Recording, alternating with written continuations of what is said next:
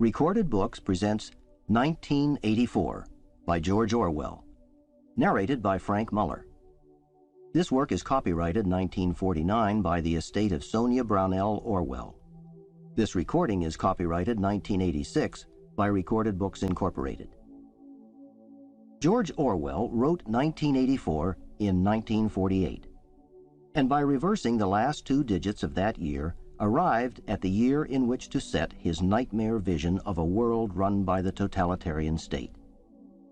Orwell was of a generation of socialists who had believed in the Russian Revolution and had gone to fight for socialism in the Spanish Civil War, and was, like others, vastly disillusioned when word of Stalin's barbarity began to leak to the West.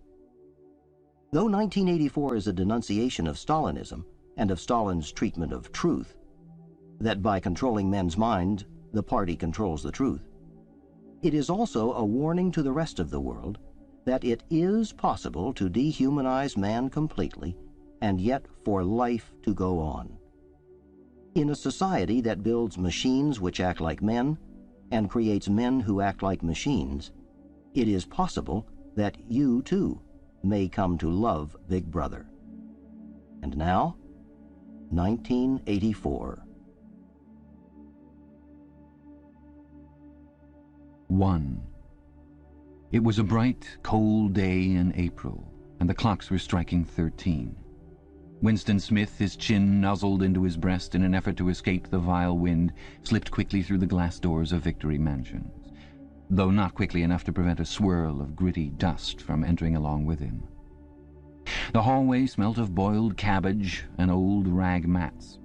At one end of it, a colored poster, too large for indoor display, had been tacked to the wall. It depicted simply an enormous face, more than a meter wide.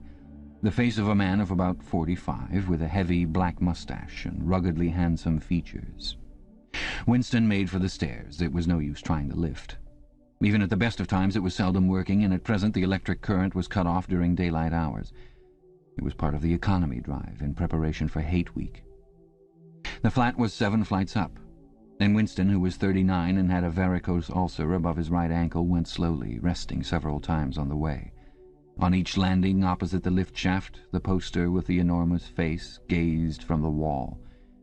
It was one of those pictures which are so contrived that the eyes follow you about when you move. "Big Brother is watching you," the caption beneath it ran. Inside the flat, a fruity voice was reading out a list of figures which had something to do with the production of pig iron. The voice came from an oblong metal plaque like a dulled mirror which formed part of the surface of the right-hand wall. Winston turned a switch and the voice sank somewhat, though the words were still distinguishable. The instrument, the telescreen it was called, could be dimmed, but there was no way of shutting it off completely. He moved over to the window, a smallish, frail figure, the meagerness of his body merely emphasized by the blue overalls which were the uniform of the party. His hair was very fair, his face naturally sanguine, his skin roughened by coarse soap and blunt razor blades and the cold of the winter that had just ended. Outside, even through the shut window pane, the world looked cold. Down in the street, little eddies of wind were whirling dust and torn paper into spirals, and though the sun was shining and the sky a harsh blue, there seemed to be no color in anything except the posters that were plastered everywhere. The black mustachioed face gazed down from every commanding corner. There was one on the house front immediately opposite. "Big Brother is watching you," the caption said, while the dark eyes looked deep into Winston's own. Down at street level, another poster, torn at one corner, flapped fitfully in the wind, alternately covering and uncovering the single word "Ingsoc." In the far distance, a helicopter skimmed down between the roofs, hovered for an instant like a bluebottle, and darted away again with a curving flight. It was the police patrol snooping into people's windows. The patrols did not matter, however. Only the thought police mattered. Behind Winston's back, the voice from the telescreen was still babbling away about pig iron and the over-fulfillment of the 9th three-year plan. The telescreen received and transmitted simultaneously. Any sound that Winston made above the level of a very low whisper would be picked up by it. Moreover, so long as he remained within the field of vision which the metal plaque commanded, he could be seen as well as heard. There was, of course, no way of knowing whether you were being watched at any given moment. How often or on what system the thought police plugged in on any individual wire was guesswork. It was even conceivable that they watched everybody all the time. But at any rate, they could plug in your wire whenever they wanted to. You had to did live, from habit that became instinct, and the assumption that every sound you made was overheard, and except in darkness, every movement scrutinized. Winston kept his back turned to the telescreen.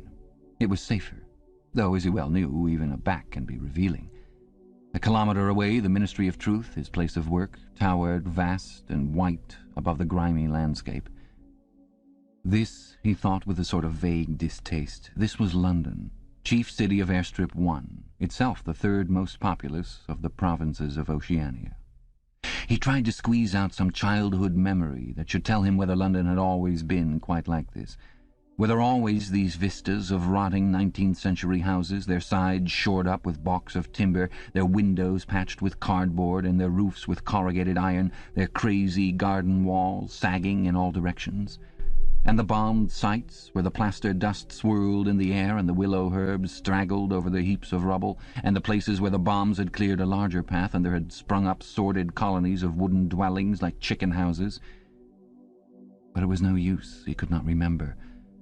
Nothing remained of his childhood except a series of bright-lit tableaus, occurring against no background and mostly unintelligible.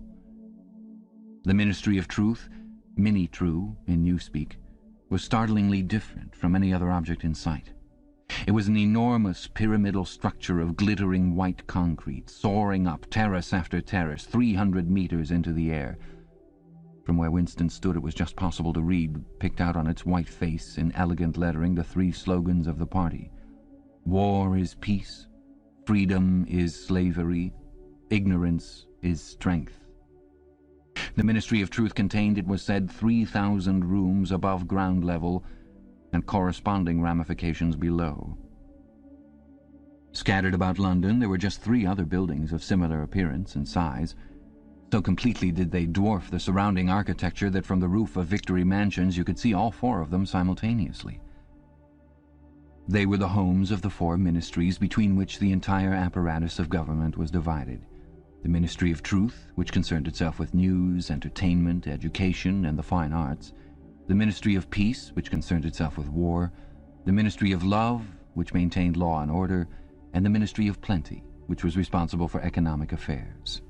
Their names in Newspeak: Mini-True, Mini-Pax, Mini-Love, and Mini-Plenty.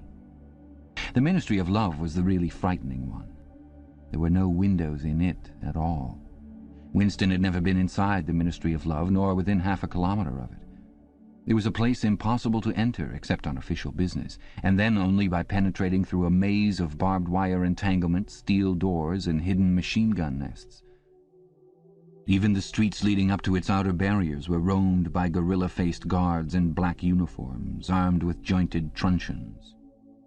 Winston turned round abruptly. He had set his features into the expression of quiet optimism which it was advisable to wear when facing the telescreen. He crossed the room into the tiny kitchen. By leaving the ministry at this time of day, he had sacrificed his lunch in the canteen, and he was aware that there was no food in the kitchen except a hunk of dark-coloured bread which had got to be saved for tomorrow's breakfast. He took down from the shelf a bottle of colourless liquid with a plain white label marked Victory Gin. It gave off a sickly, oily smell, as of Chinese rice spirit. Winston poured out nearly a teacupful, nerved himself for a shock, and gulped it down like a dose of medicine. Instantly his face turned scarlet and the water ran out of his eyes. The stuff was like nitric acid, and moreover, in swallowing it, one had the sensation of being hit on the back of the head with a rubber club. The next moment, however, the burning in his belly died down, and the world began to look more cheerful. He took a cigarette from a crumpled packet marked Victory Cigarettes and incautiously held it upright, whereupon the tobacco fell out onto the floor. With the next he was more successful. He went back to the living room and sat down at a small table that stood to the left of the telescreen. From the table drawer he took out a pen holder, a bottle of ink, and a thick quarto-sized blank book with a red back and a marbled cover. For some reason the telescreen in the living room was in an unusual position. Instead of being placed, as was normal, in the end wall, where it could command the whole room, it was in the longer wall, opposite the window, To one side of it there was a shallow alcove in which Winston was now sitting, and which, when the flats were built, had probably been intended to hold bookshelves. By sitting in the alcove and keeping well back, Winston was able to remain outside the range of the telescreen, so far as sight went. He could be heard, of course, but so long as he stayed in his present position he could not be seen. It was partly the unusual geography of the room that had suggested to him the thing that he was now about to do. But it had also been suggested by the book that he had just taken out of the drawer. It was a peculiarly beautiful book. Its smooth, creamy paper, a little yellowed by age, was of a kind that had not been manufactured for at least 40 years past. He could guess, however, that the book was much older than that. He had seen it lying in the window of a frowsy little junk shop in a slummy quarter of the town, just what quarter he did not now remember, and had been stricken immediately by an overwhelming desire to possess it.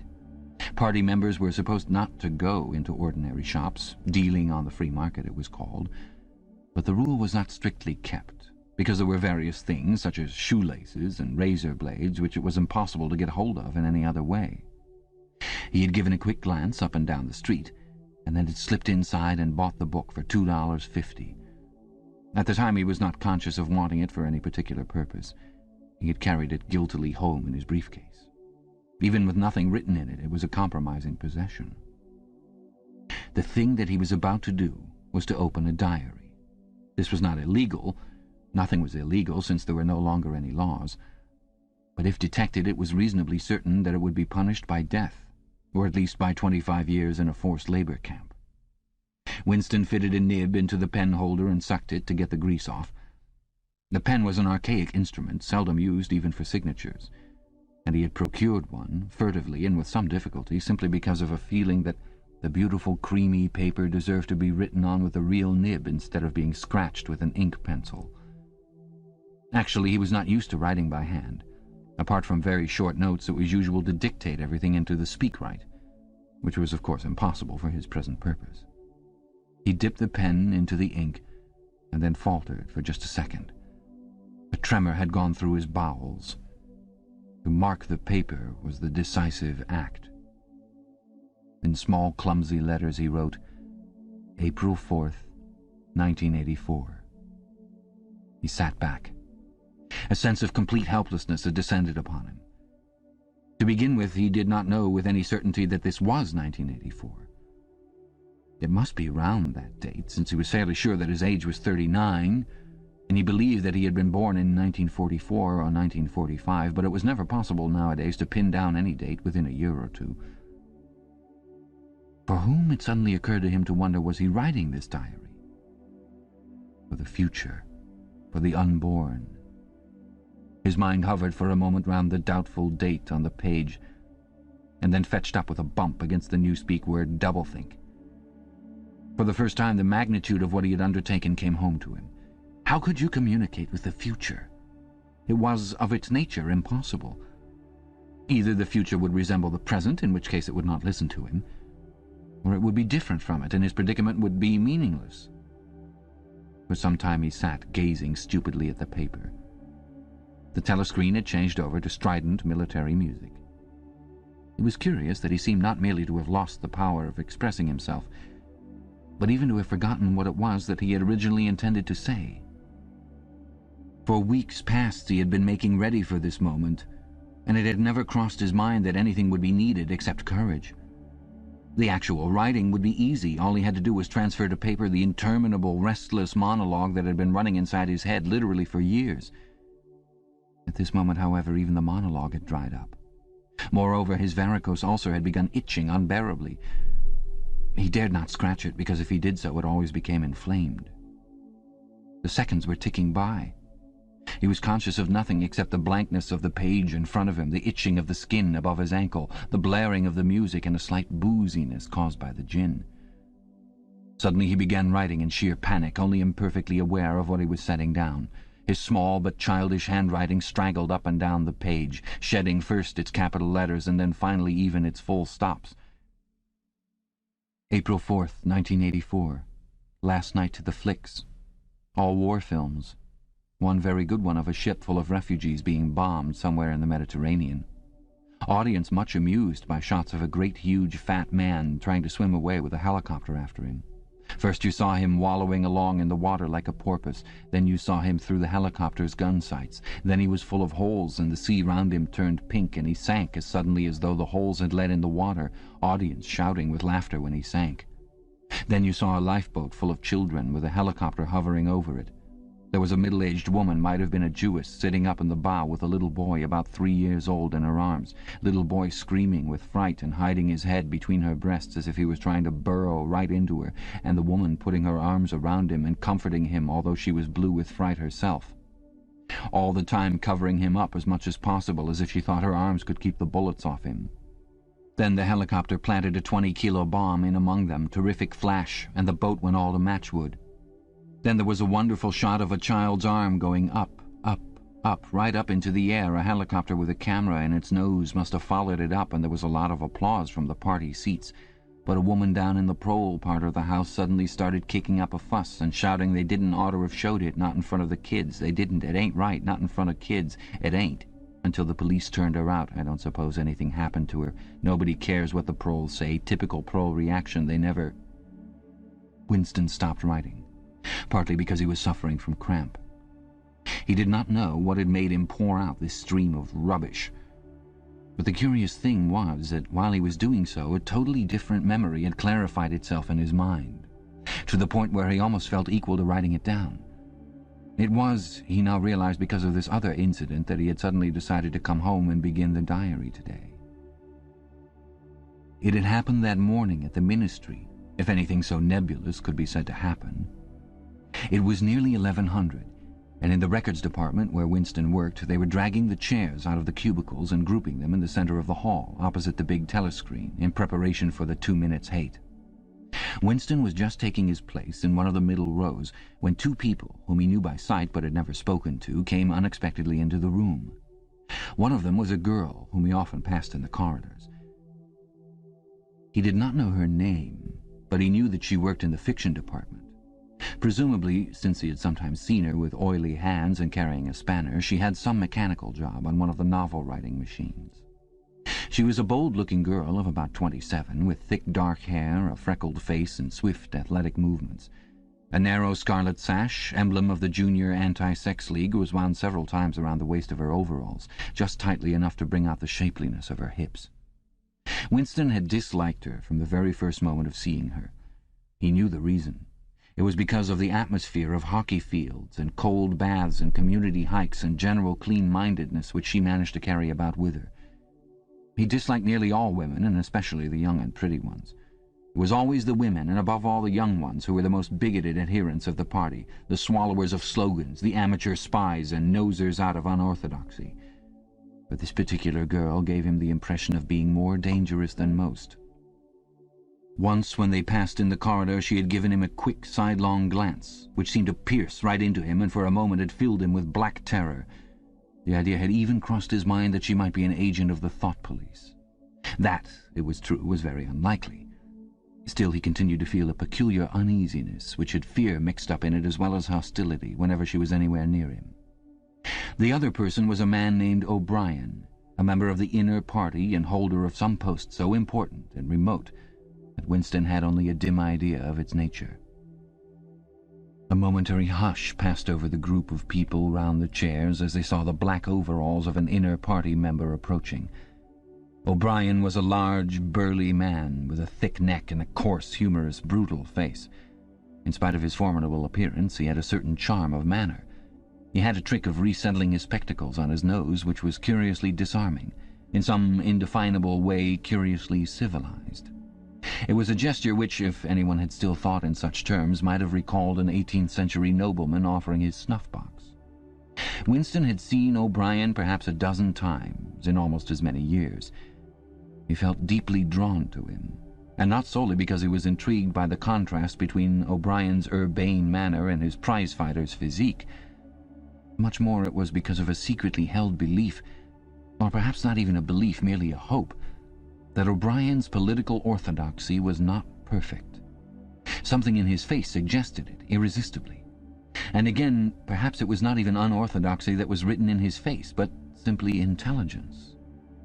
But at any rate he had the appearance of being a person that you could talk to, if somehow you could cheat the telescreen and get him alone. Winston had never made the smallest effort to verify this guess. Indeed, there was no way of doing so. At this moment O'Brien glanced at his wristwatch, saw that it was nearly 1100, and evidently decided to stay in the records department until the 2 minutes' hate was over. He took a chair in the same row as Winston, a couple of places away. A small, sandy-haired woman who worked in the next cubicle to Winston was between them. The girl with dark hair was sitting immediately behind. The next moment a hideous, grinding screech, as of some monstrous machine running without oil, burst from the big telescreen at the end of the room. It was a noise that set one's teeth on edge and bristled the hair at the back of one's neck. The hate had started. As usual, the face of Emmanuel Goldstein, the enemy of the people, had flashed onto the screen. There were hisses here and there among the audience. The little sandy-haired woman gave a squeak of mingled fear and disgust.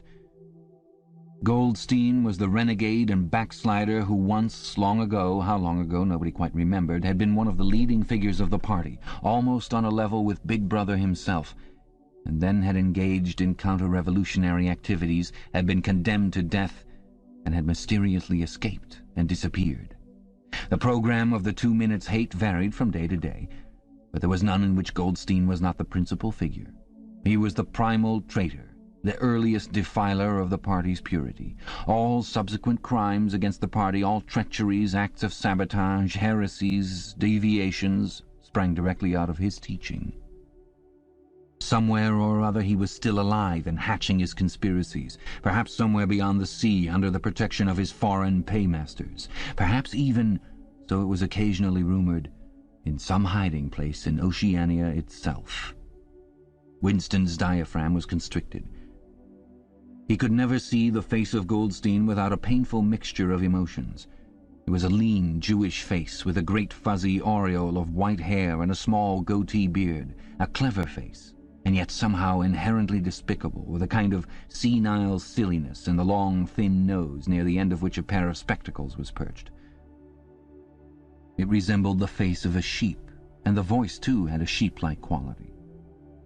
Goldstein was delivering his usual venomous attack upon the doctrines of the party, an attack so exaggerated and perverse that a child should have been able to see through it, and yet just plausible enough to fill one with an alarmed feeling that other people, less level-headed than oneself, might be taken in by it. He was abusing Big Brother, he was denouncing the dictatorship of the party, he was demanding the immediate conclusion of peace with Eurasia, he was advocating freedom of speech, freedom of the press, freedom of assembly, freedom of thought, he was crying hysterically that the revolution had been betrayed, and all this in rapid polysyllabic speech which was a sort of parody of the habitual style of the orators of the party, and even contained newspeak words, more newspeak words indeed than any party member would normally use in real life.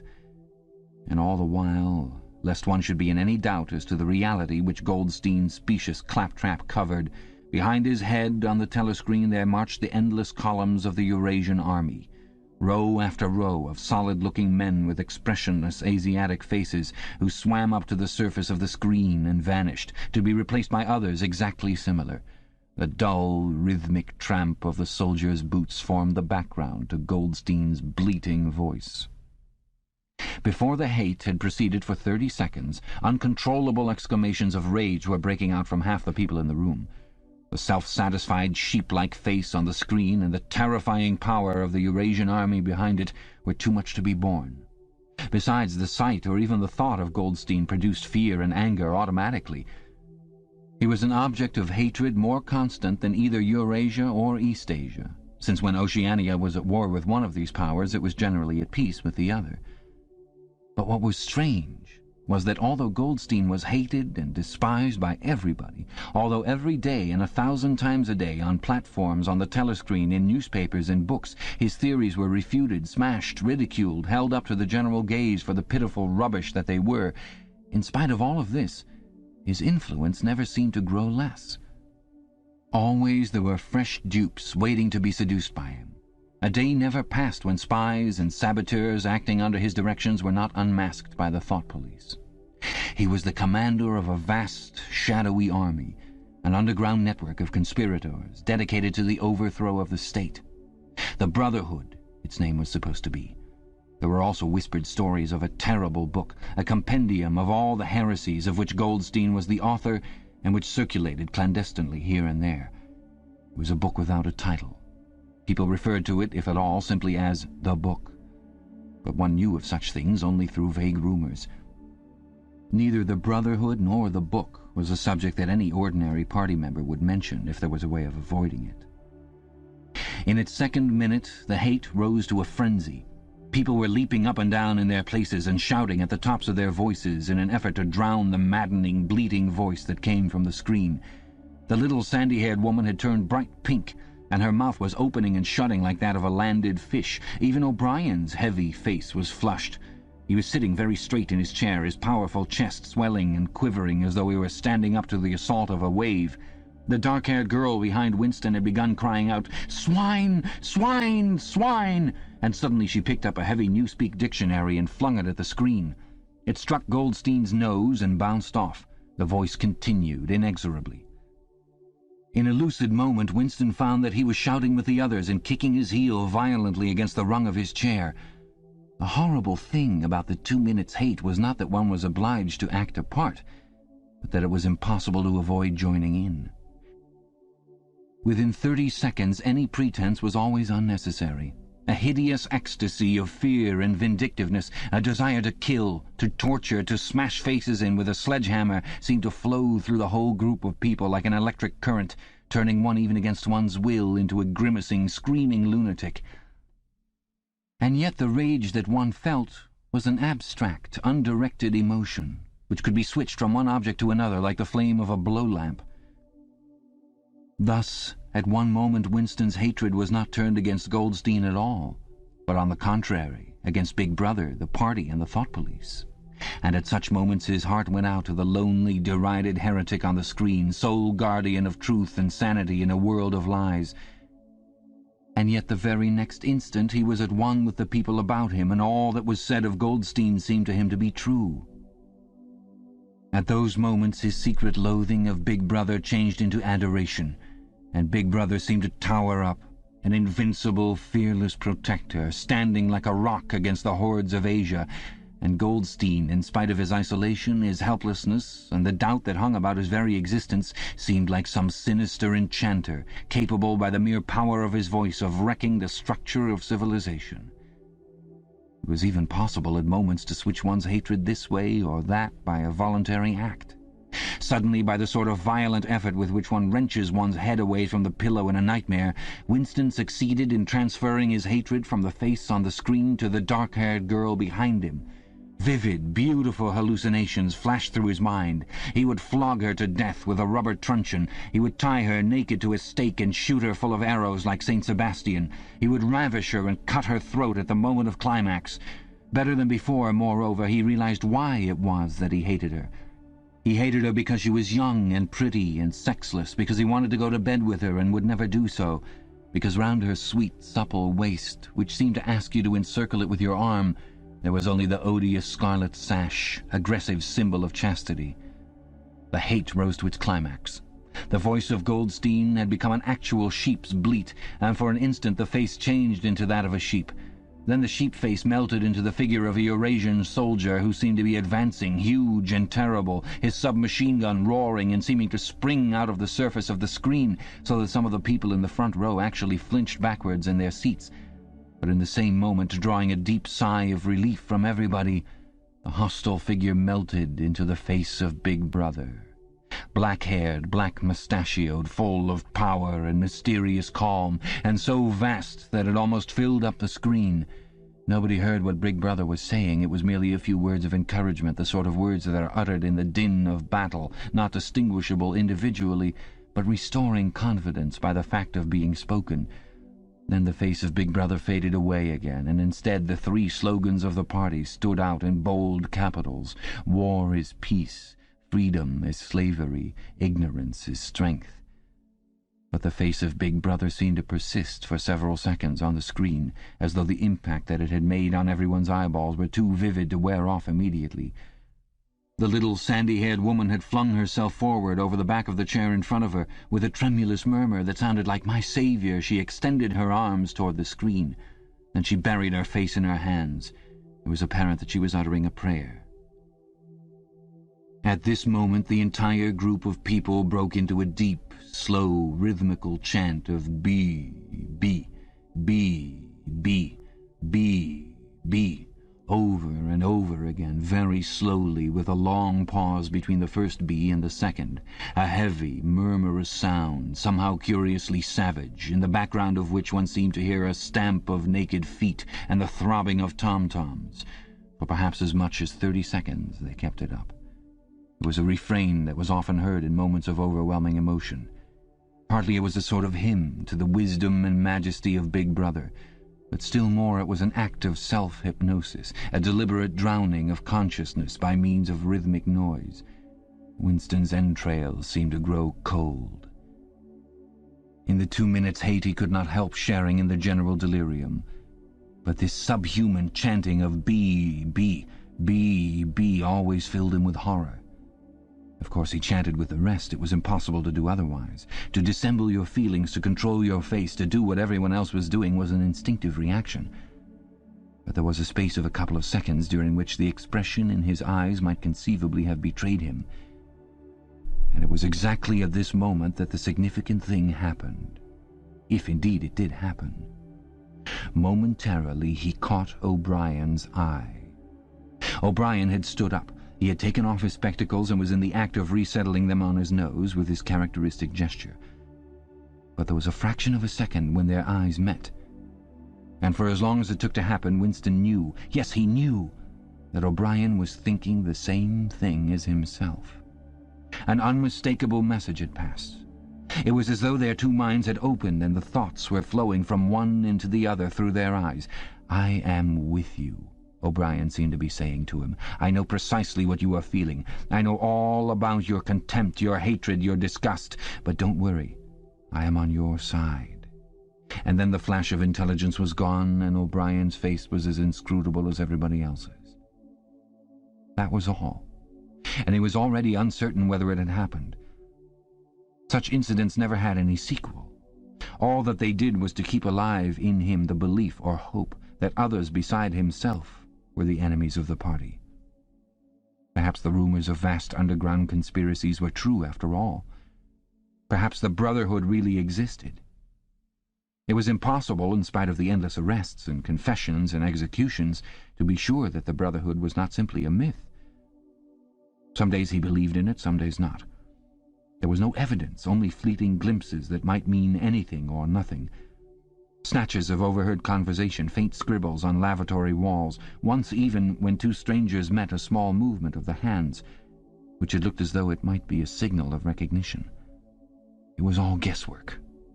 Very likely he had imagined everything. He had gone back to his cubicle without looking at O'Brien again. The idea of following up their momentary contact hardly crossed his mind. It would have been inconceivably dangerous, even if he had known how to set about doing it. For a second, 2 seconds, they had exchanged an equivocal glance, and that was the end of the story. But even that was a memorable event in the locked loneliness in which one had to live.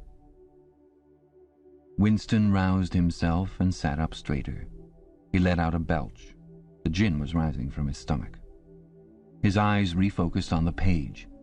He discovered that while he sat helplessly musing, he had also been writing, as though by automatic action. And it was no longer the same cramped, awkward handwriting as before. His pen had slid voluptuously over the smooth paper, printing in large, neat capitals, "Down with Big Brother. Down with Big Brother. Down with Big Brother. Down with Big Brother. Down with Big Brother," over and over again, filling half a page. He could not help feeling a twinge of panic. It was absurd, since the writing of those particular words was not more dangerous than the initial act of opening the diary. But for a moment he was tempted to tear out the spoiled pages and abandon the enterprise altogether. But he did not do so, however, because he knew that it was useless. Whether he wrote "Down with Big Brother" or whether he refrained from writing it made no difference. Whether he went on with the diary or whether he did not go on with it made no difference. The thought police would get him just the same. He had committed, would still have committed, even if he had never set pen to paper, the essential crime that contained all others in itself. Thought crime, they called it. Thought crime was not a thing that could be concealed forever. You might dodge successfully for a while, even for years, but sooner or later they were bound to get you. It was always at night. The arrests invariably happened at night. The sudden jerk out of sleep, the rough hand shaking your shoulder, the lights glaring in your eyes, the ring of hard faces round the bed. In the vast majority of cases there was no trial, no report of the arrest. People simply disappeared, always during the night. Your name was removed from the register. Every record of everything you had ever done was wiped out. Your one-time existence was denied and then forgotten. You were abolished, annihilated, vaporized was the usual word.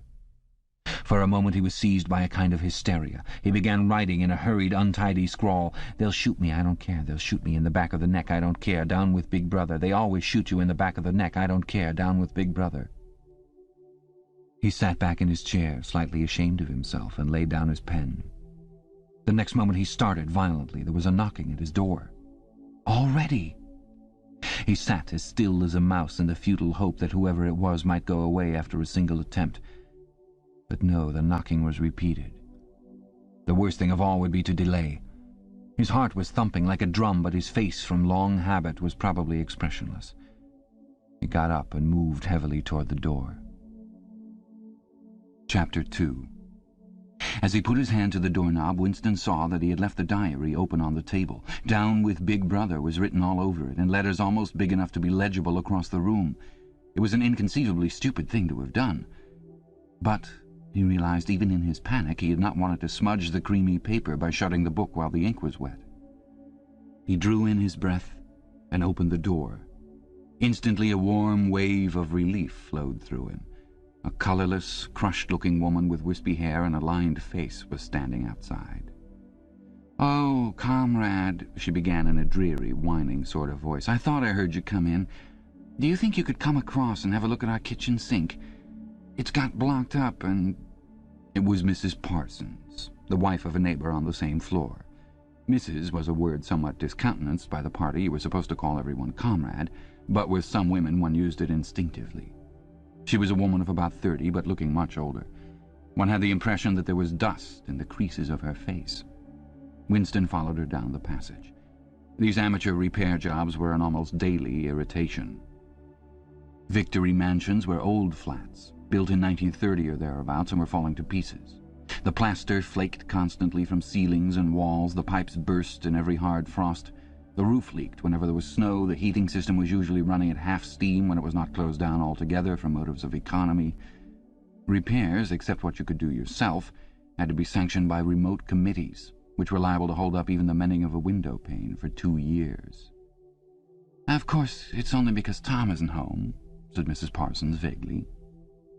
The Parsons flat was bigger than Winston's and dingy in a different way.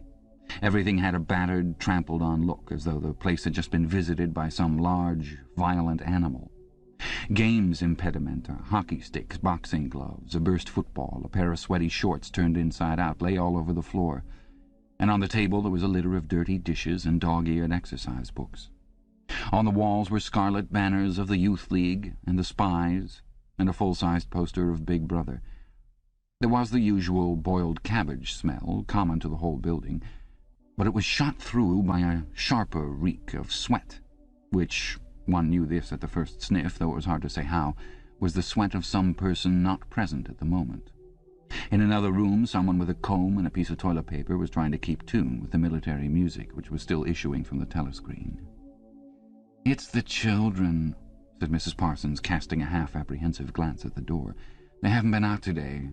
And, of course—" She had a habit of breaking off her sentences in the middle. The kitchen sink was full nearly to the brim with filthy, greenish water which smelt worse than ever of cabbage. Winston knelt down and examined the angle joint of the pipe. He hated using his hands, and he hated bending down, which was always liable to start him coughing. Mrs. Parsons looked on helplessly. "Of course, if Tom was home, he'd put it right in a moment," she said. "He loves anything like that. He's ever so good with his hands, Tom is." Parsons was Winston's fellow employee at the Ministry of Truth. He was a fattish but active man of paralyzing stupidity, a mass of imbecile enthusiasms, one of those completely unquestioning, devoted drudges on whom, more even than on the thought police, the stability of the party depended.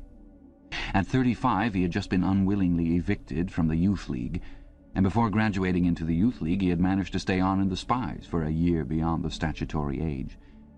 At the ministry he was employed in some subordinate post for which intelligence was not required, but on the other hand he was a leading figure on the sports committee and all the other committees engaged in organizing community hikes, spontaneous demonstrations, saving campaigns, and voluntary activities generally. He would inform you with quiet pride between whiffs of his pipe that he had put in an appearance at the community center every evening for the past 4 years. An overpowering smell of sweat, a sort of unconscious testimony to the strenuousness of his life, followed him about wherever he went, and even remained behind him after he had gone.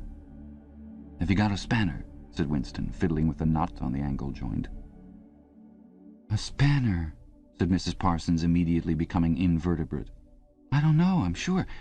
Perhaps the children—" There was a trampling of boots and another blast on the comb as the children charged into the living room. Mrs. Parsons brought the spanner. Winston let out the water and disgustedly removed the clot of human hair that had blocked up the pipe. He cleaned his fingers as best he could in the cold water from the tap and went back into the other room. "Up with your hands!" yelled a savage voice. A handsome, tough-looking boy of 9 had popped up from behind the table and was menacing him with a toy automatic pistol, while his small sister, about 2 years younger, made the same gesture with a fragment of wood. Both of them were dressed in the blue shorts, grey shirts, and red neckerchiefs which were the uniform of the Spies.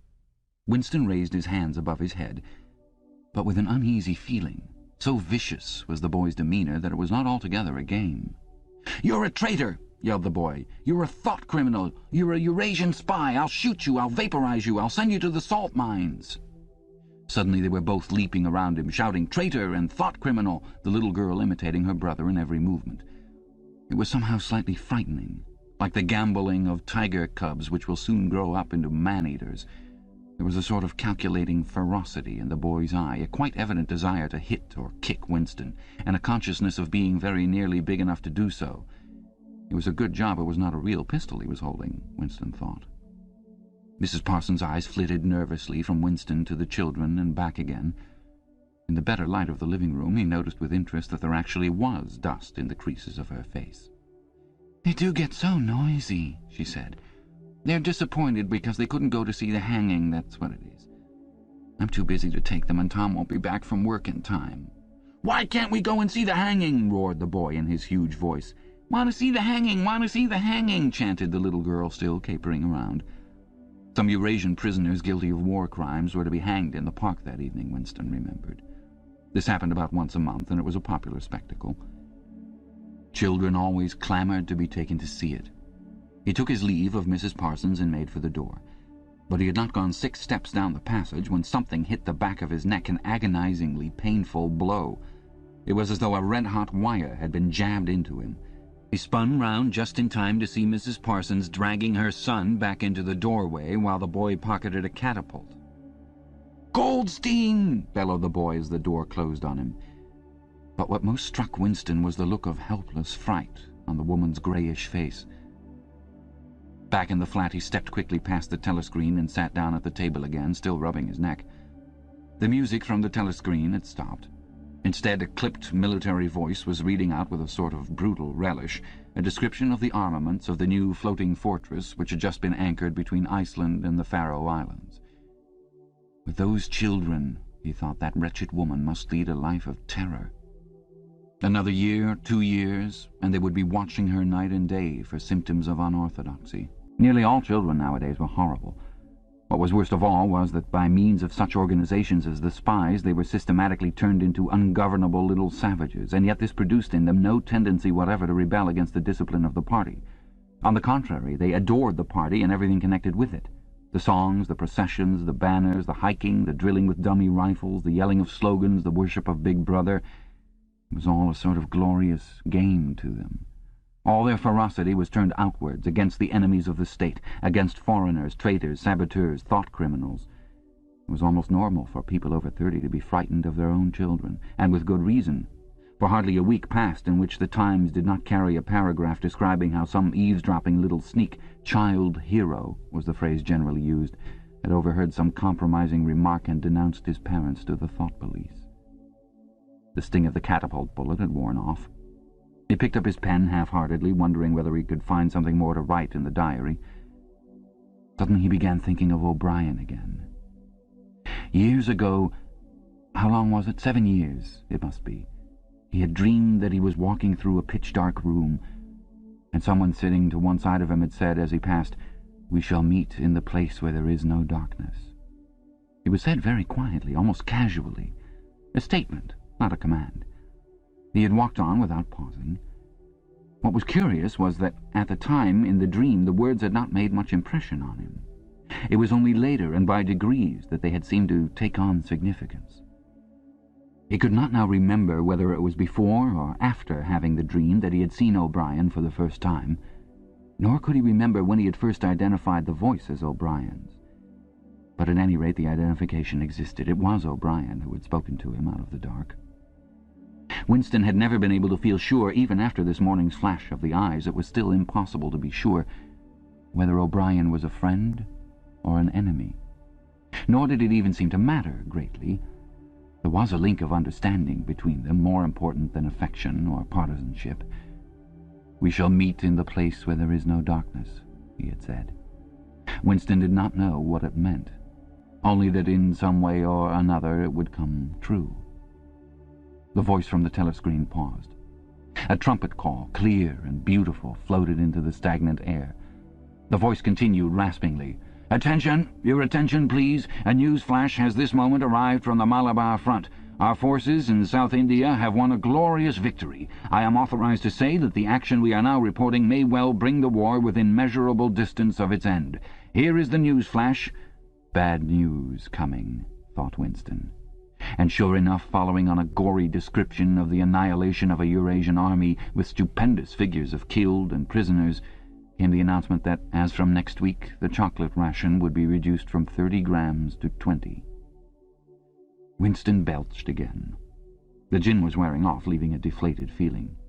The telescreen, perhaps to celebrate the victory, perhaps to drown the memory of the lost chocolate, crashed into "Oceania, 'tis for thee." You were supposed to stand to attention. However, in his present position he was invisible. "Oceania, 'tis for thee" gave way to lighter music. Winston walked over to the window, keeping his back to the telescreen. The day was still cold and clear. Somewhere far away a rocket bomb exploded with a dull, reverberating roar. About 20 or 30 of them a week were falling on London at present. Down in the street the wind flapped the torn poster to and fro, and the word "Ingsoc" fitfully appeared and vanished. Ingsoc. The sacred principles of Ingsoc. Newspeak, doublethink, the mutability of the past.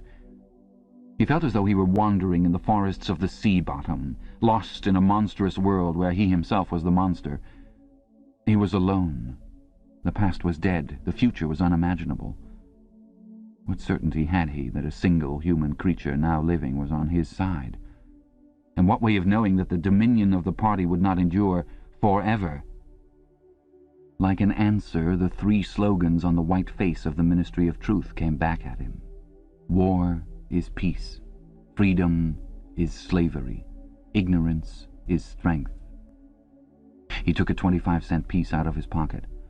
There, too, in tiny, clear lettering, the same slogans were inscribed, and on the other face of the coin the head of Big Brother. Even from the coin the eyes pursued you.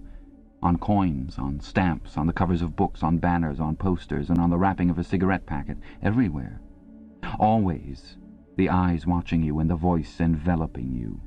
Asleep or awake, working or eating, indoors or out of doors, in the bath or in bed, no escape. Nothing was your own, except the few cubic centimeters inside your skull. The sun had shifted round, and the myriad windows of the Ministry of Truth, with the light no longer shining on them, looked grim as the loopholes of a fortress. His heart quailed before the enormous pyramidal shape. It was too strong. It could not be stormed. 1,000 rocket bombs would not batter it down. He wondered again for whom he was writing the diary. For the future, for the past, for an age that might be imaginary, and in front of him there lay not death, but annihilation.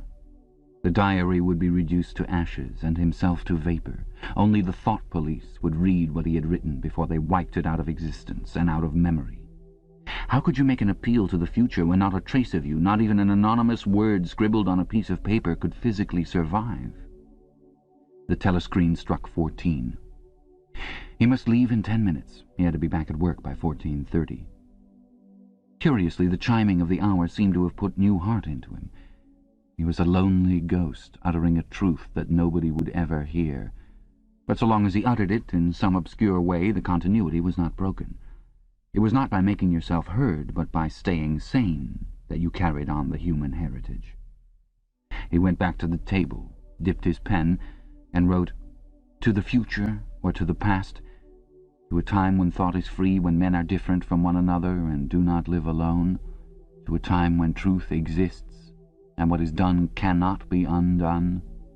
From the age of uniformity, from the age of solitude, from the age of Big Brother, from the age of doublethink, greetings."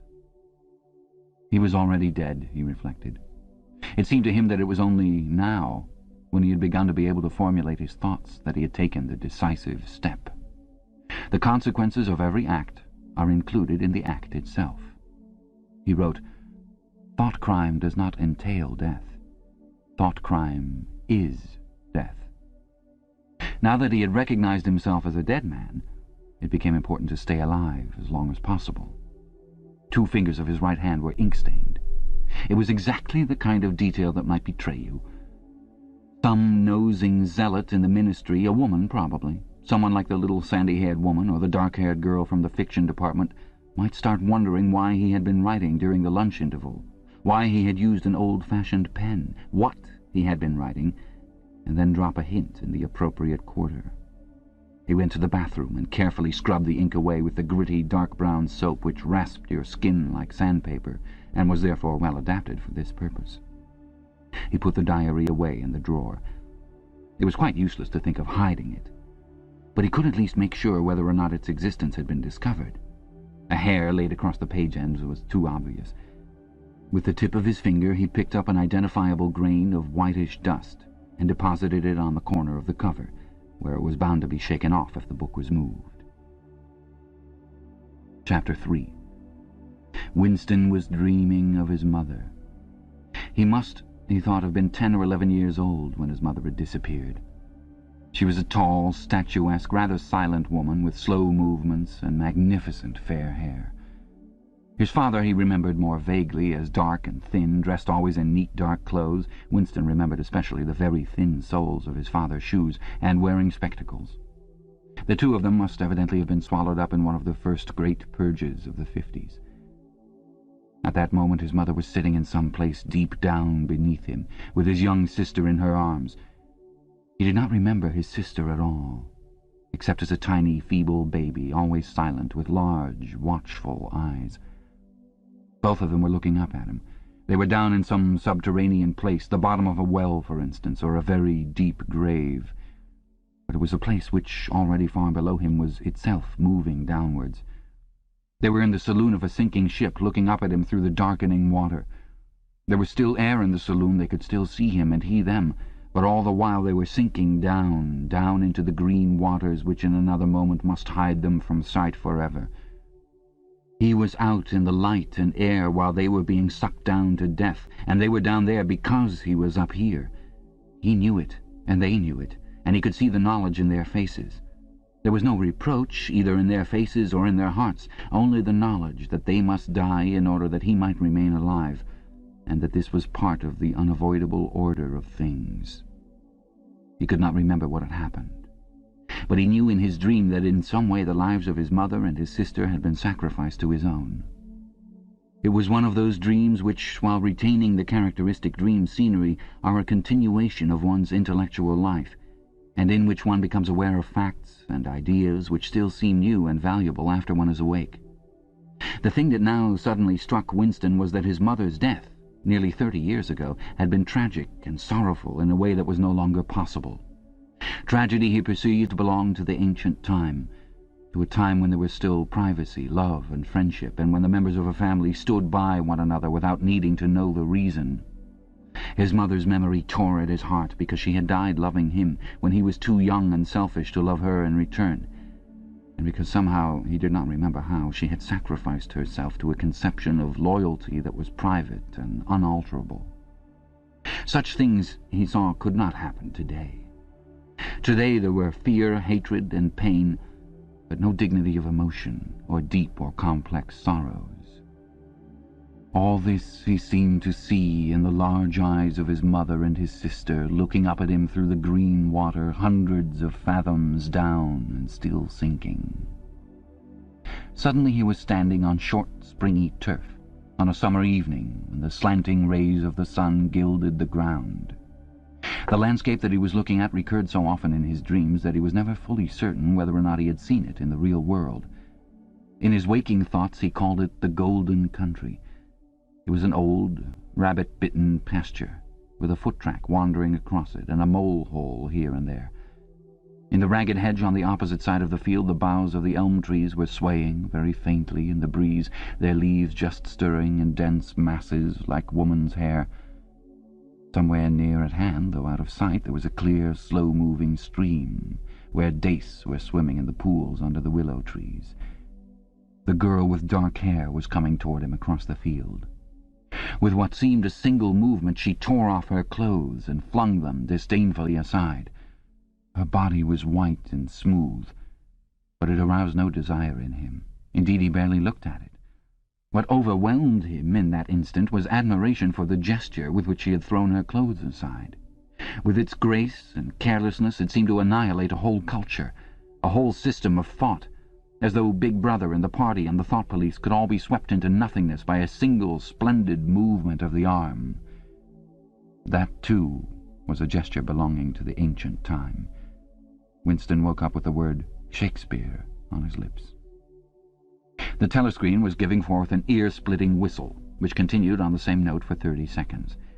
It was not 7:15, getting up time for office workers. Winston wrenched his body out of bed, naked, for a member of the outer party received only 3,000 clothing coupons annually, and a suit of pajamas was 600, and seized a dingy singlet and a pair of shorts that were lying across a chair. The physical jerks would begin in 3 minutes. The next moment he was doubled up by a violent coughing fit, which nearly always attacked him soon after waking up. It emptied his lungs so completely that he could only begin breathing again by lying on his back and taking a series of deep gasps. His veins had swelled with the effort of the cough, and the varicose ulcer had started itching. 30 to 40 group, yapped a piercing female voice. 30 to 40 group, take your places, please. 30s to 40s. Winston sprang to attention in front of the telescreen, upon which the image of a youngish woman, scrawny but muscular, dressed in tunic and gym shoes, had already appeared. Arms bending and stretching, she rapped out. Take your time by me. 1, 2, 3, 4. 1, 2, 3, 4. Come on, comrades, put a bit of life into it. 1, 2, 3, 4. 1, 2, 3, 4. The pain of the coughing fit had not quite driven out of Winston's mind the impression made by his dream, and the rhythmic movements of the exercise restored it somewhat. As he mechanically shot his arms back and forth, wearing on his face the look of grim enjoyment which was considered proper during the physical jerks, he was struggling to think his way backward into the dim period of his early childhood. It was extraordinarily difficult. Beyond the late 50s, everything faded. When there were no external records that you could refer to, even the outline of your own life lost its sharpness. You remembered huge events, which had quite probably not happened. You remembered the details of incidents without being able to recapture their atmosphere. And there were long, blank periods to which you could assign nothing. Everything had been different then. Even the names of countries and their shapes on the map had been different. Airstrip One, for instance, had not been so called in those days. It had been called England or Britain, though London, he felt fairly certain, had always been called London. Winston could not definitely remember a time when his country had not been at war, but it was evident that there had been a fairly long interval of peace during his childhood, because one of his early memories was of an air raid which appeared to take everyone by surprise. Perhaps it was the time when the atomic bomb had fallen on Colchester. He did not remember the raid itself, But he did remember his father's hand clutching his own as they hurried down, down, down, into some place deep in the earth, round and round a spiral staircase which rang under his feet, and which finally so wearied his legs that he began whimpering, and they had to stop and rest. His mother, in her slow, dreamy way, was following a long way behind them. She was carrying his baby sister. Or perhaps it was only a bundle of blankets that she was carrying. He was not certain whether his sister had been born then.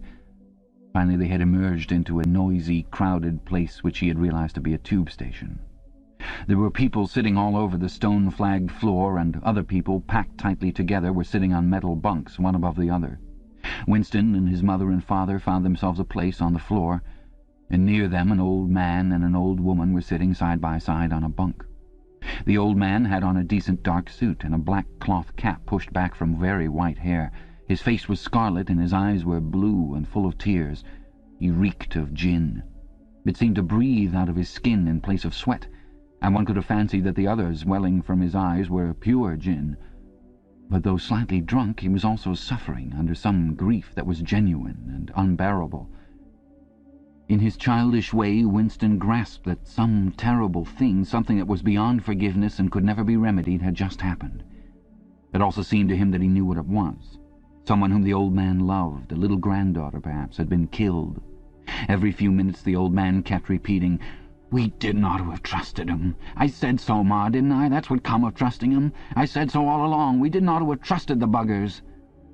But which buggers they didn't ought to have trusted, Winston could not now remember. Since about that time, war had been literally continuous. Though strictly speaking, it had not always been the same war. For several months during his childhood there had been confused street fighting in London itself, some of which he remembered vividly. But to trace out the history of the whole period, to say who was fighting whom at any given moment, would have been utterly impossible, since no written record and no spoken word ever made mention of any other alignment than the existing one. At this moment, for example, in 1984, if it was 1984, Oceania was at war with Eurasia and in alliance with Eastasia. In no public or private utterance was it ever admitted that the three powers had at any time been grouped along different lines. Actually, as Winston well knew, it was only 4 years since Oceania had been at war with Eastasia and in alliance with Eurasia. But that was merely a piece of furtive knowledge which he happened to possess, because his memory was not satisfactorily under control. Officially, the change of partners had never happened. Oceania was at war with Eurasia. Therefore, Oceania had always been at war with Eurasia. The enemy of the moment always represented absolute evil, and it followed that any past or future agreement with him was impossible. The frightening thing, he reflected for the 10,000th time as he forced his shoulders painfully backward, with hands on hips, they were gyrating their bodies from the waist, an exercise that was supposed to be good for the back muscles. The frightening thing was that it might all be true. If the party could thrust its hand into the past and say of this or that event, "It never happened," that surely was more terrifying than mere torture and death. The party said that Oceania had never been in alliance with Eurasia. He, Winston Smith, knew that Oceania had been in alliance with Eurasia as short a time as 4 years ago. But where did that knowledge exist? Only in his own consciousness, which in any case must soon be annihilated. And if all others accepted the lie which the party imposed, if all records told the same tale, then the lie passed into history and became truth. Who controls the past, ran the party slogan, controls the future. Who controls the present, controls the past. And yet the past, though of its nature alterable, never had been altered. Whatever was true now was true from everlasting to everlasting. It was quite simple. All that was needed was an unending series of victories over your own memory. Reality control, they called it. In newspeak, doublethink. "Stand easy," barked the instructress a little more genially. Winston sank his arms to his sides and slowly refilled his lungs with air. His mind slid away into the labyrinthine world of doublethink. To know and not to know, to be conscious of complete truthfulness while telling carefully constructed lies, to hold simultaneously two opinions which cancelled out, knowing them to be contradictory and believing in both of them, to use logic against logic, to repudiate morality while laying claim to it, to believe that democracy was impossible and that the party was the guardian of democracy, to forget whatever it was necessary to forget, then to draw it back into memory again at the moment when it was needed, and then promptly to forget it again, and above all to apply the same process to the process itself. That was the ultimate subtlety. Consciously to induce unconsciousness, and then once again to become unconscious of the act of hypnosis you had just performed. Even to understand the word doublethink involved the use of doublethink. The instructress had called them to attention again. "And now let's see which one of us can touch our toes," she said enthusiastically. "Right over from the hips, please, comrades. 1, 2. 1, 2. Winston loathed this exercise, which sent shooting pains all the way from his heels to his buttocks and often ended by bringing on another coughing fit. The half-pleasant quality went out of his meditations. The past, he reflected, had not merely been altered. It had been actually destroyed. For how could you establish even the most obvious fact when there existed no record outside your own memory? He tried to remember in what year he had first heard mention of Big Brother. He thought it must have been at some time in the 60s, but it was impossible to be certain. In the party histories, of course, Big Brother figured as the leader and guardian of the revolution since its very earliest days. His exploits had been gradually pushed backwards in time until already they extended into the fabulous world of the 40s and the 30s, when the capitalists in their strange cylindrical hats still rode through the streets of London in great gleaming motor cars or horse carriages with glass sides. There was no knowing how much of this legend was true and how much invented. Winston could not even remember at what date the party itself had come into existence. He did not believe he had ever heard the word ingsoc before 1960, but it was possible that in its old-speak form, English socialism, that is to say, it had been current earlier. Everything melted into mist. Sometimes, indeed, you could put your finger on a definite lie. It was not true, for example, as was claimed in the party history books, that the party had invented airplanes. He remembered airplanes since his earliest childhood, but you could prove nothing. There was never any evidence.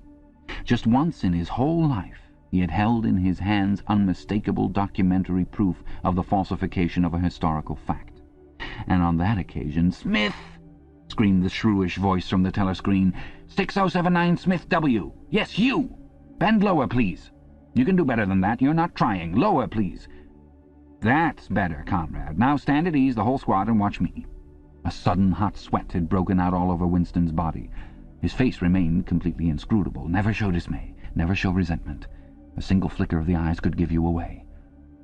He stood watching while the instructress raised her arms above her head and, one could not say gracefully, but with remarkable neatness and efficiency, bent over and tucked the first joint of her fingers under her toes.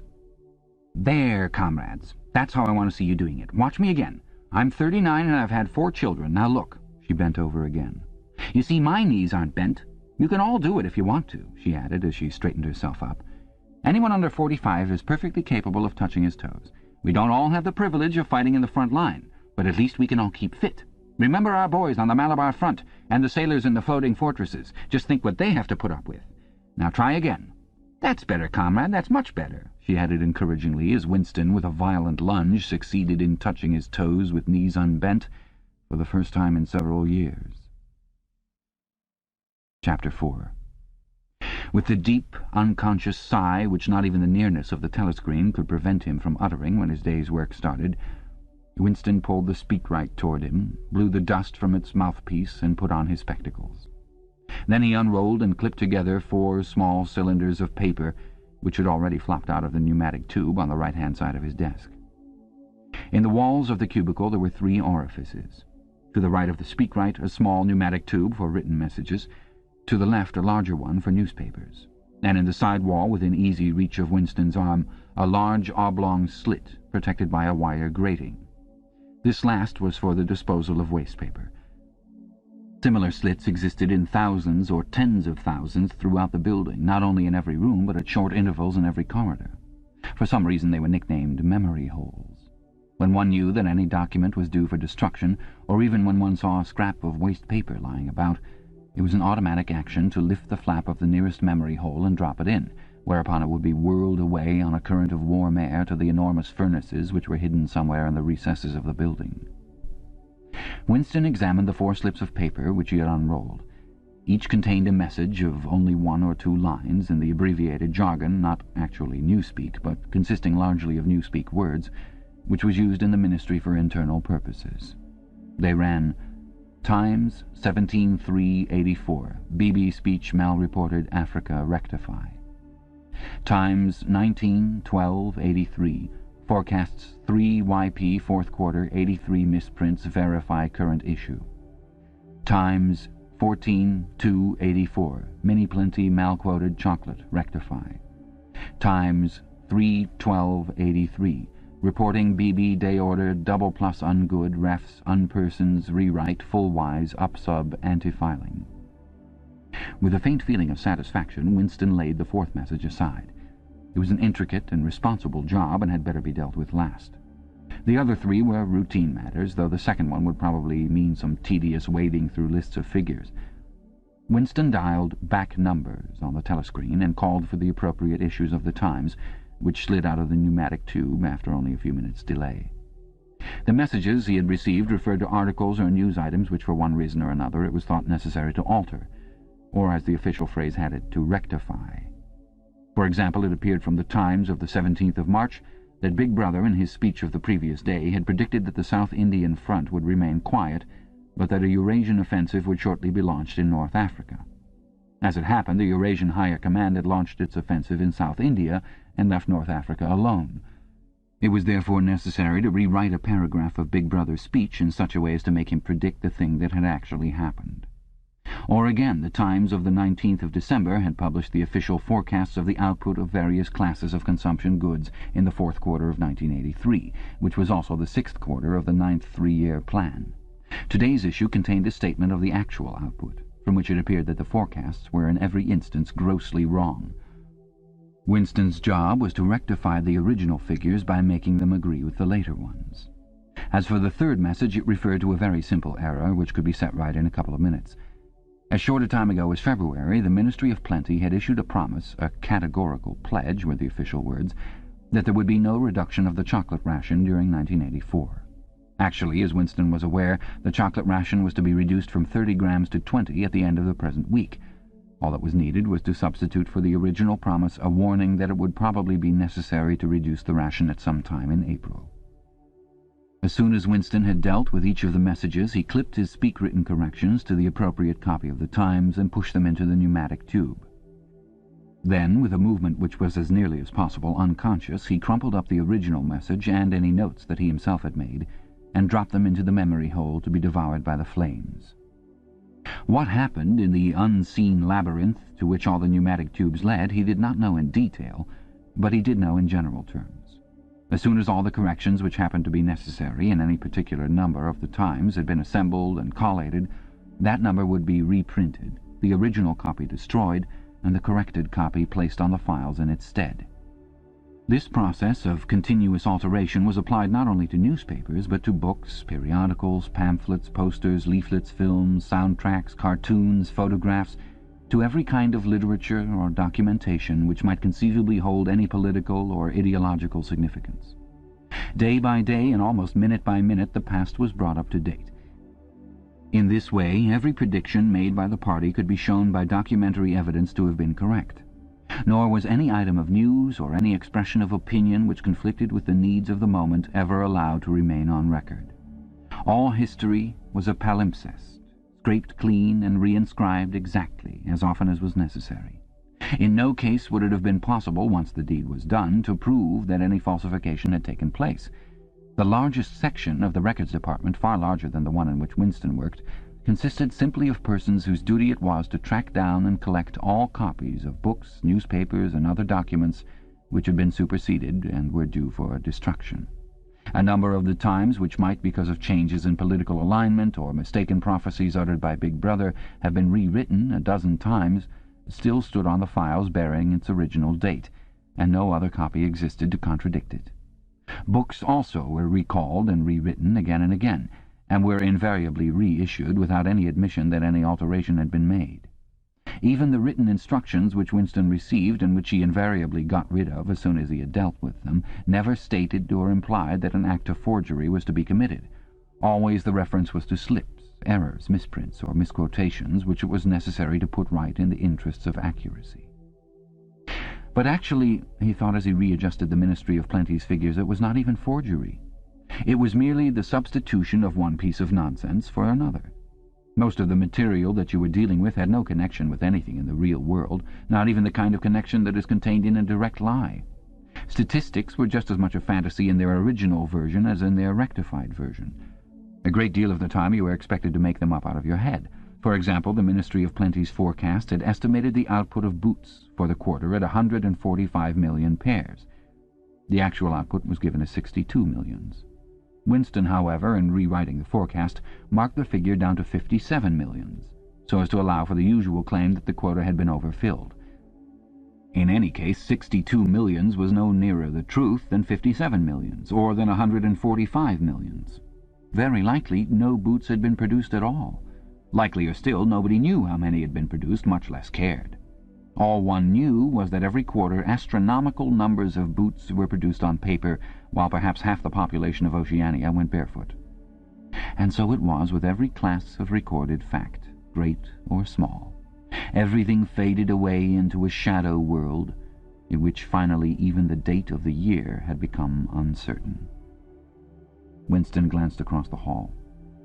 In the corresponding cubicle on the other side, a small, precise-looking, dark-chinned man named Tillotson was working steadily away, with a folded newspaper on his knee and his mouth very close to the mouthpiece of the speakwrite. He had the air of trying to keep what he was saying a secret between himself and the telescreen. He looked up, and his spectacles darted a hostile flash in Winston's direction. Winston hardly knew Tillotson and had no idea what work he was employed on. People in the records department did not readily talk about their jobs. In the long windowless hall, with its double row of cubicles and its endless rustle of papers and hum of voices murmuring into speakwrites, there were quite a dozen people whom Winston did not even know by name, though he daily saw them hurrying to and fro in the corridors or gesticulating in the 2 minutes' hate. He knew that in the cubicle next to him the little woman with sandy hair toiled day in, day out, simply at tracking down and deleting from the press the names of people who had been vaporized and were therefore considered never to have existed. There was a certain fitness in this, since her own husband had been vaporized a couple of years earlier. And a few cubicles away, a mild, ineffectual, dreamy creature named Ampleforth, with very hairy ears and a surprising talent for juggling with rhymes and meters, was engaged in producing garbled versions, definitive texts they were called, of poems which had become ideologically offensive, but which for one reason or another were to be retained in the anthologies. And this hall, with its 50 workers or thereabouts, was only one subsection, a single cell, as it were, in the huge complexity of the records department. Beyond, above, below were other swarms of workers engaged in an unimaginable multitude of jobs. There were the huge printing shops with their sub-editors, their typography experts, and their elaborately equipped studios for the faking of photographs. There was the teleprogram section with its engineers, its producers, and its teams of actors specially chosen for their skill in imitating voices. There were the armies of reference clerks, whose job was simply to draw up lists of books and periodicals which were due for recall. There were the vast repositories where the corrected documents were stored and the hidden furnaces where the original copies were destroyed. And somehow or other, quite anonymous, there were the directing brains who coordinated the whole effort and laid down the lines of policy which made it necessary that this fragment of the past should be preserved, that one falsified, and the other rubbed out of existence. And the records department, after all, was itself only a single branch of the Ministry of Truth, whose primary job was not to reconstruct the past, but to supply the citizens of Oceania with newspapers, films, textbooks, telescreen programs, plays, novels, with every conceivable kind of information, instruction, or entertainment, from a statue to a slogan, from a lyric poem to a biological treatise, and from a child's spelling book to a Newspeak dictionary. And the ministry had not only to supply the multifarious needs of the party, but also to repeat the whole operation at a lower level for the benefit of the proletariat. There was a whole chain of separate departments dealing with proletarian literature, music, drama, and entertainment generally. Here were produced rubbishy newspapers containing almost nothing except sport, crime, and astrology, sensational 5-cent novelettes, films oozing with sex, and sentimental songs which were composed entirely by mechanical means on a special kind of kaleidoscope known as a versificator. There was even a whole subsection, pornosec it was called in newspeak, engaged in producing the lowest kind of pornography, which was sent out in sealed packets and which no party member, other than those who worked on it, was permitted to look at. 3 messages had slid out of the pneumatic tube while Winston was working, but they were simple matters, and he had disposed of them before the 2 minutes' hate interrupted him. When the hate was over, he returned to his cubicle, took the Newspeak dictionary from the shelf, pushed the speakwrite to one side, cleaned his spectacles, and settled down to his main job of the morning. Winston's greatest pleasure in life was in his work. Most of it was a tedious routine, but included in it there were also jobs so difficult and intricate that you could lose yourself in them, as in the depths of a mathematical problem. Delicate pieces of forgery in which you had nothing to guide you except your knowledge of the principles of ingsoc and your estimate of what the party wanted you to say. Winston was good at this kind of thing. On occasion he had even been entrusted with the rectification of the Times' leading articles, which were written entirely in newspeak. He unrolled the message that he had set aside earlier. It ran, Times, 3/12/83, reporting BB day order double plus ungood, refs unpersons, rewrite full wise, up sub, anti-filing. In old speak, or standard English, this might be rendered, the reporting of Big Brother's order for the day in the Times of December 3rd, 1983, is extremely unsatisfactory and makes references to non-existent persons. Rewrite it in full and submit your draft to higher authority before filing. Winston read through the offending article. Big Brother's order for the day, it seemed, had been chiefly devoted to praising the work of an organization known as FFCC, which supplied cigarettes and other comforts to the sailors in the floating fortresses. A certain Comrade Withers, a prominent member of the inner party, had been singled out for special mention and awarded a decoration, the Order of Conspicuous Merit Second Class. 3 months later, FFCC had suddenly been dissolved with no reasons given. One could assume that Withers and his associates were now in disgrace, but there had been no report of the matter in the press or on the telescreen. That was to be expected, since it was unusual for political offenders to be put on trial or even publicly denounced. The great purges involving thousands of people, with public trials of traitors and thought criminals who made abject confession of their crimes and were afterwards executed, were special showpieces, not occurring oftener than once in a couple of years. More commonly, people who had incurred the displeasure of the party simply disappeared and were never heard of again. One never had the smallest clue as to what had happened to them. In some cases they might not even be dead. Perhaps 30 people personally known to Winston, not counting his parents, had disappeared at one time or another. Winston stroked his nose gently with a paperclip. In the cubicle across the way, Comrade Tillotson was still crouching secretively over his speakwrite. He raised his head for a moment. Again the hostile spectacle flash. Winston wondered whether Comrade Tillotson was engaged on the same job as himself. It was perfectly possible. So tricky a piece of work would never be entrusted to a single person. On the other hand, to turn it over to a committee would be to admit openly that an act of fabrication was taking place. Very likely as many as a dozen people were now working away on rival versions of what Big Brother had actually said. And presently some master brain in the inner party would select this version or that, would re-edit it and set in motion the complex processes of cross-referencing that would be required, and then the chosen lie would pass into the permanent records and become truth. Winston did not know why Withers had been disgraced. Perhaps it was for corruption or incompetence. Perhaps Big Brother was merely getting rid of a too popular subordinate. Perhaps Withers or someone close to him had been suspected of heretical tendencies. Or perhaps, what was likeliest of all, the thing had simply happened because purges and vaporizations were a necessary part of the mechanics of government. The only real clue lay in the word refs unpersons, which indicated that Withers was already dead. You could not invariably assume this to be the case when people were arrested. Sometimes they were released and allowed to remain at liberty for as much as a year or 2 years before being executed. Very occasionally, some persons whom you had believed dead long since would make a ghostly reappearance at some public trial, where he would implicate hundreds of others by his testimony before vanishing, this time forever. Withers, however, was already an unperson. He did not exist. He had never existed. Winston decided that it would not be enough simply to reverse the tendency of Big Brother's speech. It was better to make it deal with something totally unconnected with its original subject. He might turn the speech into the usual denunciation of traitors and thought criminals, but that was a little too obvious, while to invent a victory at the front or some triumph of overproduction in the 9th three-year plan might complicate the records too much. What was needed was a piece of pure fantasy. Suddenly there sprang into his mind, ready-made as it were, the image of a certain Comrade Ogilvy, who had recently died in battle in heroic circumstances. There were occasions when Big Brother devoted his order for the day to commemorating some humble, rank-and-file party member whose life and death he held up as an example worthy to be followed.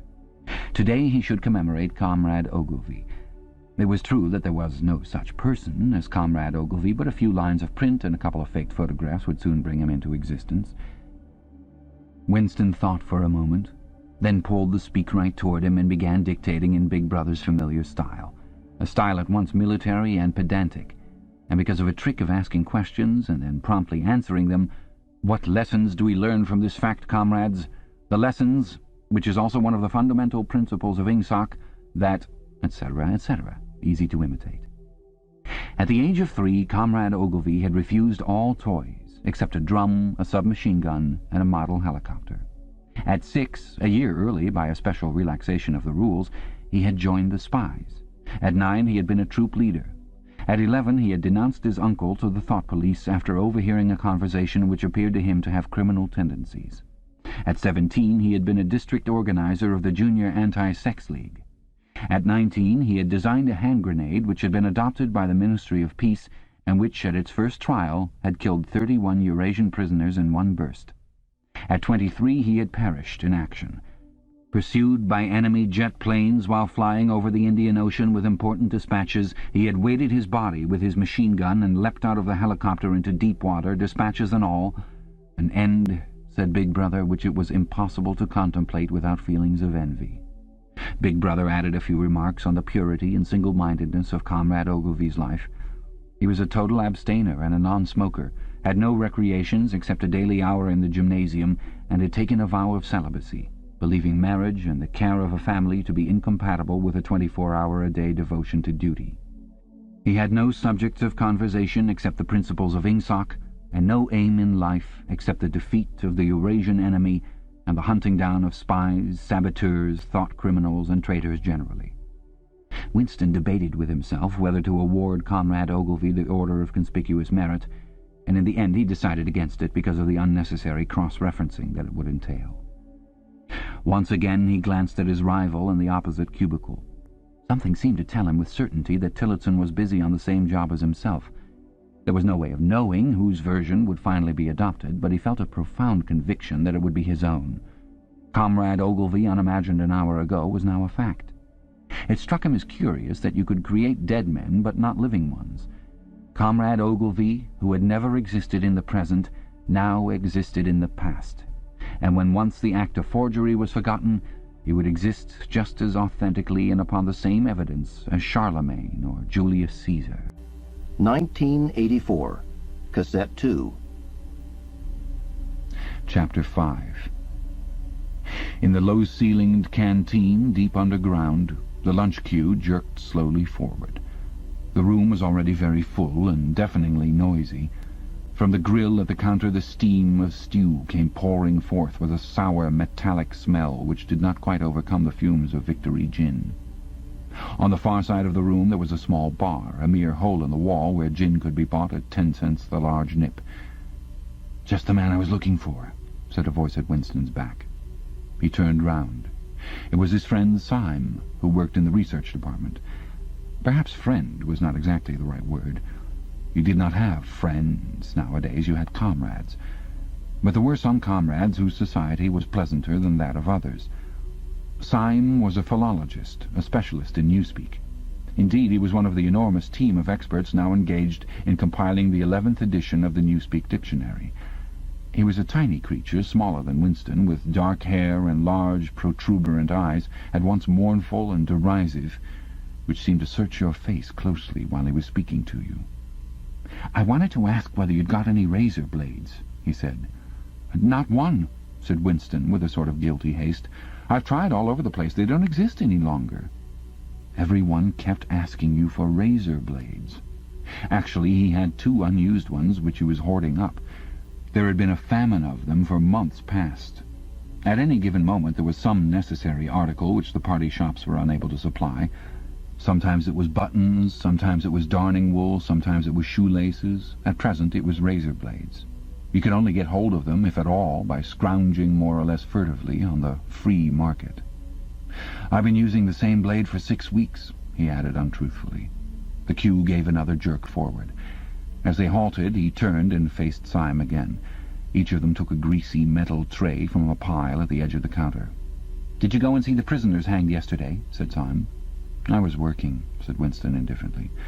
"I shall see it on the flicks, I suppose." "A very inadequate substitute," said Syme. His mocking eyes roved over Winston's face. "I know you," the eyes seemed to say. "I see through you. I know very well why you didn't go to see those prisoners hanged." In an intellectual way, Syme was venomously orthodox. He would talk with a disagreeable, gloating satisfaction of helicopter raids on enemy villages, the trial and confessions of thought criminals, the executions in the cellars of the Ministry of Love.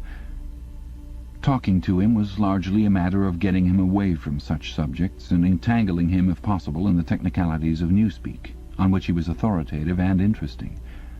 Winston turned his head a little aside to avoid the scrutiny of the large dark eyes. "It was a good hanging," said Syme reminiscently. "I think it spoils it when they tie their feet together. I like to see 'em kicking. And above all, at the end, the tongue sticking right out and blue, a quite bright blue. That's the detail that appeals to me." "Next, please," yelled the white-aproned prole with the ladle. Winston and Syme pushed their trays beneath the grill. Onto each was dumped swiftly the regulation lunch: metal pannikin of pinkish-grey stew, a hunk of bread, a cube of cheese, a mug of milkless Victory coffee, and 1 saccharin tablet. "There's a table over there under that telescreen," said Syme. "Let's pick up a gin on the way." The gin was served out to them in handle-less china mugs. They threaded their way across the crowded room and unpacked their trays onto the metal-top table, on one corner of which someone had left a pool of stew, a filthy liquid mess that had the appearance of vomit.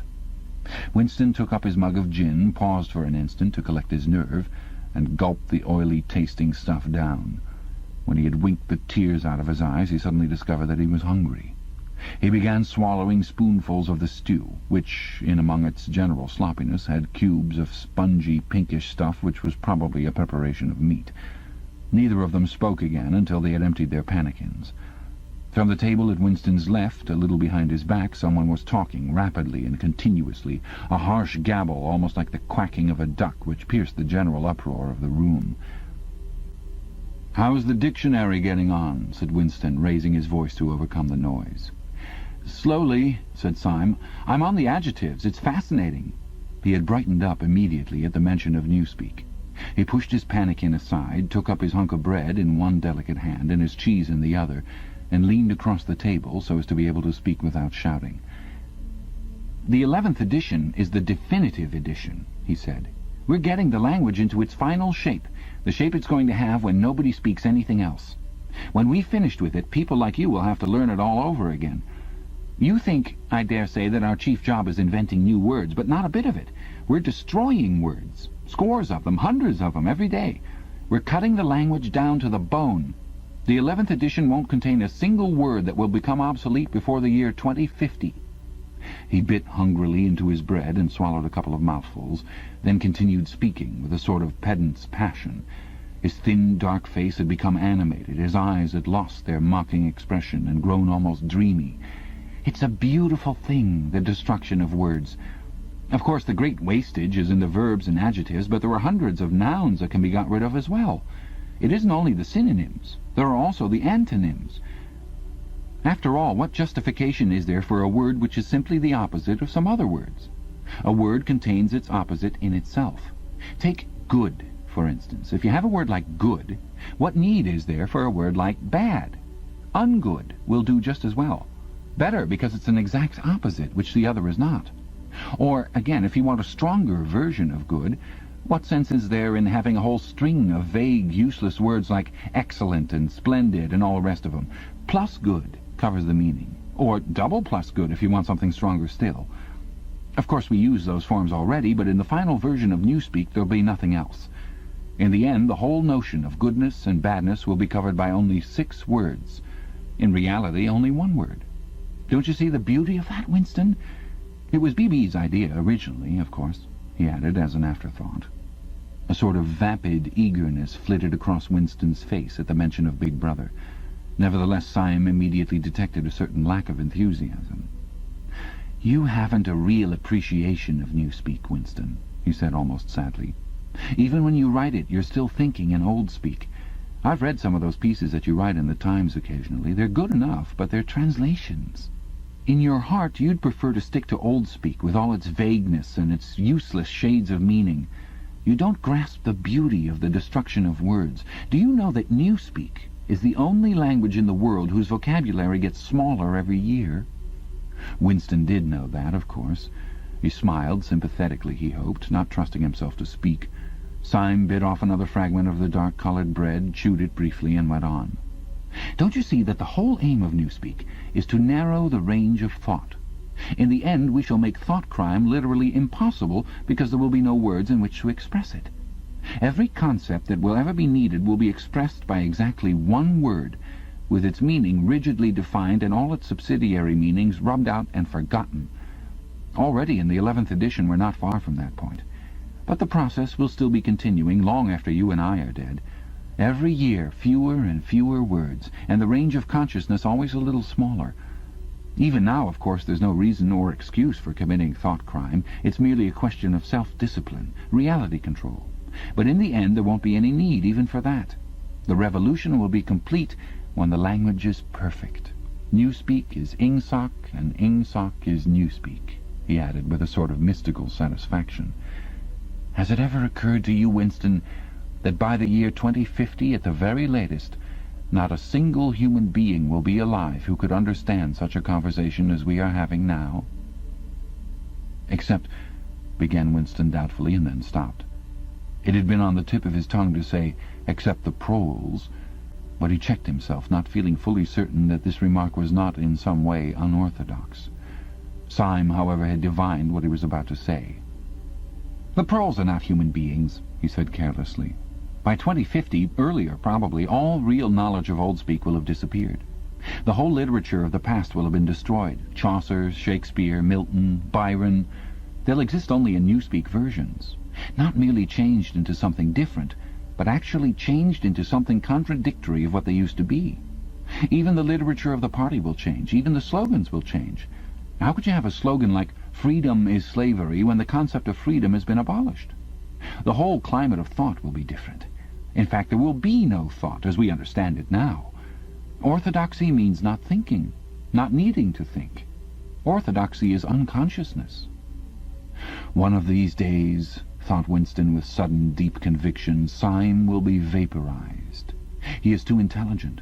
He sees too clearly and speaks too plainly. The party does not like such people. One day he will disappear. It is written in his face." Winston had finished his bread and cheese. He turned a little sideways in his chair to drink his mug of coffee. At the table on his left the man with the strident voice was still talking remorselessly away. A young woman who was perhaps his secretary and who was sitting with her back to Winston was listening to him and seemed to be eagerly agreeing with everything that he said.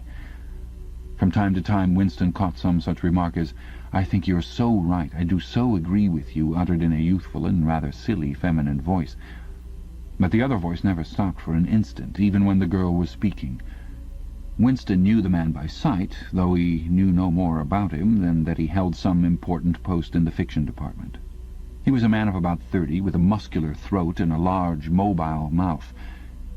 His head was thrown back a little, and because of the angle at which he was sitting, his spectacles caught the light and presented to Winston 2 blank discs instead of eyes. What was slightly horrible was that from the stream of sound that poured out of his mouth it was almost impossible to distinguish a single word. Just once Winston caught a phrase, "complete and final elimination of Goldsteinism," jerked out very rapidly, and as it seemed all in one piece, like a line of type cast solid. For the rest it was just a noise, a quack-quack-quacking. And yet, though you could not actually hear what the man was saying, you could not be in any doubts about its general nature. He might be denouncing Goldstein and demanding sterner measures against thought criminals and saboteurs. He might be fulminating against the atrocities of the Eurasian army. He might be praising Big Brother or the heroes on the Malabar front. It made no difference. Whatever it was, you could be certain that every word of it was pure orthodoxy, pure Ingsoc. As he watched the eyeless face with the jaw moving rapidly up and down, Winston had a curious feeling that this was not a real human being, but some kind of dummy. It was not the man's brain that was speaking, it was his larynx.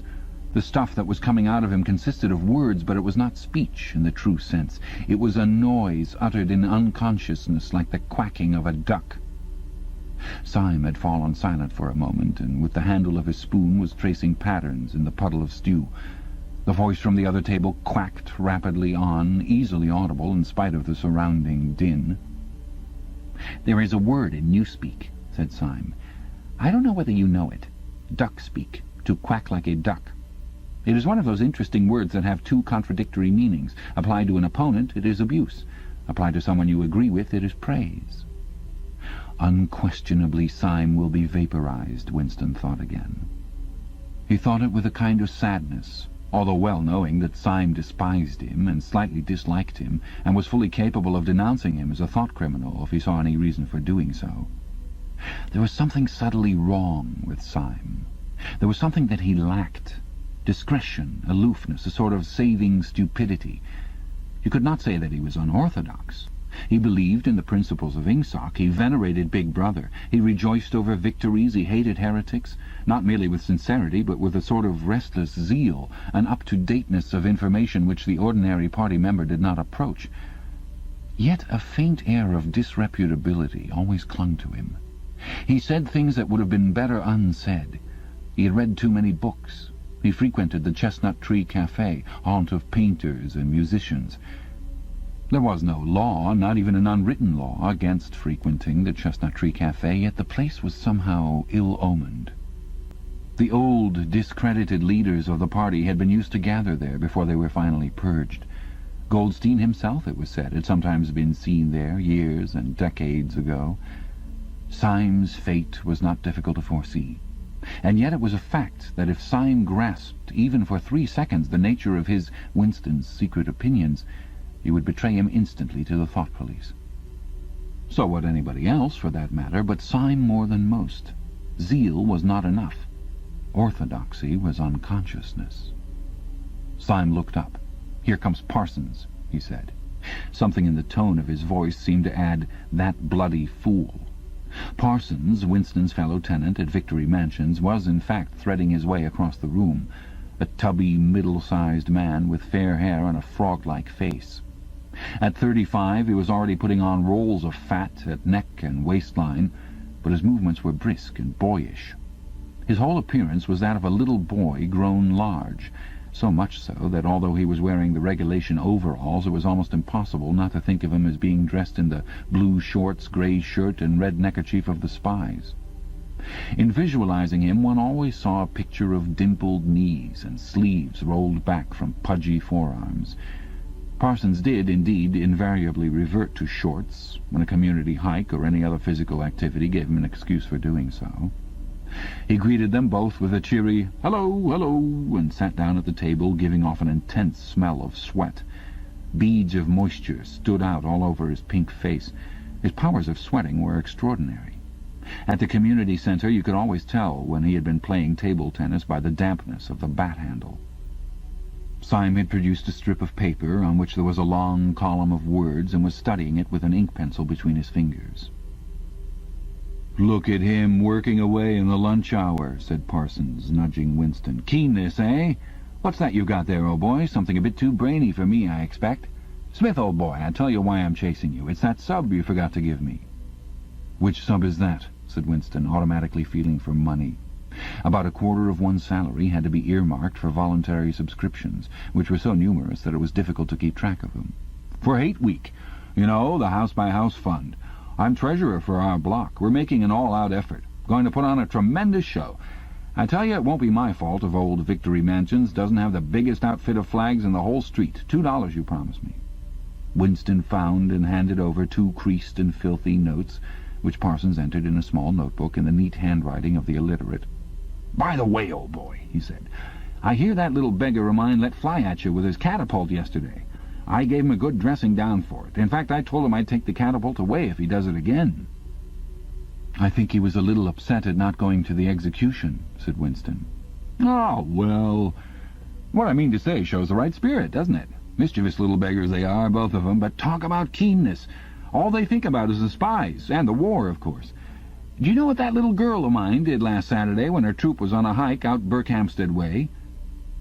She got 2 other girls to go with her, slipped off from the hike, and spent the whole afternoon following a strange man. They kept on his tail for 2 hours right through the woods, and then when they got into Amersham handed him over to the patrols." "What did they do that for?" said Winston, somewhat taken aback. Parsons went on triumphantly. "My kid made sure he was some kind of enemy agent. Might have been dropped by parachute, for instance. But here's the point, old boy. What do you think put her onto him in the first place? She spotted he was wearing a funny kind of shoes. Said she'd never seen anyone wearing shoes like that before, so the chances were he was a foreigner. Pretty smart for a nipper of 7, eh?" "What happened to the man?" said Winston. "Oh, that I couldn't say, of course, but I wouldn't be altogether surprised if—" Parsons made the motion of aiming a rifle and clicked his tongue for the explosion. "Good," said Syme abstractedly, without looking up from his strip of paper. "Of course, we can't afford to take chances," agreed Winston dutifully. "What I mean to say, there's a war on," said Parsons. As though in confirmation of this, a trumpet call floated from the telescreen just above their heads. However, it was not the proclamation of a military victory this time, but merely an announcement from the Ministry of Plenty. "Comrades!" cried an eager, youthful voice. "Attention, comrades! We have glorious news for you. We have won the battle for production. Returns now completed of the output of all classes of consumption goods show that the standard of living has risen by no less than 20% over the past year. All over Oceania this morning there were irrepressible, spontaneous demonstrations when workers marched out of factories and offices and paraded through the streets with banners voicing their gratitude to Big Brother for the new, happy life which his wise leadership has bestowed upon us. Here are some of the completed figures. Foodstuffs—" The phrase, "our new, happy life," recurred several times. It had been a favorite of late with the Ministry of Plenty. Parsons, his attention caught by the trumpet call, sat listening with a sort of gaping solemnity, a sort of edified boredom. He could not follow the figures, but he was aware that they were in some way a cause for satisfaction. He had lugged out a huge and filthy pipe, which was already half full of charred tobacco. With the tobacco ration at 100 grams a week, it was seldom possible to fill a pipe up to the top. Winston was smoking a Victory cigarette, which he held carefully horizontal. The new ration did not start until tomorrow, and he had only 4 cigarettes left. For the moment he had shut his ears to the remoter noises and was listening to the stuff that streamed out of the telescreen. It appeared that there had even been demonstrations to thank Big Brother for raising the chocolate ration to 20 grams a week. And only yesterday, he reflected, it had been announced that the ration was to be reduced to 20 grams a week. Was it possible that they could swallow that after only 24 hours? Yes, they swallowed it. Parsons swallowed it easily, with the stupidity of an animal. The eyeless creature at the other table swallowed it fanatically, passionately, with a furious desire to track down, denounce, and vaporize anyone who should suggest that last week the ration had been 30 grams. Syme, too, in some more complex way involving doublethink, Syme swallowed it. Was he then alone in the possession of a memory? The fabulous statistics continued to pour out of the telescreen. As compared with last year, there was more food, more clothes, more houses, more furniture, more cooking pots, more fuel, more ships, more helicopters, more books, more babies, more of everything except disease, crime, and insanity. Year by year and minute by minute, everybody and everything was whizzing rapidly upwards. As Syme had done earlier, Winston had taken up his spoon and was dabbling in the pale-coloured gravy that dribbled across the table, drawing a long streak of it out into a pattern. He meditated resentfully on the physical texture of life.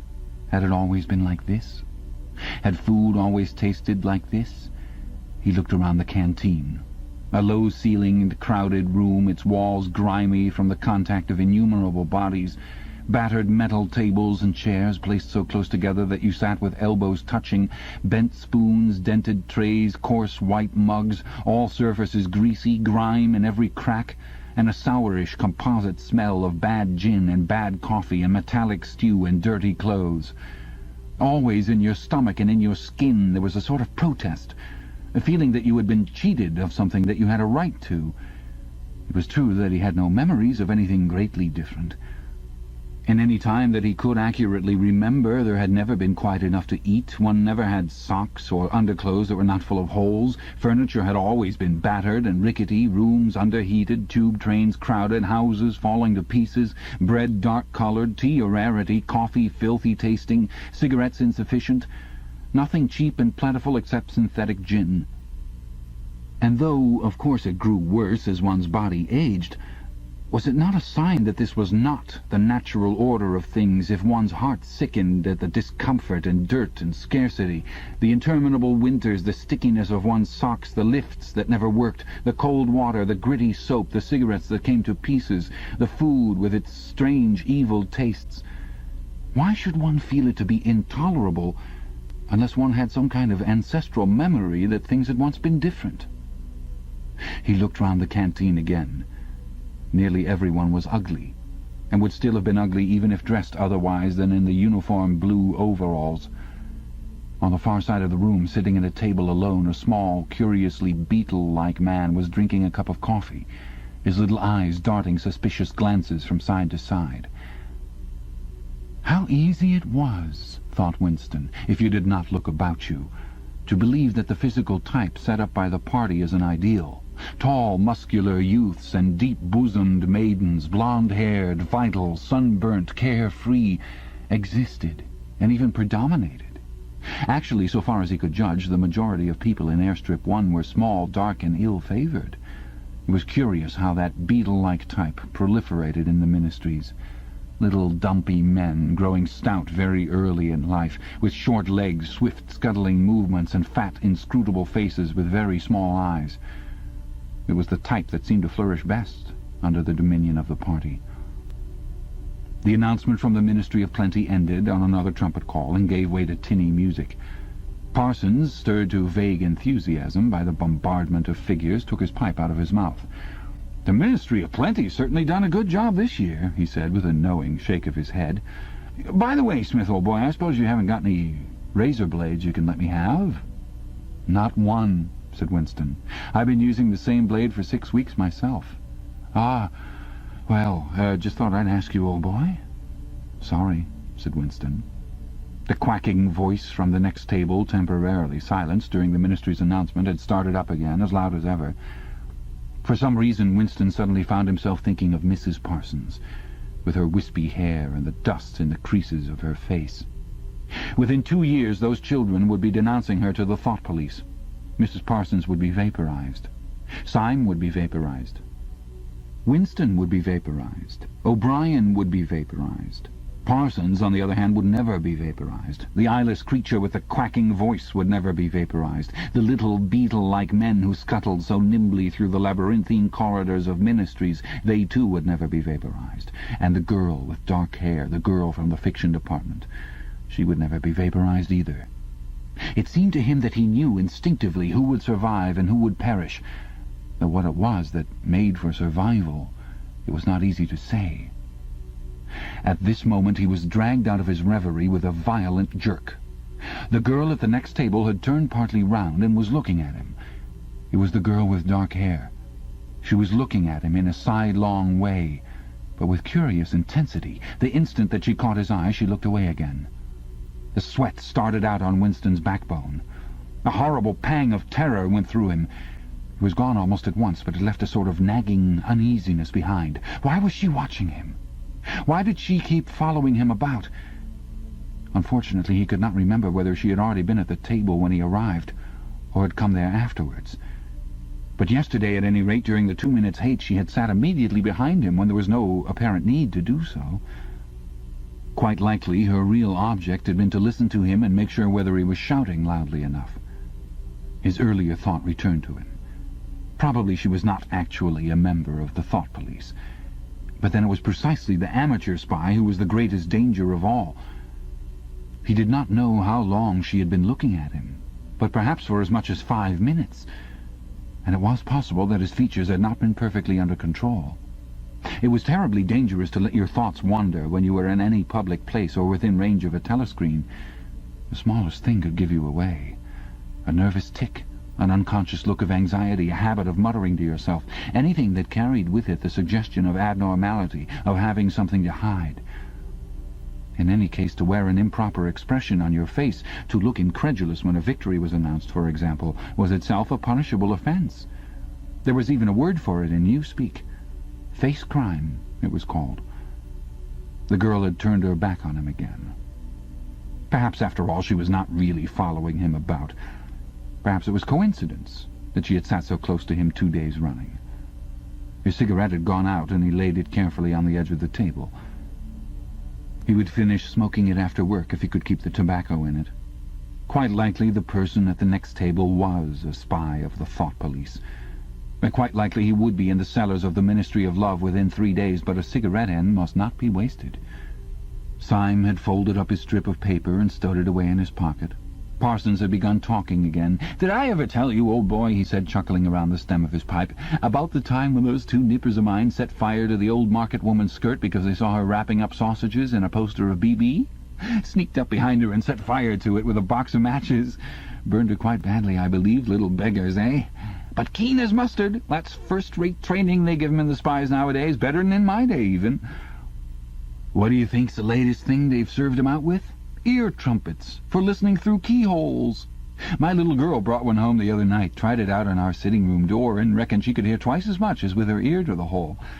Of course, it's only a toy, mind you. Still gives 'em the right idea, huh?" At this moment the telescreen let out a piercing whistle. It was the signal to return to work.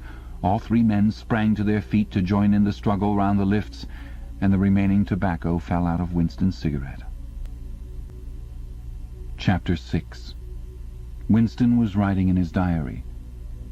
It was 3 years ago. It was on a dark evening in a narrow side street near one of the big railway stations.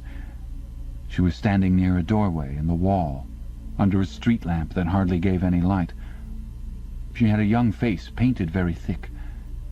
It was really the paint that appealed to me, the whiteness of it, like a mask, and the bright red lips. Party women never paint their faces. There was nobody else in the street, and no telescreens. She said $2. For the moment it was too difficult to go on. He shut his eyes and pressed his fingers against them, trying to squeeze out the vision that kept recurring. He had an almost overwhelming temptation to shout a string of filthy words at the top of his voice, or to bang his head against the wall, to kick over the table and hurl the inkpot through the window, to do any violent or noisy or painful thing that might black out the memory that was still tormenting him. Your worst enemy, he reflected, was your own nervous system. At any moment the tension inside you was liable to translate itself into some visible symptom. He thought of a man whom he had passed in the street a few weeks back. A quite ordinary-looking man, a party member, aged 35 or 40, tallish and thin, carrying a briefcase. They were a few meters apart, when the left side of the man's face was suddenly contorted by a sort of a spasm. It happened again just as they were passing one another. It was only a twitch, a quiver, rapid as the clicking of a camera shutter, but obviously habitual. He remembered thinking at the time, that poor devil is done for. And what was frightening was that the action was quite possibly unconscious. The most deadly danger of all was talking in your sleep. There was no way of guarding against that, so far as he could see.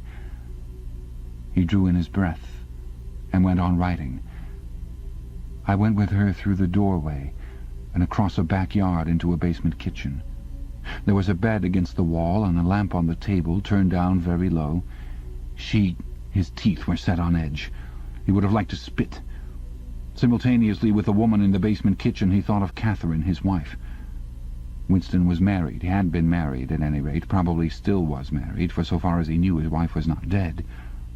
He seemed to breathe again the warm, stuffy odour of the basement kitchen, an odour compounded of bugs and dirty clothes and villainous cheap scent, but nevertheless alluring, because no woman of the party ever used scent, or could be imagined as doing so. Only the proles used scent. In his mind, the smell of it was inextricably mixed up with fornication. When he had gone with that woman, it had been his first lapse in 2 years or thereabouts. Consorting with prostitutes was forbidden, of course, but it was one of those rules that you could occasionally nerve yourself to break. It was dangerous, but it was not a life-and-death matter. To be caught with a prostitute might mean 5 years in a forced labour camp, not more, if you had committed no other offence. And it was easy enough, provided that you could avoid being caught in the act. The poorer quarters swarmed with women who were ready to sell themselves. Some could even be purchased for a bottle of gin, which the proles were not supposed to drink.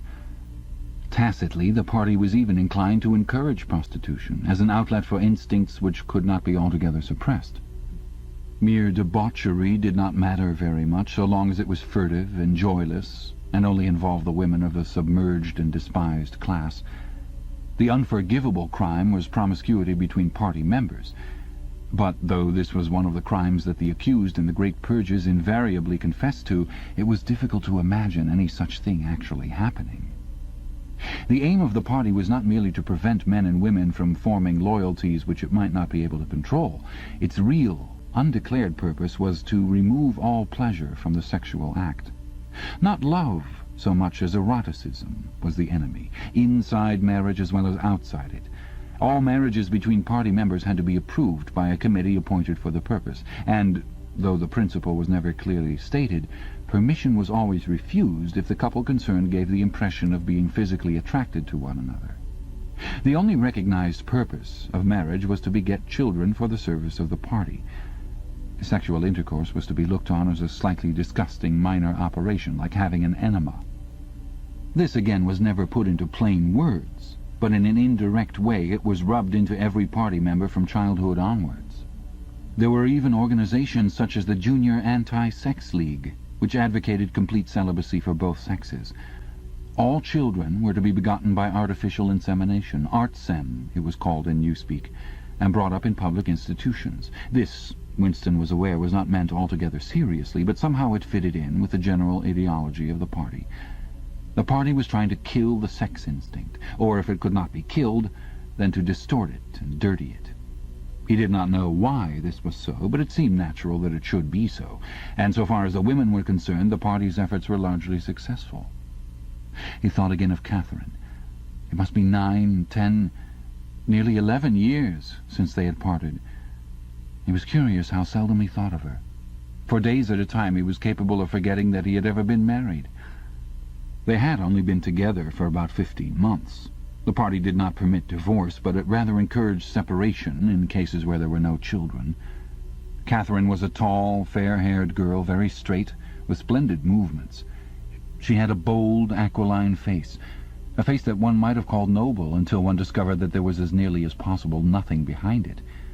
Very early in their married life he had decided, though perhaps it was only that he knew her more intimately than he knew most people, that she had, without exception, the most stupid, vulgar, empty mind that he had ever encountered. She had not a thought in her head that was not a slogan, and there was no imbecility, absolutely none, that she was not capable of swallowing if the party handed it out to her. The human soundtrack, he nicknamed her in his own mind. Yet he could have endured living with her, if it had not been for just one thing: sex. As soon as he touched her, she seemed to wince and stiffen. To embrace her was like embracing a jointed wooden image. And what was strange was that even when she was clasping him against her, he had the feeling that she was simultaneously pushing him away with all her strength. The rigidity of her muscles managed to convey that impression. She would lie there with shut eyes, neither resisting nor cooperating, but submitting. It was extraordinarily embarrassing, and after a while horrible. But even then he could have borne living with her, if it had been agreed that they should remain celibate. But curiously enough, it was Catherine who refused this. They must, she said, produce a child, if they could. So the performance continued to happen once a week, quite regularly, whenever it was not impossible. She used even to remind him of it in the morning as something which had to be done that evening and which must not be forgotten. She had 2 names for it. One was making a baby, and the other was our duty to the party. Yes, she had actually used that phrase. Quite soon he grew to have a feeling of positive dread when the appointed day came round. But luckily no child appeared, and in the end she agreed to give up trying, and soon afterwards they parted. Winston sighed inaudibly. He picked up his pen again and wrote. She threw herself down on the bed, and at once, without any kind of preliminary, in the most coarse, horrible way you can imagine, pulled up her skirt. He saw himself standing there in the dim lamplight with the smell of bugs and cheap scent in his nostrils, and in his heart a feeling of defeat and resentment which even at that moment was mixed up with the thought of Catherine's white body, frozen forever by the hypnotic power of the party. Why did it always have to be like this? Why could he not have a woman of his own instead of these filthy scuffles at intervals of years? But a real love affair was an almost unthinkable event. The women of the party were all alike. Chastity was as deeply ingrained in them as party loyalty. By careful early conditioning, by games and cold water, by the rubbish that was dinned into them at school and in the spies and the youth league, by lectures, parades, songs, slogans, and martial music, the natural feeling had been driven out of them. His reason told him that there must be exceptions, but his heart did not believe it. They were all impregnable as the party intended that they should be. And what he wanted, more even than to be loved, was to break down that wall of virtue, even if it were only once in his whole life. The sexual act, successfully performed, was rebellion. Desire was thought crime. Even to have awakened Catherine, if he could have achieved it, would have been like a seduction, although she was his wife. But the rest of the story had got to be written down. He wrote, "I turned up the lamp.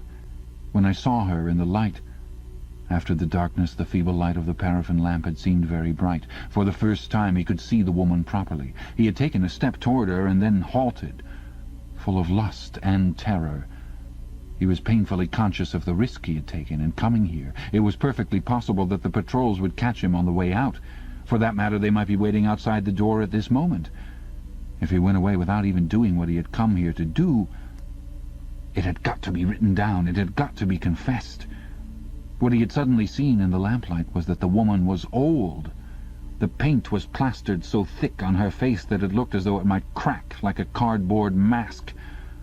There were streaks of white in her hair, but the truly dreadful detail was that her mouth had fallen a little open, revealing nothing except a cavernous blackness. She had no teeth at all. He wrote hurriedly in scrabbling handwriting, "When I saw her in the light, she was quite an old woman, 50 years old at least, but I went ahead and did it just the same." He pressed his fingers against his eyelids again. He had written it down at last, but it made no difference. The therapy had not worked. The urge to shout filthy words at the top of his voice was as strong as ever. Chapter 7. "If there is hope," wrote Winston, "it lies in the proles." If there was hope, it must lie in the proles, because only there, in those swarming, disregarded masses, 85% of the population of Oceania, could the force to destroy the party ever be generated. The party could not be overthrown from within. Its enemies, if it had any enemies, had no way of coming together or even of identifying one another.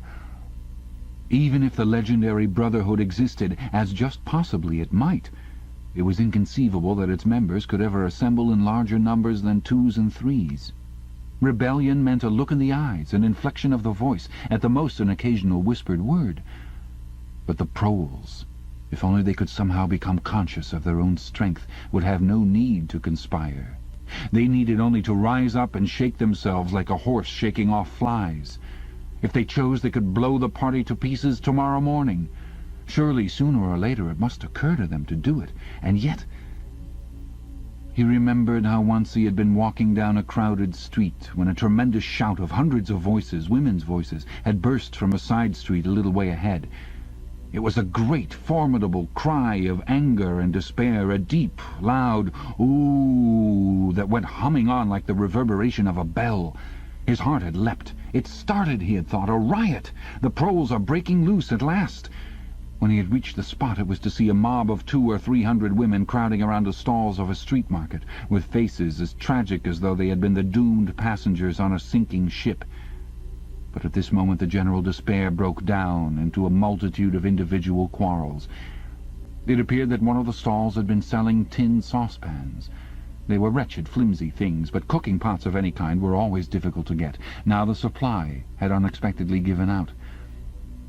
The successful women, bumped and jostled by the rest, were trying to make off with their saucepans, while dozens of others clamoured round the stall, accusing the stall-keeper of favouritism and of having more saucepans somewhere in reserve. There was a fresh outburst of yells. Two bloated women, one of them with her hair coming down, had got hold of the same saucepan and were trying to tear it out of one another's hands. For a moment they were both tugging, and then the handle came off. Winston watched them disgustedly. And yet, just for a moment, what almost frightening power had sounded in that cry from only a few hundred throats? Why was it that they could never shout like that about anything that mattered? Until they become conscious, they will never rebel. And until after they have rebelled, they cannot become conscious. That, he reflected, might almost have been a transcription from one of the party textbooks. The party claimed, of course, to have liberated the proles from bondage. Before the revolution they had been hideously oppressed by the capitalists. They had been starved and flogged. Women had been forced to work in the coal mines. Women still did work in the coal mines, as a matter of fact. Children had been sold into the factories at the age of 6. But simultaneously, true to the principles of doublethink, the party taught that the proles were natural inferiors who must be kept in subjection, like animals, by the application of a few simple rules. In reality, very little was known about the proles. It was not necessary to know much. So long as they continued to work and read, their other activities were without importance. Left to themselves like cattle turned loose upon the plains of Argentina, they had reverted to a style of life that appeared to be natural to them, a sort of ancestral pattern. They were born, they grew up in the gutters, they went to work at 12, they passed through a brief blossoming period of beauty and sexual desire. They married at 20, they were middle-aged at 30, they died for the most part at 60. Heavy physical work, the care of home and children, petty quarrels with neighbours, films, football, beer, and above all, gambling, filled up the horizon of their minds. To keep them in control was not difficult. This ends side 1 of cassette 2. Please turn the cassette over and start side 2 from the same point. A few agents of the thought police moved always among them, spreading false rumours and marking down and eliminating the few individuals who were judged capable of becoming dangerous. But no attempt was made to indoctrinate them with the ideology of the party. It was not desirable that the proles should have strong political feelings. All that was required of them was a primitive patriotism, which could be appealed to whenever it was necessary to make them accept longer working hours or shorter rations. And even when they became discontented, as they sometimes did, their discontent led nowhere, because, being without general ideas, they could only focus it on petty, specific grievances. The larger evils invariably escaped their notice. The great majority of proles did not even have telescreens in their homes. Even the civil police interfered with them very little. There was a vast amount of criminality in London, a whole world within a world of thieves, bandits, prostitutes, drug peddlers, and racketeers of every description. But since it all happened among the proles themselves, it was of no importance. In all questions of morals, they were allowed to follow their ancestral code. The sexual puritanism of the party was not imposed upon them. Promiscuity went unpunished. Divorce was permitted. For that matter, even religious worship would have been permitted if the proles had shown any sign of needing or wanting it. They were beneath suspicion. As the party slogan put it, proles and animals are free. Winston reached down and cautiously scratched his varicose ulcer. It had begun itching again. The thing you invariably came back to was the impossibility of knowing what life before the revolution had really been like. He took out of the drawer a copy of a children's history textbook which he had borrowed from Mrs. Parsons, and began copying a passage into the diary. In the old days, it ran, before the glorious revolution, London was not the beautiful city that we know today. It was a dark, dirty, miserable place where hardly anybody had enough to eat, and where hundreds and thousands of poor people had no boots on their feet and not even a roof to sleep under. Children no older than you are had to work 12 hours a day for cruel masters who flogged them with whips if they worked too slowly and fed them on nothing but stale bread crusts and water. But in among this terrible poverty there were just a few great, big, beautiful houses that were lived in by rich men who had as many as 30 servants to look after them. These rich men were called capitalists. They were fat, ugly men with wicked faces like the one in the picture on the opposite page. You can see that he is dressed in a long black coat, which was called a frock coat, and a queer shiny hat shaped like a stovepipe, which was called a top hat. This was the uniform of the capitalists, and no one else was allowed to wear it. The capitalists owned everything in the world, and everyone else was their slave. They owned all the land, all the houses, all the factories, and all the money. If anyone disobeyed them, they could throw him into prison, or they could take his job away and starve him to death. When any ordinary person spoke to a capitalist, he had to cringe and bow to him and take off his cap and address him as Sir. The chief of all the capitalists was called the King, but he knew the rest of the catalogue. There would be mention of the bishops in their lawn sleeves, the judges in their ermine robes, the pillory, the stocks, the treadmill, the cat-o'-nine-tails, the Lord Mayor's banquet, and the practice of kissing the Pope's toe.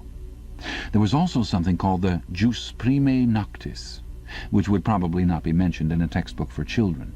It was the law by which every capitalist had the right to sleep with any woman working in one of his factories. How could you tell how much of it was lies? It might be true that the average human being was better off now than he had been before the revolution. The only evidence to the contrary was the mute protest in your own bones, the instinctive feeling that the conditions you lived in were intolerable and that at some other time they must have been different. It struck him that the truly characteristic thing about modern life was not its cruelty and insecurity, but simply its bareness, its dinginess, its listlessness. Life, if you looked about you, bore no resemblance not only to the lies that streamed out of the telescreens, but even to the ideals that the party was trying to achieve. Great areas of it, even for a party member, were neutral and non-political, a matter of slogging through dreary jobs, fighting for a place on the tube, darning a worn-out sock, cadging a saccharin tablet, saving a cigarette end. The ideal set up by the party was something huge, terrible, and glittering. A world of steel and concrete, of monstrous machines and terrifying weapons. A nation of warriors and fanatics marching forward in perfect unity, all thinking the same thoughts and shouting the same slogans, perpetually working, fighting, triumphing, persecuting, 300 million people, all with the same face. The reality was decaying, dingy cities where underfed people shuffled to and fro in leaky shoes, in patched-up 19th-century houses that smelt always of cabbage and bad lavatories. He seemed to see a vision of London, vast and ruinous, city of 1,000,000 dustbins, and mixed up with it was a picture of Mrs. Parsons, a woman with lined face and wispy hair, fiddling helplessly with a blocked waste-pipe. He reached down and scratched his ankle again.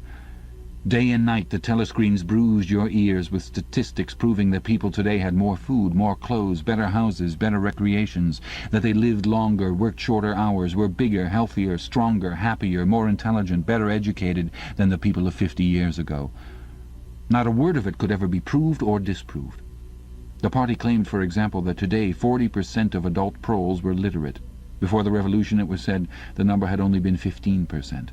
The party claimed that the infant mortality rate was now only 160 per 1,000, whereas before the revolution it had been 300, and so it went on. It was like a single equation with two unknowns.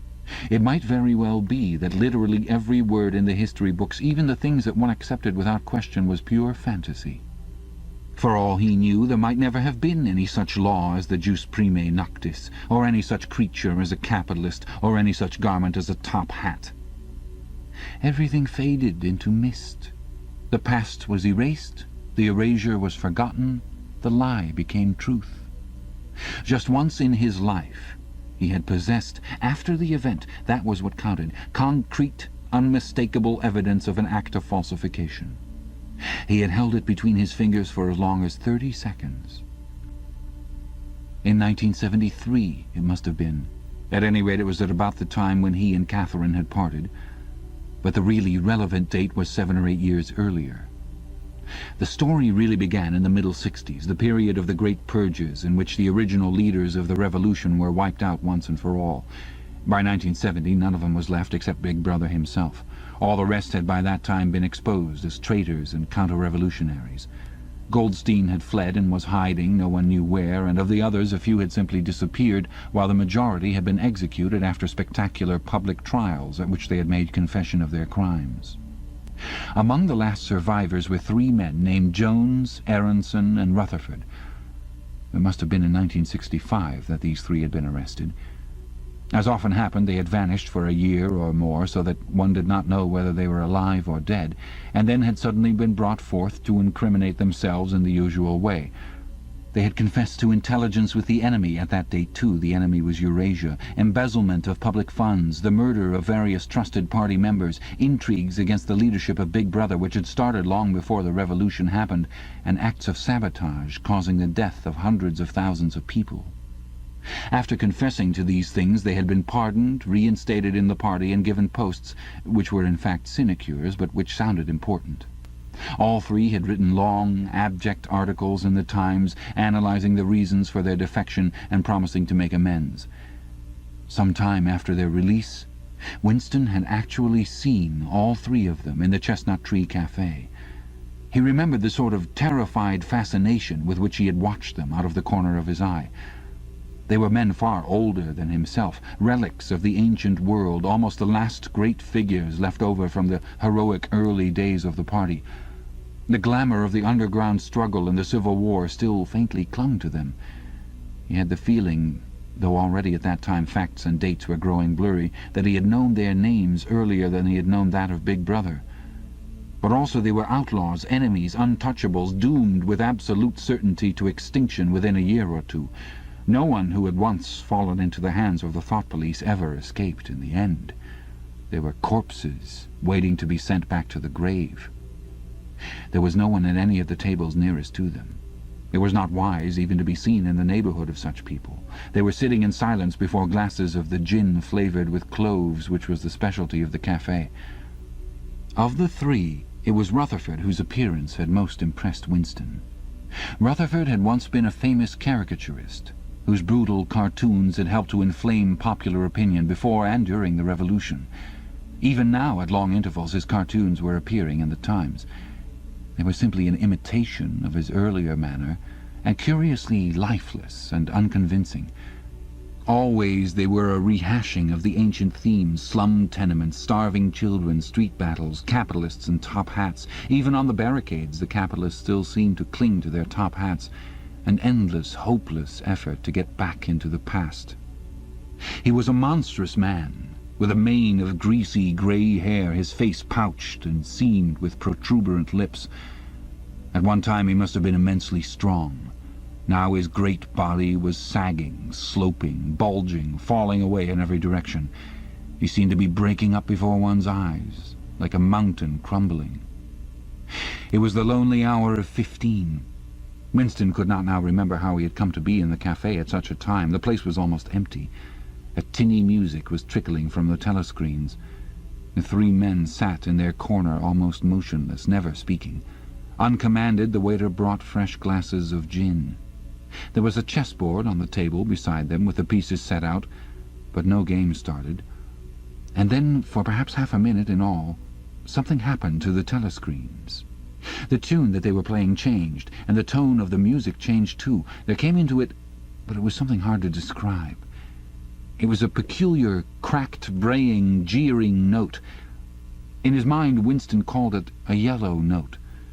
And then a voice from the telescreen was singing, "Under the spreading chestnut tree I sold you and you sold me. There lie they and here lie we, under the spreading chestnut tree." The three men never stirred. But when Winston glanced again at Rutherford's ruinous face, he saw that his eyes were full of tears. And for the first time he noticed with a kind of inward shudder, and yet not knowing at what he shuddered, that both Aronson and Rutherford had broken noses. A little later all three were rearrested. It appeared that they had engaged in fresh conspiracies from the very moment of their release. At their second trial they confessed to all their old crimes over again, with a whole string of new ones. They were executed, and their fate was recorded in the party histories, a warning to posterity. About 5 years after this, in 1973, Winston was unrolling a wad of documents which had just flopped out of the pneumatic tube onto his desk, when he came on a fragment of paper which had evidently been slipped in among the others and then forgotten. The instant he had flattened it out, he saw its significance. It was a half-page torn out of the Times of about 10 years earlier. The top half of the page, so that it included the date, and it contained a photograph of the delegates at some party function in New York. Prominent in the middle of the group were Jones, Aronson, and Rutherford. There was no mistaking them. In any case, their names were in the caption at the bottom.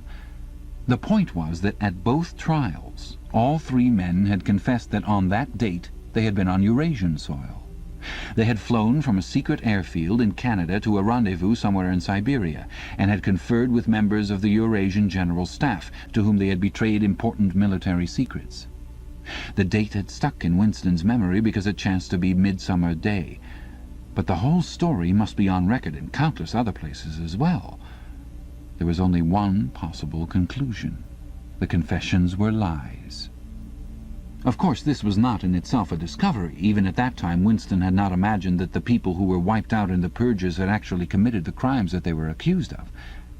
But this was concrete evidence. It was a fragment of the abolished past, like a fossil bone which turns up in the wrong stratum and destroys a geological theory. It was enough to blow the party to atoms if in some way it could have been published to the world and its significance made known. He had gone straight on working. As soon as he saw what the photograph was and what it meant, he had covered it up with another sheet of paper. Luckily, when he unrolled it, it had been upside down from the point of view of the telescreen. He took his scribbling pad on his knee and pushed back his chair so as to get as far away from the telescreen as possible. To keep your face expressionless was not difficult, and even your breathing could be controlled with an effort. But you could not control the beating of your heart, and the telescreen was quite delicate enough to pick it up. He let what he judged to be 10 minutes go by, tormented all the while by the fear that some accident, a sudden draught blowing across his desk, for instance, would betray him. Then, without uncovering it again, he dropped the photograph into the memory hole, along with some other waste papers. Within another minute, perhaps, it would have crumbled into ashes. That was 11 years ago. Today, probably, he would have kept that photograph. It was curious that the fact of having held it in his fingers seemed to him to make a difference, even now, when the photograph itself, as well as the event it recorded, was only memory. Was the party's hold upon the past less strong, he wondered, because a piece of evidence which existed no longer had once existed? But today, supposing that it could be somehow resurrected from its ashes, the photograph might not even be evidence. Already at the time when he made his discovery, Oceania was no longer at war with Eurasia, and it must have been to the agents of Eurasia that the three dead men had betrayed their country. Since then there had been other changes, 2, 3, he could not remember how many. Very likely the confessions had been rewritten and rewritten until the original facts and dates no longer had the smallest significance. The past not only changed, but changed continuously. What most afflicted him with the sense of nightmare was that he had never clearly understood why the huge imposture was undertaken. The immediate advantages of falsifying the past were obvious, but the ultimate motive was mysterious. He took up his pen again and wrote, "I understand how. I do not understand why." He wondered, as he had many times wondered before, whether he himself was a lunatic. Perhaps a lunatic was simply a minority of one. At one time it had been a sign of madness to believe that the earth goes round the sun. Today, to believe that the past is unalterable. He might be alone in holding that belief, and if alone, then a lunatic. But the thought of being a lunatic did not greatly trouble him. The horror was that he might also be wrong. He picked up the children's history book and looked at the portrait of Big Brother which formed its frontispiece. The hypnotic eyes gazed into his own. It was as though some huge force were pressing down upon you, something that penetrated inside your skull, battering against your brain, frightening you out of your beliefs, persuading you almost to deny the evidence of your senses. In the end, the party would announce that 2 and 2 made 5, and you would have to believe it. It was inevitable that they should make that claim sooner or later. The logic of their position demanded it. Not merely the validity of experience, but the very existence of external reality was tacitly denied by their philosophy. The heresy of heresies was common sense. And what was terrifying was not that they would kill you for thinking otherwise, but that they might be right. For after all, how do we know that 2 and 2 make 4? Or that the force of gravity works? Or that the past is unchangeable? If both the past and the external world exist only in the mind, and if the mind itself is controllable, what then? But no. His courage seemed suddenly to stiffen of its own accord. The face of O'Brien, not called up by any obvious association, had floated into his mind. He knew with more certainty than before that O'Brien was on his side. He was writing the diary for O'Brien, to O'Brien. It was like an interminable letter which no one would ever read, but which was addressed to a particular person and took its colour from that fact. The party told you to reject the evidence of your eyes and ears. It was their final, most essential command. His heart sank as he thought of the enormous power arrayed against him, the ease with which any party intellectual would overthrow him in debate, the subtle arguments which he would not be able to understand, much less answer. And yet he was in the right. They were wrong and he was right. The obvious, the silly, and the true had got to be defended. Truisms are true. Hold on to that. The solid world exists. Its laws do not change. Stones are hard, water is wet, objects unsupported fall toward the earth's center. With the feeling that he was speaking to O'Brien and also that he was setting forth an important axiom, he wrote, "Freedom is the freedom to say that 2 + 2 make 4. If that is granted, all else follows." Chapter 8. From somewhere at the bottom of a passage the smell of roasting coffee, real coffee, not Victory coffee, came floating out into the street. Winston paused involuntarily. For perhaps 2 seconds he was back in the half-forgotten world of his childhood. Then a door banged, seeming to cut off the smell as abruptly as though it had been a sound. He had walked several kilometers over pavements, and his varicose ulcer was throbbing. This was the second time in 3 weeks that he had missed an evening at the community centre, a rash act, since you could be certain that the number of your attendances at the centre were carefully checked. In principle, a party member had no spare time, and was never alone except in bed. It was assumed that when he was not working, eating, or sleeping, he would be taking part in some kind of communal recreations. To do anything that suggested a taste for solitude, even to go for a walk by yourself, was always slightly dangerous. There was a word for it in newspeak. Own life, it was called, meaning individualism and eccentricity. But this evening, as he came out of the ministry, the balminess of the April air had tempted him. The sky was a warmer blue than he had seen in that year, and suddenly the long, noisy evening at the centre, the boring, exhausting games, the lectures, the creaking camaraderie oiled by gin had seemed intolerable. On impulse he had turned away from the bus stop and wandered off into the labyrinth of London, first south, then east, then north again, losing himself along unknown streets and hardly bothering in which direction he was going. "If there is hope," he had written in the diary, "it lies in the proles." The words kept coming back to him, statement of a mystical truth and a palpable absurdity. He was somewhere in the vague, brown-coloured slums to the north and east of what had once been St. Pancras Station.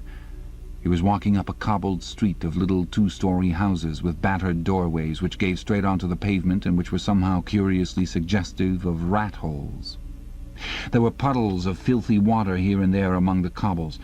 In and out of the dark doorways and down narrow alleyways that branched off on either side, people swarmed in astonishing numbers, girls in full bloom with crudely lipsticked mouths, and youths who chased the girls, and swollen, waddling women who showed you what the girls would be like in 10 years' time, and old, bent creatures shuffling along on splayed feet, and ragged, barefooted children who played in puddles and then scattered at angry yells from their mothers. Perhaps a quarter of the windows in the street were broken and boarded up. Most of the people paid no attention to Winston. A few eyed him with a sort of guarded curiosity. 2 monstrous women with brick-red forearms folded across their aprons were talking outside a doorway. Winston caught scraps of conversation as he approached. "Yes," I says to her, "that's all very well," I says, "but if you'd been in my place you'd have done the same as what I done. It's easy to criticize," I says, "but you ain't got the same problems as what I got." "Ah," says the other, "that's just it. That's just where it is." The strident voices stopped abruptly.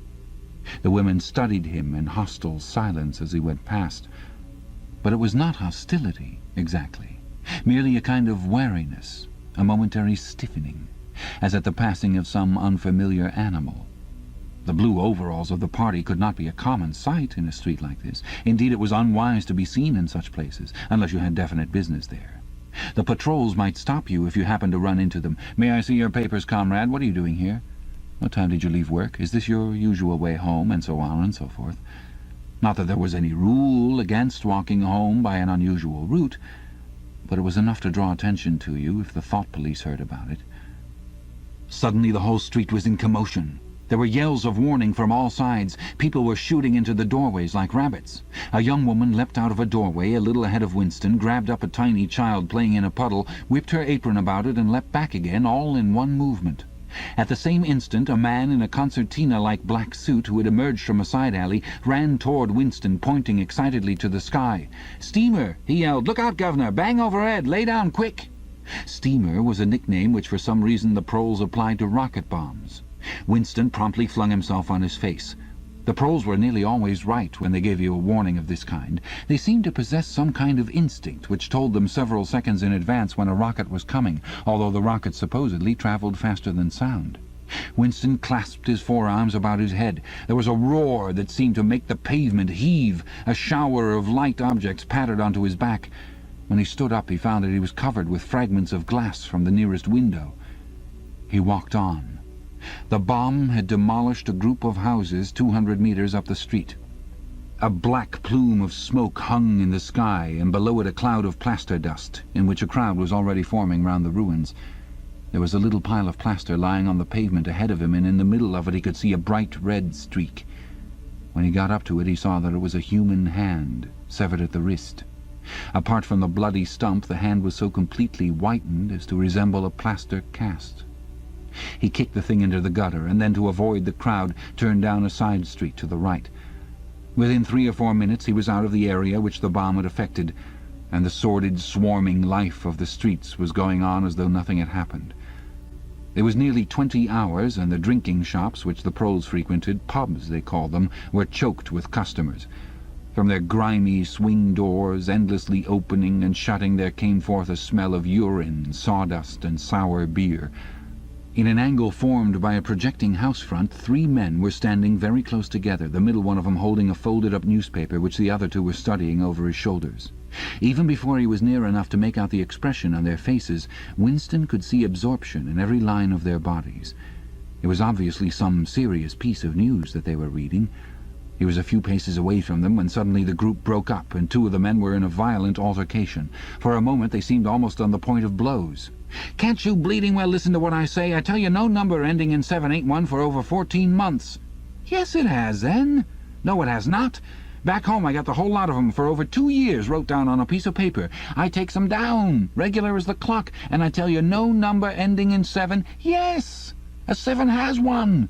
I could pretty near tell you the bleeding number, 407 it ended in. It were in February, 2nd week in February. February, your grandmother, I got it all down in black and white, and I tell you no number—" "Ow, pack it in," said the 3rd man. They were talking about the lottery. Winston looked back when he had gone 30 meters. They were still arguing with vivid, passionate faces. The lottery, with its weekly payout of enormous prizes, was the one public event to which the proles paid serious attention. It was probable that there were some millions of proles for whom the lottery was the principal, if not the only reason for remaining alive. It was their delight, their folly, their anodyne, their intellectual stimulant. Where the lottery was concerned, even people who could barely read and write seemed capable of intricate calculations and staggering feats of memory. There was a whole tribe of men who made a living simply by selling systems, forecasts, and lucky amulets. Winston had nothing to do with the running of the lottery, which was managed by the Ministry of Plenty, but he was aware, indeed everyone in the party was aware, that the prizes were largely imaginary. Only small sums were actually paid out, the winners of the big prizes being non-existent persons. In the absence of any real intercommunication between one part of Oceania and another, this was not difficult to arrange. But if there was hope, it lay in the proles. You had to cling on to that. When you put it in words, it sounded reasonable. It was when you looked at the human beings passing you on the pavement that it became an act of faith. The street into which he had turned ran downhill. He had a feeling that he had been in this neighbourhood before, and that there was a main thoroughfare not far away. From somewhere ahead came a din of shouting voices. The street took a sharp turn and then ended in a flight of steps, which led down into a sunken alley where a few stall-keepers were selling tired-looking vegetables. At this moment Winston remembered where he was. The alley led out into the main street, and down the next turning, not 5 minutes away, was the junk shop where he had bought the blank book which was now his diary. And in a small stationer's shop not far away he had bought his penholder and his bottle of ink. He paused for a moment at the top of the steps. On the opposite side of the alley there was a dingy little pub, whose windows appeared to be frosted over, but in reality were merely coated with dust. A very old man, bent but active, with white moustaches that bristled forward like those of a prawn, pushed open the swing door and went in. As Winston stood watching, it occurred to him that the old man, who must be 80 at the least, had already been middle-aged when the revolution happened. He and a few others like him were the last links that now existed with the vanished world of capitalism. In the party itself there were not many people left whose ideas had been formed before the revolution. The older generation had mostly been wiped out in the great purges of the 50s and 60s, and the few who survived had long ago been terrified into complete intellectual surrender. If there was anyone alive who could give you a truthful account of conditions in the early part of the century, it could only be a prole. Suddenly the passage from the history book that he had copied into his diary came back into Winston's mind, and a lunatic impulse took hold of him. He would go into the pub. He would scrape acquaintance with that old man and question him. He would say to him, "Tell me about your life when you were a boy. What was it like in those days? Were things better than they are now, or were they worse?" Hurriedly, lest he should have time to become frightened, he descended the steps and crossed the narrow street. It was madness, of course. As usual, there was no definite rule against talking to proles and frequenting their pubs, but it was far too unusual an action to pass unnoticed. If the patrols appeared, he might plead an attack of faintness, but it was not likely that they would believe him. He pushed open the door, and a hideous, cheesy smell of sour beer hit him in the face. As he entered, the din of voices dropped to about half its volume. Behind his back he could feel everyone eyeing his blue overalls. A game of darts, which was going on at the other end of the room, interrupted itself for perhaps as much as 30 seconds. The old man whom he had followed was standing at the bar, having some kind of altercation with the barman, a large, stout, hook-nosed young man with enormous forearms. A knot of others, standing round with glasses in their hands, were watching the scene. "I asked you civil enough, didn't I?" said the old man, straightening his shoulders pugnaciously. "You telling me you ain't got a pint mug in the old bleeding boozer?" "And what in hell's name is a pint?" said the barman, leaning forward with the tips of his fingers on the counter. "Look at him! Calls himself a barman and don't know what a pint is. Why, a pint's the half of a quart, and there's 4 quarts to the gallon. Have to teach you the ABC next." "Never heard of him," said the barman shortly. "Litre and half-litre, that's all we serve. There's the glasses on the shelf in front of you." "I'd like a pint," persisted the old man. "You could have drawed me off a pint easy enough. We didn't have these bleeding litres when I was a young man." "When you were a young man, we were all living in the tree-tops," said the barman with a glance at the other customers. There was a shout of laughter, and the uneasiness caused by Winston's entry seemed to disappear.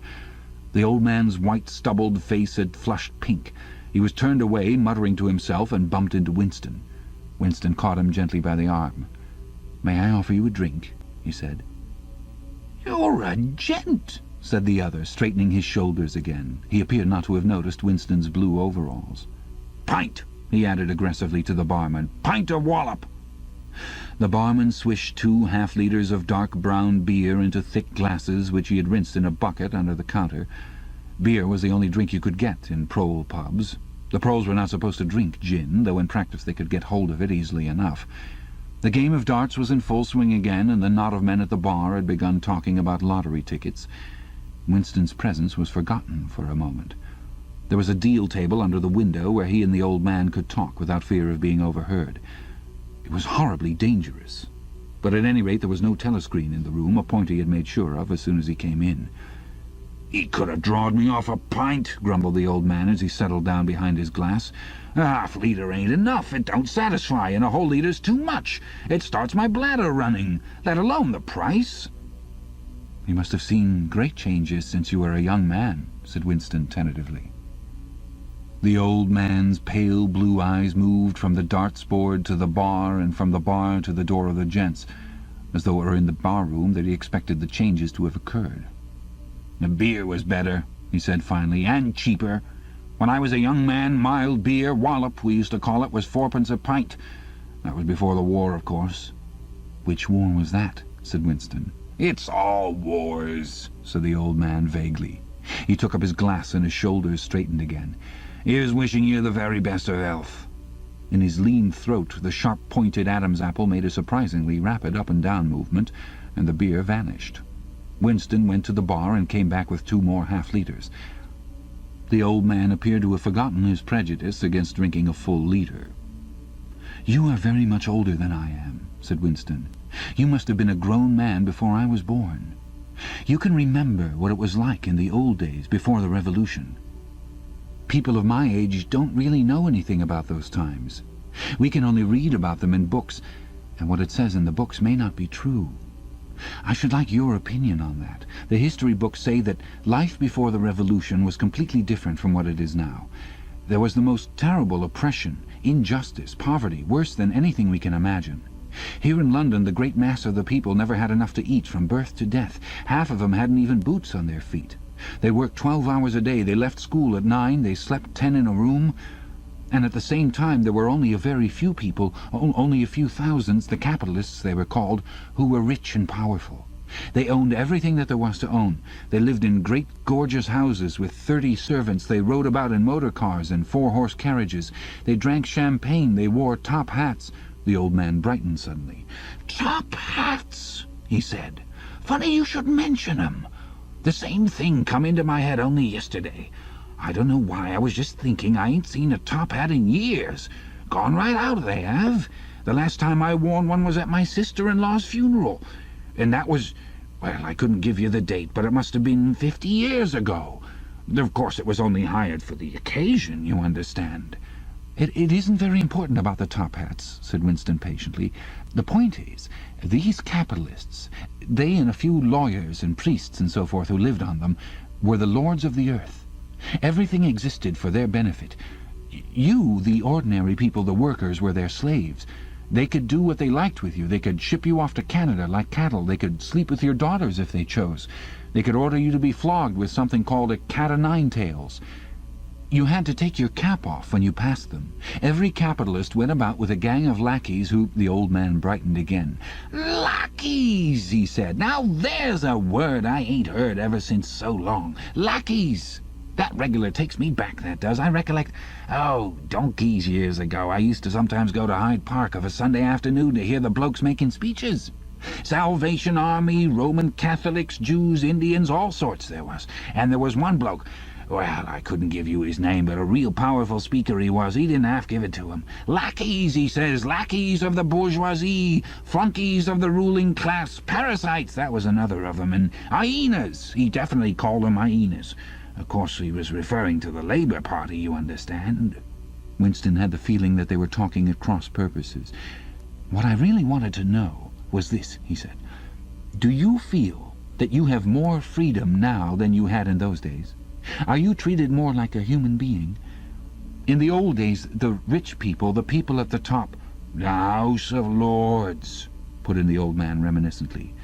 "The House of Lords, if you like.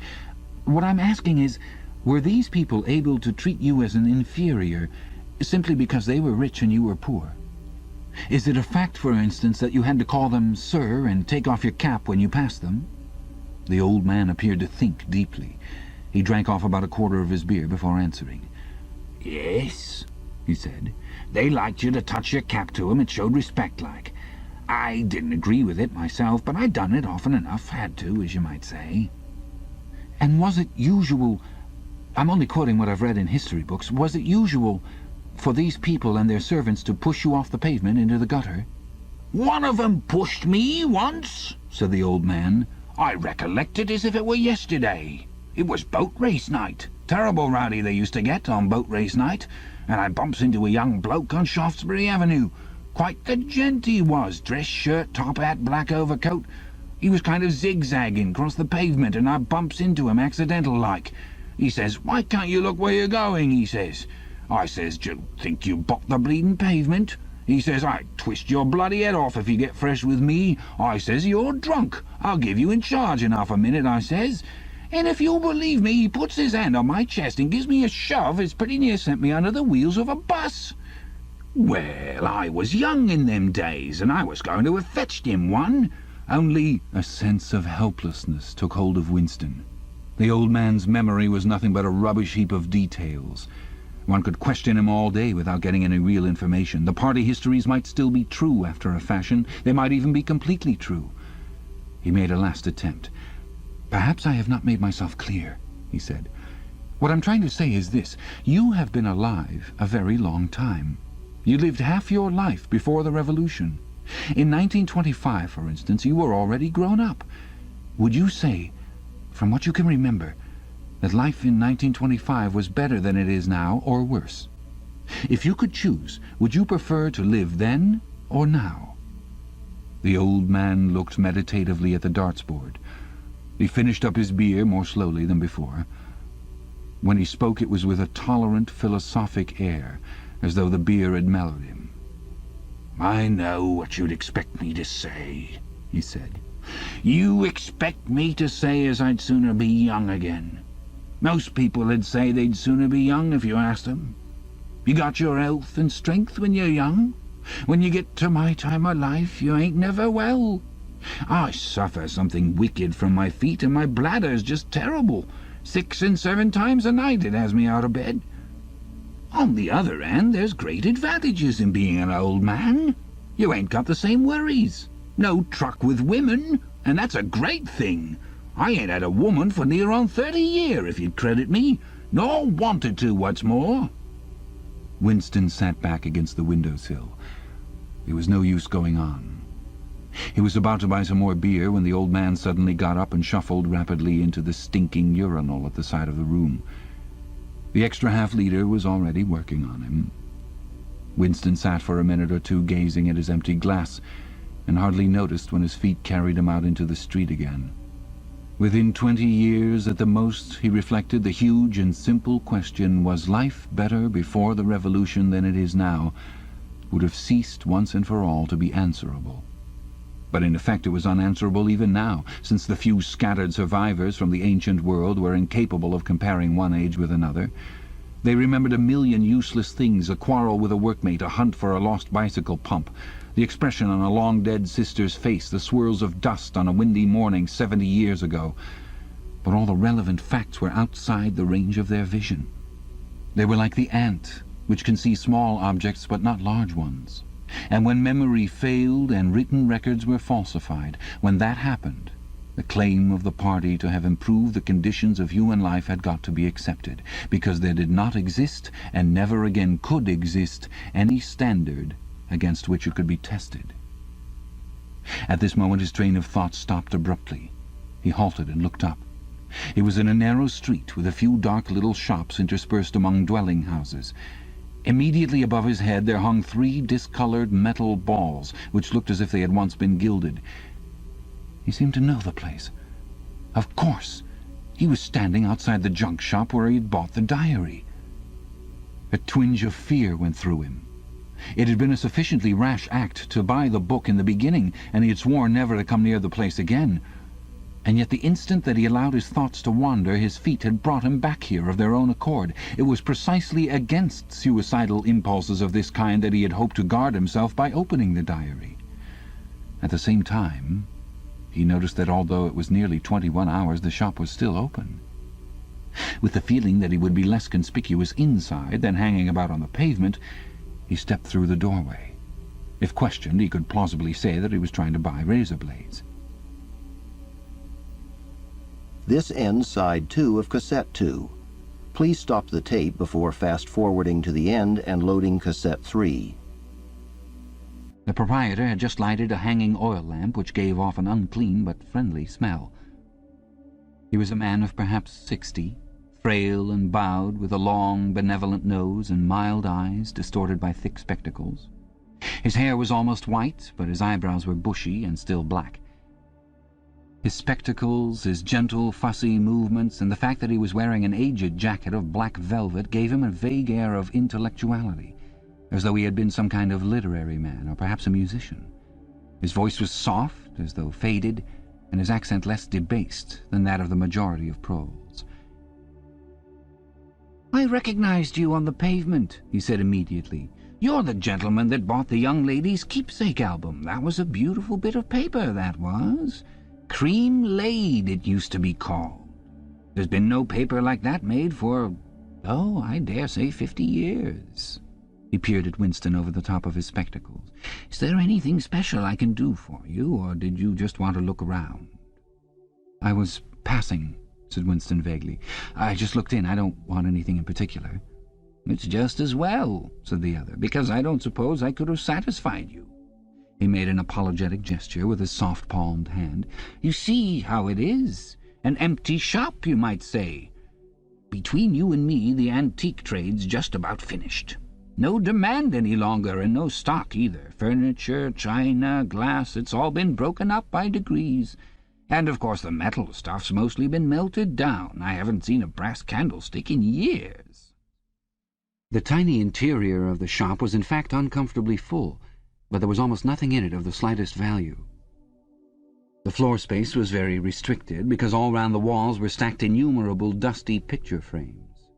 In the window there were trays of nuts and bolts, worn-out chisels, penknives with broken blades, tarnished watches that did not even pretend to be in going order, and other miscellaneous rubbish. Only on a small table in the corner was there a litter of odds and ends, lacquered snuff-boxes, agate brooches, and the like, which looked as though they might include something interesting. As Winston wandered toward the table, his eye was caught by a round, smooth thing that gleamed softly in the lamplight, and he picked it up. It was a heavy lump of glass, curved on one side, flat on the other, making almost a hemisphere. There was a peculiar softness, as of rainwater, in both the colour and the texture of the glass. At the heart of it, magnified by the curved surface, there was a strange pink, convoluted object that recalled a rose or a sea anemone. "What is it?" said Winston, fascinated. "That's coral, that is," said the old man. "It must have come from the Indian Ocean. They used to kind of embed it in the glass. That wasn't made less than 100 years ago. More, by the look of it." "It's a beautiful thing," said Winston. "It is a beautiful thing," said the other appreciatively, "but there's not many that'd say so nowadays." He coughed. "Now, if it so happened that you wanted to buy it, that'd cost you $4. I can remember when a thing like that would have fetched £8, and £8 was... Well, I can't work it out, but it was a lot of money. But who cares about genuine antiques nowadays, even the few that's left?" Winston immediately paid over the $4 and slid the coveted thing into his pocket. What appealed to him about it was not so much its beauty, as the air it seemed to possess of belonging to an age quite different from the present one. The soft, rain-watery glass was not like any glass that he had ever seen. The thing was doubly attractive because of its apparent uselessness, though he could guess that it must once have been intended as a paperweight. It was very heavy in his pocket, but fortunately it did not make much of a bulge. It was a queer thing, even a compromising thing, for a party member to have in his possession. Anything old, and for that matter anything beautiful, was always vaguely suspect. The old man had grown noticeably more cheerful after receiving the $4. Winston realized that he would have accepted 3 or even 2. "There's another room upstairs that you might care to take a look at," he said. "There's not much in it, just a few pieces. We'll do with a light if we're going upstairs." He lit another lamp and with bowed back led the way slowly up the steep and worn stairs and along a tiny passage into a room which did not give on the street, but looked out on a cobbled yard and a forest of chimney-pots. Winston noticed that the furniture was still arranged as though the room were meant to be lived in. There was a strip of carpet on the floor, a picture or two on the walls, and a deep, slatternly armchair drawn up to the fireplace. An old-fashioned glass clock with a 12-hour face was ticking away on the mantelpiece. Under the window, and occupying nearly a quarter of the room, was an enormous bed with a mattress still on it. "We lived here till my wife died," said the old man, half apologetically. "I'm selling the furniture off by little and little. Now, that's a beautiful mahogany bed, or at least it would be if you could get the bugs out of it. But I dare say you'd find it a little bit cumbersome." He was holding the lamp high up, so as to illumine the whole room, and in the warm, dim light the place looked curiously inviting. The thought flitted through Winston's mind that it would probably be quite easy to rent the room for a few dollars a week, if he dared to take the risk. It was a wild, impossible notion, to be abandoned as soon as thought of, but the room had awakened in him a sort of nostalgia, a sort of ancestral memory. It seemed to him that he knew exactly what it felt like to sit in a room like this, in an armchair beside an open fire, with your feet in the fender and a kettle on the hob, utterly alone, utterly secure, with nobody watching you, no voice pursuing you, no sound except the singing of the kettle and the friendly ticking of the clock. "There's no telescreen," he could not help murmuring. "Ah," said the old man, "I never had one of those things. Too expensive. And I never seemed to feel the need of it somehow. Now, that's a nice gate-leg table in the corner there, though of course you'd have to put new hinges on it if you wanted to use the flaps." There was a small bookcase in the other corner, and Winston had already gravitated toward it. It contained nothing but rubbish. The hunting down and destruction of books had been done with the same thoroughness in the prole quarters as everywhere else. It was very unlikely that there existed anywhere in Oceania a copy of a book printed earlier than 1960. The old man, still carrying the lamp, was standing in front of a picture in a rosewood frame which hung on the other side of the fireplace, opposite the bed. "Now, if you happen to be interested in old prints at all," he began delicately. Winston came across to examine the picture. It was a steel engraving of an oval building with rectangular windows and a small tower in front. There was a railing running round the building, and at the rear end there was what appeared to be a statue. Winston gazed at it for some moments. It seemed vaguely familiar, though he did not remember the statue. "The frame's fixed to the wall," said the old man, "but I could unscrew it for you, I dare say." "I know that building," said Winston finally. "It's a ruin now. It's in the middle of the street outside the Palace of Justice." "That's right, outside the law courts. It was bombed in... many years ago. It was a church at one time. St. Clement's Dane, its name was." He smiled apologetically, as though conscious of saying something slightly ridiculous, and added, "Oranges and lemons, say the bells of St. Clement's." "What's that?" said Winston. "Oh, oranges and lemons, say the bells of St. Clement's. That was a rhyme we had when I was a little boy. How it goes on I don't remember, but I do know it ended up... Here comes a candle to light you to bed. Here comes a chopper to chop off your head. It was a kind of dance. They held out their arms for you to pass under, and when they came to here comes a chopper to chop off your head, they brought their arms down and caught you. It was just names of churches. All the London churches were in it. All the principal ones, that is." Winston wondered vaguely to what century the church belonged. It was always difficult to determine the age of a London building. Anything large and impressive, if it was reasonably new in appearance, was automatically claimed as having been built since the Revolution, while anything that was obviously of earlier date was ascribed to some dim period called the Middle Ages. The centuries of capitalism were held to have produced nothing of any value. One could not learn history from architecture any more than one could learn it from books. Statues, inscriptions, memorial stones, the names of streets, anything that might throw light upon the past had been systematically altered. "I never knew it had been a church," he said. "There's a lot of them left, really," said the old man, "though they've been put to other uses. Now, how did that rhyme go? I've got it. Oranges and lemons, say the bells of St. Clement's. You owe me 3 farthings, say the bells of St. Martin's." There, now that's as far as I can get. A farthing, that was a small copper coin, looked something like a cent. "Where was St. Martin's?" said Winston. "St. Martin's? Well, that's still standing. It's in Victory Square, alongside the picture gallery. A building with a kind of triangular porch and pillars in front and a big flight of steps." Winston knew the place well. It was a museum used for propaganda displays of various kinds, scale models of rocket bombs and floating fortresses, waxwork tableaus illustrating enemy atrocities and the like. "St. Martin's in the Fields, it used to be called," supplemented the old man, "though I don't recollect any fields anywhere in those parts." Winston did not buy the picture. It would have been an even more incongruous possession than the glass paperweight, and impossible to carry home unless it were taken out of its frame. But he lingered for some minutes more, talking to the man whose name he discovered was not Weeks, as one might have gathered from the inscription over the shop front, but Charrington. Mr. Charrington, it seemed, was a widower, aged 63, and had inhabited this shop for 30 years. Throughout that time he had been intending to alter the name over the window, but had never quite got to the point of doing it. All the while that they were talking, the half-remembered rhyme kept running through Winston's head.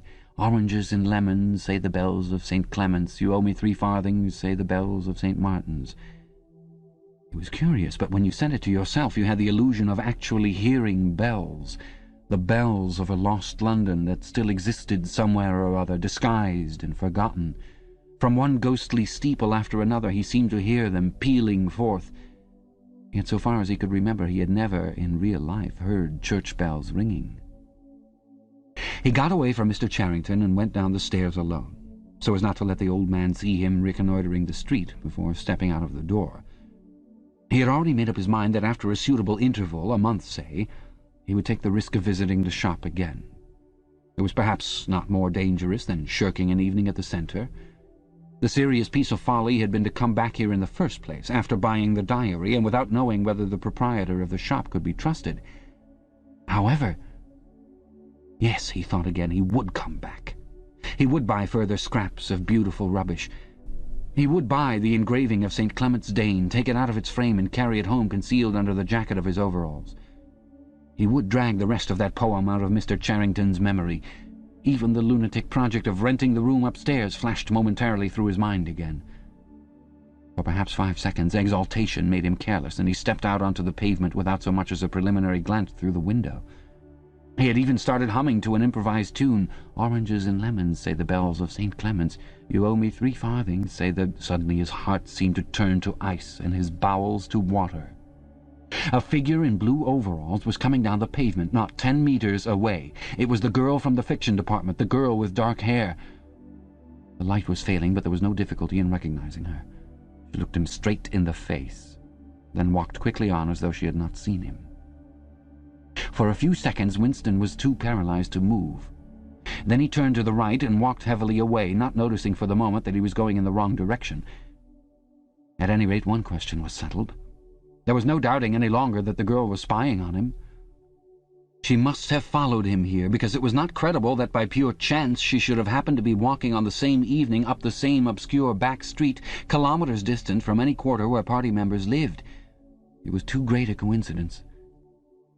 Whether she was really an agent of the thought police or simply an amateur spy actuated by officiousness hardly mattered.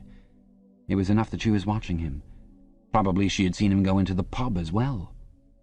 It was an effort to walk.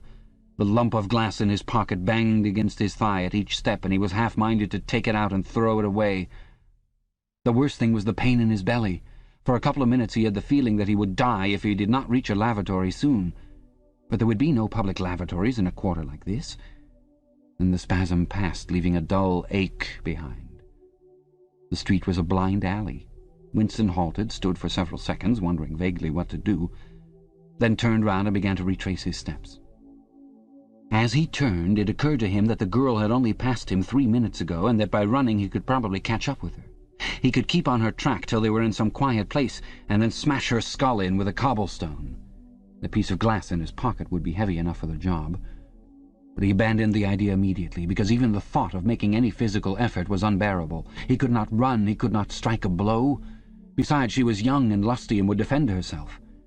He thought also of hurrying to the community centre and staying there till the place closed, so as to establish a partial alibi for the evening. But that too was impossible. A deadly lassitude had taken hold of him. All he wanted was to get home quickly and then sit down and be quiet. It was after 22 hours when he got back to the flat. The lights would be switched off at the main at 23:30. He went into the kitchen and swallowed nearly a teacupful of Victory gin. Then he went to the table in the alcove, sat down and took the diary out of the drawer. But he did not open it at once. From the telescreen a brassy female voice was squalling a patriotic song. He sat staring at the marbled cover of the book, trying without success to shut the voice out of his consciousness. It was at night that they came for you. Always at night. The proper thing was to kill yourself before they got you. Undoubtedly some people did so. Many of the disappearances were actually suicides. But it needed desperate courage to kill yourself in a world where firearms or any quick and certain poison were completely unprocurable.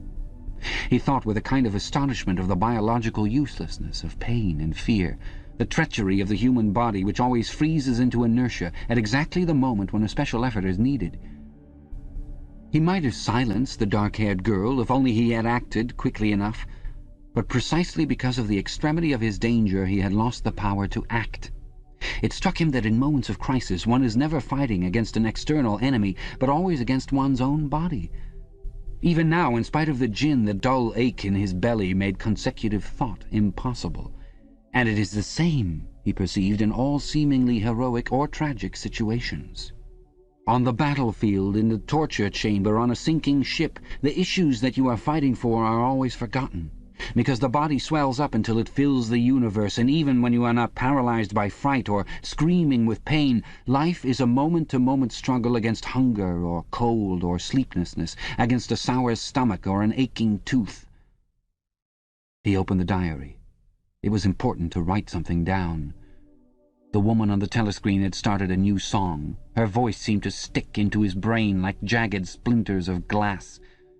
He tried to think of O'Brien, for whom or to whom the diary was written, but instead he began thinking of the thing that would happen to him after the thought police took him away. It would not matter if they killed you at once. To be killed was what you expected. But before death nobody spoke of such things, yet everybody knew of them. There was the routine of confession that had to be gone through, the grovelling on the floor and screaming for mercy, the crack of broken bones, the smashed teeth and bloody clots of hair. Why did you have to endure it, since the end was always the same? Why was it not possible to cut a few days or weeks out of your life? Nobody ever escaped detection, and nobody ever failed to confess. When once you had succumbed to thought crime, it was certain that by a given date you would be dead. Why then did that horror which altered nothing have to lie embedded in future time? He tried, with a little more success than before, to summon up the image of O'Brien. "We shall meet in the place where there is no darkness," O'Brien had said to him. He knew what it meant, or thought he knew. The place where there is no darkness was the imagined future, which one would never see, but which, by foreknowledge, one could mystically share in. But with the voice from the telescreen nagging at his ears, he could not follow the train of thought further. He put a cigarette in his mouth. Half the tobacco promptly fell out onto his tongue, a bitter dust which was difficult to spit out again. The face of Big Brother swam into his mind, displacing that of O'Brien. Just as he had done a few days earlier, he slid a coin out of his pocket and looked at it. The face gazed up at him, heavy, calm, protecting. But what kind of smile was hidden beneath the dark mustache? Like a leaden knell, the words came back at him. War is peace. Freedom is slavery. Ignorance is strength. Part 2. It was the middle of the morning, and Winston had left his cubicle to go to the lavatory. A solitary figure was coming toward him from the other end of the long, brightly lit corridor. It was the girl with dark hair. 4 days had gone past since the evening when he had run into her outside the junk shop. As she came nearer, he saw that her right arm was in a sling, not noticeable at a distance because it was of the same color as her overalls. Probably she had crushed her hand while swinging round one of the big kaleidoscopes on which the plots of novels were roughed in. It was a common accident in the fiction department. They were perhaps 4 meters apart when the girl stumbled and fell almost flat on her face. A sharp cry of pain was wrung out of her. She must have fallen right on the injured arm. Winston stopped short. The girl had risen to her knees. Her face had turned a milky yellow color against which her mouth stood out redder than ever. Her eyes were fixed on his with an appealing expression that looked more like fear than pain. A curious emotion stirred in Winston's heart. In front of him was an enemy who was trying to kill him. In front of him also was a human creature, in pain and perhaps with a broken bone. Already he had instinctively started forward to help her. In the moment when he had seen her fall on the bandaged arm, it had been as though he felt the pain in his own body. "You're hurt?" he said. "It's nothing. My arm. It'll be all right in a second." She spoke as though her heart were fluttering. She had certainly turned very pale. "You haven't broken anything?" "No, I'm all right.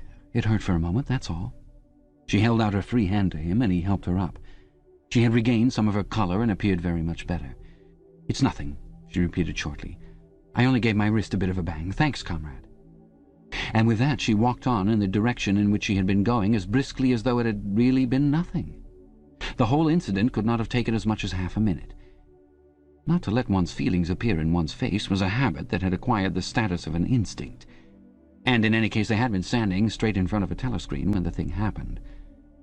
Nevertheless, it had been very difficult not to betray a momentary surprise, for in the 2 or 3 seconds while he was helping her up, the girl had slipped something into his hand. There was no question that she had done it intentionally. It was something small and flat. As he passed through the lavatory door, he transferred it to his pocket and felt it with the tips of his fingers. It was a scrap of paper folded into a square. While he stood at the urinal, he managed, with a little more fingering, to get it unfolded. Obviously there must be a message of some kind written on it. For a moment he was tempted to take it into one of the water closets and read it at once. But that would be shocking folly, as he well knew. There was no place where you could be more certain that the telescreens were watched continuously.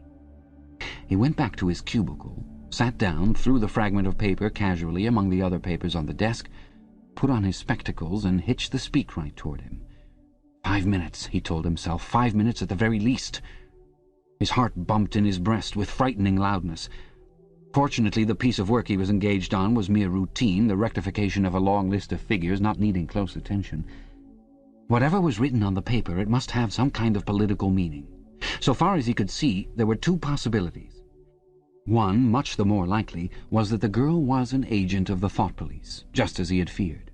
He did not know why the thought police should choose to deliver their messages in such a fashion, but perhaps they had their reasons. The thing that was written on the paper might be a threat, a summons, an order to commit suicide, a trap of some description. But there was another, wilder possibility that kept raising its head, though he tried vainly to suppress it. This was that the message did not come from the thought police at all, but from some kind of underground organization. Perhaps the Brotherhood existed after all. Perhaps the girl was part of it. No doubt the idea was absurd, but it had sprung into his mind in the very instant of feeling the scrap of paper in his hand. It was not till a couple of minutes later that the other, more probable explanation had occurred to him. And even now, though his intellect told him that the message probably meant death, still that was not what he believed.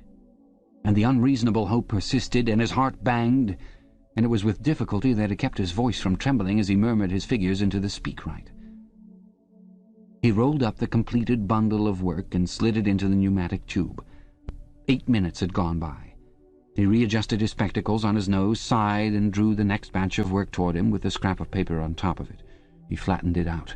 On it was written in large, unformed handwriting, "I love you." For several seconds he was too stunned even to throw the incriminating thing into the memory hole. When he did so, although he knew very well the danger of showing too much interest, he could not resist reading it once again, just to make sure that the words were really there. For the rest of the morning it was very difficult to work. What was even worse than having to focus his mind on a series of niggling jobs was the need to conceal his agitation from the telescreen. He felt as though a fire were burning in his belly. Lunch in the hot, crowded, noise-filled canteen was torment. He had hoped to be alone for a little while during the lunch hour, but as bad luck would have it, the imbecile Parsons flopped down beside him, the tang of his sweat almost defeating the tinny smell of stew, and kept up a stream of talk about the preparations for Hate Week. He was particularly enthusiastic about a papier-mâché model of Big Brother's head 2 meters wide, which was being made for the occasion by his daughter's troop of spies. The irritating thing was that in the racket of voices, Winston could hardly hear what Parsons was saying, and was constantly having to ask for some fatuous remark to be repeated. Just once he caught a glimpse of the girl, at a table with two other girls at the far end of the room. She appeared not to have seen him, and he did not look in that direction again. The afternoon was more bearable. Immediately after lunch there arrived a delicate, difficult piece of work, which would take several hours and necessitated putting everything else aside. It consisted in falsifying a series of production reports of 2 years ago in such a way as to cast discredit on a prominent member of the inner party who was now under a cloud. This was the kind of thing that Winston was good at, and for more than 2 hours he succeeded in shutting the girl out of his mind altogether. Then the memory of her face came back, and with it a raging, intolerable desire to be alone. Until he could be alone, it was impossible to think this new development out. Tonight was one of his nights at the community centre. He wolfed another tasteless meal in the canteen, hurried off to the centre, took part in the solemn foolery of a discussion group, played 2 games of table tennis, swallowed several glasses of gin, and sat for half an hour through a lecture entitled Ingsoc in Relation to Chess. His soul writhed with boredom, but for once he had had no impulse to shirk his evening at the centre. At the sight of the words, "I love you," the desire to stay alive had welled up in him, and the taking of minor risks suddenly seemed stupid. It was not till 23 hours, when he was home and in bed, and in the darkness where you were safe even from the telescreen so long as you kept silent, that he was able to think continuously. It was a physical problem that had to be solved: how to get in touch with the girl and arrange a meeting. He did not consider any longer the possibility that she might be laying some kind of trap for him. He knew that it was not so because of her unmistakable agitation when she handed him the note. Obviously she had been frightened out of her wits, as well she might be. Nor did the idea of refusing her advances even cross his mind. Only 5 nights ago he had contemplated smashing her skull in with a cobblestone, but that was of no importance.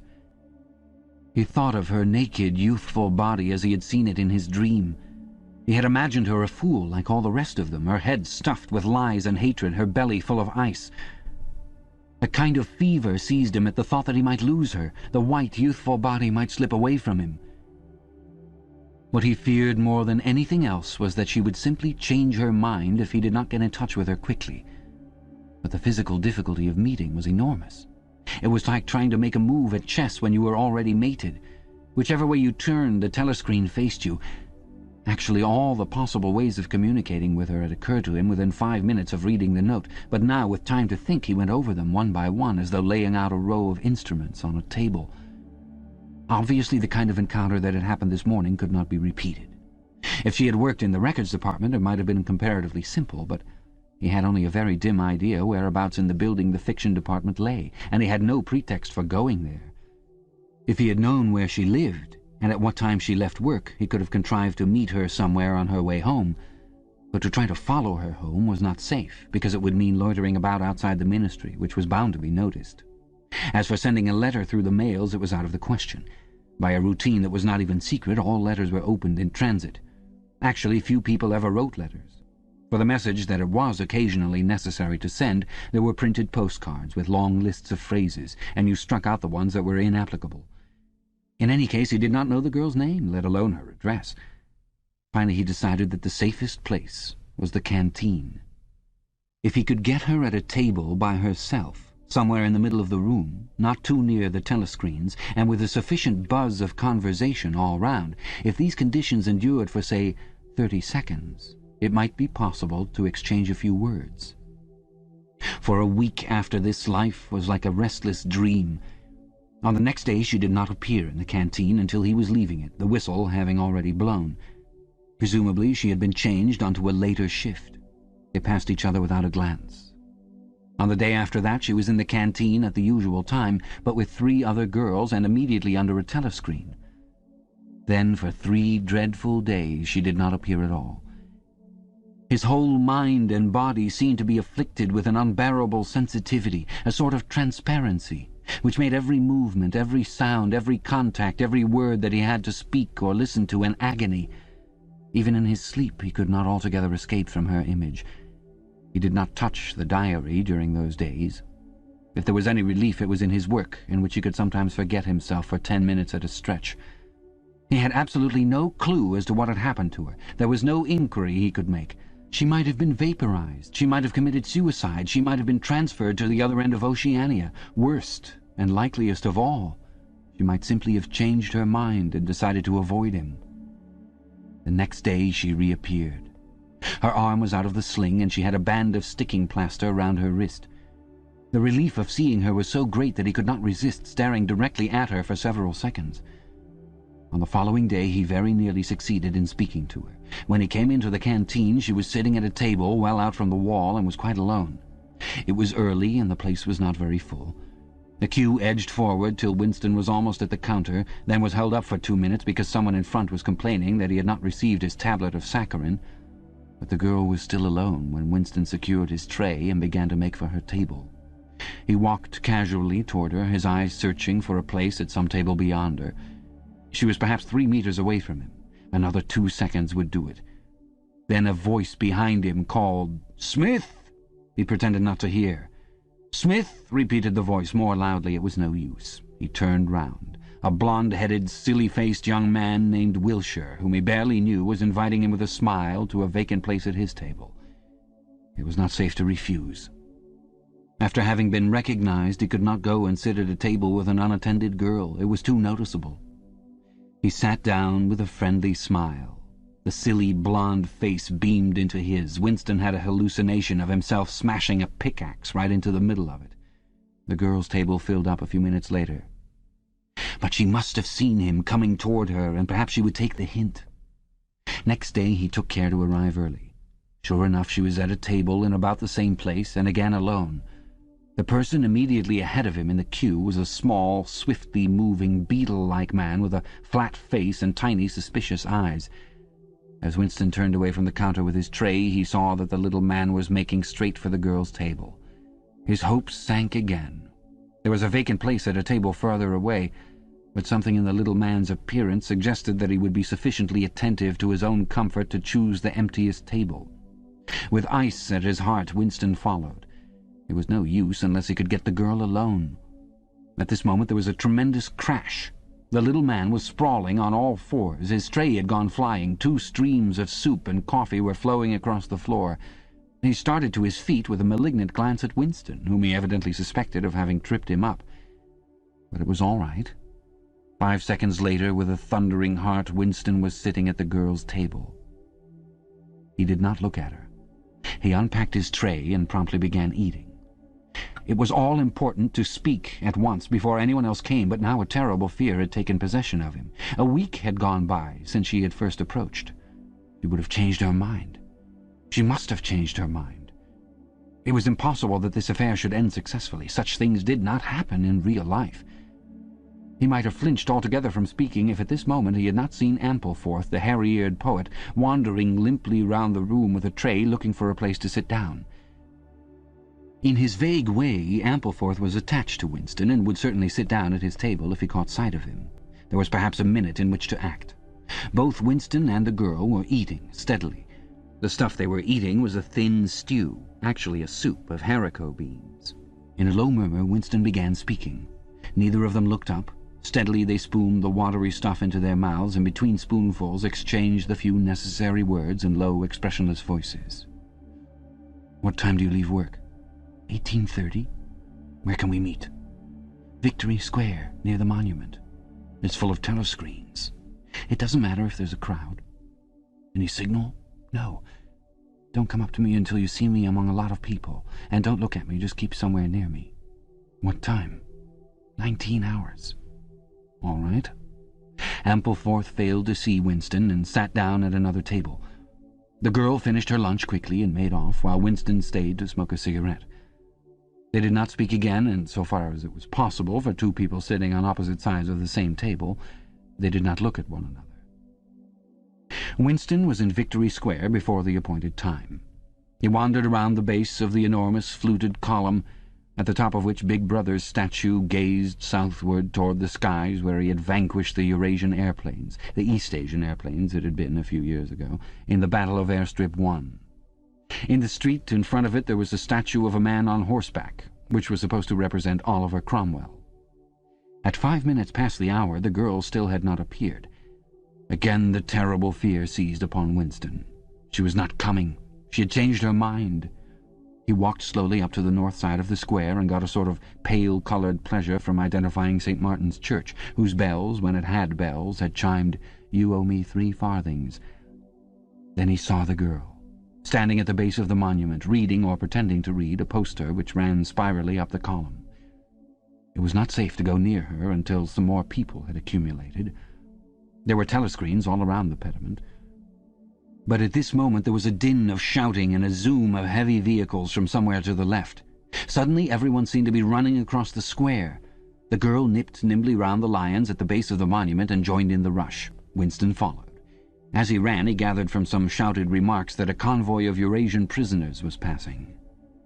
Already a dense mass of people was blocking the south side of the square.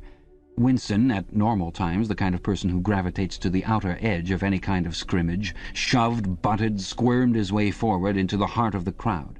Soon he was within arm's length of the girl, but the way was blocked by an enormous prole and an almost equally enormous woman, presumably his wife, who seemed to form an impenetrable wall of flesh. Winston wriggled himself sideways and with a violent lunge managed to drive his shoulder between them. For a moment it felt as though his entrails were being ground to pulp between the 2 muscular hips. Then he had broken through, sweating a little. He was next to the girl. They were shoulder to shoulder, both staring fixedly in front of them. A long line of trucks with wooden-faced guards armed with submachine guns standing upright in each corner was passing slowly down the street. In the trucks, little yellow men in shabby greenish uniforms were squatting, jammed close together. Their sad Mongolian faces gazed out over the sides of the trucks, utterly incurious. Occasionally, when a truck jolted, there was a clank-clank of metal. All the prisoners were wearing leg irons. Truckload after truckload of the sad faces passed. Winston knew they were there, but he saw them only intermittently. The girl's shoulder and her right arm down to the elbow were pressed against his. Her cheek was almost near enough for him to feel its warmth. She had immediately taken charge of the situation, just as she had done in the canteen. She began speaking in the same expressionless voice as before, with lips barely moving, a mere murmur easily drowned by the din of voices and the rumbling of the trucks. "Can you hear me?" "Yes." "Can you get Sunday afternoon off?" "Yes." "Then listen carefully. You'll have to remember this. Go to Paddington Station." With a sort of military precision that astonished him, she outlined the route that he was to follow. A half-hour railway journey, turn left outside the station, 2 kilometres along the road, a gate with the top bar missing, a path across a field, a grass-grown lane, a track between bushes, a dead tree with moss on it. It was as though she had a map inside of her head. "Can you remember all that?" she murmured finally. "Yes."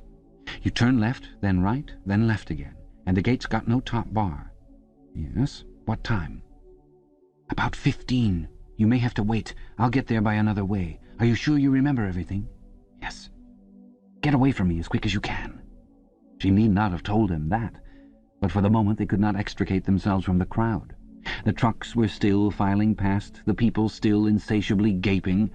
At the start there had been a few boos and hisses, but it came only from the party members among the crowd and had soon stopped. The prevailing emotion was simply curiosity. Foreigners, whether from Eurasia or from East Asia, were a kind of strange animal. One literally never saw them, except in the guise of prisoners, and even as prisoners one never got more than a momentary glimpse of them. Nor did one know what became of them. Apart from the few who were hanged as war criminals, the others simply vanished, presumably into forced labor camps. The round Mongol faces had given way to faces of a more European type, dirty, bearded, and exhausted. From over scrubby cheekbones, eyes looked into Winston, sometimes with strange intensity, and flashed away again. The convoy was drawing to an end. In the last truck he could see an aged man, his face a mass of grizzled hair, standing upright with wrists crossed in front of him as though he were used to having them bound together. It was almost time for Winston and the girl to part. But at the last moment, while the crowd still hemmed them in, her hand felt for his and gave it a fleeting squeeze. Could not have been 10 seconds, and yet it seemed a long time that their hands were clasped together. He had time to learn every detail of her hand. He explored the long fingers, the shapely nails, the work-hardened palm with its row of calluses, the smooth flesh under the wrist. Merely from feeling it he would have known it by sight. In the same instant it occurred to him that he did not know what colour the girl's eyes were. They were probably brown, but people with dark hair sometimes had blue eyes. To turn his head and look at her would have been inconceivable folly. With hands locked together, invisible among the press of bodies, they stared steadily in front of them, and instead of the eyes of the girl, the eyes of the aged prisoner gazed mournfully at Winston out of nests of hair. Chapter 2. Winston picked his way up the lane through dappled light and shade, stepping out into pools of gold whenever the boughs parted. Under the trees to the left of them the ground was misty with bluebells. The air seemed to kiss one's skin. It was the 2nd of May. From somewhere deeper in the heart of the wood came the droning of ringdoves. He was a bit early. There had been no difficulties about the journey, and the girl was so evidently experienced that he was less frightened than he would normally have been. Presumably she could be trusted to find a safe place. In general, you could not assume that you were much safer in the country than in London. There were no telescreens, of course, but there was always the danger of concealed microphones, by which your voice might be picked up and recognized. Besides, it was not easy to make a journey by yourself without attracting attention. For distances of less than 100 kilometers, it was not necessary to get your passport endorsed. But sometimes there were patrols hanging about the railway stations who examined the papers of any party member they found there and asked awkward questions. However, no patrols had appeared, and on the walk from the station he had made sure by cautious backward glances that he was not being followed. The train was full of proles, in holiday mood because of the summery weather. The wooden-seated carriage in which he travelled was filled to overflowing by a single enormous family ranging from a toothless great-grandmother to a month-old baby, going out to spend an afternoon with in-laws in the country, and, as they freely explained to Winston, to get hold of a little black-market butter. The lane widened, and in a minute he came to the footpath she had told him of, a mere cattle track which plunged between the bushes. He had no watch, but it could not be 15 yet. The bluebells were so thick underfoot that it was impossible not to tread on them. He knelt down and began picking some, partly to pass the time away, but also from a vague idea that he would like to have a bunch of flowers to offer to the girl when they met.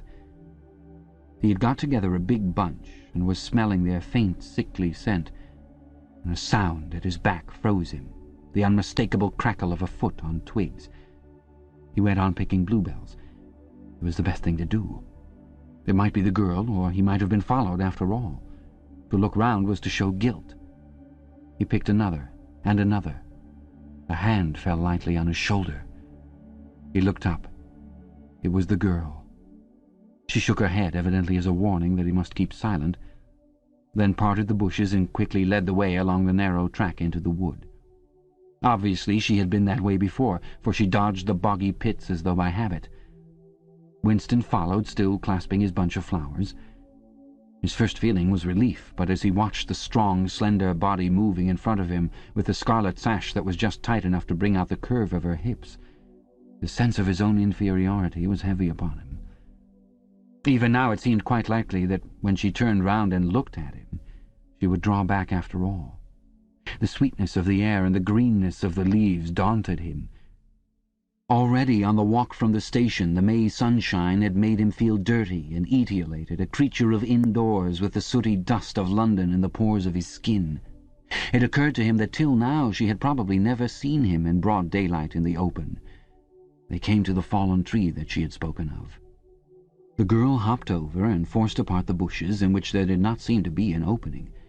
When Winston followed her, he found that they were in a natural clearing, a tiny, grassy knoll surrounded by tall saplings that shut it in completely. The girl stopped and turned. "Here we are," she said. He was facing her at several paces' distance. As yet he did not dare move nearer to her.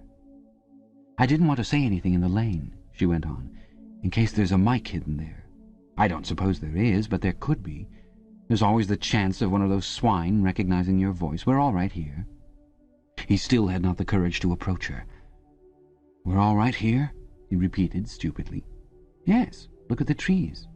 They were small ashes, which at some time had been cut down and had sprouted up again into a forest of poles, none of them thicker than one's wrist.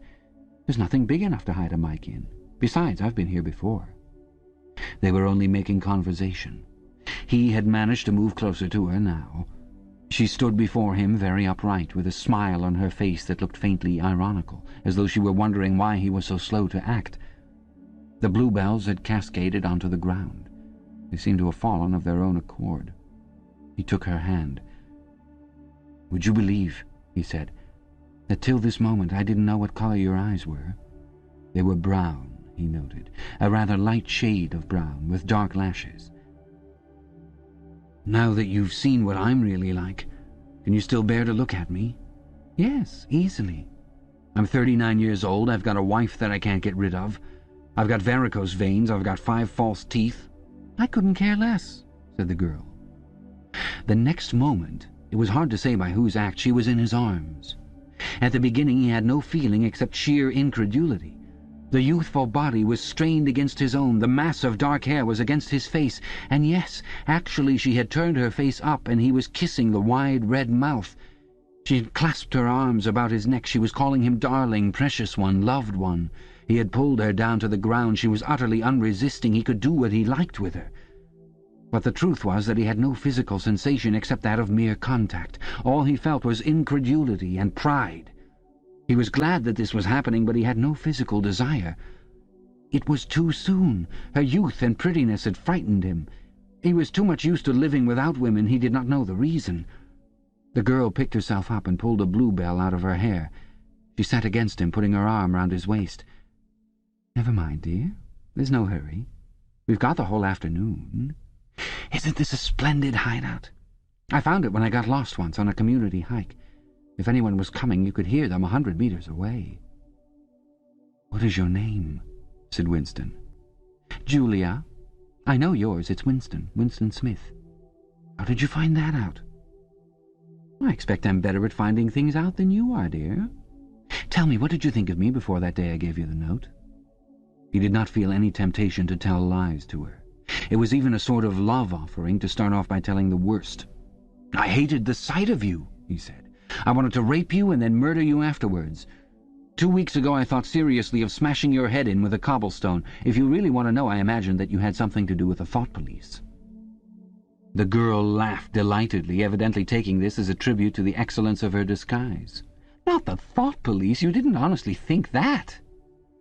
"Well, perhaps not exactly that. But from your general appearance, merely because you're young and fresh and healthy, you understand, I thought that probably you thought I was a good party member, pure in word and deed. Banners, processions, slogans, games, community hikes, all that stuff. And you thought that if I had a quarter of a chance, I'd denounce you as a thought criminal and get you killed off?" "Yes, something of that kind. A great many young girls are like that, you know." "It's this bloody thing that does it," she said, ripping off the scarlet sash of the Junior Anti-Sex League and flinging it onto a bough. Then, as though touching her waist had reminded her of something, she felt in the pocket of her overalls and produced a small slab of chocolate. She broke it in half and gave one of the pieces to Winston. Even before he had taken it, he knew by the smell that it was very unusual chocolate. It was dark and shiny and was wrapped in silver paper. Chocolate normally was dull, brown, crumbly stuff that tasted, as nearly as one could describe it, like the smoke of a rubbish fire. But at some time or another he had tasted chocolate like the piece she had given him. The first whiff of its scent had stirred up some memory which he could not pin down, but which was powerful and troubling. "Where did you get this stuff?" he said. "Black market," she said indifferently. "Actually, I am that sort of girl to look at. I'm good at games, I was a troop leader in the Spies. I do voluntary work 3 evenings a week for the Junior Anti-Sex League. Hours and hours I've spent pasting their bloody rot all over London. I always carry one end of a banner in the processions. I always look cheerful, and I never shirk anything. Always yell with the crowd, that's what I say. It's the only way to be safe." The first fragment of chocolate had melted on Winston's tongue. The taste was delightful. But there was still that memory moving round the edges of his consciousness, something strongly felt but not reducible to definite shape, like an object seen out of the corner of one's eye. He pushed it away from him, aware only that it was the memory of some action which he would have liked to undo but could not. "You are very young," he said. "You are 10 or 15 years younger than I am. What could you see to attract you in a man like me?" "It was something in your face. I thought I'd take a chance. I'm good at spotting people who don't belong. As soon as I saw you, I knew you were against them. Them, it appeared, meant the party, and above all the inner party, about whom she talked with an open, jeering hatred which made Winston feel uneasy, although he knew that they were safe here if they could be safe anywhere. A thing that astonished him about her was the coarseness of her language. Party members were supposed not to swear, and Winston himself very seldom did swear, aloud at any rate. Julia, however, seemed unable to mention the party, and especially the inner party, without using the kind of words that you saw chalked up in dripping alleyways. He did not dislike it. It was merely one symptom of her revolt against the party in all its ways, and somehow it seemed natural and healthy, like the sneeze of a horse that smells bad hay. They had left the clearing and were wandering again through the checkered shade with their arms round each other's waists whenever it was wide enough to walk two abreast. He noticed how much softer her waist seemed to feel now that the sash was gone. They did not speak above a whisper. Outside the clearing, Julia said it was better to go quietly. Presently they had reached the edge of the little wood. She stopped him. "Don't go out into the open. There might be someone watching. We're all right if we keep behind the boughs." They were standing in the shade of hazel bushes. The sunlight, filtering through innumerable leaves, was still hot on their faces. Winston looked out into the field beyond and underwent a curious, slow shock of recognition. He knew it by sight. An old, close-bitten pasture with a footpath wandering across it and a molehill here and there. In the ragged edge on the opposite side, the boughs of the elm trees swayed just perceptibly in the breeze, and their leaves stirred faintly in dense masses like women's hair. Surely somewhere nearby, but out of sight, there must be a stream with green pools where dace were swimming. "Isn't there a stream somewhere near here?" he whispered. "That's right, there is a stream. It's at the edge of the next field, actually. There are fish in it, great big ones. You can watch them lying in the pools under the willow trees, waving their tails." "It's the golden country, almost," he murmured. "The golden country? Oh, it's nothing really, a landscape I've seen sometimes in a dream." "Look!" whispered Julia. A thrush had alighted on a bough not 5 meters away, almost at the level of their faces. Perhaps they had not seen them. It was in the sun, they in the shade. It spread out its wings, fitted them carefully into place again, ducked its head for a moment as though making a sort of obeisance to the sun, and then began to pour forth a torrent of song. In the afternoon hush, the volume of sound was startling. Winston and Julia clung together, fascinated. The music went on, minute after minute, with astonishing variations, never once repeating itself, almost as though the bird were deliberately showing off its virtuosity. Sometimes it stopped for a few seconds, spread out and resettled its wings, then swelled its speckled breast and again burst into song. Winston watched it with a sort of vague reverence. For whom, for what was that bird singing? No mate, no rival was watching it. What made it sit at the edge of the lonely wood and pour its music into nothingness? He wondered whether after all there was a microphone hidden somewhere near. He and Julia had only spoken in low whispers, and it would not pick up what they had said, but it would pick up the thrush. Perhaps at the other end of the instrument some small beetle-like man was listening intently, listening to that. But by degrees the flood of music drove all speculations out of his mind. It was as though it were a kind of liquid stuff that poured all over him and got mixed up with the sunlight that filtered through the leaves. He stopped thinking and merely felt. The girl's waist in the bend of his arm was soft and warm. He pulled her round so that they were breast to breast. Her body seemed to melt into his. Wherever his hands moved, it was all as yielding as water. Their mouths clung together. It was quite different from the hard kisses they had exchanged earlier. When they moved their faces apart again, both of them sighed deeply. The bird took fright and fled with a clatter of wings. Winston put his lips against her ear. "Now," he whispered. "Not here," she whispered back. "Come back to the hideout. It's safer." Quickly, with an occasional crackle of twigs, they threaded their way back to the clearing. When they were once inside the ring of saplings, she turned and faced him. They were both breathing fast, but the smile had reappeared round the corners of her mouth. She stood looking at him for an instant, then felt at the zipper of her overalls. And yes, it was almost as in his dream. Almost as swiftly as he had imagined it, she had torn her clothes off, and when she flung them aside it was with that same magnificent gesture by which a whole civilization seemed to be annihilated. Her body gleamed white in the sun. But for a moment he did not look at her body. His eyes were anchored by the freckled face with its faint, bold smile. He knelt down before her and took her hands in his. "Have you done this before?" "Of course. Hundreds of times. Well, scores of times, anyway." "With party members?" "Yes, always with party members." "With members of the inner party?" "Not with those swine, no. But there's plenty that would, if they got half a chance. They're not so holy as they make out." His heart leapt. Scores of times she had done it. He wished it had been hundreds, thousands. Anything that hinted at corruption always filled him with a wild hope. Who knew? Perhaps the party was rotten under the surface, its cult of strenuousness and self-denial simply a sham concealing iniquity. If he could have infected the whole lot of them with leprosy or syphilis, how gladly he would have done so. Anything to rot, to weaken, to undermine. He pulled her down so that they were kneeling face to face. "Listen, the more men you've had, the more I love you. Do you understand that?" "Yes, perfectly. I hate purity. I hate goodness. I don't want any virtue to exist anywhere. I want everyone to be corrupt to the bones."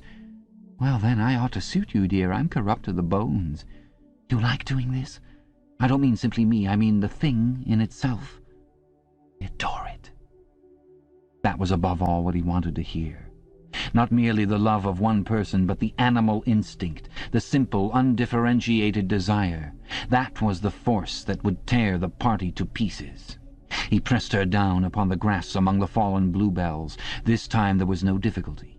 Presently the rising and falling of their breasts slowed to normal speed, and in a sort of pleasant helplessness they fell apart. The sun seemed to have grown hotter. They were both sleepy. He reached out for the discarded overalls and pulled them partly over. Almost immediately they fell asleep and slept for about half an hour. Winston woke first. He sat and watched the freckled face, still peacefully asleep, pillowed on the palm of her hand. Except for her mouth, you could not call her beautiful.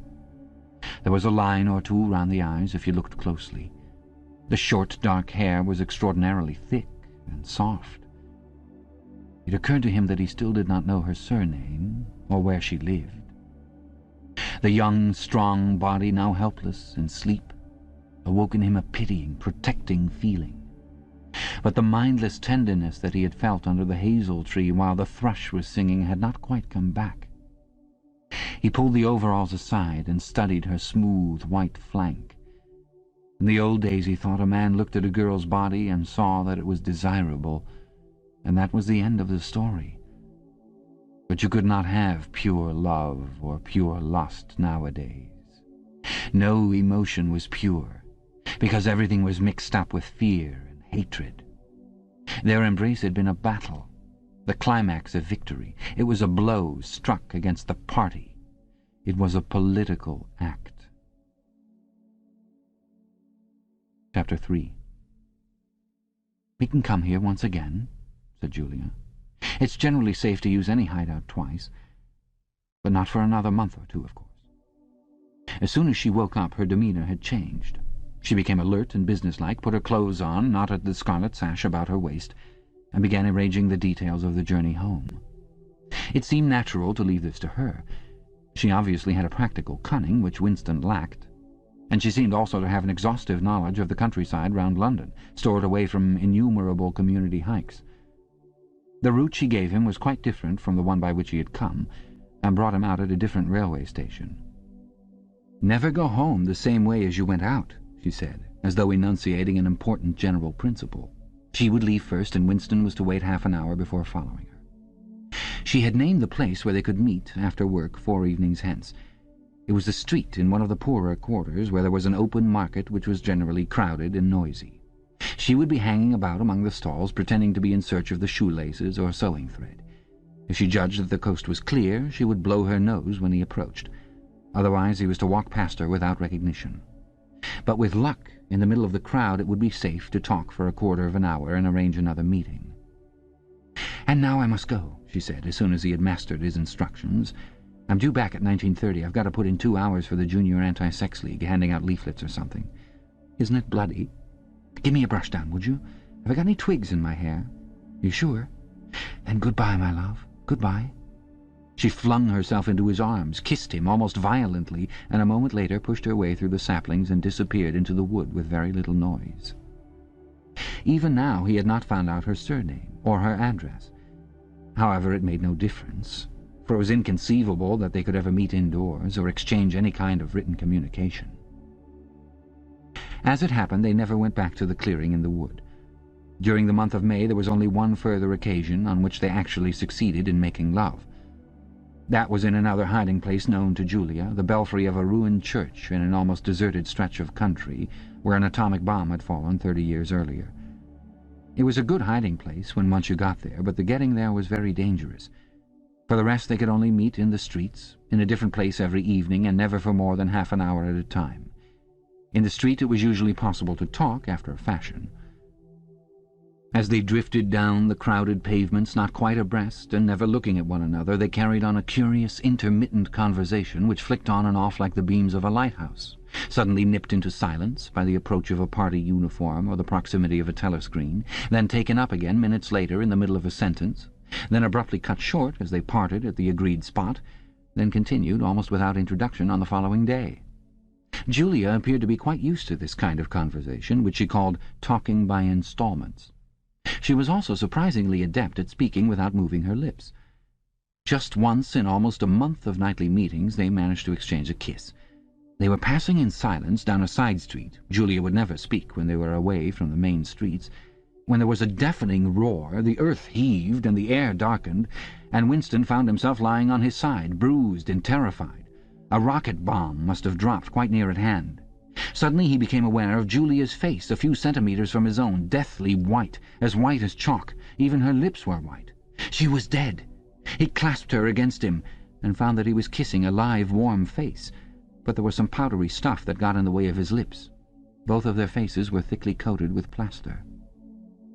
There were evenings when they reached their rendezvous and then had to walk past one another without a sign because a patrol had just come around the corner or a helicopter was hovering overhead.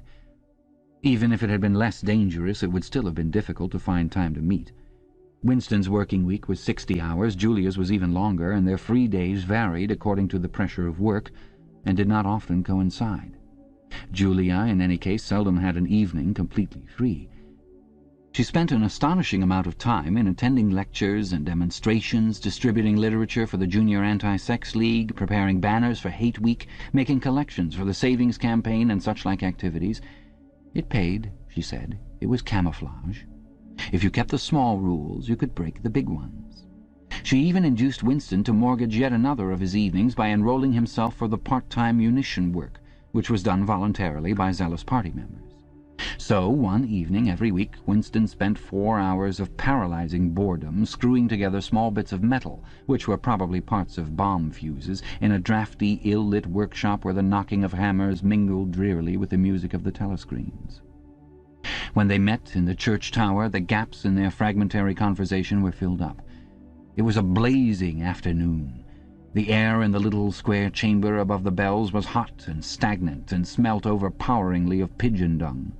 They sat talking for hours on the dusty, twig-littered floor, one or other of them getting up from time to cast a glance through the narrow slits and make sure that no one was coming. Julia was 26 years old. She lived in a hostel with 30 other girls, always in the stink of women. "How I hate women," she said, parenthetically, and she worked, as he had guessed, on the novel-writing machines in the fiction department. She enjoyed her work, which consisted chiefly in running and servicing a powerful but tricky electric motor. She was, she said, not clever, but was fond of using her hands and felt at home with machinery. She could describe the whole process of composing a novel, from the general directive issued by the planning committee down to the final touching up by the rewrite squad. But she was not interested in the finished product. She didn't much care for reading, she said. Books were just a commodity that had to be produced, like jam or bootlaces. She had no memories of anything before the early 60s, and the only person she had ever known who talked frequently of the days before the Revolution was a grandfather who had disappeared when she was 8. At school she had been captain of the hockey team and had won the gymnastics trophy 2 years running. She had been a troop leader in the Spies and a branch secretary in the Youth League before joining the Junior Anti-Sex League.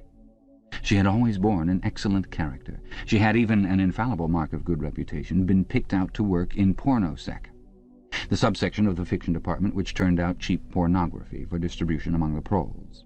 It was nicknamed Muck House by the people who worked in it, she remarked. There she had remained for a year, helping to produce booklets in sealed packets with titles like Spanking Stories or One Night in a Girls' School, to be bought furtively by proletarian youths who were under the impression that they were buying something illegal. "What are these books like?" said Winston curiously. "Oh, ghastly rubbish. They're boring, really. They only have 6 plots, but they swap them around a bit. Of course, I was only on the kaleidoscope, so I was never in the rewrite squad. I'm not literary, dear, not even enough for that." He learned with astonishment that all the workers in pornosec, except the head of the department, were girls. The theory was that men, whose sex instincts were less controllable than those of women, were in greater danger of being corrupted by the filth they handled. "They don't even like having married women there," she added. "Girls are always supposed to be so pure. Here's one who isn't, anyway." She had had her first love affair when she was 16, with a party member of 60, who later committed suicide to avoid arrest. "And a good job, too," said Julia. "Otherwise they'd have had my name out of him when he confessed." Since then there had been various others.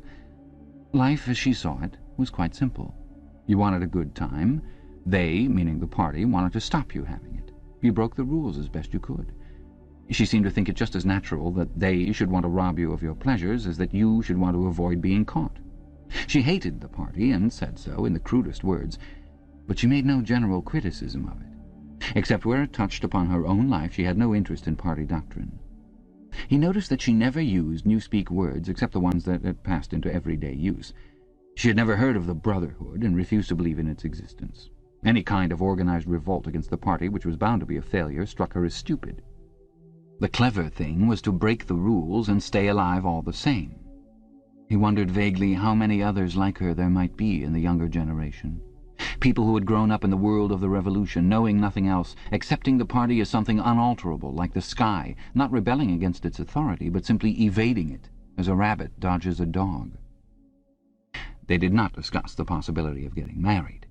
It was too remote to be worth thinking about. No imaginable committee would ever sanction such a marriage, even if Catherine, Winston's wife, could somehow have been got rid of.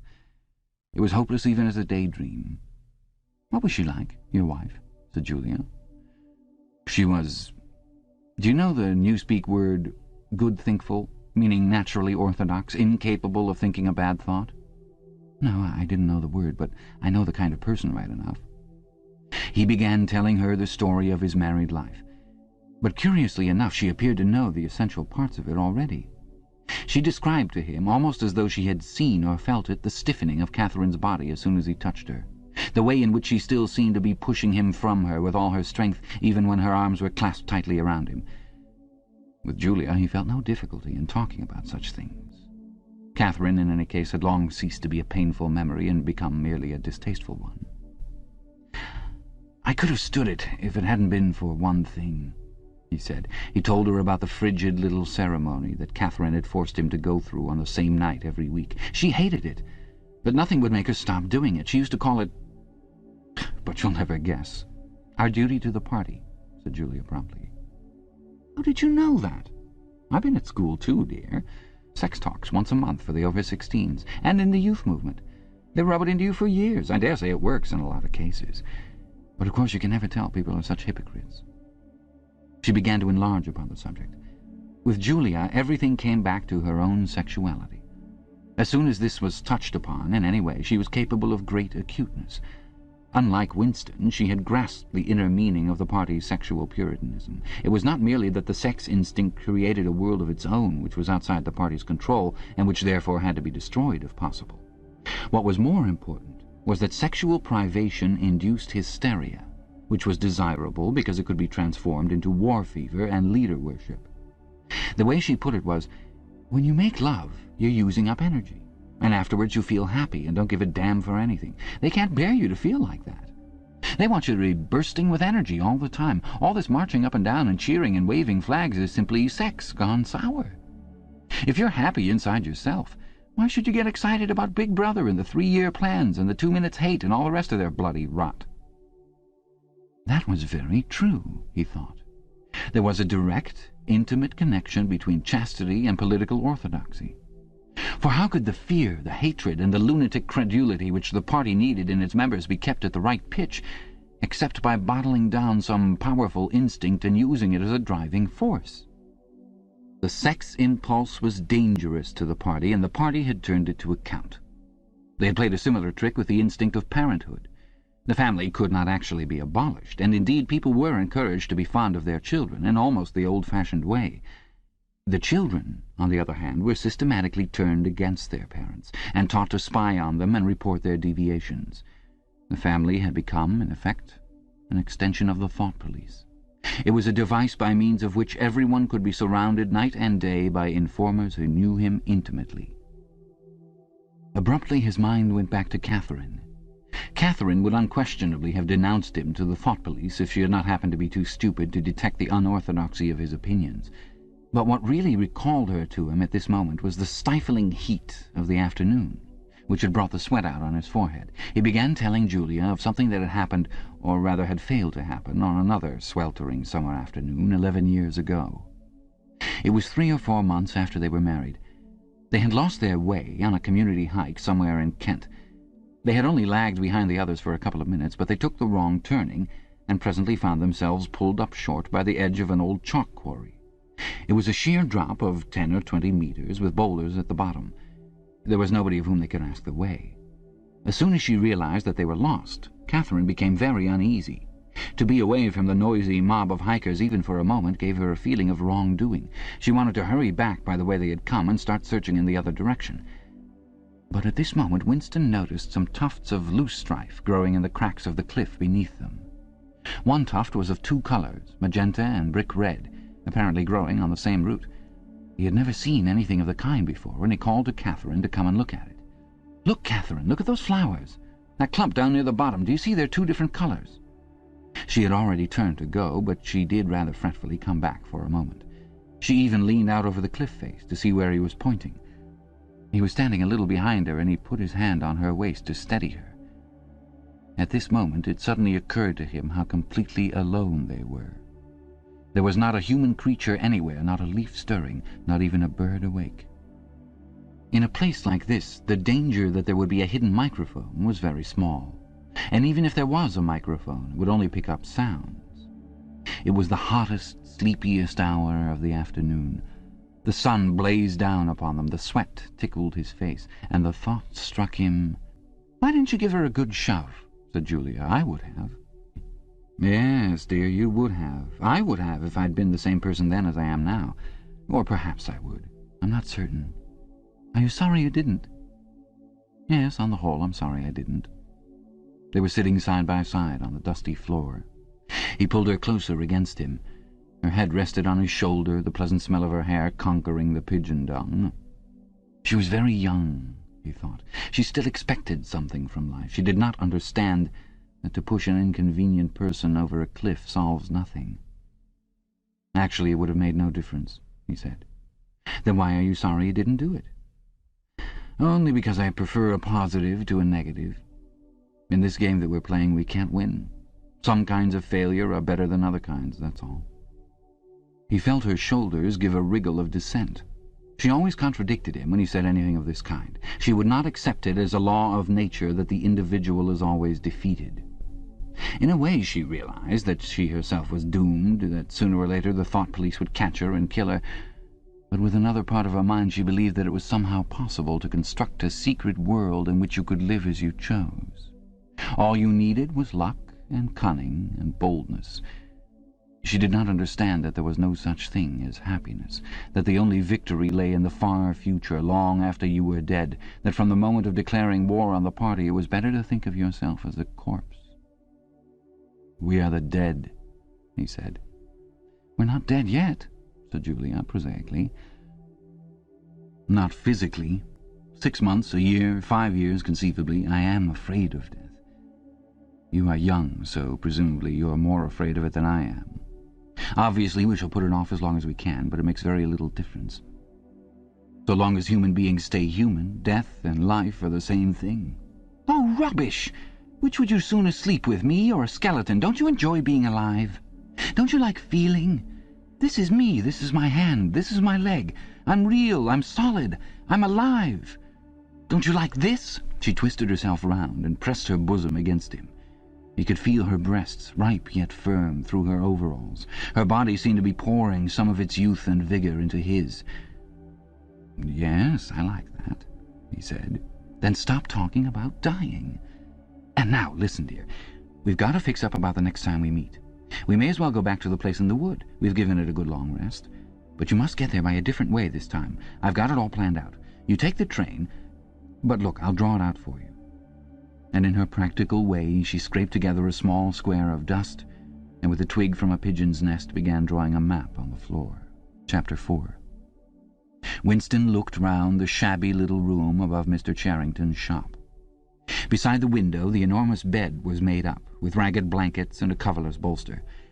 The old-fashioned clock with the 12-hour face was ticking away on the mantelpiece. In the corner, on the gate-leg table, the glass paper weight which he had bought on his last visit gleamed softly out of the half-darkness. In the fender was a battered tin oil stove, a saucepan, and 2 cups, provided by Mr. Charrington. Winston lit the burner and set a pan of water to boil. He had brought an envelope full of Victory coffee and some saccharin tablets. The clock's hand said 7:20. It was 19:20, really. She was coming at 19:30. Folly, folly, his heart kept saying. Conscious, gratuitous, suicidal folly. Of all the crimes that a party member could commit, this one was the least possible to conceal. Actually, the idea had first floated into his head in the form of a vision of the glass paperweight mirrored by the surface of the gate-leg table. As he had foreseen, Mr. Charrington had made no difficulty about letting the room. He was obviously glad of the few dollars that it would bring him. Nor did he seem shocked or become offensively knowing when it was made clear that Winston wanted the room for the purpose of a love affair. Instead, he looked into the middle distance and spoke in generalities with so delicate an air as to give the impression that he had become partly invisible. Privacy, he said, was a very valuable thing. Everyone wanted a place where they could be alone occasionally. And when they had such a place, it was only common courtesy and anyone else who knew of it to keep his knowledge to himself. He even, seeming almost to fade out of existence as he did so, added that there were 2 entries to the house, one of them through the backyard, which gave on an alley. Under the window somebody was singing. Winston peeped out, secure in the protection of the muslin curtain. The June sun was still high in the sky, and in the sun-filled court below a monstrous woman, solid as a Norman pillar, with brawny red forearms and a sacking apron strapped about her middle, was stumping to and fro between a washtub and a clothesline, pegging out a series of square white things which Winston recognized as babies' diapers. Whenever her mouth was not corked with clothes pegs, she was singing in a powerful contralto. It was only an hopeless fancy, it passed like an April dye, but a look and a word and the dreams they stirred, they have stolen my heart away. The tune had been haunting London for weeks past. It was one of countless similar songs published for the benefit of the proles by a subsection of the music department. The words of these songs were composed without any human intervention whatever on an instrument known as a versificator, but the woman sang so tunefully as to turn the dreadful rubbish into an almost pleasant sound. He could hear the woman singing, and the scrape of her shoes on the flagstones, and the cries of the children in the street, and somewhere in the far distance a faint roar of traffic, and yet the room seemed curiously silent, thanks to the absence of a telescreen. Folly, folly, folly, he thought again. It was inconceivable that they could frequent this place for more than a few weeks without being caught. But the temptation of having a hiding place that was truly their own, indoors and near at hand, had been too much for both of them. For some time after their visit to the church belfry, it had been impossible to arrange meetings. Working hours had been drastically increased in anticipation of Hate Week. It was more than a month distant, but the enormous, complex preparations that it entailed were throwing extra work onto everybody. Finally, both of them managed to secure a free afternoon on the same day. They had agreed to go back to the clearing in the wood. On the evening beforehand they met briefly in the street. As usual, Winston hardly looked at Julia as they drifted toward one another in the crowd, but from the short glance he gave her it seemed to him that she was paler than usual. "It's all off," she murmured as soon as she judged it safe to speak. "Tomorrow, I mean." "What?" "Tomorrow afternoon. I can't come." "Why not?" "Oh, the usual reason. It started early this time." For a moment he was violently angry. During the month that he had known her, the nature of his desire for her had changed. At the beginning there had been little true sensuality in it. Their first love-making had been simply an act of the will. But after the second time it was different. The smell of her hair, the taste of her mouth, the feeling of her skin seemed to have got inside him, or into the air all round him. She had become a physical necessity, something that he not only wanted but felt that he had a right to. When she said that she could not come, he had the feeling that she was cheating him. But just at this moment the crowd pressed them together and their hands accidentally met. She gave the tips of his fingers a quick squeeze that seemed to invite not desire, but affection. It struck him that when one lived with a woman, this particular disappointment must be a normal, recurring event, and a deep tenderness, such as he had not felt for her before, suddenly took hold of him.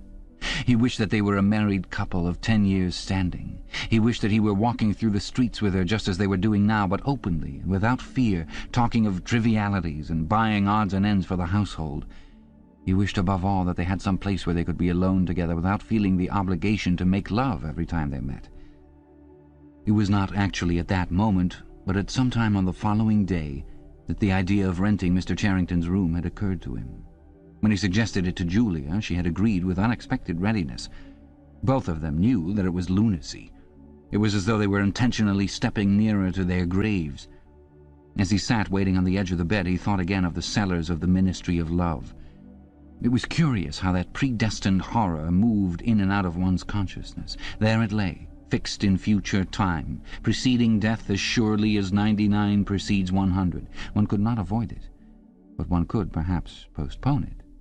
And yet, instead, every now and again, by a conscious, willful act, one chose to shorten the interval before it happened.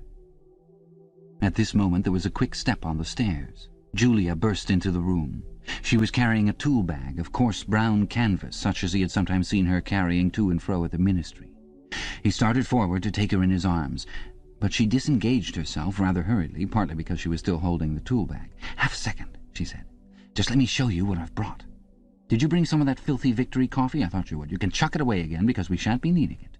Look here." She fell on her knees, threw open the bag, and tumbled out some spanners and a screwdriver that filled the top part of it. Underneath was a number of neat paper packets. The first packet that she passed to Winston had a strange and yet vaguely familiar feeling. It was filled with some kind of heavy, sand-like stuff, which yielded whenever you touched it. "It isn't sugar," he said. "Real sugar, not saccharin, sugar. And here's a loaf of bread, proper white bread, not our bloody stuff, and a little pot of jam. And here's a tin of milk. Look, this is the one I'm really proud of. I had to wrap a bit of sacking around it because—" But she did not need to tell him why she had wrapped it up. The smell was already filling the room, a rich, hot smell which seemed like an emanation from his early childhood, but which one did occasionally meet with even now, blowing down a passageway before a door slammed, or diffusing itself mysteriously in a crowded street, sniffed for an instant, and then lost again. "It's coffee," he murmured. "Real coffee. It's inner-party coffee. There's a whole kilo here," she said. "How did you manage to get hold of all these things? It's all inner-party stuff. There's nothing those swine don't have, nothing. But of course waiters and servants and people pinch things. And look, I got a little packet of tea as well." Winston had squatted down beside her. He tore open a corner of the packet. "It's real tea, not blackberry leaves. There's been a lot of tea about lately. They've captured India or something," she said vaguely. "But listen, dear, I want you to turn your back on me for 3 minutes. Go and sit on the other side of the bed, don't go too near the window, and don't turn round till I tell you." Winston gazed abstractedly through the muslin curtain. Down in the yard the red-armed woman was still marching to and fro between the wash-tub and the line.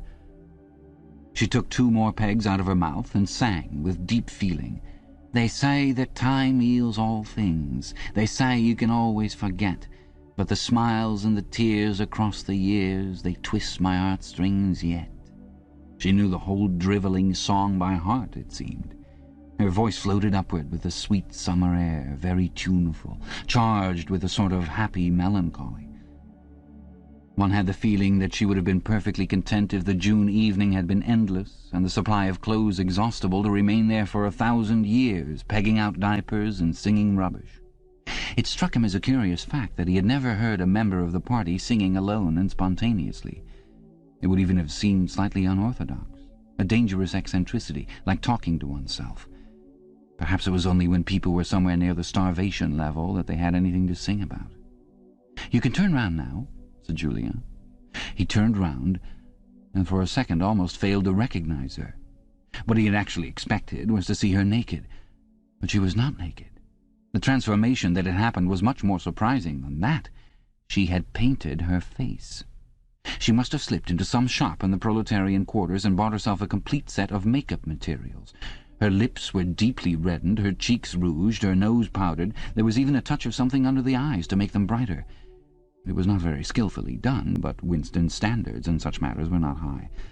He had never before seen or imagined a woman of the party with cosmetics on her face. The improvement in her appearance was startling. With just a few dabs of colour in the right places, she had become not only very much prettier, but above all far more feminine. Her short hair and boyish overalls merely added to the effect. As he took her in his arms, a wave of synthetic violets flooded his nostrils. He remembered the half-darkness of a basement kitchen and a woman's cavernous mouth. It was the very same scent that she had used, but at the moment it did not seem to matter. "Scent, too," he said. "Yes, dear, scent, too. And you know what I'm going to do next? I'm going to get hold of a real woman's frock from somewhere and wear it instead of these bloody trousers. I'll wear silk stockings and high-heeled shoes. In this room I'm going to be a woman, not a party comrade." They flung their clothes off and climbed into the huge mahogany bed. It was the first time that he had stripped himself naked in her presence.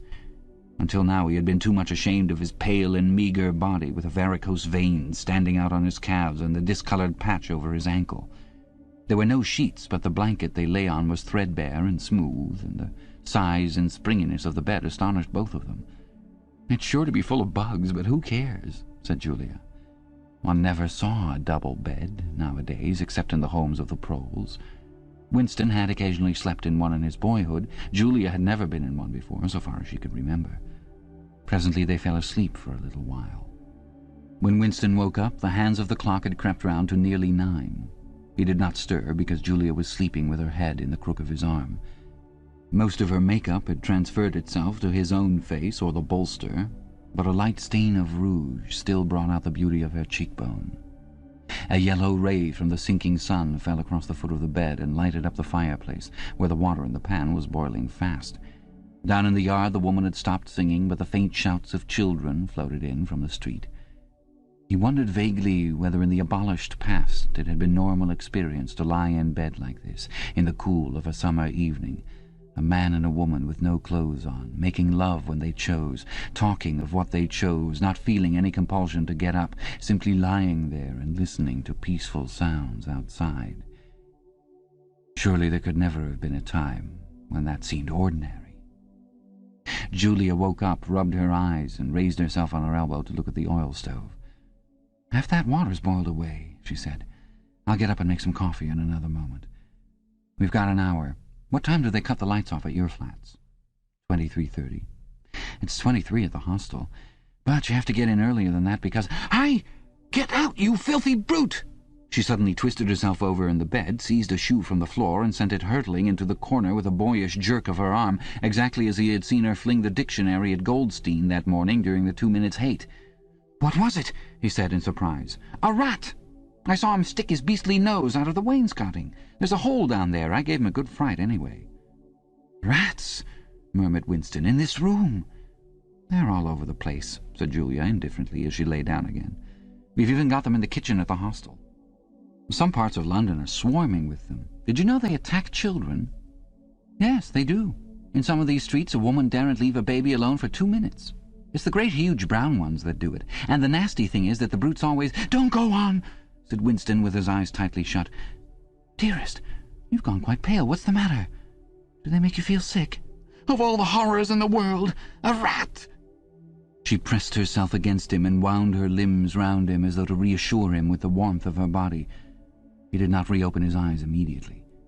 For several moments he had had the feeling of being back in a nightmare which had recurred from time to time throughout his life. It was always very much the same.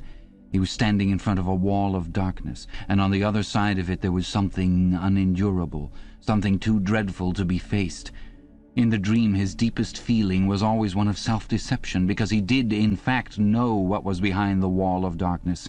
With a deadly effort, like wrenching a piece out of his own brain, he could even have dragged the thing out into the open. He always woke up without discovering what it was, but somehow it was connected with what Julia had been saying when he cut her short. "I'm sorry," he said. "It's nothing. I don't like rats, that's all." "Don't worry, dear. We're not going to have the filthy brutes in here. I'll stuff the hole with a bit of sacking before we go, and next time we come here I'll bring some plaster and bung it up properly." Already the black instant of panic was half forgotten. Feeling slightly ashamed of himself, he sat up against the bedhead. Julia got out of bed, pulled on her overalls, and made the coffee. The smell that rose from the saucepan was so powerful and exciting that they shut the window, lest anybody outside should notice it and become inquisitive.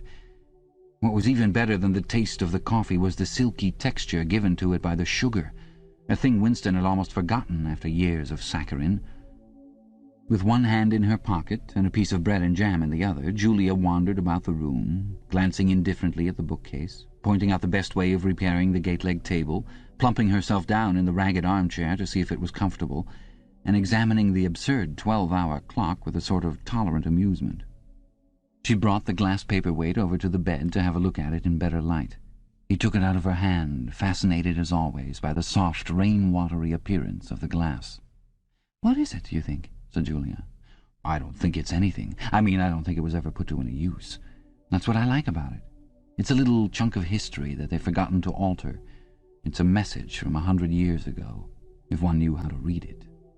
And that picture over there," she nodded at the engraving on the opposite wall, "would that be 100 years old? More, 200, I dare say. One can't tell. It's impossible to discover the age of anything nowadays." She went over to look at it. "Here's where that brute stuck his nose out," she said, kicking the wainscoting immediately below the picture. "What is this place? I've seen it before somewhere." "It's a church, or at least it used to be. St. Clement's Dane, its name was." The fragment of rhyme that Mr. Charrington had taught him came back into his head, and he added, half nostalgically, "Oranges and lemons, say the bells of St. Clement's." To his astonishment, she capped the line. "You owe me 3 farthings, say the bells of St. Martin's. When will you pay me, say the bells of Old Bailey." I can't remember how it goes on after that. But anyway, I remember it ends up, "Here comes a candle to light you to bed. Here comes a chopper to chop off your head." It was like the two halves of a countersign. But there must be another line after the bells of Old Bailey. Perhaps it could be dug out of Mr. Charrington's memory, if he were suitably prompted. "Who taught you that?" he said. "My grandfather. He used to say it to me when I was a little girl. He was vaporized when I was 8. At any rate, he disappeared. I wonder what a lemon was," she added inconsequently. "I've seen oranges. They're a kind of round yellow fruit with a thick skin." "I can remember lemons," said Winston. "They were quite common in the 50s. They were so sour that it set your teeth on edge even to smell them." "I bet that picture's got bugs behind it," said Julia. "I'll take it down and give it a good cleaning some day. I suppose it's almost time we were leaving. I must start washing this paint off. What a bore. I'll get the lipstick off your face afterwards." Winston did not get up for a few minutes more. The room was darkening. He turned over toward the light and lay gazing into the glass paperweight. The inexhaustibly interesting thing was not the fragment of coral, but the interior of the glass itself. There was such a depth of it, and yet it was almost as transparent as air. It was as though the surface of the glass had been the arch of the sky, enclosing a tiny world with its atmosphere complete. He had the feeling that he could get inside it, and that in fact he was inside it, along with the mahogany bed and the gate-leg table and the clock and the steel engraving and the paperweight itself. The paperweight was the room he was in, and the coral was Julia's life and his own, fixed in a sort of eternity at the heart of the crystal. Chapter 5. Syme had vanished. A morning came and he was missing from work. A few thoughtless people commented on his absence. On the next day nobody mentioned him. On the third day Winston went into the vestibule of the records department to look at the notice board. One of the notices carried a printed list of the members of the chess committee, of whom Syme had been one. It looked almost exactly as it had looked before. Nothing had been crossed out. But it was one name shorter. It was enough. Syme had ceased to exist. He had never existed. The weather was baking hot. In the labyrinthine ministry, the windowless, air-conditioned rooms kept their normal temperature, but outside the pavement scorched one's feet, and the stench of the tubes at the rush hours was a horror. The preparations for Hate Week were in full swing, and the staffs of all the ministries were working overtime. Processions, meetings, military parades, lectures, waxwork displays, film shows, telescreen programs, all had to be organized. Stands had to be erected, effigies built, slogans coined, songs written, rumors circulated, photographs faked.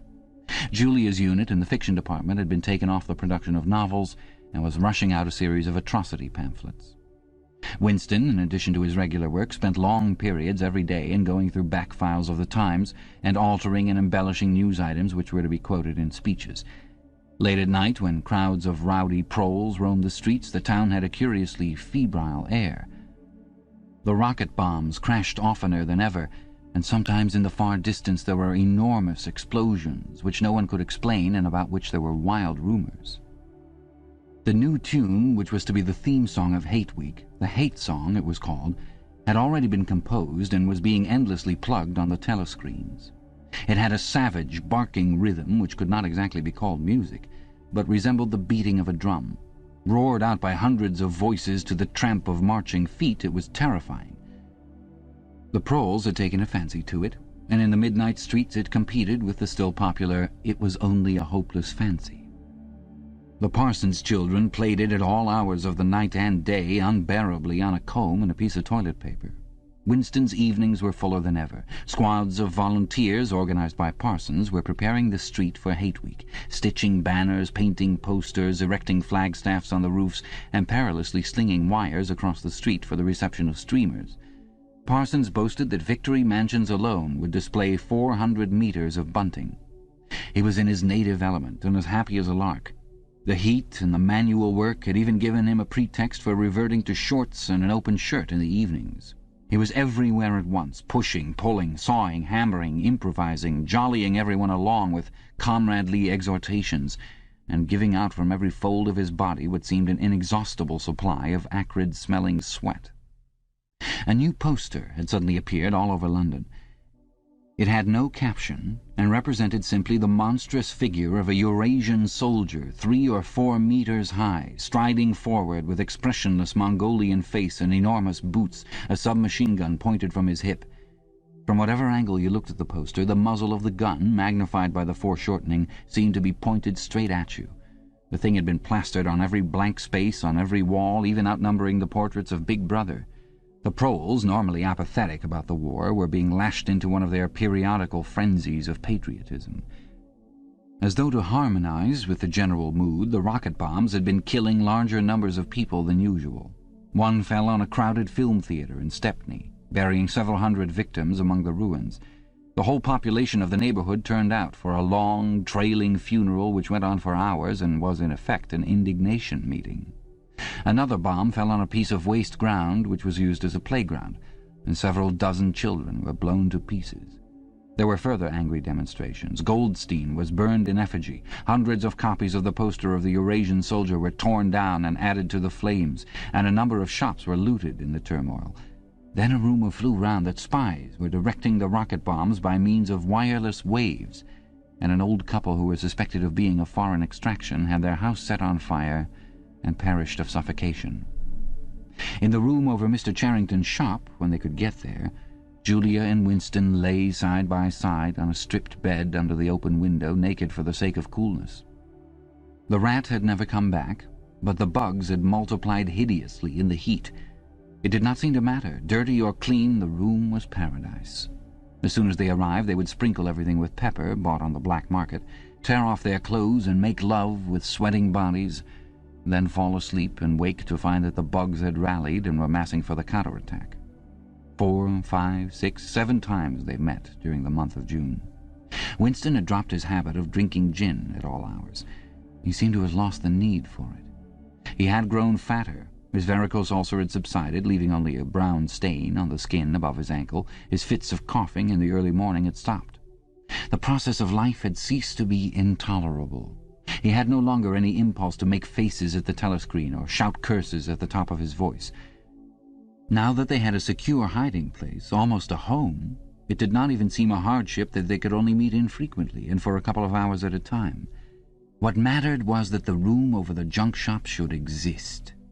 To know that it was there, inviolate, was almost the same as being in it. The room was a world, a pocket of the past where extinct animals could walk. Mr. Charrington, thought Winston, was another extinct animal.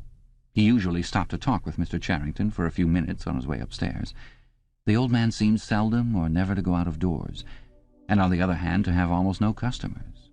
He led a ghost-like existence between the tiny, dark shop and an even tinier back kitchen, where he prepared his meals and which contained, among other things, an unbelievably ancient gramophone with an enormous horn.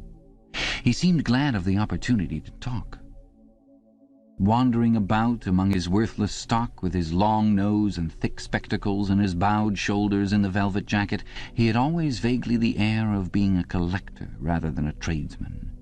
With a sort of faded enthusiasm he would finger this scrap of rubbish or that, a china bottle stopper, the painted lid of a broken snuff-box, a pinchbeck locket containing a strand of some long-dead baby's hair, never asking that Winston should buy it, merely that he should admire it. To talk to him was like listening to the tinkling of a worn-out musical box. He had dragged out from the corners of his memory some more fragments of forgotten rhymes. There was one about 24 blackbirds, and another about a cow with a crumpled horn, and another about the death of poor Cock Robin. "It just occurred to me you might be interested," he would say with a deprecating little laugh whenever he produced a new fragment, but he could never recall more than a few lines of any one rhyme. Both of them knew, in a way it was never out of their minds, that what was now happening could not last long. There were times when the fact of impending death seemed as palpable as the bed they lay on, and they would cling together with a sort of despairing sensuality, like a damned soul grasping at his last morsel of pleasure when the clock is within 5 minutes of striking. But there were also times when they had the illusion not only of safety but of permanence. So long as they were actually in this room, they both felt no harm could come to them.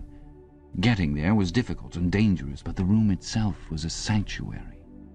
It was as when Winston had gazed into the heart of the paperweight with the feeling that it would be possible to get inside that glassy world, and that once inside it time could be arrested. Often they gave themselves up to daydreams of escape. Their luck would hold indefinitely, and they would carry on their intrigue just like this for the remainder of their natural lives. Or Catherine would die, and by subtle manoeuvrings Winston and Julia would succeed in getting married. Or they would commit suicide together. Or they would disappear, alter themselves out of recognition, learn to speak with proletarian accents, get jobs in a factory and live out their lives undetected in a back street. It was all nonsense, as they both knew. In reality, there was no escape. Even the one plan that was practicable, suicide, they had no intention of carrying out. To hang on from day to day and from week to week, spinning out a present that had no future, seemed an unconquerable instinct, just as one's lungs will always draw the next breath so long as there is air available. Sometimes, too, they talked of engaging in active rebellion against the party, but with no notion of how to take the first step. Even if the fabulous brotherhood was a reality, there still remained the difficulty of finding one's way into it. He told her of the strange intimacy that existed, or seemed to exist, between himself and O'Brien, and of the impulse he sometimes felt simply to walk into O'Brien's presence, announce that he was the enemy of the party, and demand his help. Curiously enough, this did not strike her as an impossibly rash thing to do. She was used to judging people by their faces, and it seemed natural to her that Winston should believe O'Brien to be trustworthy on the strength of a single flash of the eyes. Moreover, she took it for granted that everyone, or nearly everyone, secretly hated the party and would break the rules if he thought it safe to do so. But she refused to believe that widespread, organized opposition existed or could exist. The tales about Goldstein and his underground army, she said, were simply a lot of rubbish which the party had invented for its own purposes and which you had to pretend to believe in. Times beyond number, at party rallies and spontaneous demonstrations, she had shouted at the top of her voice for the execution of people whose names she had never heard and in whose supposed crimes she had not the faintest belief. When public trials were happening, she had taken her place in the detachments from the Youth League who surrounded the courts from morning to night, chanting at intervals, "Death to the traitors!" During the 2 minutes' hate, she always excelled all others in shouting insults at Goldstein. Yet she had only the dimmest idea of who Goldstein was and what doctrines he was supposed to represent. She had grown up since the Revolution and was too young to remember the ideological battles of the 50s and 60s. Such a thing as an independent political movement was outside her imagination. And in any case, the party was invincible. It would always exist, and it would always be the same. You could only rebel against it by secret disobedience, or at most by isolated acts of violence, such as killing somebody or blowing something up. In some ways she was far more acute than Winston, and far less susceptible to party propaganda. Once, when he happened in some connection to mention the war against Eurasia, she startled him by saying casually that in her opinion the war was not happening. The rocket bombs which fell daily on London were probably fired by the government of Oceania itself, just to keep people frightened. This was an idea that had literally never occurred to him. She also stirred a sort of envy in him by telling him that during the 2 minutes' hate her great difficulty was to avoid bursting out laughing. But she only questioned the teachings of the party when they in some way touched upon her own life. Often she was ready to accept the official mythology simply because the difference between truth and falsehood did not seem important to her. She believed, for instance, having learnt it at school, that the party had invented airplanes. In his own school days, Winston remembered, in the late 50s, it was only a helicopter that the party claimed to have invented. A dozen years later, when Julia was at school, it was already claiming the airplane. 1 generation more and it would be claiming the steam engine. And when he told her that airplanes had been in existence before he was born and long before the Revolution, the fact struck her as totally uninteresting. After all, what did it matter who had invented airplanes? It was rather more of a shock to him when he discovered from some chance remark that she did not remember that Oceania 4 years ago had been at war with Eastasia and at peace with Eurasia. It was true that she regarded the whole war as a sham, but apparently she had not even noticed that the name of the enemy had changed. "I thought we'd always been at war with Eurasia," she said vaguely. It frightened him a little. The invention of airplanes dated from long before her birth, but the switchover in the war had happened only 4 years ago, well after she was grown up. He argued with her about it for perhaps a quarter of an hour. In the end he succeeded in forcing her memory back until she did dimly recall that at one time Eastasia and not Eurasia had been the enemy. But the issue still struck her as unimportant. "Who cares?" she said impatiently. "It's always one bloody war after another, and one knows the news is all lies anyway." Sometimes he talked to her of the records department and the impudent forgeries that he committed there. Such things did not appear to horrify her. She did not feel the abyss opening beneath her feet at the thought of lies becoming truths. He told her the story of Jones, Aronson, and Rutherford and the momentous slip of paper which she had once held between his fingers. It did not make much impression on her. At first, indeed, she failed to grasp the point of the story. "Were they friends of yours?" she said. "No, I never knew them. They were inner party members. Besides, they were far older men than I was. They belonged to the old days, before the Revolution. I barely knew them by sight." "Then what was there to worry about? People are being killed off all the time, aren't they?" He tried to make her understand. This was an exceptional case. It wasn't just a question of somebody being killed. Do you realize that the past, starting from yesterday, has been actually abolished? If it survives anywhere, it's in a few solid objects with no words attached to them, like that lump of glass there. Already we know almost literally nothing about the Revolution and the years before the Revolution. Every record has been destroyed or falsified. Every book has been rewritten. Every picture has been repainted. Every statue and street and building has been renamed. Every date has been altered. And that process is continuing, day by day and minute by minute. History has stopped. Nothing exists except an endless present in which the party is always right. I know, of course, that the past is falsified, but it would never be possible for me to prove it, even when I did the falsification myself. After the thing is done, no evidence ever remains. The only evidence is inside my own mind, and I don't know with any certainty that any other human being shares my memories. Just in that one instance in my whole life, I did possess actual, concrete evidence after the event, years after it. And what good was that? It was no good because I threw it away a few minutes later, but if the same thing happened today, I should keep it. Well, I wouldn't, said Julia. I'm quite ready to take risks, but only for something worthwhile, not for bits of old newspaper. What could you have done with it, even if you had kept it? Well, not much, perhaps, but it was evidence. It might have planted a few doubts here and there, supposing that I dared to show it to anybody. I don't imagine that we can alter anything in our own lifetime, but one can imagine little knots of resistance springing up here and there, small groups of people banding themselves together and gradually growing and even leaving a few records behind so that the next generation can carry on where we leave off. I'm not interested in the next generation, dear. I'm interested in us. You're only a rebel from the waist downwards, he told her. She thought this brilliantly witty and flung her arms round him in delight. In the ramifications of party doctrine she had not the faintest interest. Whenever he began to talk of the principles of Ingsoc, doublethink, the mutability of the past and the denial of objective reality, and to use Newspeak words, she became bored and confused, and said that she never paid any attention to that kind of thing. One knew that it was all rubbish, so why let oneself be worried by it? She knew when to cheer and when to boo, and that was all one needed. If he persisted in talking of such subjects, she had a disconcerting habit of falling asleep. She was one of those people who can go to sleep at any hour and in any position. Talking to her, he realized how easy it was to present an appearance of orthodoxy while having no grasp whatever of what orthodoxy meant. In a way, the world view of the party imposed itself most successfully on people incapable of understanding it. They could be made to accept the most flagrant violations of reality because they never fully grasped the enormity of what was demanded of them, and were not sufficiently interested in public events to notice what was happening. By lack of understanding, they remained sane. They simply swallowed everything. And what they swallowed did them no harm, because it left no residue behind, just as a grain of corn will pass undigested through the body of a bird. Chapter 6. It had happened, at last. The expected message had come. All his life, it seemed to him, he had been waiting for this to happen. He was walking down the long corridor at the ministry, and he was almost at the spot where Julia had slipped the note into his hand, when he became aware that someone larger than himself was walking just behind him.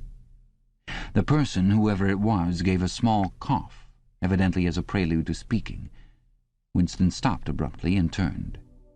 It was O'Brien. At last they were face to face, and it seemed that his only impulse was to run away. His heart bounded violently. They would have been incapable of speaking. O'Brien, however, had continued forward in the same movement, laying a friendly hand for a moment on Winston's arm, so that the two of them were walking side by side. He began speaking with the peculiar grave courtesy that differentiated him from the majority of inner-party members. "I had been hoping for an opportunity of talking to you," he said. "I was reading one of your Newspeak articles in the Times the other day. You take a scholarly interest in Newspeak, I believe." Winston had recovered part of his self-possession. "Hardly scholarly," he said. "I'm only an amateur. It's not my subject. I have never had anything to do with the actual construction of the language." "But you write it very elegantly," said O'Brien. "That is not only my own opinion. I was talking recently to a friend of yours, who is certainly an expert. His name has slipped my memory for the moment." Again Winston's heart stirred painfully. It was inconceivable that this was anything other than a reference to Syme. But Syme was not only dead, he was abolished, an unperson. Any identifiable reference to him would have been mortally dangerous. O'Brien's remark must obviously have been intended as a signal, a code word. By sharing a small act of thought crime, he had turned the two of them into accomplices. They had continued to stroll slowly down the corridor, but now O'Brien halted. With the curious, disarming friendliness that he always managed to put into the gesture, he resettled his spectacles on his nose. Then he went on. "What I had really intended to say was that in your article I noticed you had used two words which have become obsolete. But they have only become so very recently. Have you seen the 10th edition of the Newspeak Dictionary?" "No," said Winston. "I didn't think it had been issued yet. We're still using the 9th in the records department." "The 10th edition is not due to appear for some months, I believe, but a few advance copies have been circulated. I have one myself." It might interest you to look at it, perhaps." "Very much so," said Winston, immediately seeing where this tended. "Some of the new developments are most ingenious. The reduction in the number of verbs, that is the point that will appeal to you, I think. Let me see, shall I send a messenger to you with a dictionary? But I'm afraid I invariably forget anything of that kind. Perhaps you could pick it up at my flat at some time that suited you. Wait, let me give you my address." They were standing in front of a telescreen. Somewhat absent-mindedly, O'Brien felt two of his pockets and then produced a small leather-covered notebook and a gold ink pencil. Immediately beneath the telescreen, in such a position that anyone who was watching at the other end of the instrument could read what he was writing, he scribbled an address, tore out the page, and handed it to Winston. "I am usually home in the evenings," he said. "If not, my servant will give you the dictionary." He was gone, leaving Winston holding the scrap of paper, which this time there was no need to conceal. Nevertheless, he carefully memorized what was written on it, and some hours later dropped it into the memory hole along with a mass of other papers. They had been talking to one another for a couple of minutes at the most. There was only one meaning that the episode could possibly have. It had been contrived as a way of letting Winston know O'Brien's address. This was necessary because, except by direct inquiry, it was never possible to discover where anyone lived. There were no directories of any kind. "If you ever want to see me, this is where I can be found," was what O'Brien had been saying to him. Perhaps there would even be a message concealed somewhere in the dictionary. But at any rate, one thing was certain. The conspiracy that he had dreamed of did exist, and he had reached the outer edges of it. He knew that sooner or later he would obey O'Brien's summons, perhaps tomorrow, perhaps after a long delay, he was not certain. What was happening was only the working out of a process that had started years ago. The first step had been a secret, involuntary thought. The second had been the opening of the diary. He had moved from thoughts to words, and now from words to actions. The last step was something that would happen in the ministry of love. He had accepted it. The end was contained in the beginning. But it was frightening. Or more exactly, it was like a foretaste of death, like being a little less alive. Even while he was speaking to O'Brien, when the meaning of the words had sunk in, a chilly, shuddering feeling had taken possession of his body. He had the sensation of stepping into the dampness of a grave. And it was not much better, because he had always known that the grave was there and waiting for him. Chapter 7. Winston had woken up with his eyes full of tears. Julia rolled sleepily against him, murmuring something that might have been, "What's the matter?" "I dreamt," he began, and stopped short. It was too complex to be put into words. There was the dream itself, and there was a memory connected with it that had swum into his mind in the few seconds after waking. He lay back with his eyes shut, still sodden in the atmosphere of the dream. It was a vast, luminous dream in which his whole life seemed to stretch out before him like a landscape on a summer evening after rain. It had all occurred inside the glass paperweight, but the surface of the glass was the dome of the sky, and inside the dome everything was flooded with clear, soft light in which one could see into interminable distances. The dream had also been comprehended by, indeed, in some sense it had consisted in a gesture of the arm made by his mother, and made again 30 years later by the Jewish woman he had seen on the news film, trying to shelter the small boy from the bullets before the helicopters blew them both to pieces. "Do you know," he said, "that until this moment I believed I had murdered my mother?" "Why did you murder her?" said Julia, almost asleep. "I didn't murder her, not physically." In the dream he had remembered his last glimpse of his mother, and within a few moments of waking the cluster of small events surrounding it had all come back. It was a memory that he must have deliberately pushed out of his consciousness over many years. He was not certain of the date, but he could not have been less than 10 years old, possibly 12 when it had happened. His father had disappeared some time earlier. How much earlier he could not remember. He remembered better the rackety, uneasy circumstances of the time, the periodical panics about air raids and the sheltering in tube stations, the piles of rubble everywhere, the unintelligible proclamations posted at street corners, the gangs of youths in shirts all the same colour, the enormous queues outside the bakeries, the intermittent machine-gun fire in the distance. Above all, the fact that there was never enough to eat. He remembered long afternoons spent with other boys in scrounging round dustbins and rubbish heaps, picking out the ribs of cabbage leaves, potato peelings, sometimes even scraps of stale bread crust from which they carefully scraped away the cinders, and also in waiting for the passing of trucks which travelled over a certain route and were known to carry cattle feed, and which, when they jolted over the bad patches in the road, sometimes spilt a few fragments of oil cake. When his father disappeared, his mother did not show any surprise or any violent grief, but a sudden change came over her. She seemed to have become completely spiritless. It was evident even to Winston that she was waiting for something that she knew must happen. She did everything that was needed, cooked, washed, mended, made the bed, swept the floor, dusted the mantelpiece, always very slowly, and with a curious lack of superfluous motion, like an artist's lay figure moving of its own accord. Her large, shapely body seemed to relapse naturally into stillness. For hours at a time she would sit, almost immobile, on the bed, nursing his young sister, a tiny, ailing, very silent child of 2 or 3, with a face made simian by thinness. Very occasionally she would take Winston in her arms and press him against her for a long time without saying anything. He was aware, in spite of his youthfulness and selfishness, that this was somehow connected with the never-mentioned thing that was about to happen. He remembered the room where they lived, a dark, close-smelling room that seemed half-filled by a bed with a white counterpane.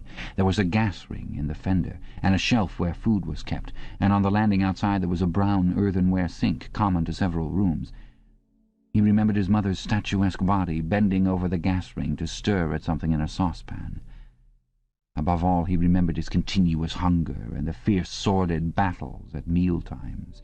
He would ask his mother naggingly over and over again why there was not more food. He would shout and storm at her. He even remembered the tones of his voice, which was beginning to break prematurely and sometimes boomed in a peculiar way, or he would attempt a snivelling note of pathos in his efforts to get more than his share. His mother was quite ready to give him more than his share. She took it for granted that he, the boy, should have the biggest portion. But however much she gave him, he invariably demanded more. At every meal she would beseech him not to be selfish, and to remember that his little sister was sick and also needed food, but it was no use. He would cry out with rage when she stopped ladling. He would try to wrench the saucepan and spoon out of her hands. He would grab bits from his sister's plate. He knew that he was starving the other two, but he could not help it. He even felt that he had a right to do it. The clamorous hunger in his belly seemed to justify him. Between meals, if his mother did not stand guard, he was constantly pilfering at the wretched store of food on the shelf. One day a chocolate ration was issued. There had been no such issue for weeks or months past. He remembered quite clearly that precious little morsel of chocolate. It was a 2-ounce slab. They still talked about ounces in those days, between the 3 of them. It was obvious that it ought to be divided into 3 equal parts. Suddenly, as though he were listening to somebody else, Winston heard himself demanding in a loud, booming voice that he should be given the whole piece. His mother told him not to be greedy. There was a long, nagging argument that went round and round, with shouts, whines, tears, remonstrances, bargainings. His tiny sister, clinging to her mother with both hands, exactly like a baby monkey, sat looking over her shoulder at him with large, mournful eyes. In the end his mother broke off 3/4 of the chocolate and gave it to Winston, giving the other quarter to his sister. The little girl took hold of it and looked at it dully, perhaps not knowing what it was. Winston stood watching her for a moment. Then, with a sudden, swift spring, he had snatched the piece of chocolate out of his sister's hand and was fleeing for the door. "Winston! Winston!" his mother called after him. "Come back! Give your sister back her chocolate!" He stopped, but he did not come back. His mother's anxious eyes were fixed on his face. Even now she was thinking about the thing. He did not know what it was that was on the point of happening. His sister, conscious of having been robbed of something, had set up a feeble wail. His mother drew her arm round the child and pressed its face against her breast. Something in the gesture told him that his sister was dying. He turned and fled down the stairs with the chocolate growing sticky in his hand. He never saw his mother again. After he had devoured the chocolate, he felt somewhat ashamed of himself and hung about in the streets for several hours until hunger drove him home. When he came back, his mother had disappeared. This was already becoming normal at that time. Nothing was gone from the room except his mother and his sister. They had not taken any clothes, not even his mother's overcoat. To this day he did not know with any certainty that his mother was dead. It was perfectly possible that she had merely been sent to a forced labour camp. As for his sister, she might have been removed, like Winston himself, to one of the colonies for homeless children, reclamation centres they were called, which had grown up as a result of the Civil War. Or she might have been sent to the labour camp along with his mother, or simply left somewhere or other to die. The dream was still vivid in his mind, especially the enveloping, protecting gesture of the arm in which its whole meaning seemed to be contained.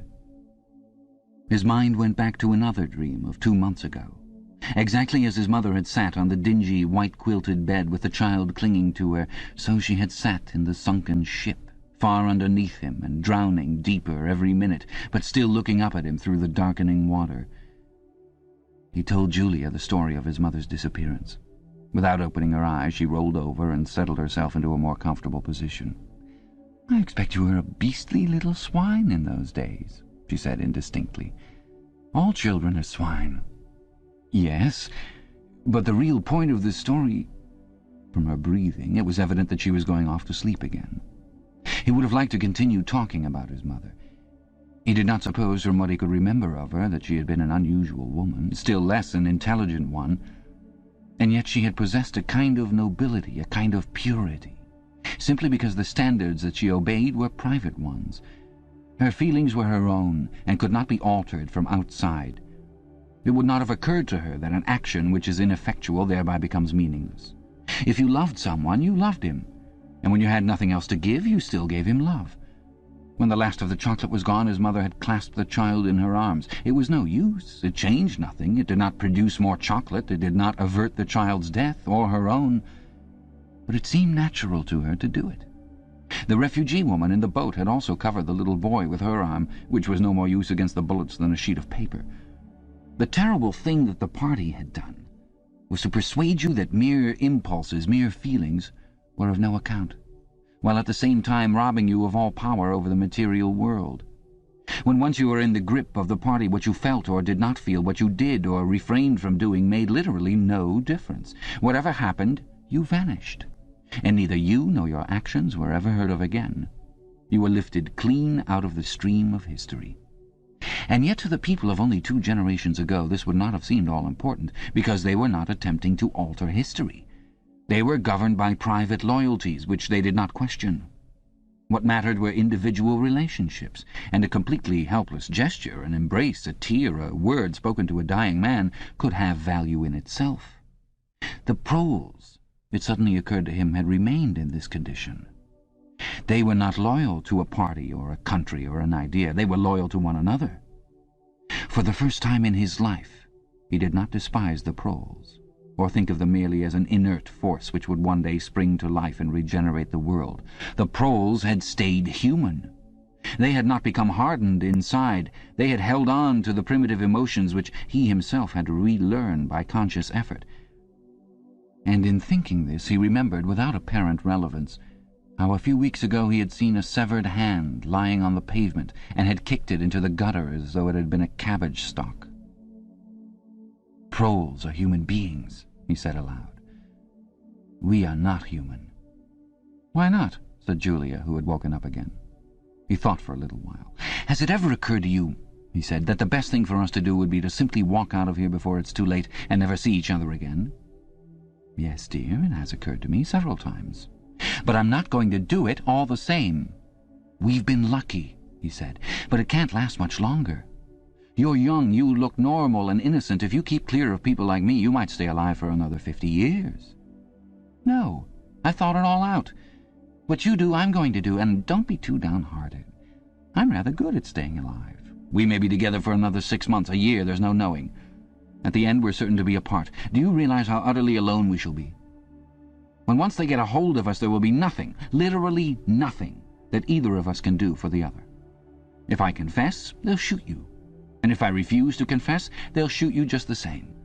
Nothing that I can do or say or stop myself from saying will put off your death for as much as 5 minutes. Neither of us will even know whether the other is alive or dead. We shall be utterly without power of any kind. The one thing that matters is that we shouldn't betray one another, although even that can't make the slightest difference." "If you mean confessing," she said, "we shall do that right enough. Everybody always confesses. You can't help it. They torture you." I don't mean confessing. Confession is not betrayal. What you say or do doesn't matter. Only feelings matter. If they could make me stop loving you, that would be the real betrayal. She thought it over. They can't do that, she said finally. It's the one thing they can't do.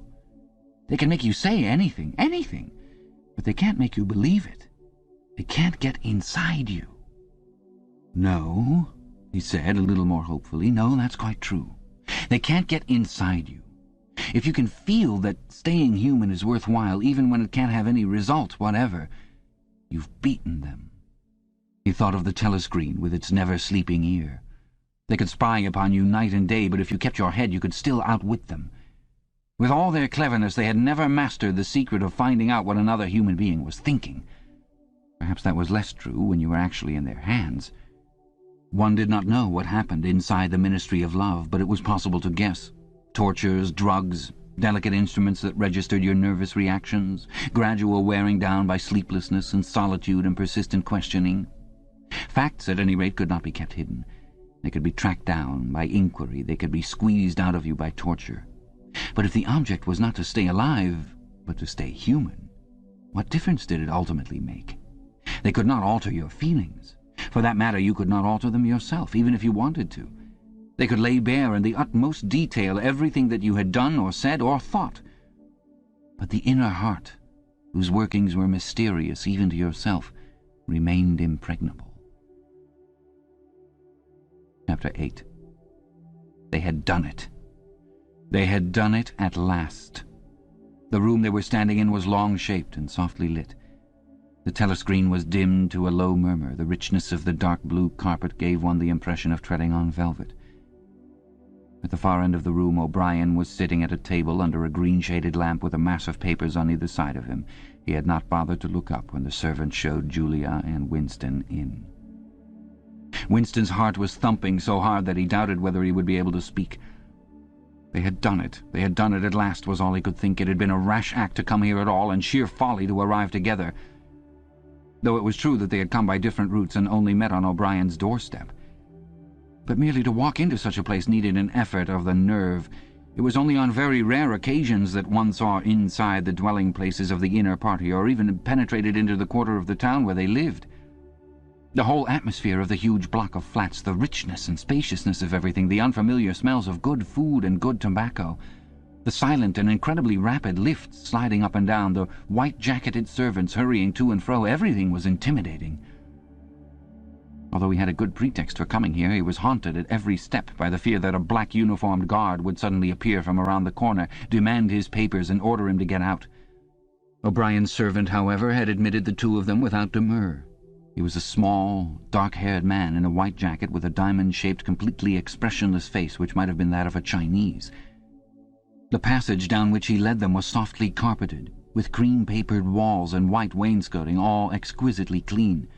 That, too, was intimidating. Winston could not remember ever to have seen a passageway whose walls were not grimy from the contact of human bodies.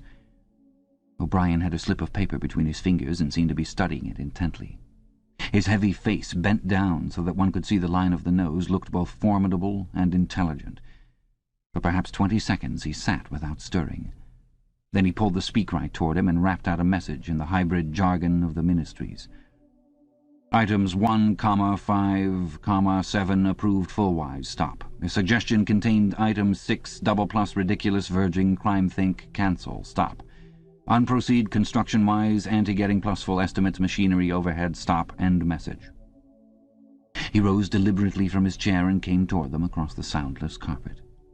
A little of the official atmosphere seemed to have fallen away from him with the newspeak words, but his expression was grimmer than usual, as though he were not pleased at being disturbed. The terror that Winston already felt was suddenly shot through by a streak of ordinary embarrassment. It seemed to him quite possible that he had simply made a stupid mistake. For what evidence had he, in reality, that O'Brien was any kind of political conspirator? Nothing but the flash of the eyes and a single equivocal remark. Beyond that, only his own secret imaginings, founded on a dream. He could not even fall back on the pretense that he had come to borrow the dictionary, because in that case Julia's presence was impossible to explain. As O'Brien passed the telescreen, a thought seemed to strike him. He stopped, turned aside, and pressed a switch on the wall. There was a sharp snap. The voice had stopped. Julia uttered a tiny sound, a sort of squeak of surprise. Even in the midst of his panic, Winston was too much taken aback to be able to hold his tongue. "You can turn it off," he said. "Yes," said O'Brien. "We can turn it off. We have that privilege." He was opposite them now. His solid form towered over the pair of them, and the expression on his face was still indecipherable. He was waiting, somewhat sternly, for Winston to speak. But about what? Even now it was quite conceivable that he was simply a busy man, wondering irritably why he had been interrupted. Nobody spoke. After the stopping of the telescreen, the room seemed deadly silent. The seconds marched past, enormous. With difficulty, Winston continued to keep his eyes fixed on O'Brien's. Then suddenly the grim face broke down into what might have been the beginnings of a smile. With his characteristic gesture, O'Brien resettled his spectacles on his nose. "Shall I say it, or will you?" he said. "I will say it," said Winston promptly. "That thing is really turned off?" "Yes, everything is turned off. We're alone." "We have come here because—" He paused, realizing for the first time the vagueness of his own motives. Since he did not in fact know what kind of help he expected from O'Brien, it was not easy to say why he had come here. He went on, conscious that what he was saying must sound both feeble and pretentious. "We believe that there is some kind of conspiracy, some kind of secret organization working against the party, and that you are involved in it. We want to join it and work for it. We are enemies of the party. We disbelieve in the principles of Ingsoc. We are thought criminals. We are also adulterers. I tell you this because we want to put ourselves at your mercy. If you want us to incriminate ourselves in any other way, we are ready." He stopped and glanced over his shoulder with the feeling that the door had opened. Sure enough, the little yellow-faced servant had come in, without knocking. Winston saw that he was carrying a tray with a decanter and glasses. "Martin is one of us," said O'Brien impassively. "Bring the drinks over here, Martin. Put them on the round table. Have we enough chairs? We may as well sit down and talk in comfort. Bring a chair for yourself, Martin. This is business. You can stop being a servant for the next 10 minutes. The little man sat down, quite at his ease, and yet still with a servant-like air, the air of a valet enjoying a privilege. Winston regarded him out of the corner of his eye. It struck him that the man's whole life was playing a part, and that he felt it to be dangerous to drop his assumed personality even for a moment. O'Brien took the decanter by the neck and filled up the glasses with a dark red liquid. It aroused in Winston dim memories of something seen long ago on a wall or a hoarding, a vast bottle composed of electric lights which seemed to move up and down and pour its contents into a glass. Seen from the top, the stuff looked almost black, but in the decanter it gleamed like a ruby and had a sour-sweet smell. You saw Julia pick up her glass and sniff at it with frank curiosity. "It is called wine," said O'Brien with a faint smile. "You will have read about it in books, no doubt. Not much of it gets to the outer party, I'm afraid." His face grew solemn again, and he raised his glass. "I think it fitting that we should begin by drinking a health. To our leader, to Emmanuel Goldstein." Winston took up his glass with a certain eagerness. Wine was the thing he had read and dreamed about. Like the glass paperweight or Mr. Charrington's half-remembered rhymes, it belonged to the vanished romantic past, the olden time, as he liked to call it in his secret thoughts.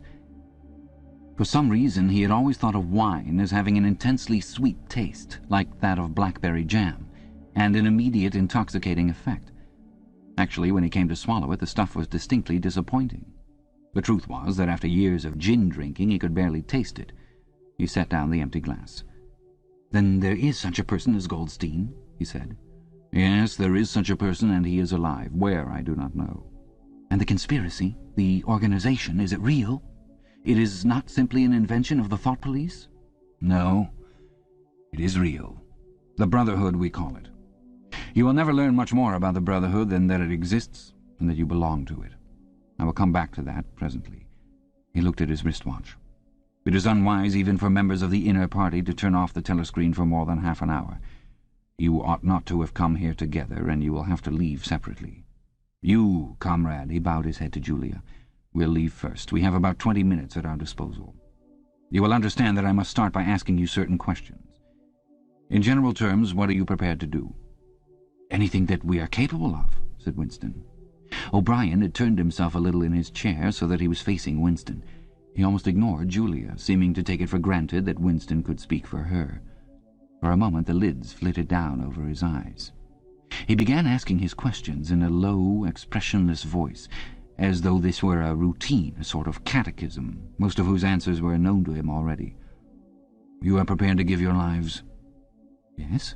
"You are prepared to commit murder?" "Yes." "To commit acts of sabotage which may cause the death of hundreds of innocent people?" "Yes." "To betray your country to foreign powers?" "Yes." "You are prepared to cheat, to forge, to blackmail, to corrupt the minds of children, to distribute habit-forming drugs, to encourage prostitution, to disseminate venereal diseases, to do anything which is likely to cause demoralization and weaken the power of the party?" "Yes." "If, for example, it would somehow serve our interest to throw sulfuric acid in a child's face, are you prepared to do that?" "Yes." "You are prepared to lose your identity and live out the rest of your life as a waiter or a dock worker?" "Yes." "You are prepared to commit suicide if and when we order you to do so?" "Yes." "You are prepared, the two of you, to separate and never see one another again?" "No!" broke in Julia. It appeared to Winston that a long time passed before he answered. For a moment he seemed even to have been deprived of the power of speech. His tongue worked soundlessly, forming the opening syllables first of one word, then of the other, over and over again, until he had said it. He did not know which word he was going to say. "No," he said finally. "You did well to tell me," said O'Brien. "It is necessary for us to know everything." He turned himself toward Julia, and added in a voice with somewhat more expression in it, "Do you understand that even if he survives, it may be as a different person? We may be obliged to give him a new identity. His face, his movements, the shape of his hands, the color of his hair, even his voice would be different. And you yourself might have become a different person. Our surgeons can alter people beyond recognition. Sometimes it is necessary. Sometimes we even amputate a limb." Winston could not help snatching another sidelong glance at Martin's Mongolian face. There were no scars that he could see. Julia had turned a shade paler, so that her freckles were showing, but she faced O'Brien boldly. She murmured something that seemed to be assent. "Good. Then that is settled." There was a silver box of cigarettes on the table. With a rather absent-minded air, O'Brien pushed them toward the others, took one himself, then stood up and began to pace slowly to and fro, as though he could think better standing. They were very good cigarettes, very thick and well packed, with an unfamiliar silkiness in the paper. O'Brien looked at his wristwatch again. "You'd better go back to your pantry, Martin," he said. "I shall switch on in a quarter of an hour. Take a good look at these comrades' faces before you go. You will be seeing them again. I may not." Exactly as they had done at the front door, the little man's dark eyes flickered over their faces. There was not a trace of friendliness in his manner. He was memorizing their appearance, but he felt no interest in them, or appeared to feel none. It occurred to Winston that a synthetic face was perhaps incapable of changing its expression. Without speaking or giving any kind of salutation, Martin went out, closing the door silently behind him. O'Brien was strolling up and down, one hand in the pocket of his black overalls, the other holding his cigarette. "You understand," he said, "that you will be fighting in the dark. You will always be in the dark. You will receive orders and you will obey them without knowing why. Later I shall send you a book from which you will learn the true nature of the society we live in and the strategy by which we shall destroy it. When you have read the book you will be full members of the Brotherhood. But between the general aims that we are fighting for and the immediate tasks of the moment you will never know anything. I tell you that the Brotherhood exists, but I cannot tell you whether it numbers 100 members or 10 million. From your personal knowledge you will never be able to say that it numbers even as many as a dozen. You will have 3 or 4 contacts who will be renewed from time to time as they disappear. As this was your first contact, it will be preserved. When you receive orders, they will come from me.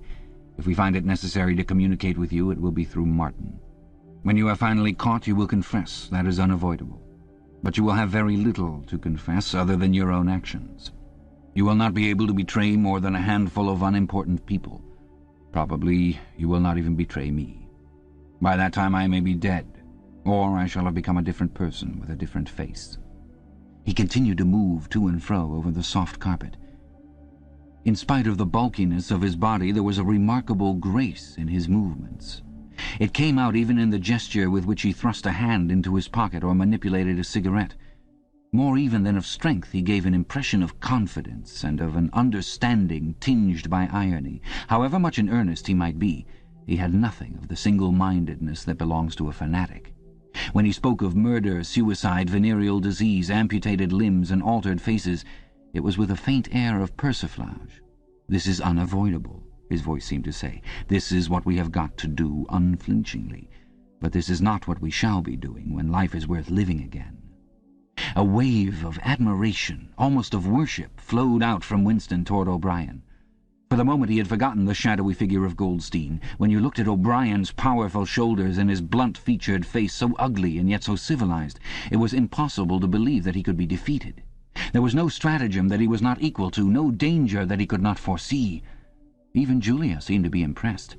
She had let her cigarette go out and was listening intently. O'Brien went on. "You will have heard rumours of the existence of the Brotherhood. No doubt you have formed your own picture of it. You have imagined, probably, a huge underworld of conspirators meeting secretly in cellars, scribbling messages on walls, recognizing one another by code words or by special movements of the hand. Nothing of the kind exists. The members of the Brotherhood have no way of recognizing one another, and it is impossible for any one member to be aware of the identity of more than a very few others. Goldstein himself, if he fell into the hands of the thought police, could not give them a complete list of members or any information that would lead them to a complete list. No such list exists. The Brotherhood cannot be wiped out because it is not an organization in the ordinary sense. Nothing holds it together except an idea, which is indestructible. You will never have anything to sustain you except the idea. You will get no comradeship and no encouragement. When finally you are caught, you will get no help. We never help our members. At most, when it is absolutely necessary that someone should be silenced, we are occasionally able to smuggle a razor blade into a prisoner's cell. You will have to get used to living without results and without hope. You will work for a while, you will be caught, you will confess, and then you will die. Those are the only results that you will ever see. There is no possibility that any perceptible change will happen within our lifetime. We are the dead. Our only true life is in the future. We shall take part in it as handfuls of dust and splinters of bone. But how far away that future may be, there is no knowing. It might be 1,000 years. At present, nothing is possible except to extend the area of sanity, little by little. We cannot act collectively. We can only spread our knowledge outwards from individual to individual, generation after generation. In the face of the thought police, there is no other way." He halted and looked for the third time at his wristwatch. "It is almost time for you to leave, comrade," he said to Julia. "Wait, the decanter is still half full." He filled the glasses and raised his own glass by the stem. "What shall it be this time?" he said, still with the same faint suggestion of irony. "To the confusion of the thought police, to the death of Big Brother, to humanity, to the future?" "To the past," said Winston. "Past is more important," agreed O'Brien gravely. They emptied their glasses, and a moment later Julia stood up to go. O'Brien took a small box from the top of a cabinet and handed her a flat white tablet, which he told her to place on her tongue. It was important, he said, not to go out smelling of wine. The lift attendants were very observant. As soon as the door had shut behind her, he appeared to forget her existence. He took another pace or two up and down, then stopped. "There are details to be settled," he said. "I assume you have a hiding place of some kind." Winston explained about the room over Mr. Charrington's shop. "That will do for the moment. Later we will arrange something else for you. It is important to change one's hiding place frequently. Meanwhile, I shall send you a copy of the book." Even O'Brien, Winston noticed, seemed to pronounce the words as though they were in italics. "Goldstein's book, you understand, as soon as possible. It may be some days before I can get hold of one. There are not many in existence, as you can imagine. The thought police hunts them down and destroys them almost as fast as we can produce them. It makes very little difference. The book is indestructible. If the last copy were gone, we could reproduce it almost word for word. Do you carry a briefcase to work with you?" he added. "As a rule, yes." "What is it like?" "Black, very shabby, with 2 straps." "Black, 2 straps, very shabby. Good.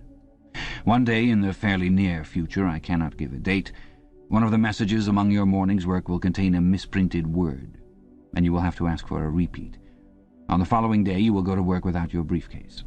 At some time during the day in the street a man will touch you on the arm and say, "I think you have dropped your briefcase. The one he gives you will contain a copy of Goldstein's book. You will return it within 14 days. They were silent for a moment. There are a couple of minutes before you need go," said O'Brien. "We shall meet again. If we do meet again." Winston looked up at him. "In the place where there is no darkness," he said hesitantly. O'Brien nodded without appearance of surprise.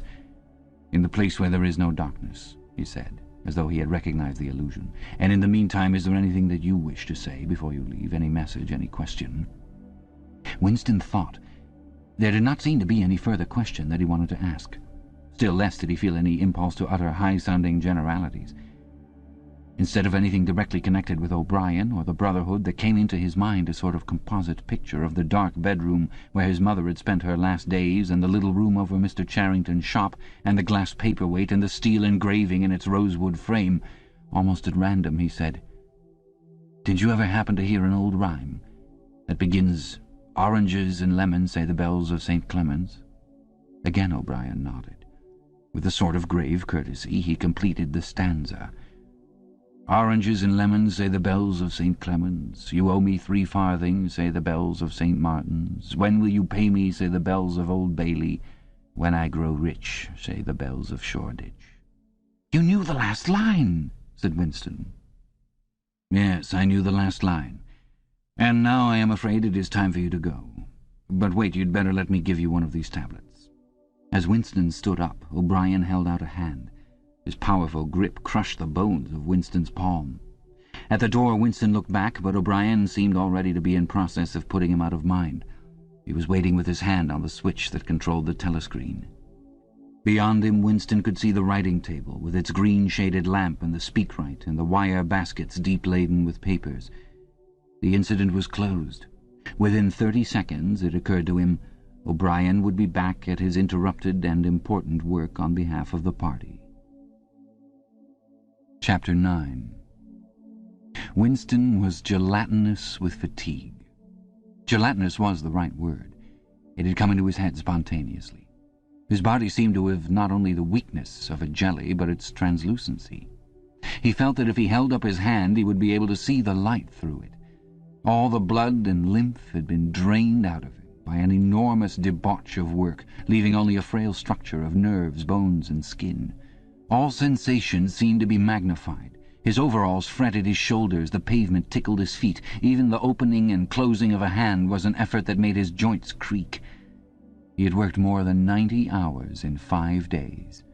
So had everyone else in the ministry. Now it was all over, and he had literally nothing to do. No party work of any description until tomorrow morning. He could spend 6 hours in the hiding place and another 9 in his own bed. Slowly, in mild afternoon sunshine, he walked up a dingy street in the direction of Mr. Charrington's shop, keeping one eye open for the patrols, but irrationally convinced that this afternoon there was no danger of anyone interfering with him. The heavy briefcase that he was carrying bumped against his knees at each step, sending a tingling sensation up and down the skin of his leg. Inside it was the book, which he had now had in his possession for 6 days and had not yet opened nor even looked at. On the 6th day of Hate Week, after the processions, the speeches, the shouting, the singing, the banners, the posters, the films, the waxworks, the rolling of drums and squealing of trumpets, the tramp of marching feet, the grinding of the caterpillars of tanks, the roar of massed planes, the booming of guns. After 6 days of this, when the great orgasm was quivering to its climax, and the general hatred of Eurasia had boiled up into such delirium that if the crowd could have got their hands on the 2,000 Eurasian war criminals who were to be publicly hanged on the last day of the proceedings, they would unquestionably have torn them to pieces, at just this moment it had been announced that Oceania was not, after all, at war with Eurasia. Oceania was at war with Eastasia. Eurasia was an ally. There was, of course, no admission that any change had taken place. Merely it became known, with extreme suddenness and everywhere at once, that Eastasia and not Eurasia was the enemy. Winston was taking part in a demonstration in one of the central London squares at the moment when it happened. It was night, and the white faces and the scarlet banners were luridly floodlit. The square was packed with several thousand people, including a block of about 1,000 school children in the uniform of the spies. On a scarlet-draped platform, an orator of the inner party, a small, lean man with disproportionately long arms and a large, bald skull over which a few lank locks straggled, was haranguing the crowd. A little Rumpelstiltskin figure, contorted with hatred, he gripped the neck of the microphone with one hand, while the other, enormous at the end of a bony arm, clawed the air menacingly above his head. His voice, made metallic by the amplifiers, boomed forth an endless catalogue of atrocities, massacres, deportations, lootings, rapings, torture of prisoners, bombing of civilians, lying propaganda, unjust aggressions, broken treaties. It was almost impossible to listen to him without being first convinced and then maddened. At every few moments the fury of the crowd boiled over, and the voice of the speaker was drowned by a wild, beast-like roaring that rose uncontrollably from thousands of throats. The most savage yells of all came from the school children. The speech had been proceeding for perhaps 20 minutes when a messenger hurried onto the platform and a scrap of paper was slipped into the speaker's hand. He unrolled it and read it without pausing in his speech. Nothing altered in his voice or manner or in the content of what he was saying, but suddenly the names were different. Without words said, a wave of understanding rippled through the crowd. Oceania was at war with East Asia. The next moment there was a tremendous commotion. The banners and posters with which the square was decorated were all wrong. Quite half of them had the wrong faces on them. It was sabotage. The agents of Goldstein had been at work. There was a riotous interlude while posters were ripped from the walls, banners torn to shreds and trampled underfoot. The spies performed prodigies of activity in clambering over the rooftops and cutting the streamers that fluttered from the chimneys. But within 2 or 3 minutes it was all over. The orator, still gripping the neck of the microphone, his shoulders hunched forward, his free hand clawing at the air, had gone straight on with his speech. 1 minute more, and the feral roars of rage were again bursting from the crowd. The hate continued exactly as before, except that the target had been changed. The thing that impressed Winston in looking back was that the speaker had switched from one line to the other actually in mid-sentence, not only without a pause, but without even breaking the syntax. But at the moment he had other things to preoccupy him. It was during the moment of disorder, while the posters were being torn down, that a man whose face he did not see had tapped him on the shoulder and said, "Excuse me, I think you've dropped your briefcase." He took the briefcase abstractedly, without speaking. He knew that it would be days before he had an opportunity to look inside it. The instant that the demonstration was over, he went straight to the Ministry of Truth, though the time was now nearly 23 hours. The entire staff of the ministry had done likewise. The orders already issuing from the telescreens recalling them to their posts were hardly necessary. 1984, Cassette 5. Oceania was at war with East Asia. Oceania had always been at war with East Asia. A large part of the political literature of 5 years was now completely obsolete. Reports and records of all kinds, newspapers, books, pamphlets, films, soundtracks, photographs, all had to be rectified at lightning speed. Although no directive was ever issued, it was known that the chiefs of the department intended that within 1 week no reference to the war with Eurasia or the alliance with East Asia should remain in existence anywhere. The work was overwhelming, all the more so because the processes that it involved could not be called by their true names. Everyone in the records department worked 18 hours in the 24, with 2 3-hour snatches of sleep. Mattresses were brought up from the cellars and pitched all over the corridors. Meals consisted of sandwiches and Victory coffee wheeled round on trolleys by attendants from the canteen. Each time that Winston broke off for one of his spells of sleep, he tried to leave his desk clear of work. And each time that he crawled back, sticky-eyed and aching, it was to find that another shower of paper cylinders had covered the desk like a snowdrift, half burying the speakwrite and overflowing onto the floor, so that the first job was always to stack them into a neat enough pile to give him room to work. What was worst of all was that the work was by no means purely mechanical. Often it was enough merely to substitute one name for another, but any detailed report of events demanded care and imagination. Even the geographical knowledge that one needed in transferring the war from one part of the world to another was considerable. By the 3rd day his eyes ached unbearably, and his spectacles needed wiping every few minutes. It was like struggling with some crushing physical task, something which one had the right to refuse and which one was nevertheless neurotically anxious to accomplish. Insofar as he had time to remember it, he was not troubled by the fact that every word he murmured into the speakwrite, every stroke of his ink pencil, was a deliberate lie. He was as anxious as anyone else in the department that the forgery should be perfect. On the morning of the 6th day, the dribble of cylinders slowed down.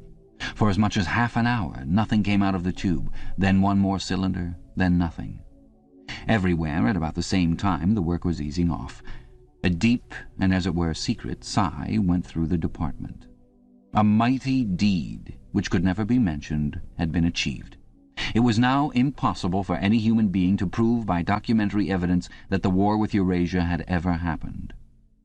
At 1200 it was unexpectedly announced that all workers in the ministry were free till tomorrow morning. Winston, still carrying the briefcase containing the book, which had remained between his feet while he worked and under his body while he slept, went home, shaved himself, and almost fell asleep in his bath, although the water was barely more than tepid. With a sort of voluptuous creaking in his joints, he climbed the stair above Mr. Charrington's shop. He was tired, but not sleepy any longer. He opened the window, lit the dirty little oil stove, and put on a pan of water for coffee. Julia would arrive presently. Meanwhile there was the book. He sat down in the sluttish armchair and undid the straps of the briefcase. A heavy black volume, amateurishly bound, with no name or title on the cover. The print also looked slightly irregular. The pages were worn at the edges and fell apart easily, as though the book had passed through many hands. The inscription on the title page ran, "The Theory and Practice of Oligarchical Collectivism," by Emmanuel Goldstein. Winston began reading. Chapter 1. Ignorance is Strength. Throughout recorded time, and probably since the end of the Neolithic age, there have been three kinds of people in the world: the high, the middle, and the low. They have been subdivided in many ways. They have borne countless different names, and their relative numbers, as well as their attitude toward one another, have varied from age to age. But the essential structure of society has never altered. Even after enormous upheavals and seemingly irrevocable changes, the same pattern has always reasserted itself, just as a gyroscope will always return to equilibrium, however far it is pushed one way or the other. The aims of these three groups are entirely irreconcilable. Winston stopped reading, chiefly in order to appreciate the fact that he was reading, in comfort and safety. He was alone. No telescreen, no ear at the keyhole, no nervous impulse to glance over his shoulder or cover the page with his hand. The sweet summer air played against his cheek. From somewhere far away there floated the faint shouts of children. In the room itself there was no sound except the insect voice of the clock. He settled deeper into the armchair and put his feet up on the fender. It was bliss. It was eternity. Suddenly, as one sometimes does with a book of which one knows that one will ultimately read and reread every word, he opened it at a different place and found himself at the 3rd chapter. He went on reading. Chapter 3. War is Peace. The splitting up of the world into three great superstates was an event which could be, and indeed was, foreseen before the middle of the 20th century. With the absorption of Europe by Russia and the British Empire by the United States, two of the three existing powers, Eurasia and Oceania, were already effectively in being. The third, Eastasia, only emerged as a distinct unit after another decade of confused fighting. The frontiers between the three superstates are in some places arbitrary, and in others they fluctuate according to the fortunes of war, but in general they follow geographical lines. Eurasia comprises the whole of the northern part of the European and Asiatic landmass, from Portugal to the Bering Strait. Oceania comprises the Americas, the Atlantic Islands, including the British Isles, Australasia, and the southern portion of Africa. Eastasia, smaller than the others and with a less definite western frontier, comprises China and the countries to the south of it, the Japanese islands, and a large but fluctuating portion of Mongolia and Tibet. In one combination or another, these three superstates are permanently at war, and have been so for the past 25 years. War, however, is no longer the desperate, annihilating struggle that it was in the early decades of the 20th century. It is a warfare of limited aims between combatants who are unable to destroy one another, have no material cause for fighting, and are not divided by any genuine ideological difference. This is not to say that either the conduct of war or the prevailing attitude toward it has become less bloodthirsty or more chivalrous. On the contrary, war hysteria is continuous and universal in all countries, and such acts as raping, looting, the slaughter of children, the reduction of whole populations to slavery, and reprisals against prisoners, which extend even to boiling and burying alive, are looked upon as normal, and, when they are committed by one's own side and not by the enemy, meritorious. But in a physical sense, war involves very small numbers of people, mostly highly trained specialists, and causes comparatively few casualties. The fighting, when there is any, takes place on the vague frontiers whose whereabouts the average man can only guess at, or around the floating fortresses, which guard strategic spots on the sea lanes. In the centers of civilization, war means no more than a continuous shortage of consumption goods and the occasional crash of a rocket bomb, which may cause a few scores of deaths. War has, in fact, changed its character. More exactly, the reasons for which war is waged have changed in their order of importance. Motives which were already present to some small extent in the great wars of the early 20th century have now become dominant and are consciously recognized and acted upon. To understand the nature of the present war, for in spite of the regrouping which occurs every few years, it is always the same war, one must realize in the first place that it is impossible for it to be decisive. None of the three superstates could be definitely conquered even by the other two in combination. They are too evenly matched, and their natural defenses are too formidable. Eurasia is protected by its vast land spaces, Oceania by the width of the Atlantic and the Pacific, East Asia by the fecundity and industriousness of its inhabitants. Secondly, there is no longer, in a material sense, anything to fight about. With the establishment of self-contained economies in which production and consumption are geared to one another, the scramble for markets, which was a main cause of previous wars, has come to an end, while the competition for raw materials is no longer a matter of life and death. In any case, each of the three superstates is so vast that it can obtain almost all of the materials that it needs within its own boundaries. Insofar as the war has a direct economic purpose, it is a war for labor power. Between the frontiers of the superstates, and not permanently in the possession of any of them, there lies a rough quadrilateral with its corners at Tangier, Brazzaville, Darwin, and Hong Kong, containing within it about a fifth of the population of the earth. It is for the possession of these thickly populated regions and of the northern ice cap that the three powers are constantly struggling. In practice, no one power ever controls the whole of the disputed area. Portions of it are constantly changing hands, and it is the chance of seizing this or that fragment by a sudden stroke of treachery that dictates the endless changes of alignment. All of the disputed territories contain valuable minerals, and some of them yield important vegetable products such as rubber, which in colder climates it is necessary to synthesize by comparatively expensive methods. But above all, they contain a bottomless reserve of cheap labor. Whichever power controls equatorial Africa or the countries of the Middle East or southern India or the Indonesian archipelago disposes also of the bodies of scores of hundreds of millions of ill-paid and hard-working coolies. The inhabitants of these areas, reduced more or less openly to the status of slaves, pass continually from conqueror to conqueror, and are expended like so much coal or oil in the race to turn out more armaments, to capture more territory, to control more labor power, to turn out more armaments, to capture more territory, and so on indefinitely. It should be noted that the fighting never really moves beyond the edges of the disputed areas. The frontiers of Eurasia flow back and forth between the basin of the Congo and the northern shore of the Mediterranean.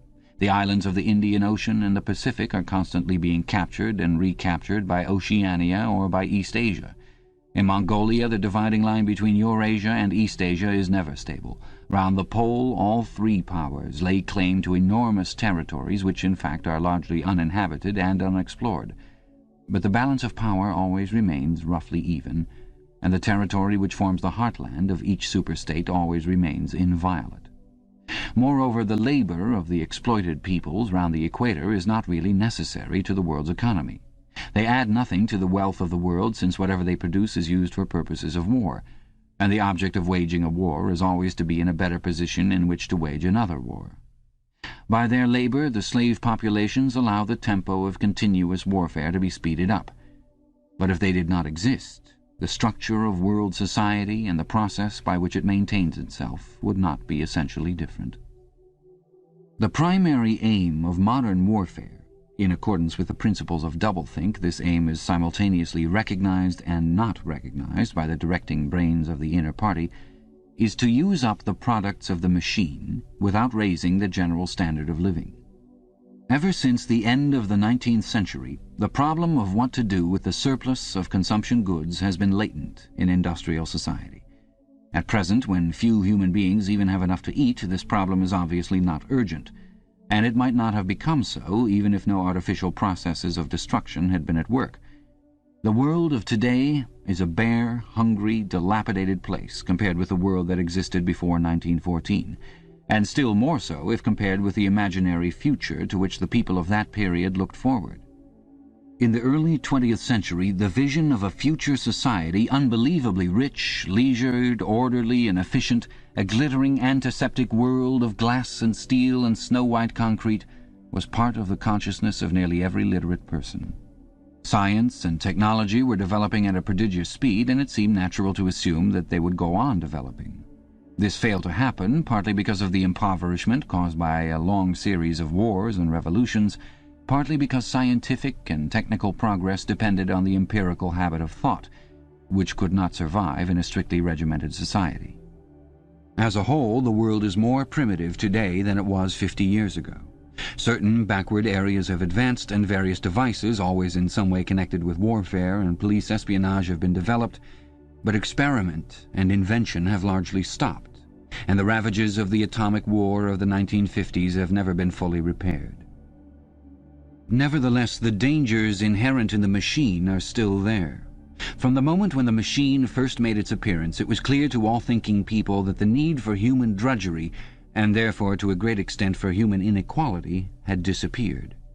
If the machine were used deliberately for that end, hunger, overwork, dirt, illiteracy, and disease could be eliminated within a few generations. And, in fact, without being used for any such purpose, but by a sort of automatic process, by producing wealth which it was sometimes impossible not to distribute, the machine did raise the living standards of the average human being very greatly over a period of about 50 years at the end of the 19th and the beginning of the 20th centuries.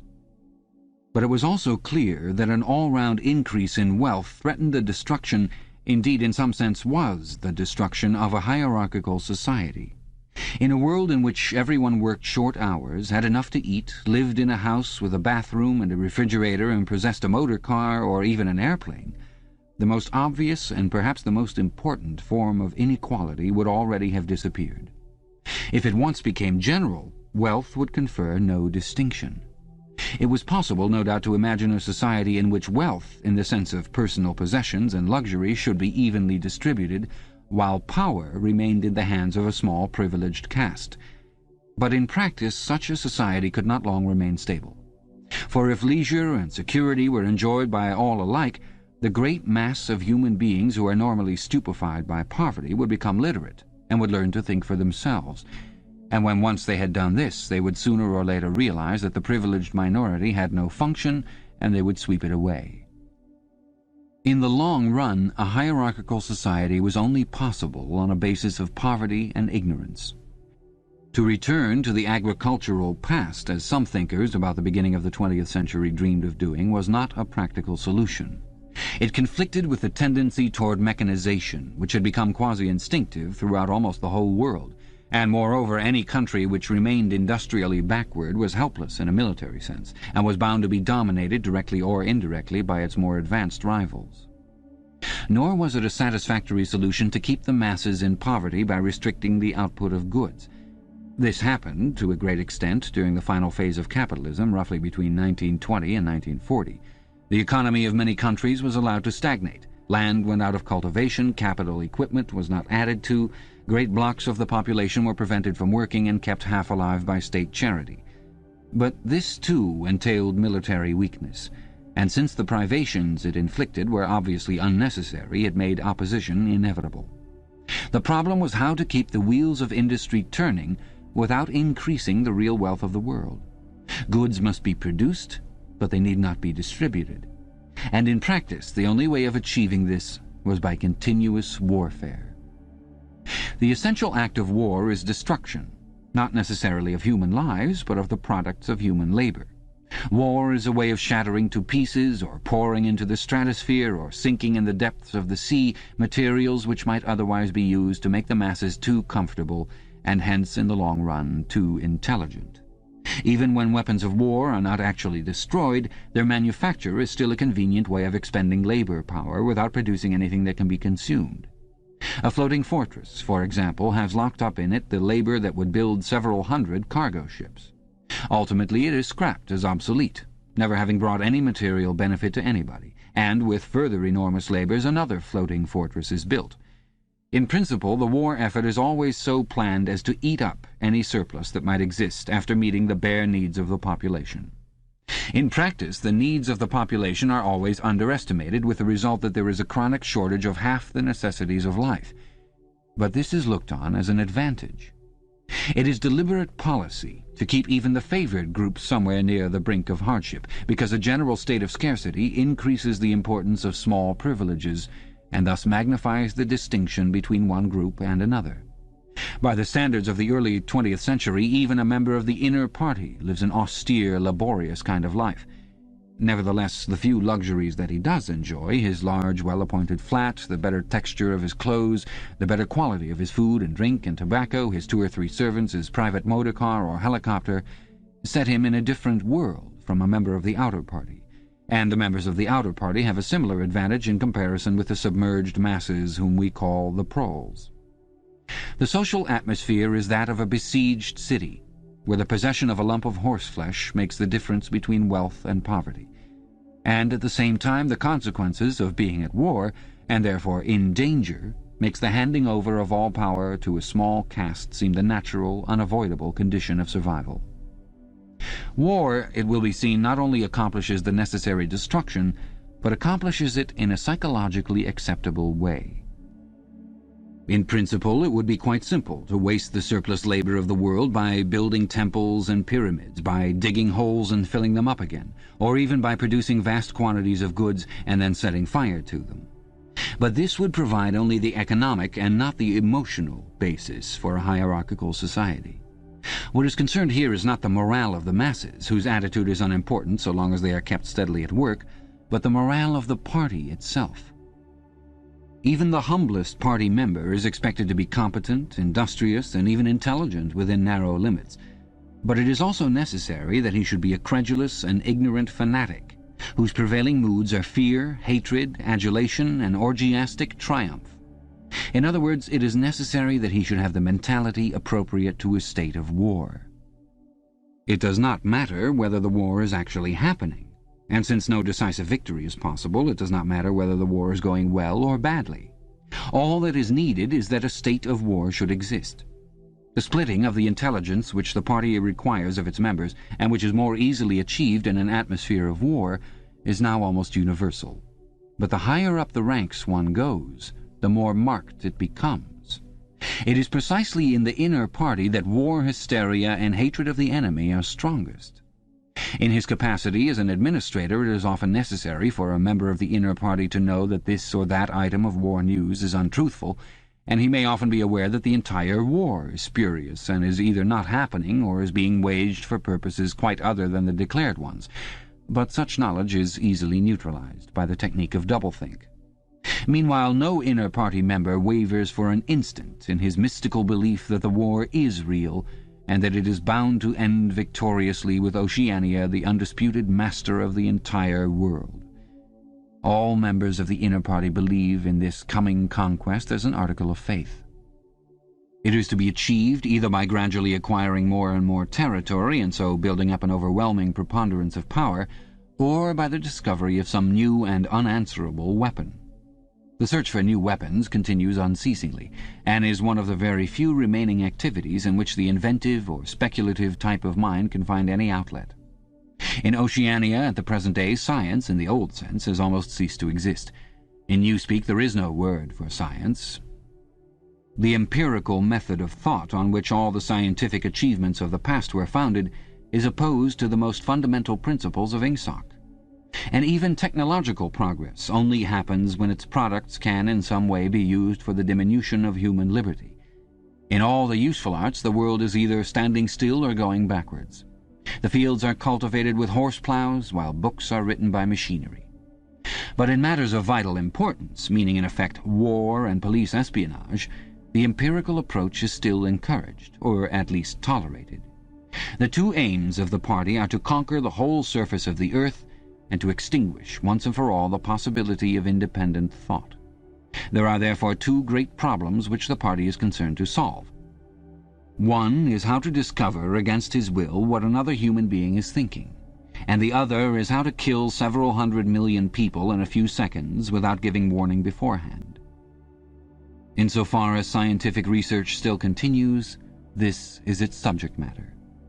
The scientist of today is either a mixture of psychologist and inquisitor, studying with extraordinary minuteness the meaning of facial expressions, gestures, and tones of voice, and testing the truth-producing effects of drug, shock therapy, hypnosis, and physical torture, or he is a chemist, physicist, or biologist concerned only with such branches of his special subject as are relevant to the taking of life.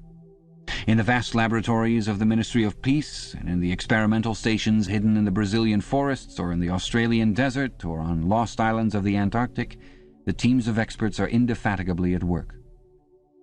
Some are concerned simply with planning the logistics of future wars, others devise larger and larger rocket bombs, more and more powerful explosives, and more impenetrable armor plating. Others search for new and deadlier gases, or for soluble poisons capable of being produced in such quantities as to destroy the vegetation of whole continents, or for breeds of disease germs immunized against all possible antibodies. Others strive to produce a vehicle that shall bore its way under the soil like a submarine under the water, or an airplane as independent of its base as a sailing ship. Others explore even remoter possibilities, such as focusing the sun's rays through lenses suspended thousands of kilometers away in space, or producing artificial earthquakes and tidal waves by tapping the heat at the Earth's center. But none of these projects ever comes anywhere near realization, and none of the three superstates ever gains a significant lead on the others. What is more remarkable is that all three powers already possess in the atomic bomb a weapon far more powerful than any that their present researchers are likely to discover. Although the party, according to its habit, claims the invention for itself, atomic bombs first appeared as early as the 1940s, and were first used on a large scale about 10 years later. At that time, some hundreds of bombs were dropped on industrial centers, chiefly in European Russia, Western Europe, and North America. The effect was to convince the ruling groups of all countries that a few more atomic bombs would mean the end of organized society and hence of their own power. Thereafter, although no formal agreement was ever made or hinted at, no more bombs were dropped. All three powers merely continue to produce atomic bombs and store them up against the decisive opportunity which they all believe will come sooner or later. And meanwhile the art of war has remained almost stationary for 30 or 40 years. Helicopters are more used than they were formerly. Bombing planes have been largely superseded by self-propelled projectiles, and the fragile, movable battleship has given way to the almost unsinkable floating fortress. But otherwise there has been little development. The tank, the submarine, the torpedo, the machine gun, even the rifle and the hand grenade are still in use. And in spite of the endless slaughters reported in the press and on the telescreens, the desperate battles of earlier wars, in which thousands or even millions of men were often killed in a few weeks, have never been repeated. None of the three superstates ever attempts any maneuver which involves the risk of serious defeat.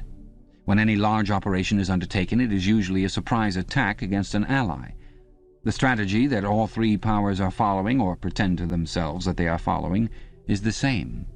The plan is, by a combination of fighting, bargaining, and well-timed strokes of treachery, to acquire a ring of bases completely encircling one or other of the rival states, and then to sign a pact of friendship with that rival and remain on peaceful terms for so many years as to lull suspicion to sleep. During this time, rockets loaded with atomic bombs can be assembled at all the strategic spots. Finally, they will all be fired simultaneously, with effect so devastating as to make retaliation impossible.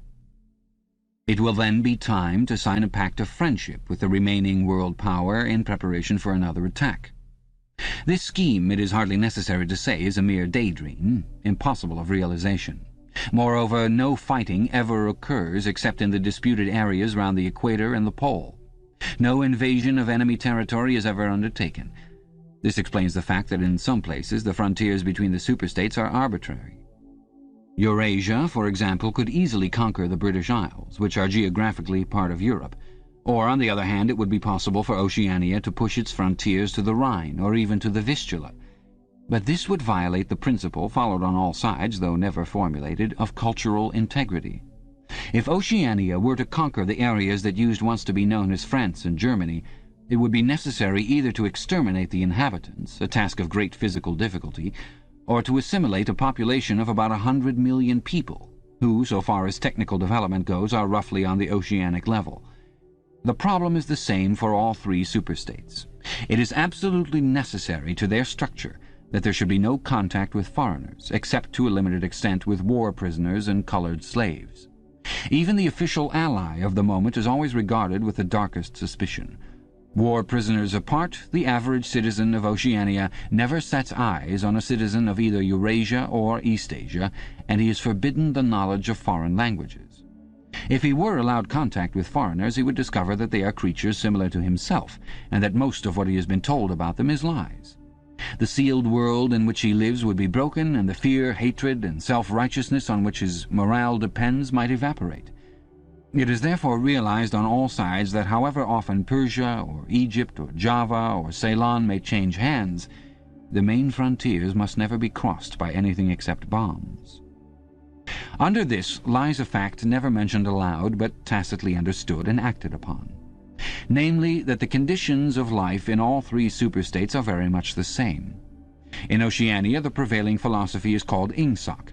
In Eurasia it is called Neo-Bolshevism, and in Eastasia it is called by a Chinese name usually translated as death worship, but perhaps better rendered as obliteration of the self.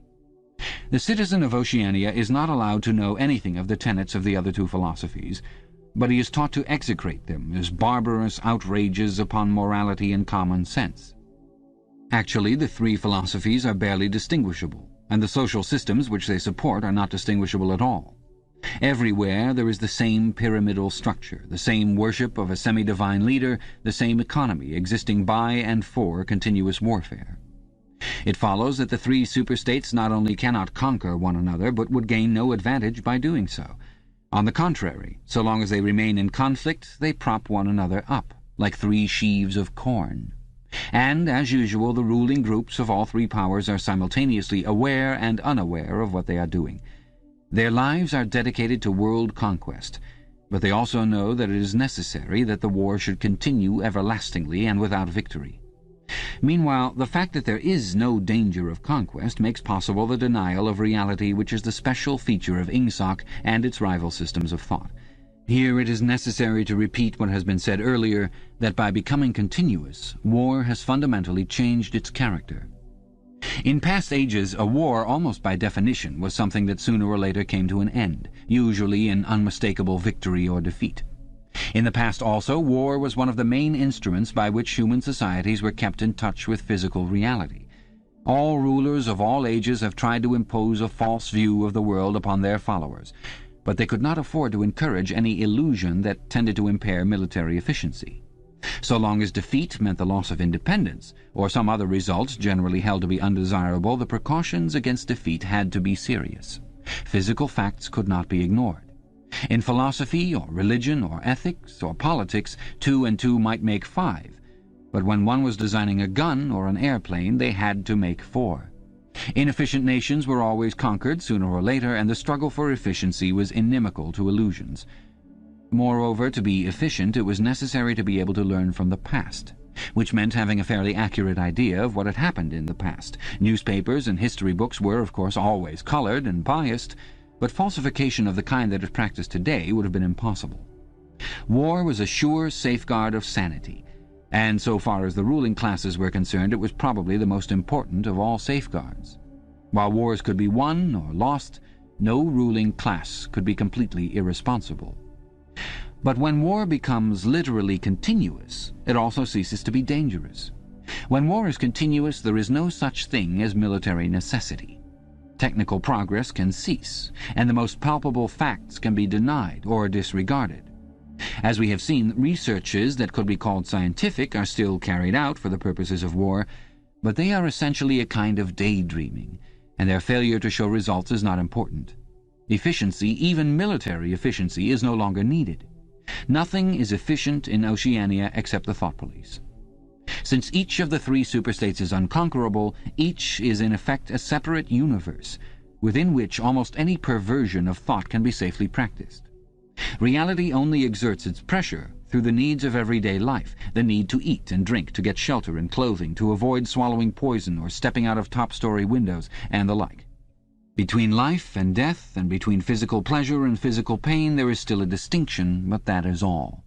Cut off from contact with the outer world and with the past, the citizen of Oceania is like a man in interstellar space who has no way of knowing which direction is up and which is down. The rulers of such a state are absolute, as the pharaohs or the Caesars could not be. They are obliged to prevent their followers from starving to death in numbers large enough to be inconvenient, and they are obliged to remain at the same low level of military technique as their rivals. But once that minimum is achieved, they can twist reality into whatever shape they choose. The war, therefore, if we judge it by the standards of previous wars, is merely an imposture. It is like the battles between certain ruminant animals whose horns are set at such an angle that they are incapable of hurting one another. But though it is unreal, it is not meaningless. It eats up the surplus of consumable goods, and it helps to preserve the special mental atmosphere that a hierarchical society needs. War, it will be seen, is now a purely internal affair. In the past, the ruling groups of all countries, although they might recognize their common interest and therefore limit the destructiveness of war, did fight against one another, and the victor always plundered the vanquished. In our own day, they are not fighting against one another at all. The war is waged by each ruling group against its own subjects, and the object of the war is not to make or prevent conquests of territory, but to keep the structure of society intact. The very word war, therefore, has become misleading. It would probably be accurate to say that by becoming continuous, war has ceased to exist. The peculiar pressure that it exerted on human beings between the Neolithic age and the early 20th century has disappeared, and has been replaced by something quite different. The effect would be much the same if the three superstates, instead of fighting one another, should agree to live in perpetual peace, each inviolate within its own boundaries. For in that case each would still be a self-contained universe, freed forever from the sobering influence of external danger. A peace that was truly permanent would be the same as a permanent war. This, although the vast majority of party members understand it only in a shallower sense, is the inner meaning of the party slogan, "War is peace." Winston stopped reading for a moment. Somewhere in the remote distance a rocket bomb thundered. The blissful feeling of being alone with a forbidden book in a room with no telescreen had not worn off. Solitude and safety were physical sensations, mixed up somehow with the tiredness of his body, the softness of the chair, the touch of the faint breeze from the window that played upon his cheek. The book fascinated him, or more exactly, it reassured him. In a sense it told him nothing that was new, but that was part of the attraction. It said what he would have said if it had been possible for him to set his scattered thoughts in order. It was the product of a mind similar to his own, but enormously more powerful, more systematic, less fear-ridden. The best books, he perceived, are those that tell you what you know already. He had just turned back to Chapter 1 when he heard Julia's footstep on the stair and started out of his chair to meet her. She dumped her brown tool bag on the floor and flung herself into his arms. It was more than a week since they had seen one another. "I've got the book," he said, as they disentangled themselves. "Oh, you've got it. Good," she said, without much interest, and almost immediately knelt down beside the oil stove to make the coffee. They did not return to the subject until they had been in bed for half an hour. The evening was just cool enough to make it worthwhile to pull up the counterpane. From below came the familiar sound of singing and the scrape of boots on the flagstones. The brawny, red-armed woman whom Winston had seen there on his first visit was almost a fixture in the yard. There seemed to be no hour of daylight when she was not marching to and fro between the washtub and the line, alternately gagging herself with clothes pegs and breaking forth into lusty song. Julia had settled down on her side and seemed to be already on the point of falling asleep. He reached out for the book, which was lying on the floor, and sat up against the bedhead. "We must read it," he said. You too, all members of the Brotherhood, have to read it." "You read it," she said with her eyes shut. "Read it aloud. That's the best way. Then you can explain it to me as you go." The clock's hands said 6, meaning 18. They had 3 or 4 hours ahead of them. He propped the book against his knees and began reading. Chapter 1. Ignorance is Strength. Throughout recorded time, and probably since the end of the Neolithic Age, there have been 3 kinds of people in the world: the high, the middle, and the low. They have been subdivided in many ways. They have borne countless different names, and their relative numbers, as well as their attitude toward one another, have varied from age to age, but the essential structure of society has never altered. Even after enormous upheavals and seemingly irrevocable changes, the same pattern has always reasserted itself, just as a gyroscope will always return to equilibrium, however far it is pushed one way or the other. "Julia, are you awake?" said Winston. "Yes, my love, I'm listening. Go on, it's marvelous." He continued reading. The aims of these 3 groups are entirely irreconcilable. The aim of the high is to remain where they are. The aim of the middle is to change places with the high. The aim of the low, when they have an aim, for it is an abiding characteristic of the low that they are too much crushed by drudgery to be more than intermittently conscious of anything outside their daily lives, is to abolish all distinctions and create a society in which all men shall be equal. Thus, throughout history, a struggle which is the same in its main outlines recurs over and over again. For long periods the high seem to be securely in power, but sooner or later there always comes a moment when they lose either their belief in themselves or their capacity to govern efficiently, or both. They are then overthrown by the middle, who enlist the low on their side by pretending to them that they are fighting for liberty and justice. As soon as they have reached their objective, the middle thrust the low back into their old position of servitude, and themselves become the high. Presently a new middle group splits off from one of the other groups, or from both of them, and the struggle begins over again. Of the 3 groups, only the low are never even temporarily successful in achieving their aims. It would be an exaggeration to say that throughout history there had been no progress of a material kind. Even today, in a period of decline, the average human being is physically better off than he was a few centuries ago. But no advance in wealth, no softening of manners, no reform or revolution has ever brought human equality a millimetre nearer. From the point of view of the low, no historic change has ever meant much more than a change in the name of their masters. By the late 19th century, the recurrences of this pattern had become obvious to many observers. There then arose schools of thinkers who interpreted history as a cyclical process and claimed to show that inequality was the unalterable law of human life. This doctrine, of course, had always had its adherents, but in the manner in which it was now put forward there was a significant change. In the past, the need for a hierarchical form of society had been the doctrine specifically of the high. It had been preached by kings and aristocrats, and by the priests, lawyers, and the like who were parasitical upon them, and it had generally been softened by promises of compensation in an imaginary world beyond the grave. The middle, so long as it was struggling for power, had always made use of such terms as freedom, justice, and fraternity. Now, however, the concept of human brotherhood began to be assailed by people who were not yet in positions of command, but merely hoped to be so before long. In the past, the middle had made revolutions under the banner of equality, and then had established a fresh tyranny as soon as the old one was overthrown. The new middle groups, in effect, proclaimed their tyranny beforehand. Socialism, a theory which appeared in the early 19th century and was the last link in a chain of thought stretching back to the slave rebellions of antiquity, was still deeply infected by the utopianism of past ages.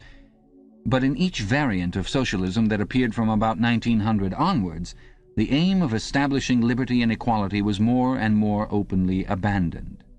The new movements, which appeared in the middle years of the century, Ingsoc in Oceania, Neo-Bolshevism in Eurasia, death worship as it was commonly called in East Asia, had the conscious aim of perpetuating unfreedom and inequality. These new movements, of course, grew out of the old ones and tended to keep their names and pay lip service to their ideology. But the purpose of all of them was to arrest progress and freeze history at a chosen moment. The familiar pendulum swing was to happen once more and then stop. As usual, the high were to be turned out by the middle, who would then become the high, but this time, by conscious strategy, the high would be able to maintain their position permanently. The new doctrines arose partly because of the accumulation of historical knowledge and the growth of the historical sense, which had hardly existed before the 19th century. The cyclical movement of history was now intelligible, or appeared to be so, and if it was intelligible, then it was alterable. But the principal underlying cause was that as early as the beginning of the 20th century, human equality had become technically possible. It was still true that men were not equal in their native talents, and that functions had to be specialized in ways that favored some individuals against others, but there was no longer any real need for class distinctions or for large differences of wealth. In earlier ages, class distinctions had been not only inevitable but desirable. Inequality was the price of civilization. With the development of machine production, however, the case was altered. Even if it was still necessary for human beings to do different kinds of work, it was no longer necessary for them to live at different social or economic levels.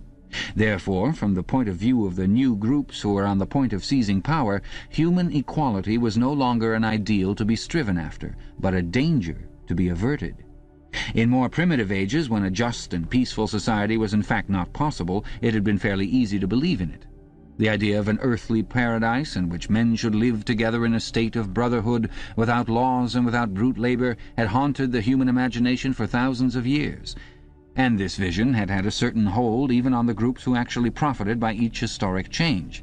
The heirs of the French, English, and American revolutions had partly believed in their own phrases about the rights of man, freedom of speech, equality before the law, and the like, and had even allowed their conduct to be influenced by them to some extent. But by the fourth decade of the 20th century, all the main currents of political thought were authoritarian.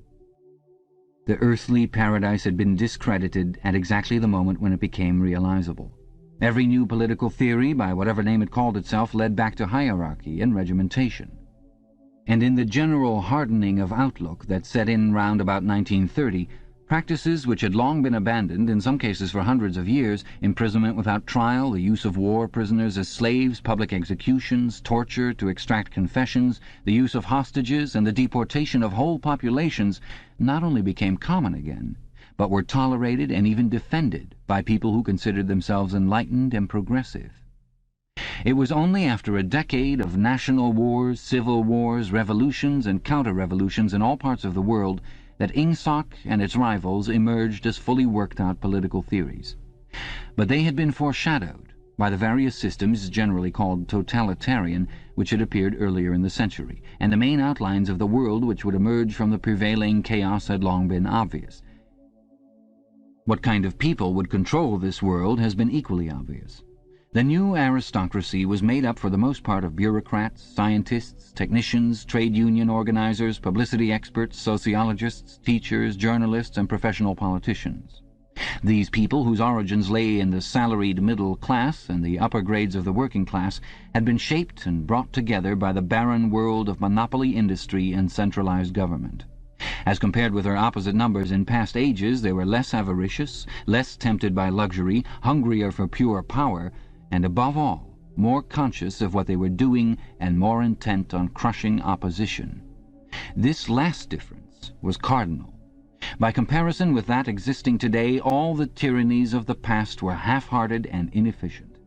The ruling groups were always infected to some extent by liberal ideas and were content to leave loose ends everywhere, to regard only the overt act and to be uninterested in what their subjects were thinking. Even the Catholic Church of the Middle Ages was tolerant by modern standards. Part of the reason for this was that in the past no government had the power to keep its citizens under constant surveillance.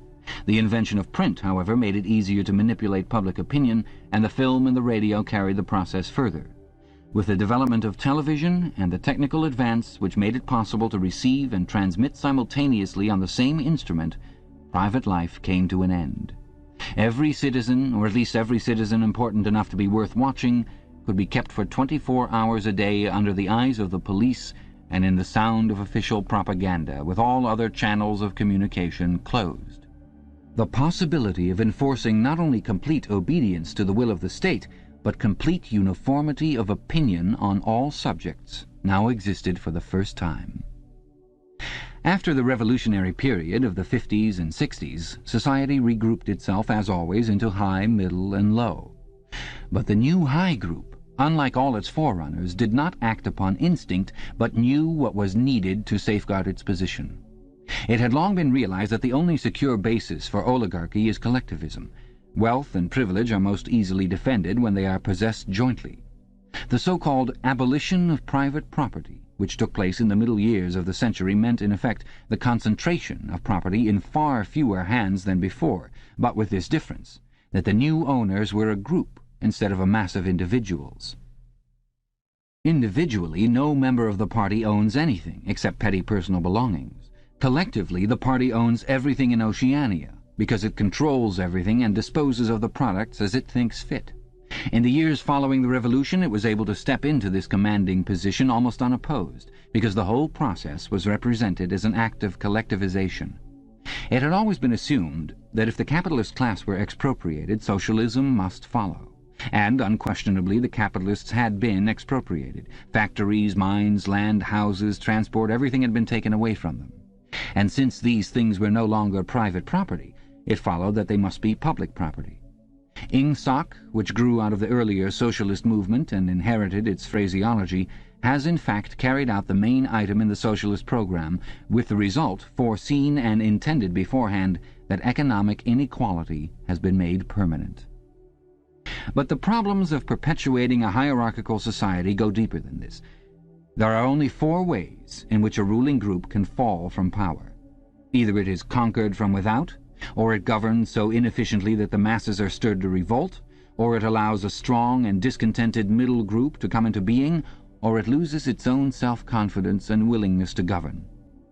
These causes do not operate singly, and as a rule all 4 of them are present in some degree.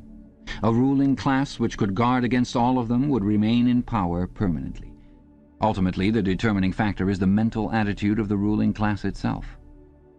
After the middle of the present century, the first danger had in reality disappeared. Each of the 3 powers which now divide the world is in fact unconquerable, and could only become conquerable through slow demographic changes which a government with wide powers can easily avert. The second danger also is only a theoretical one. The masses never revolt of their own accord, and they never revolt merely because they are oppressed. Indeed, so long as they are not permitted to have standards of comparison, they never even become aware that they are oppressed.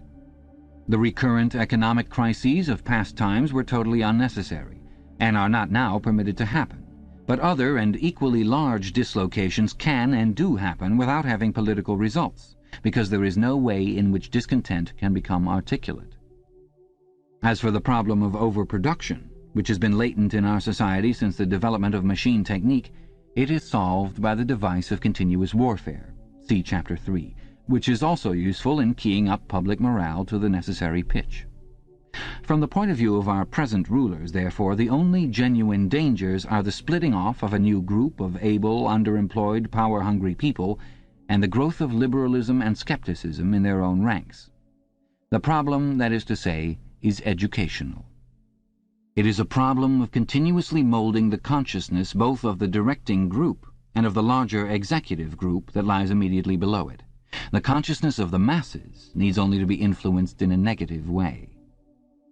Given this background, one could infer, if one did not know it already, the general structure of oceanic society. At the apex of the pyramid comes Big Brother. Big Brother is infallible and all-powerful. Every success, every achievement, every victory, every scientific discovery, all knowledge, all wisdom, all happiness, all virtue are held to issue directly from his leadership and inspiration. Nobody has ever seen Big Brother. He is a face on the hoardings, a voice on the telescreen. We may be reasonably sure that he will never die, and there is already considerable uncertainty as to when he was born. Big Brother is the guise in which the party chooses to exhibit itself to the world. His function is to act as a focusing point for love, fear, and reverence, emotions which are more easily felt toward an individual than toward an organization. Below Big Brother comes the inner party, its numbers limited to 6 millions, or something less than 2% of the population of Oceania. Below the inner party comes the outer party, which, if the inner party is described as the brain of the state, may be justly likened to the hands. Below that come the dumb masses whom we habitually refer to as the proles, numbering perhaps 85% of the population. In the terms of our earlier classification, the proles are the low, for the slave populations of the equatorial lands who pass constantly from conqueror to conqueror are not a permanent or necessary part of the structure. In principle, membership in these three groups is not hereditary. The child of inner-party parents is in theory not born into the inner party. Admission to either branch of the party is by examination, taken at the age of 16. Nor is there any racial discrimination or any marked domination of one province by another. Jews, Negroes, South Americans of pure Indian blood are to be found in the highest ranks of the party, and the administrators of any area are always drawn from the inhabitants of that area. In no part of Oceania do the inhabitants have the feeling that they are a colonial population ruled from a distant capital. Oceania has no capital, and its titular head is a person whose whereabouts nobody knows. Except that English is its chief lingua franca and Newspeak its official language, it is not centralized in any way. Its rulers are not held together by blood ties, but by adherence to a common doctrine. It is true that our society is stratified, and very rigidly stratified, on what at first sight appear to be hereditary lines. There is far less to and fro movement between the different groups than happened under capitalism, or even in the pre-industrial ages. Between the two branches of the party there is a certain amount of interchange, but only so much as will ensure that weaklings are excluded from the inner party, and that ambitious members of the outer party are made harmless by allowing them to rise. Proletarians, in practice, are not allowed to graduate into the party. The most gifted among them, who might possibly become nuclei of discontent, are simply marked down by the thought police and eliminated. But this state of affairs is not necessarily permanent, nor is it a matter of principle. The party is not a class in the old sense of the word. It does not aim at transmitting power to its own children as such. And if there were no other way of keeping the ablest people at the top, it would be perfectly prepared to recruit an entire new generation from the ranks of the proletariat. In the crucial years, the fact that the party was not a hereditary body did a great deal to neutralize opposition. The older kind of socialist, who had been trained to fight against something called class privilege, assumed that what is not hereditary cannot be permanent. He did not see that the continuity of an oligarchy need not be physical, nor did he pause to reflect that hereditary aristocracies have always been short-lived, whereas adoptive organizations, such as the Catholic Church, have sometimes lasted for hundreds or thousands of years. The essence of oligarchical rule is not father-to-son inheritance, but the persistence of a certain world view and a certain way of life, imposed by the dead upon the living. A ruling group is a ruling group so long as it can nominate its successors. The party is not concerned with perpetuating its blood, but with perpetuating itself. Who wields power is not important, provided that the hierarchical structure remains always the same. All the beliefs, habits, tastes, emotions, mental attitudes that characterize our time are really designed to sustain the mystique of the party and prevent the true nature of present-day society from being perceived. Physical rebellion, or any preliminary move toward rebellion, is at present not possible. From the proletarians nothing is to be feared. Left to themselves, they will continue from generation to generation and from century to century, working, breeding, and dying, not only without any impulse to rebel, but without the power of grasping that the world could be other than it is. They could only become dangerous if the advance of industrial technique made it necessary to educate them more highly. But since military and commercial rivalry are no longer important, the level of popular education is actually declining. What opinions the masses hold or do not hold is looked on as a matter of indifference. They can be granted intellectual liberty because they have no intellect. In a party member, on the other hand, not even the smallest deviation of opinion on the most unimportant subject can be tolerated. A party member lives from birth to death under the eye of the thought police. Even when he is alone, he can never be sure that he is alone. Wherever he may be, asleep or awake, working or resting, in his bath or in bed, he can be inspected without warning and without knowing that he is being inspected. Nothing that he does is indifferent. His friendships, his relaxations, his behavior towards his wife and children, the expression of his face when he is alone, the words he mutters in sleep, even the characteristic movements of his body are all jealously scrutinized. Not only any actual misdemeanor, but any eccentricity, however small, any change of habits, any nervous mannerism that could possibly be the symptom of an inner struggle is certain to be detected. He has no freedom of choice in any direction whatever. On the other hand, his actions are not regulated by law or by any clearly formulated code of behavior. In Oceania there is no law. Thoughts and actions which, when detected, mean certain death are not formally forbidden, and the endless purges, arrests, tortures, imprisonments, and vaporizations are not inflicted as punishment for crimes which have actually been committed, but are merely the wiping out of persons who might perhaps commit a crime at some time in the future. A party member is required to have not only the right opinions, but the right instincts. Many of the beliefs and attitudes demanded of him are never plainly stated, and could not be stated without laying bare the contradictions inherent in Ingsoc. If he is a person naturally orthodox, in newspeak a good thinker, he will in all circumstances know, without taking thought, what is the true belief or the desirable emotion. But in any case, an elaborate mental training, undergone in childhood and grouping itself round the newspeak words crime stop, black-white, and doublethink, makes him unwilling and unable to think too deeply on any subject whatever. A party member is expected to have no private emotions and no respites from enthusiasm. He is supposed to live in a continuous frenzy of hatred of foreign enemies and internal traitors, triumph over victories, and self-abasement before the power and wisdom of the party. The discontents produced by his bare, unsatisfying life are deliberately turned outwards and dissipated by such devices as the 2 minutes hate, and the speculations which might possibly induce a skeptical or rebellious attitude are killed in advance by his early acquired inner discipline. The first and simplest stage in the discipline, which can be taught even to young children, is called, in newspeak, crime stop. Crime stop means the faculty of stopping short, as though by instinct, at the threshold of any dangerous thought.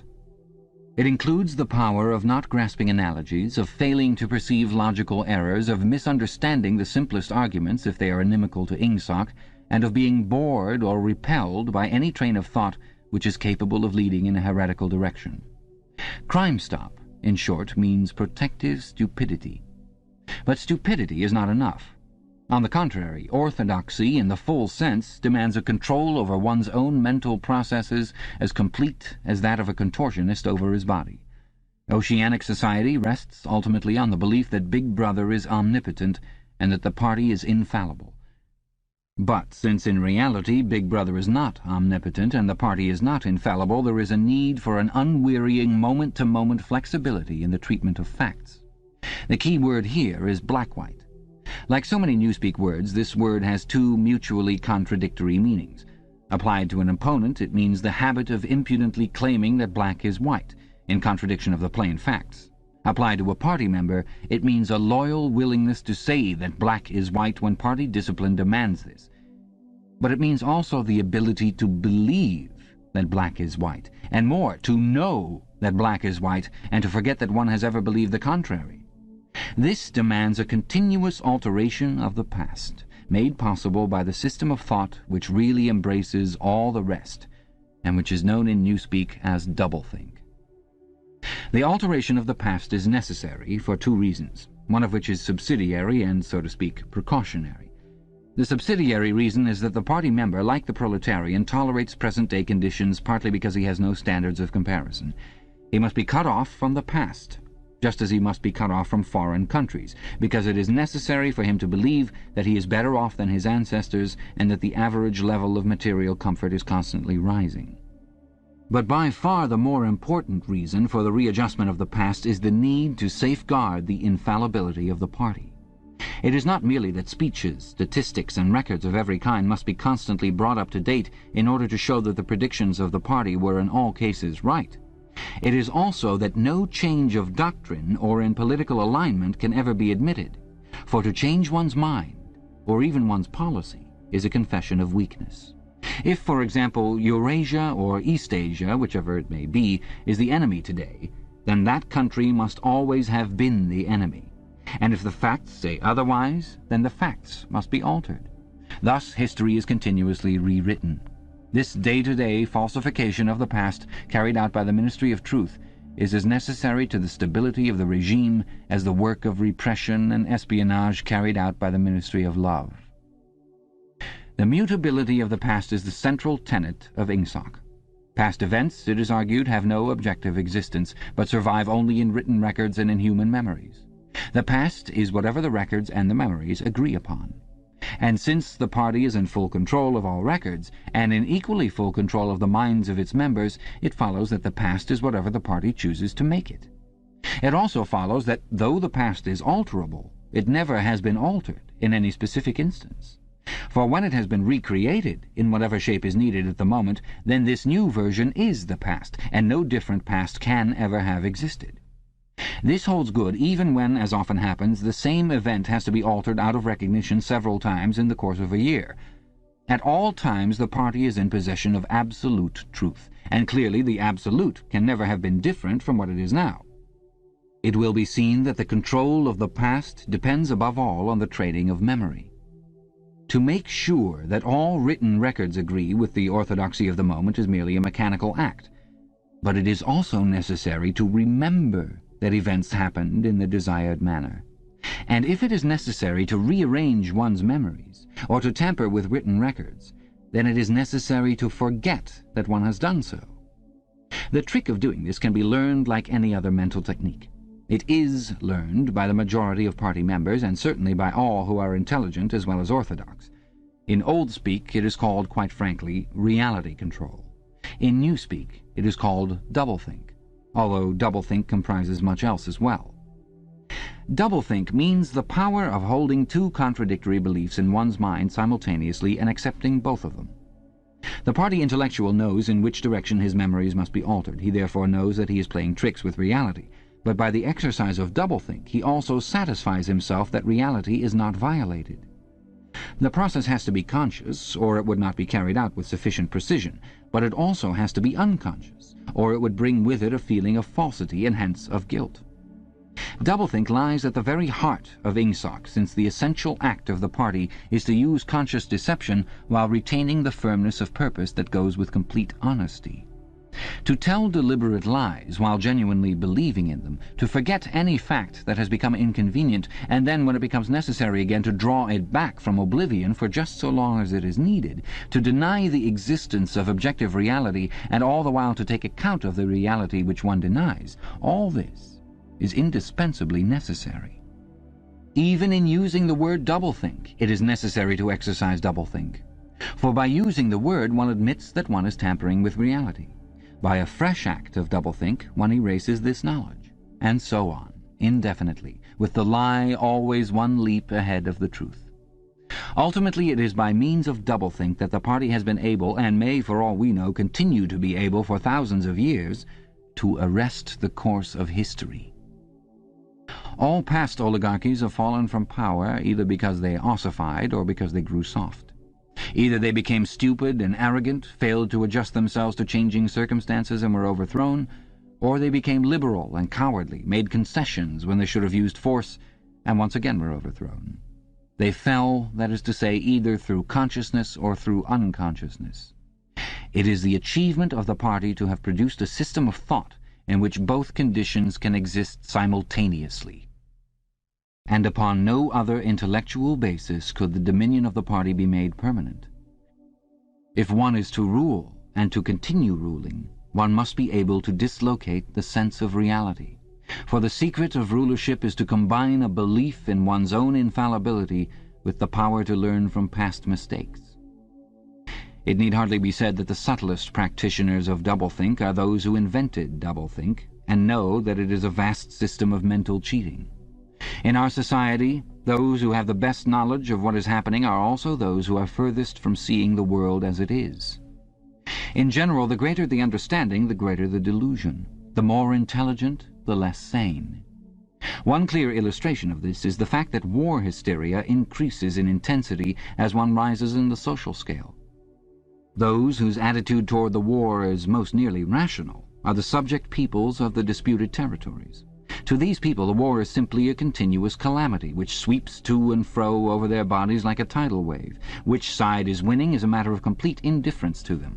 They are aware that a change of overlordship means simply that they will be doing the same work as before for new masters, who treat them in the same manner as the old ones.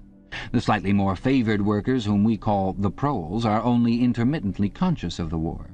When it is necessary, they can be prodded into frenzies of fear and hatred, but when left to themselves, they are capable of forgetting for long periods that the war is happening. It is in the ranks of the party, and above all of the inner party, that the true war enthusiasm is found.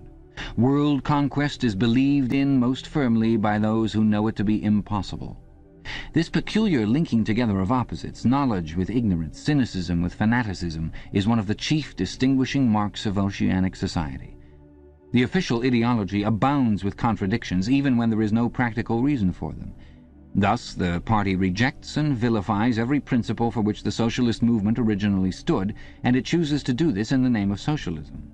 It preaches a contempt for the working class unexampled for centuries past, and it dresses its members in a uniform which was at one time peculiar to manual workers and was adopted for that reason. It systematically undermines the solidarity of the family, and it calls its leader by a name which is a direct appeal to the sentiments of family loyalty. Even the names of the 4 ministries by which we are governed exhibit a sort of impudence in their deliberate reversal of the facts. The Ministry of Peace concerns itself with war, the Ministry of Truth with lies, the Ministry of Love with torture, and the Ministry of Plenty with starvation.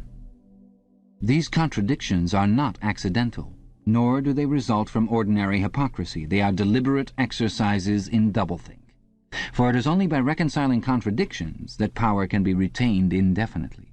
In no other way could the ancient cycle be broken. If human equality is to be forever averted, if the high, as we have called them, are to keep their places permanently, then the prevailing mental condition must be controlled insanity. But there is one question which until this moment we have almost ignored.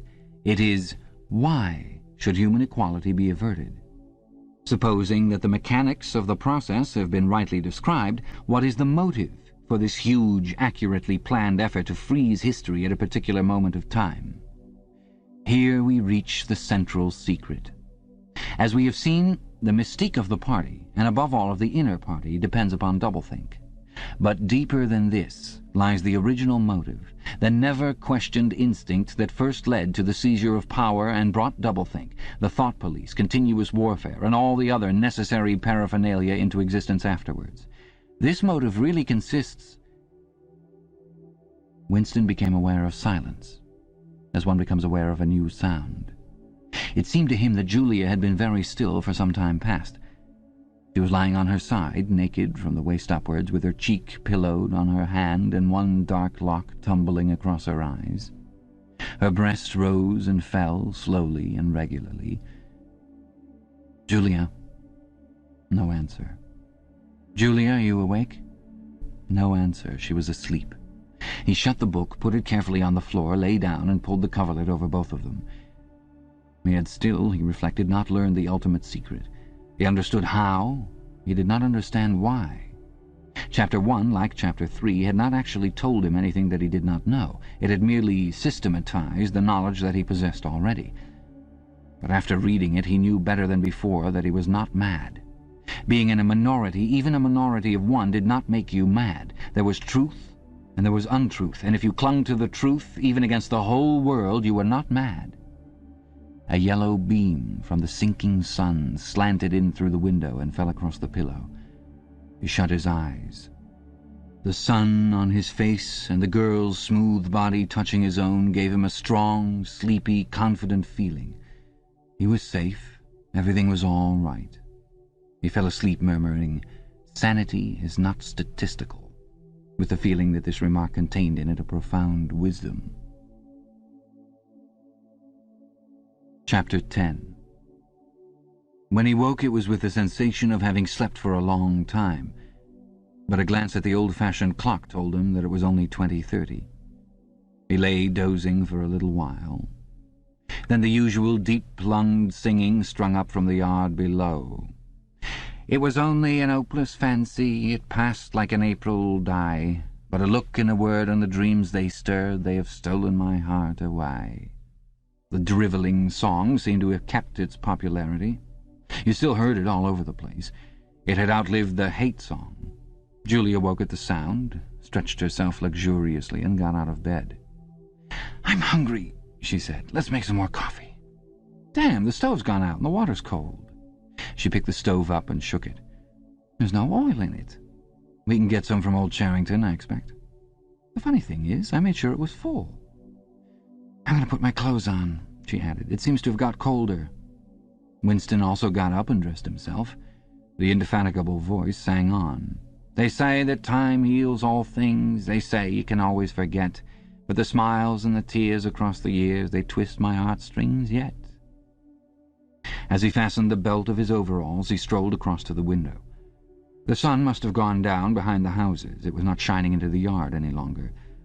The flagstones were wet, as though they had just been washed, and he had the feeling that the sky had been washed too, so fresh and pale was the blue between the chimney pots. Tirelessly the woman marched to and fro, corking and uncorking herself, singing and fallen silent, and pegging out more diapers, and more, and yet more. He wondered whether she took in washing for a living, or was merely the slave of 20 or 30 grandchildren. Julia had come across to his side. Together they gazed down with a sort of fascination at the sturdy figure below. As he looked at the woman in her characteristic attitude, her thick arms reaching up for the line, her powerful mare-like buttocks protruded, it struck him for the first time that she was beautiful. It had never before occurred to him that the body of a woman of 50, blown up to monstrous dimensions by childbearing, then hardened, roughened by work till it was coarse in the grain like an overripe turnip, could be beautiful.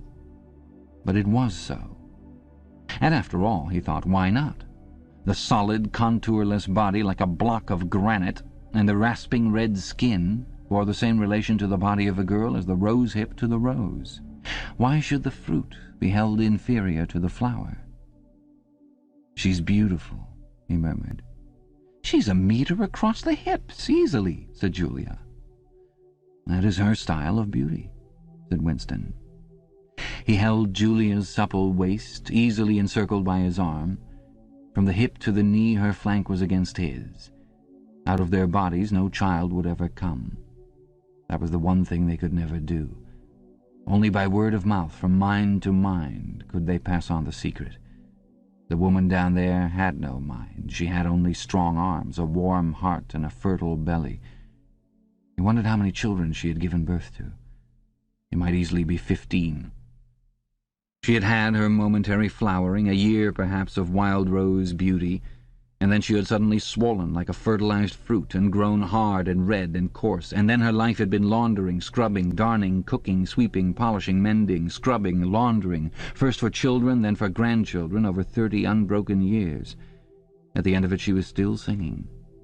The mystical reverence that he felt for her was somehow mixed up with the aspect of the pale, cloudless sky stretching away behind the chimney-pots into interminable distances. It was curious to think that the sky was the same for everybody, in Eurasia or East Asia as well as here. And the people under the sky were also very much the same, everywhere, all over the world. Hundreds or thousands of millions of people just like this, people ignorant of one another's existence, held apart by walls of hatred and lies, and yet almost exactly the same. People who had never learned to think, but were storing up in their hearts and bellies and muscles the power that would one day overturn the world. If there was hope, it lay in the proles. Without having read to the end of the book, he knew that that must be Goldstein's final message. The future belonged to the proles. And could he be sure that when their time came, the world they constructed would not be just as alien to him, Winston Smith, as the world of the party? Yes, because at the least it would be a world of sanity. Where there is equality, there can be sanity. Sooner or later it would happen. Strength would change into consciousness. The proles were immortal. You could not doubt it when you looked at that valiant figure in the yard. In the end their awakening would come, and until that happened, though it might be 1,000 years, they would stay alive against all the odds, like birds passing on from body to body the vitality which the party did not share and could not kill. "Do you remember," he said, "the thrush that sang to us that first day at the edge of the wood?" "He wasn't singing to us," said Julia. "He was singing to please himself. Not even that, he was just singing." The birds sang, the proles sang, the party did not sing. All round the world, in London and New York, in Africa and Brazil, and in the mysterious forbidden lands beyond the frontiers, in the streets of Paris and Berlin, in the villages of the endless Russian plain, in the bazaars of China and Japan, everywhere stood the same solid, unconquerable figure, made monstrous by work and childbearing, toiling from birth to death, and still singing. Out of those mighty loins a race of conscious beings must one day come. You were the dead, theirs was the future. But you could share in that future if you kept alive the mind as they kept alive the body, and passed on the secret doctrine that 2 + 2 make 4. "We are the dead," he said. "We are the dead," echoed Julia dutifully. "You are the dead," said an iron voice behind them. They sprang apart. Winston's entrails seemed to have turned into ice. He could see the white all round the irises of Julia's eyes. Her face had turned a milky yellow. The smear of rouge that was still on each cheekbone stood out sharply, almost as though unconnected with the skin beneath. "You are the dead," repeated the iron voice. "It was behind the picture," breathed Julia. "It was behind the picture," said the voice. "Remain exactly where you are. Make no movement until you are ordered." It was starting. It was starting at last. They could do nothing except stand gazing into one another's eyes. To run for life, to get out of the house before it was too late, no such thought occurred to them. Unthinkable to disobey the iron voice from the wall. There was a snap, as though a catch had been turned back, and a crash of breaking glass. The picture had fallen to the floor, uncovering the telescreen behind it. "Now they can see us," said Julia. "Now we can see you," said the voice. "Stand out in the middle of the room. Stand back to back. Clasp your hands behind your heads. Do not touch one another." They were not touching, but it seemed to him that he could feel Julia's body shaking, or perhaps it was merely the shaking of his own. He could just stop his teeth from chattering, but his knees were beyond his control. There was a sound of trampling boots below, inside the house and outside. The yard seemed to be full of men. Something was being dragged across the stones.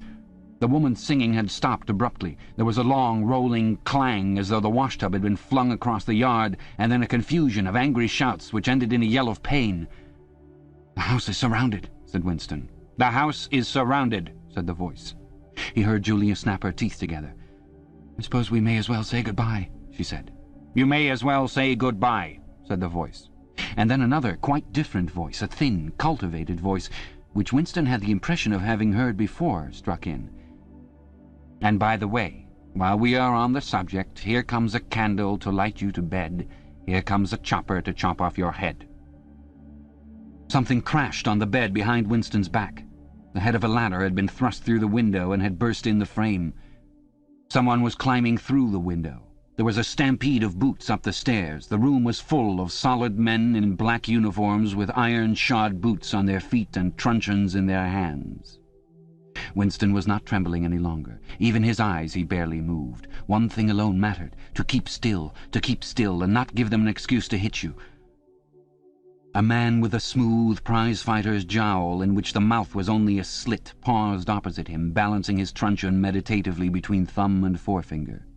Winston met his eyes. The feeling of nakedness with one's hands behind one's head and one's face and body all exposed was almost unbearable.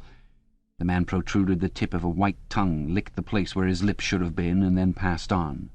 There was another crash. Someone had picked up the glass paperweight from the table and smashed it to pieces on the hearthstone. The fragment of coral, a tiny crinkle of pink, like a sugar rosebud from a cake, rolled across the mat. How small, thought Winston, how small it always was. There was a gasp and a thump behind him, and he received a violent kick on the ankle which nearly flung him off his balance. One of the men had smashed his fist into Julia's solar plexus, doubling her up like a pocket ruler. She was thrashing about on the floor, fighting for breath. Winston dared not turn his head even by a millimeter, but sometimes her livid, gasping face came within the angle of his vision. Even in his terror it was as though he could feel the pain in his own body, the deadly pain which nevertheless was less urgent than the struggle to get back her breath.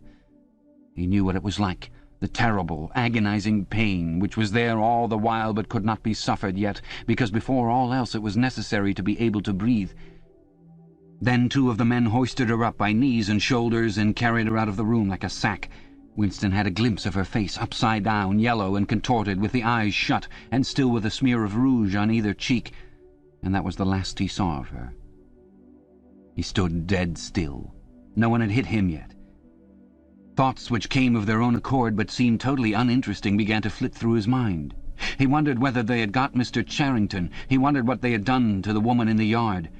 He noticed that he badly wanted to urinate and felt a faint surprise because he had done so only 2 or 3 hours ago. He noticed that the clock on the mantelpiece said 9, meaning 21.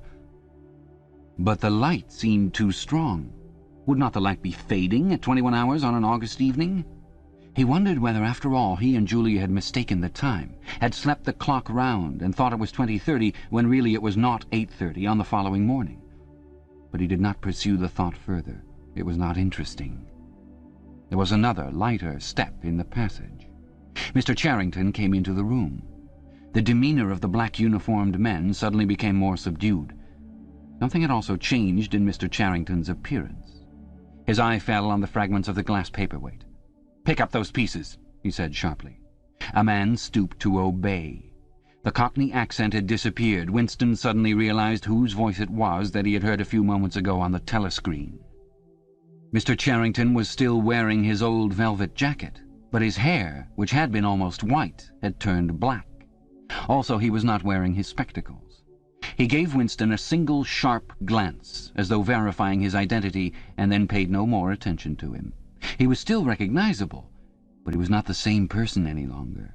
His body had straightened and seemed to have grown bigger. His face had undergone only tiny changes that had nevertheless worked a complete transformation. The black eyebrows were less bushy, the wrinkles were gone, the whole lines of the face seemed to have altered, even the nose seemed shorter. It was the alert, cold face of a man of about 35. It occurred to Winston that for the first time in his life he was looking, with knowledge, at a member of the thought police. Part 3. He did not know where he was. Presumably he was in the Ministry of Love, but there was no way of making certain. He was in a high-ceilinged, windowless cell with walls of glittering white porcelain. Concealed lamps flooded it with cold light, and there was a low, steady humming sound which he supposed had something to do with the air supply. A bench or shelf just wide enough to sit on ran round the wall, broken only by the door, and at the end opposite the door a lavatory pan with no wooden seat. There were 4 telescreens, one in each wall. There was a dull aching in his belly. It had been there ever since they had bundled him into the closed van and driven him away. But he was also hungry, with a gnawing, unwholesome kind of hunger. It might be 24 hours since he had eaten, it might be 36. He still did not know, probably never would know, whether it had been morning or evening when they arrested him. Since he was arrested, he had not been fed. He sat as still as he could on the narrow bench, with his hands crossed on his knee. He had already learned to sit still. If you made unexpected movements, they yelled at you from the telescreen. But the craving for food was growing upon him. What he longed for above all was a piece of bread. He had an idea that there were a few breadcrumbs in the pocket of his overalls. It was even possible, he thought this because from time to time something seemed to tickle his leg, that there might be a sizable bit of crust there. In the end, the temptation to find out overcame his fear. He slipped a hand into his pocket. "Smith!" yelled a voice from the telescreen. 6079 Smith W. Hands out of pockets in the cells. He sat still again, his hands crossed on his knee. Before being brought here, he had been taken to another place, which must have been an ordinary prison or a temporary lock-up used by the patrols. He did not know how long he had been there. Some hours, at any rate. With no clocks and no daylight, it was hard to gauge the time. It was a noisy, evil-smelling place. They had put him into a cell similar to the one he was in now, but filthily dirty and at all times crowded by 10 or 15 people. The majority of them were common criminals, but there were a few political prisoners among them. He had sat silent against the wall, jostled by dirty bodies, too preoccupied by fear and the pain in his belly to take much interest in his surroundings, but still noticing the astonishing difference in demeanour between the party prisoners and the others. The party prisoners were always silent and terrified, but the ordinary criminals seemed to care nothing for anybody. They yelled insults at the guards, fought back fiercely when their belongings were impounded, wrote obscene words on the floor, ate smuggled food which they produced from mysterious hiding places in their clothes, and even shouted down the telescreen when it tried to restore order. On the other hand, some of them seemed to be on good terms with the guards, called them by nicknames, and tried to wheedle cigarettes through the spy hole in the door. The guards, too, treated the common criminals with a certain forbearance, even when they had to handle them roughly. There was much talk about the forced labour camps to which most of the prisoners expected to be sent. It was all right in the camps, he gathered, so long as you had good contacts and knew the ropes. There were bribery, favoritism, and racketeering of every kind. There were homosexuality and prostitution. There was even illicit alcohol distilled from potatoes. The positions of trust were given only to the common criminals, especially the gangsters and the murderers, who formed a sort of aristocracy. All the dirty jobs were done by the politicals. There was a constant come and go of prisoners of every description. Drug peddlers, thieves, bandits, black marketeers, drunks, prostitutes. Some of the drunks were so violent that the other prisoners had to combine to suppress them. An enormous wreck of a woman, aged about 60, with great tumbling breasts and thick coils of white hair which had come down in her struggles, was carried in, kicking and shouting, by 4 guards who had hold of her, one at each corner. They wrenched off the boots with which she had been trying to kick them and dumped her down across Winston's lap, almost breaking his thigh bones. The woman hoisted herself upright and followed them out with a yell of, "Fucking bastards!" Then, noticing that she was sitting on something uneven, she slid off Winston's knees onto the bench. "Beg pardon, dearie," she said. "I wouldn't have sat on you, only the buggers put me there. They don't know how to treat a lady, do they?" She paused, patted her breast, and belched. "Pardon," she said. "I ain't myself quite." She leaned forward and vomited copiously on the floor. "That's better," she said, leaning back with closed eyes. "Never keep it down, that's what I say. Get it up while it's fresh on your stomach, like." She revived, turned to have another look at Winston, and seemed immediately to take a fancy to him. She put a vast arm round his shoulder and drew him toward her, breathing beer and vomit into his face. "What's your name, dearie?" she said. "Smith," said Winston. "Smith?" said the woman. "That's funny. My name's Smith, too. Why," she added sentimentally, "I might be your mother." She might, thought Winston, be his mother. She was about the right age and physique, and it was probable that people changed somewhat after 20 years in a forced labour camp. No one else had spoken to him. To a surprising extent, the ordinary criminals ignored the party prisoners. The pollits, they called them, with a sort of uninterested contempt. The party prisoners seemed terrified of speaking to anybody, and above all of speaking to one another. Only once, when 2 party members, both women, were pressed close together on the bench, he overheard amid the din of voices a few hurriedly whispered words, and in particular a reference to something called Room 101, which he did not understand.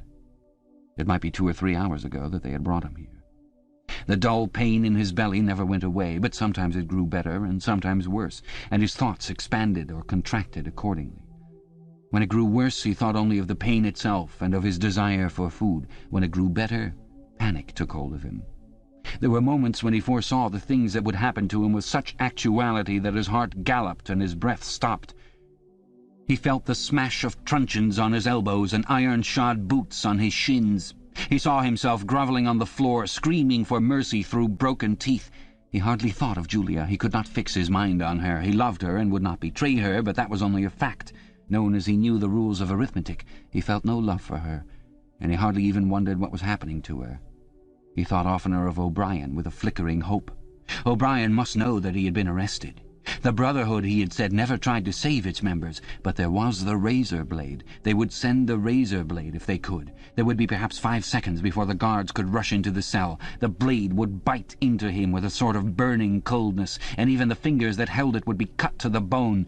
Everything came back to his sick body, which shrank, trembling from the smallest pain.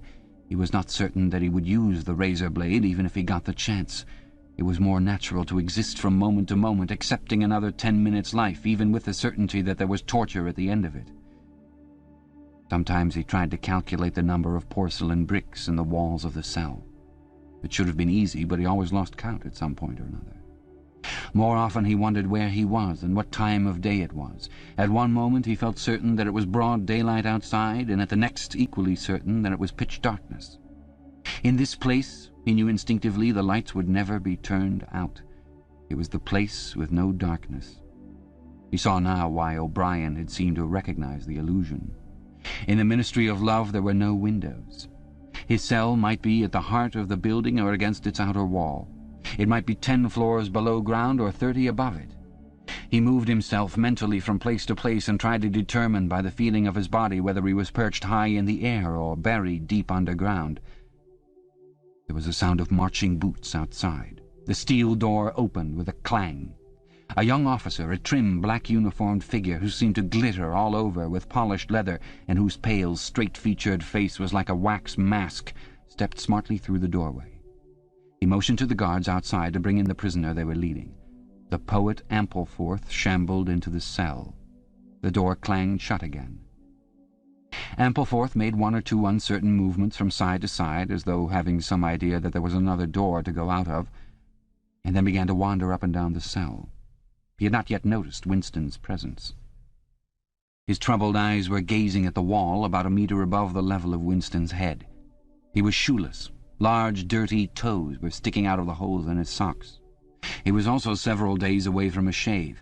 A scrubby beard covered his face to the cheekbones, giving him an air of ruffianism that went oddly with his large, weak frame and nervous movements. Winston roused himself a little from his lethargy. He must speak to Ampleforth and risk the yell from the telescreen. It was even conceivable that Ampleforth was the bearer of the razor blade. "Ampleforth," he said. There was no yell from the telescreen. Ampleforth paused, mildly startled. His eyes focused themselves slowly on Winston. "Ah, Smith," he said. "You too." "What are you in for?" "To tell you the truth..." He sat down awkwardly on the bench opposite Winston. "There is only one offence, is there not?" he said. "And you have committed it?" "Apparently I have." He put a hand to his forehead and pressed his temples for a moment, as though trying to remember something. "These things happen," he began vaguely. "I have been able to recall one instance, a possible instance. It was an indiscretion, undoubtedly. We were producing a definitive edition of the poems of Kipling. I allowed the word God to remain at the end of a line. I could not help it," he added almost indignantly, raising his face to look at Winston. "It was impossible to change the line. The rhyme was rod. Do you realize that there are only 12 rhymes to rod in the entire language? For days I had racked my brains. There was no other rhyme." The expression on his face changed. The annoyance passed out of it, and for a moment he looked almost pleased. A sort of intellectual warmth, the joy of the pedant who has found out some useless fact, shone through the dirt and scrubby hair. "Has it ever occurred to you," he said, "that the whole history of English poetry has been determined by the fact that the English language lacks rhymes?" No, that particular thought had never occurred to Winston. Nor, in the circumstances, did it strike him as very important or interesting. "Do you know what time of day it is?" he said. Ampleforth looked startled again. "I'd hardly thought about it. They arrested me, it could be 2 days ago, perhaps 3. His eyes flitted round the walls as though he half expected to find a window somewhere. "There is no difference between night and day in this place. I do not see how one can calculate the time." They talked desultorily for some minutes, then, without apparent reason, a yell from the telescreen bade them be silent. Winston sat quietly, his hands crossed. Ampleforth, too large to sit in comfort on the narrow bench, fidgeted from side to side, clasping his lank hands first round one knee, then round the other. The telescreen barked at him to keep still. Time passed. 20 minutes, an hour, it was difficult to judge. Once more there was a sound of boots outside. Winston's entrails contracted. Soon, very soon, perhaps in 5 minutes, perhaps now, the tramp of boots would mean that his own turn had come. The door opened. The cold-faced young officer stepped into the cell. With a brief movement of the hand he indicated Ampleforth. "Room 101, he said. Ampleforth marched clumsily out between the guards, his face vaguely perturbed but uncomprehending. What seemed like a long time passed. The pain in Winston's belly had revived. His mind sagged round and round on the same track like a ball falling again and again into the same series of slots. He had only 6 thoughts: the pain in his belly, a piece of bread, the blood and the screaming, O'Brien, Julia, the razor blade. There was another spasm in his entrails. The heavy boots were approaching. As the door opened, the wave of air that it created brought in a powerful smell of cold sweat. Parsons walked into the cell. He was wearing khaki shorts and a sports shirt. This time Winston was startled into self-forgetfulness. "You here?" he said. Parsons gave Winston a glance in which there was neither interest or surprise, but only misery. He began walking jerkily up and down, evidently unable to keep still. Each time he straightened his pudgy knees, it was apparent that they were trembling. His eyes had a wide-open, staring look, as though he could not prevent himself from gazing at something in the middle distance. "What are you in for?" said Winston. "Thought crime," said Parsons, almost blubbering. The tone of his voice implied at once a complete admission of his guilt and a sort of incredulous horror that such a word could be applied to himself. He paused opposite Winston and began eagerly appealing to him. "You don't think they'll shoot me, do you, old chap? They don't shoot you if you haven't actually done anything, only thoughts, which you can't help. I know that they give you a fair hearing. Oh, I trust them for that. They'll know my record, won't they? You know what kind of chap I was. Not a bad chap in my way. Not brainy, of course, but keen. I tried to do my best for the party, didn't I? I'll get off with 5 years, don't you think? Or even 10 years? A chap like me could make himself pretty useful in a labour camp. They wouldn't shoot me for going off the rails just once." "Are you guilty?" said Winston. "Of course I'm guilty!" cried Parsons with a servile glance at the telescreen. "You don't think the party would arrest an innocent man, do you?" His frog-like face grew calmer, and even took on a slightly sanctimonious expression. "Thought crime is a dreadful thing, old man," he said sententiously. "It's insidious. It can get hold of you without your even knowing it. You know how it got hold of me? In my sleep. Yes, that's a fact. There I was, working away, trying to do my bit. Never knew I had any bad stuff in my mind at all. And then I started talking in my sleep. Do you know what they heard me saying?" He sank his voice, like someone who is obliged for medical reasons to utter an obscenity. "Down with Big Brother." Yes, I said that. Said it over and over again, it seems. Between you and me, old man, I'm glad they got me before it went any further. Do you know what I'm going to say to them when I go up before the tribunal? Thank you. I'm going to say thank you for saving me before it was too late. "Who denounced you?" said Winston. "It was my little daughter," said Parsons with a sort of doleful pride. "She listened at the keyhole, heard what I was saying, and nipped off to the patrols the very next day. Pretty smart for a nipper of 7, huh? I don't bear her any grudge for it. In fact, I'm proud of her. It shows I brought her up in the right spirit, anyway." He made a few more jerky movements up and down, several times casting a longing glance at the lavatory pan. Then he suddenly ripped down his shorts. "Excuse me, old man," he said. "I can't help it. It's the waiting." He plumped his large posteriors onto the lavatory pan. Winston covered his face with his hands. "Smith!" yelled the voice from the telescreen. 6079 Smith W. Uncover your face. No faces covered in the cells. Winston uncovered his face. Parsons used the lavatory loudly and abundantly. It then turned out that the plug was defective and the cells stank abominably for hours afterwards. Parsons was removed. More prisoners came and went mysteriously. One, a woman, was consigned to room 101, and Winston noticed seemed to shrivel and turn a different colour when she heard the words. A time came when, if it had been morning when he was brought here, it would be afternoon, or if it had been afternoon, then it would be midnight. There were 6 prisoners in the cell, men and women. All sat very still. Opposite Winston there sat a man with a chinless, toothy face, exactly like that of some large, harmless rodent. His fat, mottled cheeks were so pouched at the bottom that it was difficult not to believe that he had little stores of food tucked away there. His pale grey eyes flitted timorously from face to face, and turned quickly away again when he caught anyone's eye. The door opened, and another prisoner was brought in, whose appearance sent a momentary chill through Winston. He was a commonplace, mean-looking man who might have been an engineer or a technician of some kind. But what was startling was the emaciation of his face. It was like a skull.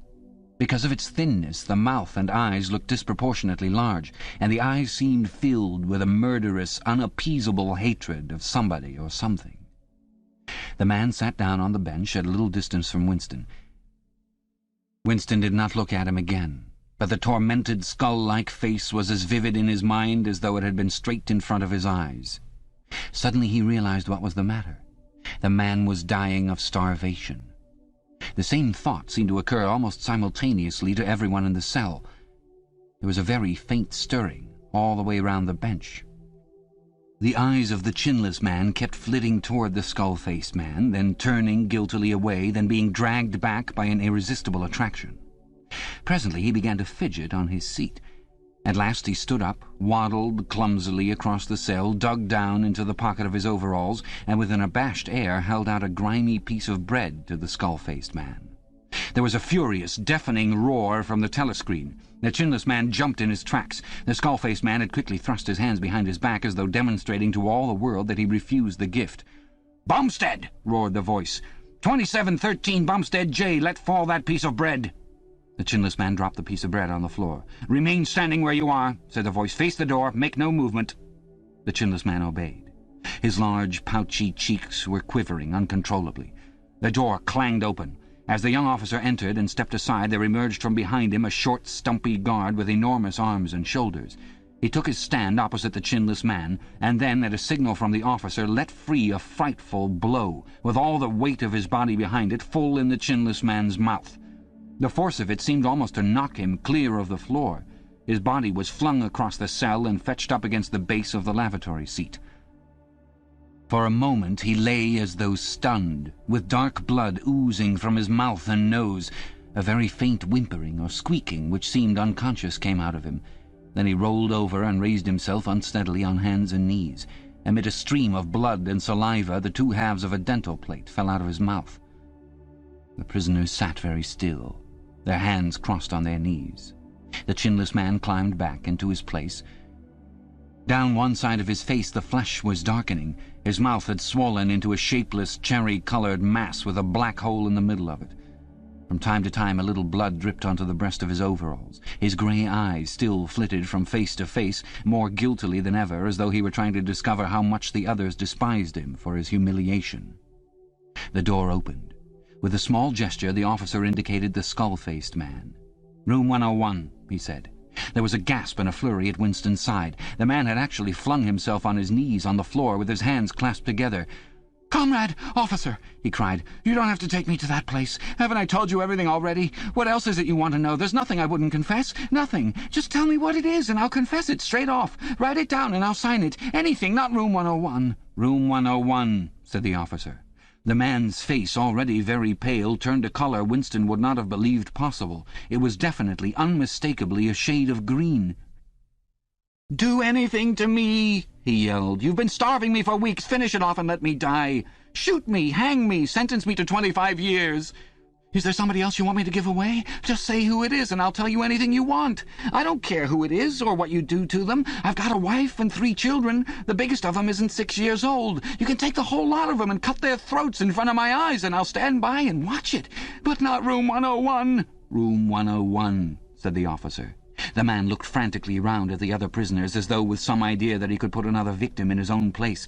His eyes settled on the smashed face of the chinless man. He flung out a lean arm. "That's the one you ought to be taking, not me!" he shouted. "You didn't hear what he was saying after they bashed his face. Give me a chance and I'll tell you every word of it. He's the one that's against the party, not me." The guard stepped forward. The man's voice rose to a shriek. "You didn't hear him," he repeated. "Something went wrong with the telescreen. He's the one you want. Take him, not me." The 2 sturdy guards had stooped to take him by the arms. But just at this moment he flung himself across the floor of the cell and grabbed one of the iron legs that supported the bench. He had set up a wordless howling like an animal. The guards took hold of him to wrench him loose, but he clung on with astonishing strength. For perhaps 20 seconds they were hauling at him. The prisoners sat quiet, their hands crossed on their knees, looking straight in front of them. The howling stopped. The man had no breath left for anything except hanging on. Then there was a different kind of cry. A kick from the guard's boot had broken the fingers on one of his hands. They dragged him to his feet. "Room 101, said the officer. The man was led out, walking unsteadily, with head sunken, nursing his crushed hand, all the fight gone out of him. A long time passed. If it had been midnight when the skull-faced man was taken away, it was morning. If morning, it was afternoon. Winston was alone, and had been alone for hours. The pain of sitting on the narrow bench was such that often he got up and walked about, unreproved by the telescreen. The piece of bread still lay where the chinless man had dropped it. At the beginning it needed a hard effort not to look at it, but presently hunger gave way to thirst. His mouth was sticky and evil-tasting. The humming sound and the unvarying white light induced a sort of faintness, an empty feeling inside his head. He would get up because the ache in his bones was no longer bearable, and then would sit down again almost at once because he was too dizzy to make sure of staying on his feet. Whenever his physical sensations were a little under control, the terror returned. Sometimes, with a fading hope, he thought of O'Brien and the razor blade. It was thinkable that the razor blade might arrive concealed in his food, if he were ever fed. More dimly he thought of Julia. Somewhere or other she was suffering, perhaps far worse than he. She might be screaming with pain at this moment. He thought, if I could save Julia by doubling my own pain, would I do it? Yes, I would. But that was merely an intellectual decision, taken because he knew that he ought to take it. He did not feel it. In this place you could not feel anything except pain and the foreknowledge of pain. Besides, was it possible, when you were actually suffering it, to wish for any reason whatever that your own pain should increase? But that question was not answerable yet. The boots were approaching again. The door opened. O'Brien came in. Winston started to his feet. The shock of the sight had driven all caution out of him. For the first time in many years he forgot the presence of the telescreen. "They've got you too!" he cried. "They got me a long time ago," said O'Brien with a mild, almost regretful irony. He stepped aside.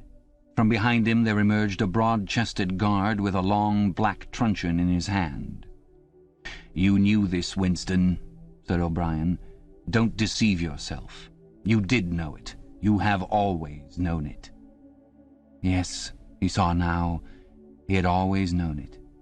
But there was no time to think of that. All he had eyes for was the truncheon in the guard's hand. It might fall anywhere, on the crown, on the tip of the ear, on the upper arm, on the elbow. The elbow! He had slumped to his knees, almost paralyzed, clasping the stricken elbow with his other hand. Everything had exploded into yellow light. Inconceivable, inconceivable that one blow could cause such pain. The light cleared, and he could see the other two looking down at him. The guard was laughing at his contortions. One question, at any rate, was answered. Never, for any reason on earth, should you wish for an increase of pain. Of pain you could wish only one thing, that it should stop. Nothing in the world was so bad as physical pain.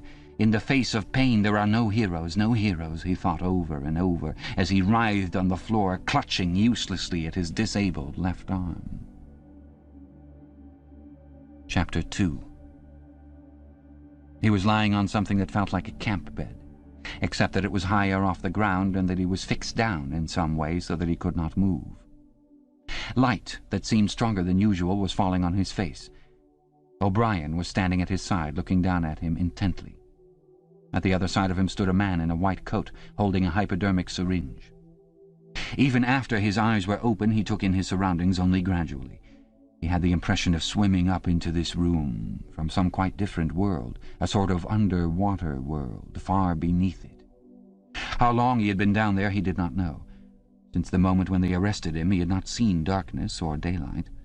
Besides, his memories were not continuous. There had been times when consciousness, even the sort of consciousness that one has in sleep, had stopped dead and started again after a blank interval. But whether the intervals were of days or weeks or only seconds, there was no way of knowing. With that first blow on the elbow, the nightmare had started. Later he was to realize that all that then happened was merely a preliminary, a routine interrogation to which nearly all prisoners were subjected. There was a long range of crimes, espionage, sabotage, and the like, to which everyone had to confess as a matter of course. The confession was a formality, though the torture was real. How many times he had been beaten, how long the beatings had continued, he could not remember. Always there were 5 or 6 men in black uniforms at him simultaneously.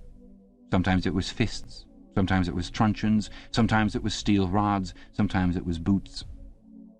There were times when he rolled about the floor as shameless as an animal, writhing his body this way and that in an endless, hopeless effort to dodge the kicks, and simply inviting more and yet more kicks, in his ribs, in his belly, on his elbows, on his shins, in his groin, in his testicles, on the bone at the base of his spine. There were times when it went on until the cruel, wicked, unforgivable thing seemed to him not that the guards continued to beat him, but that he could not force himself into losing consciousness. There were times when his nerves so forsook him that he began shouting for mercy even before the beating began, when the mere sight of a fist drawn back for a blow was enough to make him pour forth a confession of real and imaginary crimes. There were other times when he started out with the resolve of confessing nothing, when every word had to be forced out of him between gasps of pain, and there were times when he feebly tried to compromise, when he said to himself, "I will confess, but not yet. I must hold out till the pain becomes unbearable. 3 more kicks, 2 more kicks, and then I will tell them what they want." Sometimes he was beaten till he could hardly stand, then flung like a sack of potatoes under the stone floor of a cell, left to recuperate for a few hours, and then taken out and beaten again. There were also longer periods of recovery. He remembered them dimly because they were spent chiefly in a sleep or stupor. He remembered a cell with a plank bed, a sort of shelf sticking out from the wall, and a tin wash-basin, and meals of hot soup and bread and sometimes coffee. He remembered a surly barber arriving to scrape his chin and crop his hair, and business-like, unsympathetic men in white coats feeling his pulse, tapping his reflexes, turning up his eyelids, running harsh fingers over him in search of broken bones, and shooting needles into his arm to make him sleep. The beatings grew less frequent, and became mainly a threat, a horror to which he could be sent back at any moment when his answers were unsatisfactory.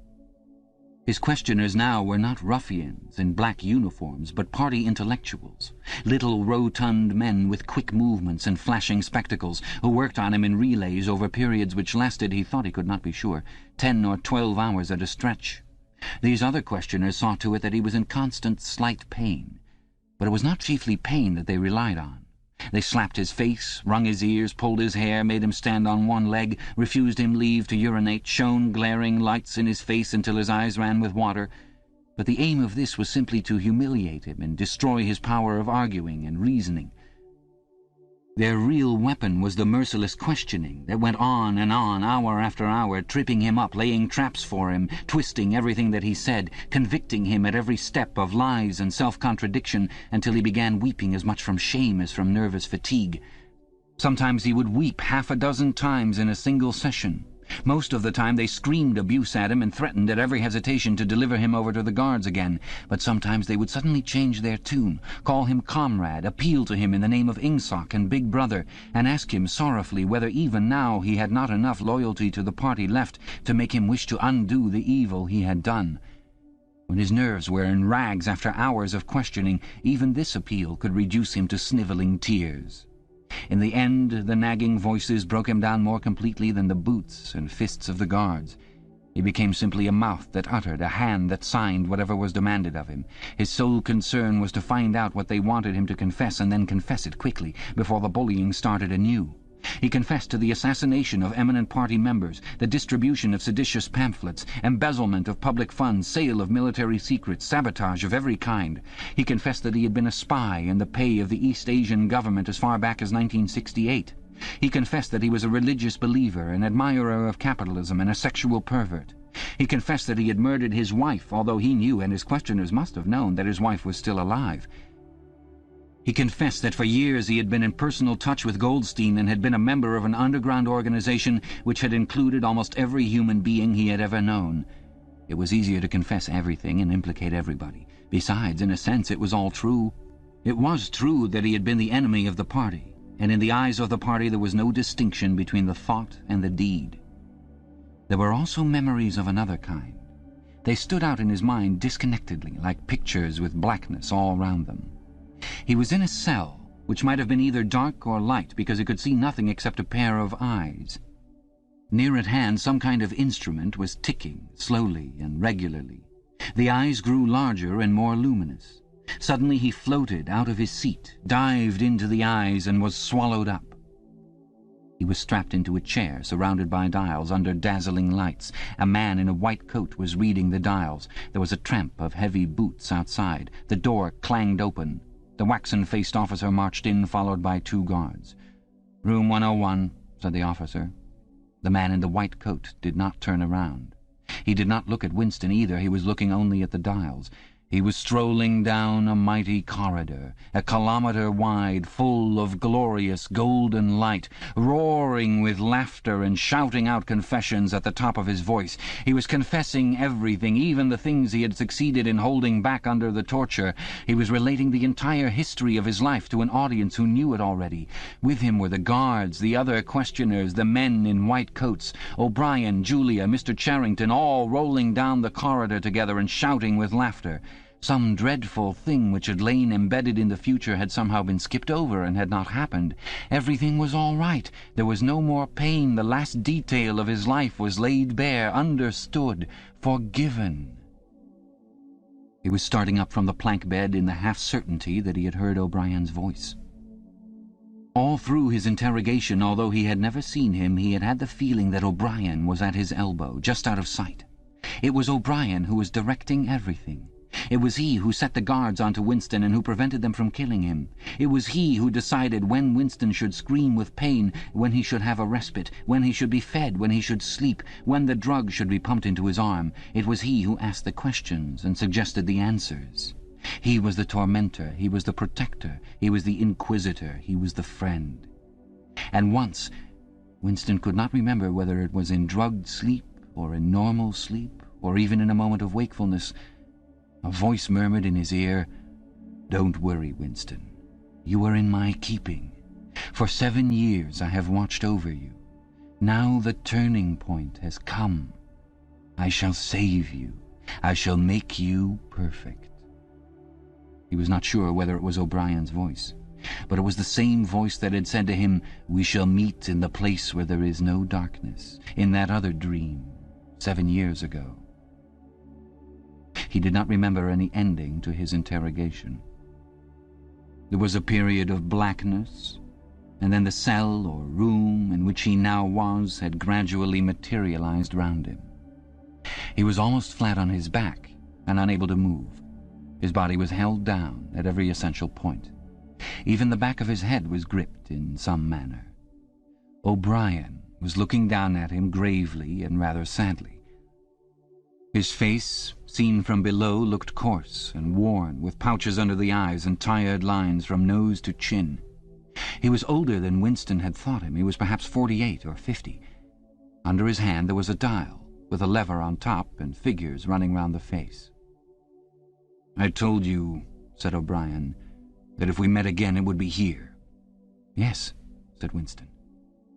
Without any warning except a slight movement of O'Brien's hand, a wave of pain flooded his body. It was a frightening pain, because he could not see what was happening, and he had the feeling that some mortal injury was being done to him.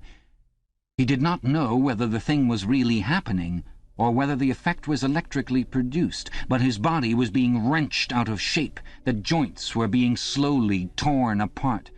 Although the pain had brought the sweat out on his forehead, the worst of all was the fear that his backbone was about to snap. He set his teeth and breathed hard through his nose, trying to keep silent as long as possible. "You are afraid," said O'Brien, watching his face, "that in another moment something is going to break. Your especial fear is that it will be your backbone. You have a vivid mental picture of the vertebrae snapping apart and the spinal fluid dripping out of them. That is what you are thinking, is it not, Winston?" Winston did not answer. O'Brien drew back the lever on the dial. The wave of pain receded almost as quickly as it had come. "That was 40, said O'Brien. "You can see that the numbers on this dial run up to 100. Will you please remember throughout our conversation that I have it in my power to inflict pain on you at any moment and to whatever degree I choose. If you tell me any lies, or attempt to prevaricate in any way, or even fall below your usual level of intelligence, you will cry out with pain, instantly. Do you understand that?" "Yes," said Winston. O'Brien's manner became less severe. He resettled his spectacles thoughtfully and took a pace or two up and down. When he spoke, his voice was gentle and patient. He had the air of a doctor, a teacher, even a priest, anxious to explain and persuade rather than to punish.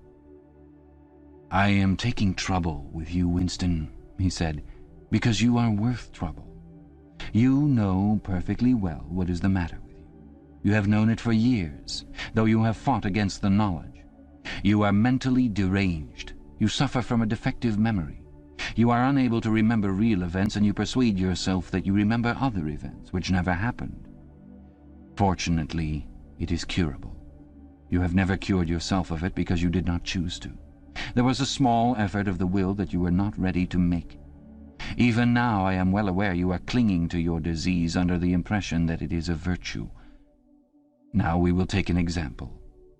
At this moment, which power is Oceania at war with? When I was arrested, Oceania was at war with East Asia. With East Asia. Good. And Oceania has always been at war with East Asia, has it not? Winston drew in his breath. He opened his mouth to speak, and then did not speak. He could not take his eyes away from the dial. The truth, please, Winston. Your truth. Tell me what you think you remember. I remember that until only a week before I was arrested, we were not at war with East Asia at all. We were in alliance with them. The war was against Eurasia. That had lasted for 4 years. Before that, O'Brien stopped him with a movement of the hand. Another example, he said. Some years ago you had a very serious delusion indeed. You believed that 3 men, 3 one-time party members named Jones, Aronson, and Rutherford, men who were executed for treachery and sabotage after making the fullest possible confession, were not guilty of the crimes they were charged with. You believed that you had seen unmistakable documentary evidence proving that their confessions were false. There was a certain photograph about which you had a hallucination. You believed that you had actually held it in your hands. It was a photograph something like this. An oblong slip of newspaper had appeared between O'Brien's fingers. For perhaps 5 seconds it was within the angle of Winston's vision. It was a photograph, and there was no question of its identity. It was the photograph. It was another copy of the photograph of Jones, Aronson, and Rutherford at the party function in New York, which he had chanced upon 11 years ago and promptly destroyed. For only an instant it was before his eyes, then it was out of sight again. But he had seen it. Unquestionably he had seen it. He made a desperate, agonizing effort to wrench the top half of his body free. It was impossible to move so much as a centimeter in any direction. For the moment he had even forgotten the dial. All he wanted was to hold the photograph in his fingers again, or at least to see it. "It exists!" he cried. "No," said O'Brien. He stepped across the room. There was a memory hole in the opposite wall. O'Brien lifted the grating. Unseen, the frail slip of paper was whirling away on the current of warm air. It was vanishing in a flash of flame. O'Brien turned away from the wall. "Ashes," he said. "Not even identifiable ashes. Dust. It does not exist. It never existed." "But it did exist. It does exist. It exists in memory. I remember it. You remember it." "I do not remember it," said O'Brien. Winston's heart sank. That was doublethink. He had a feeling of deadly helplessness. If he could have been certain that O'Brien was lying, it would not have seemed to matter. But it was perfectly possible that O'Brien had really forgotten the photograph. And if so, then already he would have forgotten his denial of remembering it and forgotten the act of forgetting. How could one be sure that it was simply trickery? Perhaps that lunatic dislocation in the mind could really happen. That was the thought that defeated him. O'Brien was looking down at him speculatively. More than ever he had the air of a teacher taking pains with a wayward but promising child. "There is a party slogan dealing with control of the past," he said. "Repeat it, if you please." "Who controls the past controls the future. Who controls the present controls the past," repeated Winston obediently. "Who controls the present controls the past," said O'Brien, nodding his head with slow approval. "Is it your opinion, Winston, that the past has real existence?" Again the feeling of helplessness descended upon Winston. His eyes flitted toward the dial. He not only did not know whether yes or no was the answer that would save him from pain, he did not even know which answer he believed to be the true one. O'Brien smiled faintly. "You are no metaphysician, Winston," he said. "Until this moment you never had considered what is meant by existence. I will put it more precisely. Does the past exist concretely in space? Is there somewhere or other a place, a world of solid objects where the past is still happening?" "No." "Then where does the past exist, if at all?" "In records. It is written down." "In records. And in the mind, in human memories. In memory. Very well, then. We, the party, control all records, and we control all memories. Then we control the past, do we not? "But how can you stop people remembering things?" cried Winston, again momentarily forgetting the dial. "It is involuntary. It is outside oneself. How can you control memory? You have not controlled mine." O'Brien's manner grew stern again. He laid his hand on the dial. "On the contrary," he said, "you have not controlled it. That is what has brought you here. You are here because you have failed in humility and self-discipline. You would not make the act of submission which is the price of sanity. You preferred to be a lunatic, a minority of one. Only the disciplined mind can see reality, Winston. You believe that reality is something objective, external, existing in its own right. You also believe that the nature of reality is self-evident. When you delude yourself into thinking that you see something, you assume that everyone else sees the same thing as you. But I tell you, Winston, that reality is not external. Reality exists in the human mind and nowhere else. Not in the individual mind, which can make mistakes, and in any case soon perishes. Only in the mind of the party, which is collective and immortal. Whatever the party holds to be truth is truth. It is impossible to see reality except by looking through the eyes of the party. That is the fact that you have got to relearn, Winston. It needs an act of self-destruction, an effort of the will. You must humble yourself before you can become sane." He paused for a few moments, as though to allow what he had been saying to sink in. "Do you remember," he went on, "writing in your diary, 'Freedom is the freedom to say that 2 + 2 make 4'? "Yes," said Winston. O'Brien held up his left hand, its back toward Winston, with the thumb hidden and the 4 fingers extended. "How many fingers am I holding up, Winston?" 4. "And if the party says that it is not 4 but 5, then how many?" 4. The word ended in a gasp of pain. The needle of the dial had shot up to 55. The sweat had sprung out all over Winston's body. The air tore into his lungs and issued again in deep groans which even by clenching his teeth he could not stop. O'Brien watched him, the 4 fingers still extended. He drew back the lever. This time the pain was only slightly eased. "How many fingers, Winston?" 4. The needle went up to 60. "How many fingers, Winston?" 4! 4! What else can I say? 4! The needle must have risen again, but he did not look at it. The heavy, stern face and the 4 fingers filled his vision. The fingers stood up before his eyes like pillars, enormous, blurry, and seeming to vibrate, but unmistakably 4. "How many fingers, Winston?" 4! Stop it! Stop it! How can you go on? 4! 4! How many fingers, Winston? 5! 5! 5! No, Winston, that is no use. You are lying. You still think there are 4. How many fingers, please? 4! 5! 4! Anything you like, only stop it! Stop the pain! Abruptly he was sitting up, with O'Brien's arm round his shoulders. He had perhaps lost consciousness for a few seconds. The bonds that had held his body down were loosened. He felt very cold. He was shaking uncontrollably. His teeth were chattering. The tears were rolling down his cheeks. For a moment he clung to O'Brien like a baby, curiously comforted by the heavy arm round his shoulders. He had the feeling that O'Brien was his protector, that the pain was something that came from outside, from some other source, and that it was O'Brien who could save him from it. "You are a slow learner, Winston," said O'Brien gently. "How can I help it?" he blubbered. "How can I help seeing what is in front of my eyes? 2 and 2 are 4. "Sometimes, Winston. Sometimes they are 5. Sometimes they are 3. Sometimes they are all of them at once. You must try harder.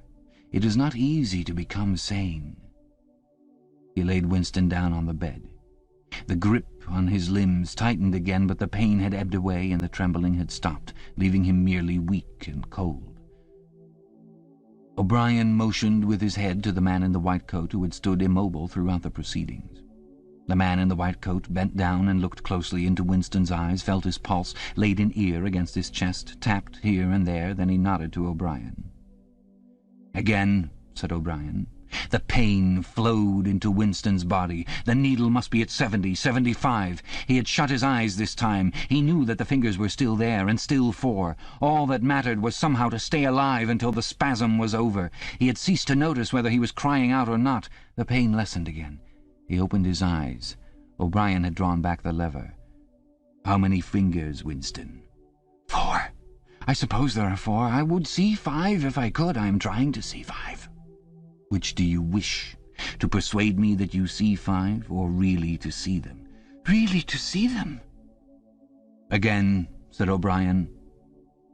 Perhaps the needle was at 80, 90. Winston could only intermittently remember why the pain was happening. Behind his screwed-up eyelids a forest of fingers seemed to be moving in a sort of dance, weaving in and out, disappearing behind one another and reappearing again. He was trying to count them. He could not remember why. He knew only that it was impossible to count them, and that this was somehow due to the mysterious identity between 5 and 4.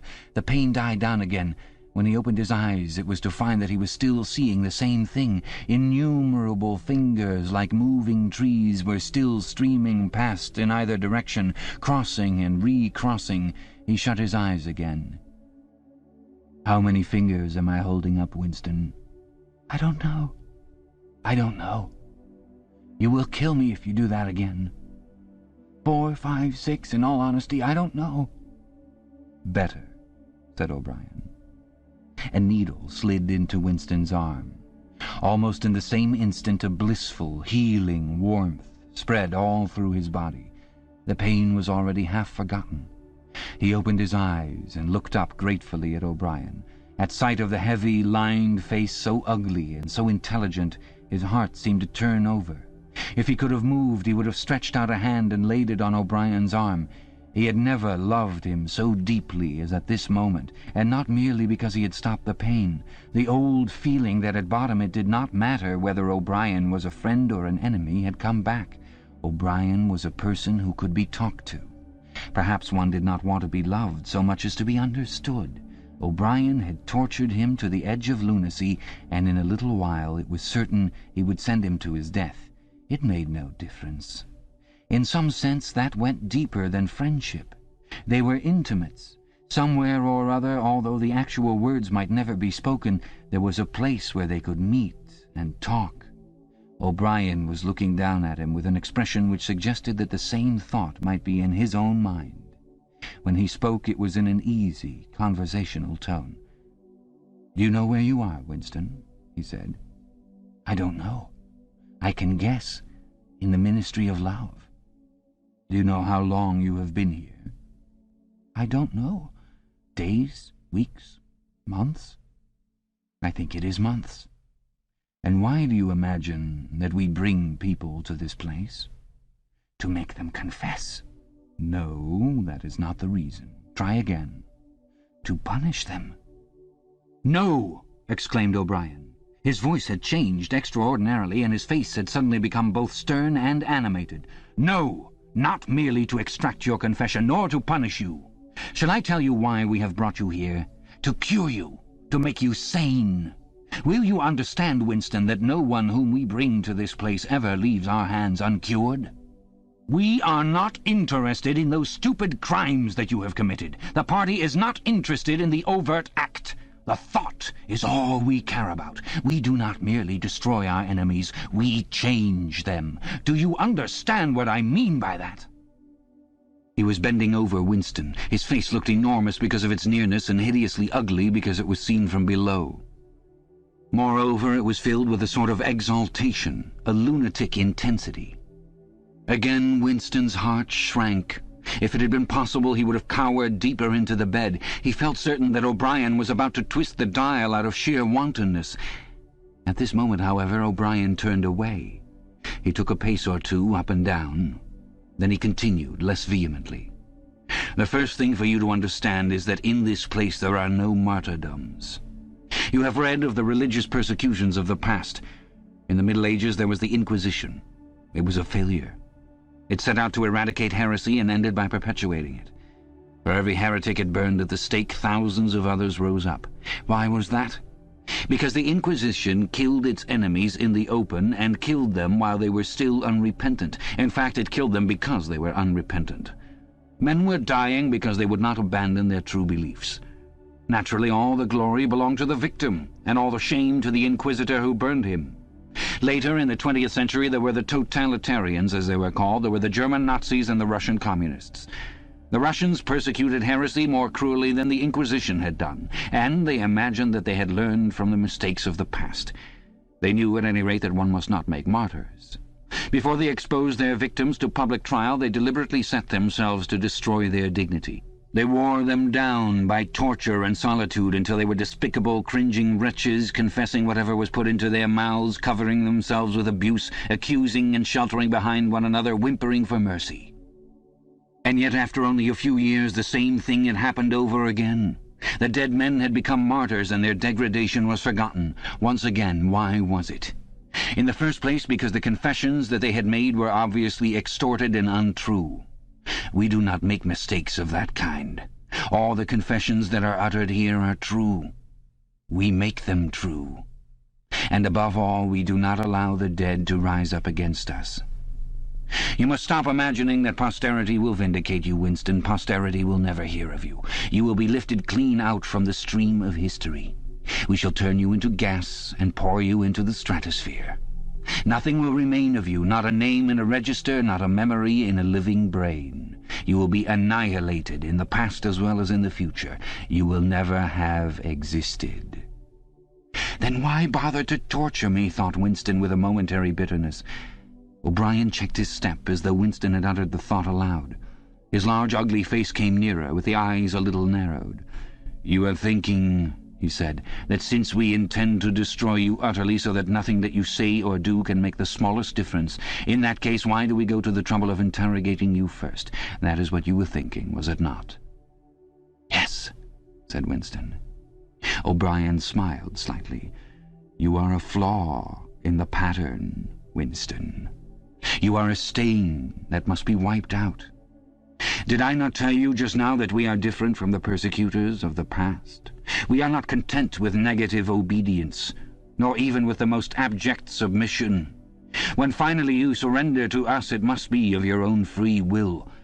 We do not destroy the heretic because he resists us. So long as he resists us, we never destroy him. We convert him. We capture his inner mind. We reshape him. We burn all evil and all illusion out of him. We bring him over to our side, not in appearance, but genuinely, heart and soul. We make him one of ourselves before we kill him. It is intolerable to us that an erroneous thought should exist anywhere in the world, however secret and powerless it may be. Even in the instant of death we cannot permit any deviation. In the old days the heretic walked to the stake, still a heretic, proclaiming his heresy, exulting in it. Even the victim of the Russian purges could carry rebellion locked up in his skull as he walked down the passage waiting for the bullet. But we make the brain perfect before we blow it out. The command of the old despotisms was, "Thou shalt not."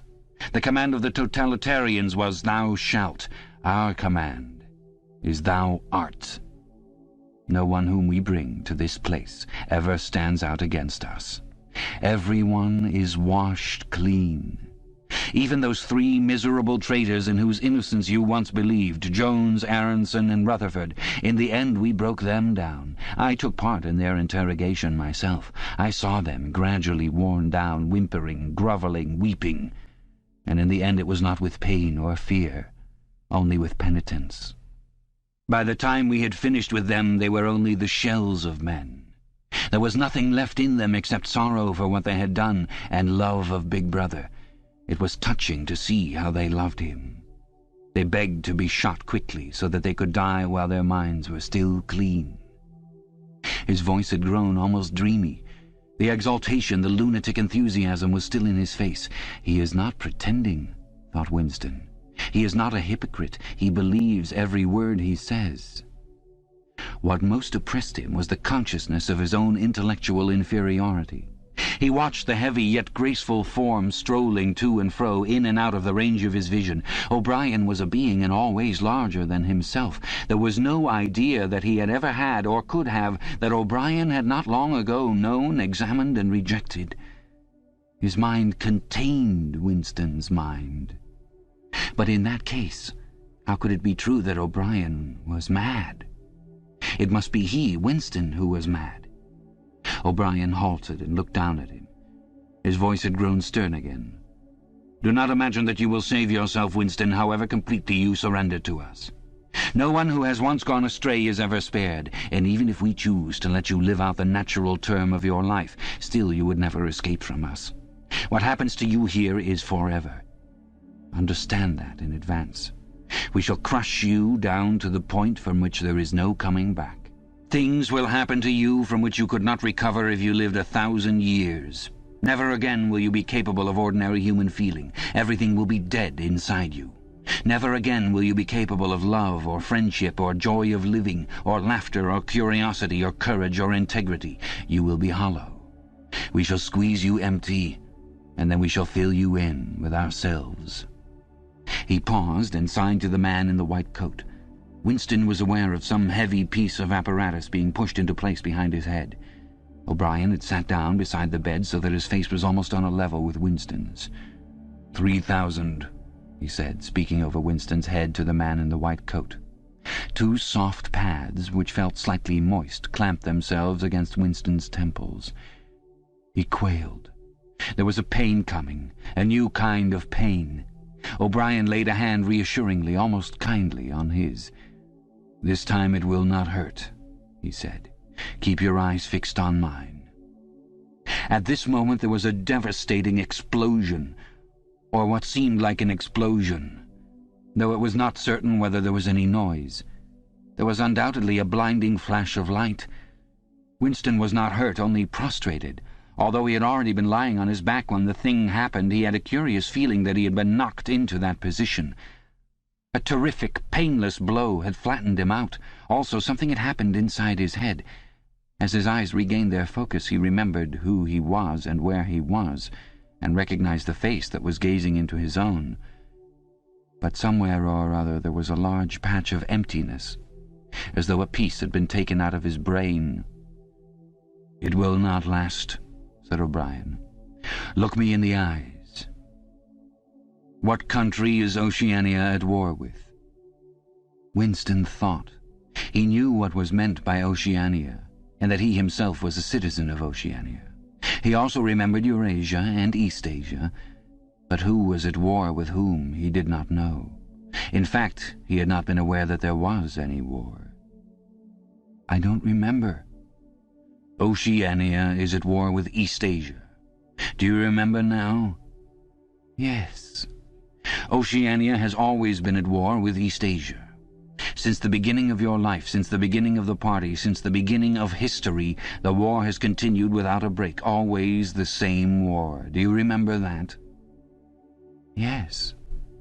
11 years ago you created a legend about 3 men who had been condemned to death for treachery. You pretended that you had seen a piece of paper which proved them innocent. No such piece of paper ever existed. You invented it, and later you grew to believe in it. You remember now the very moment at which you first invented it. Do you remember that?" "Yes." "Just now I held up the fingers of my hand to you. You saw 5 fingers. Do you remember that?" "Yes." O'Brien held up the fingers of his left hand with the thumb concealed. "There are 5 fingers there. Do you see 5 fingers?" "Yes."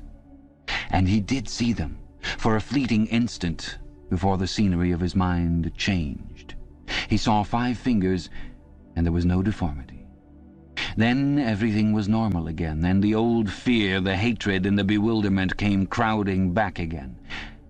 But there had been a moment, he did not know how long, 30 seconds perhaps, of luminous certainty, when each new suggestion of O'Brien's had filled up a patch of emptiness and become absolute truth, and when 2 and 2 could have been 3 as easily as 5 if that were what was needed. It had faded out before O'Brien had dropped his hand.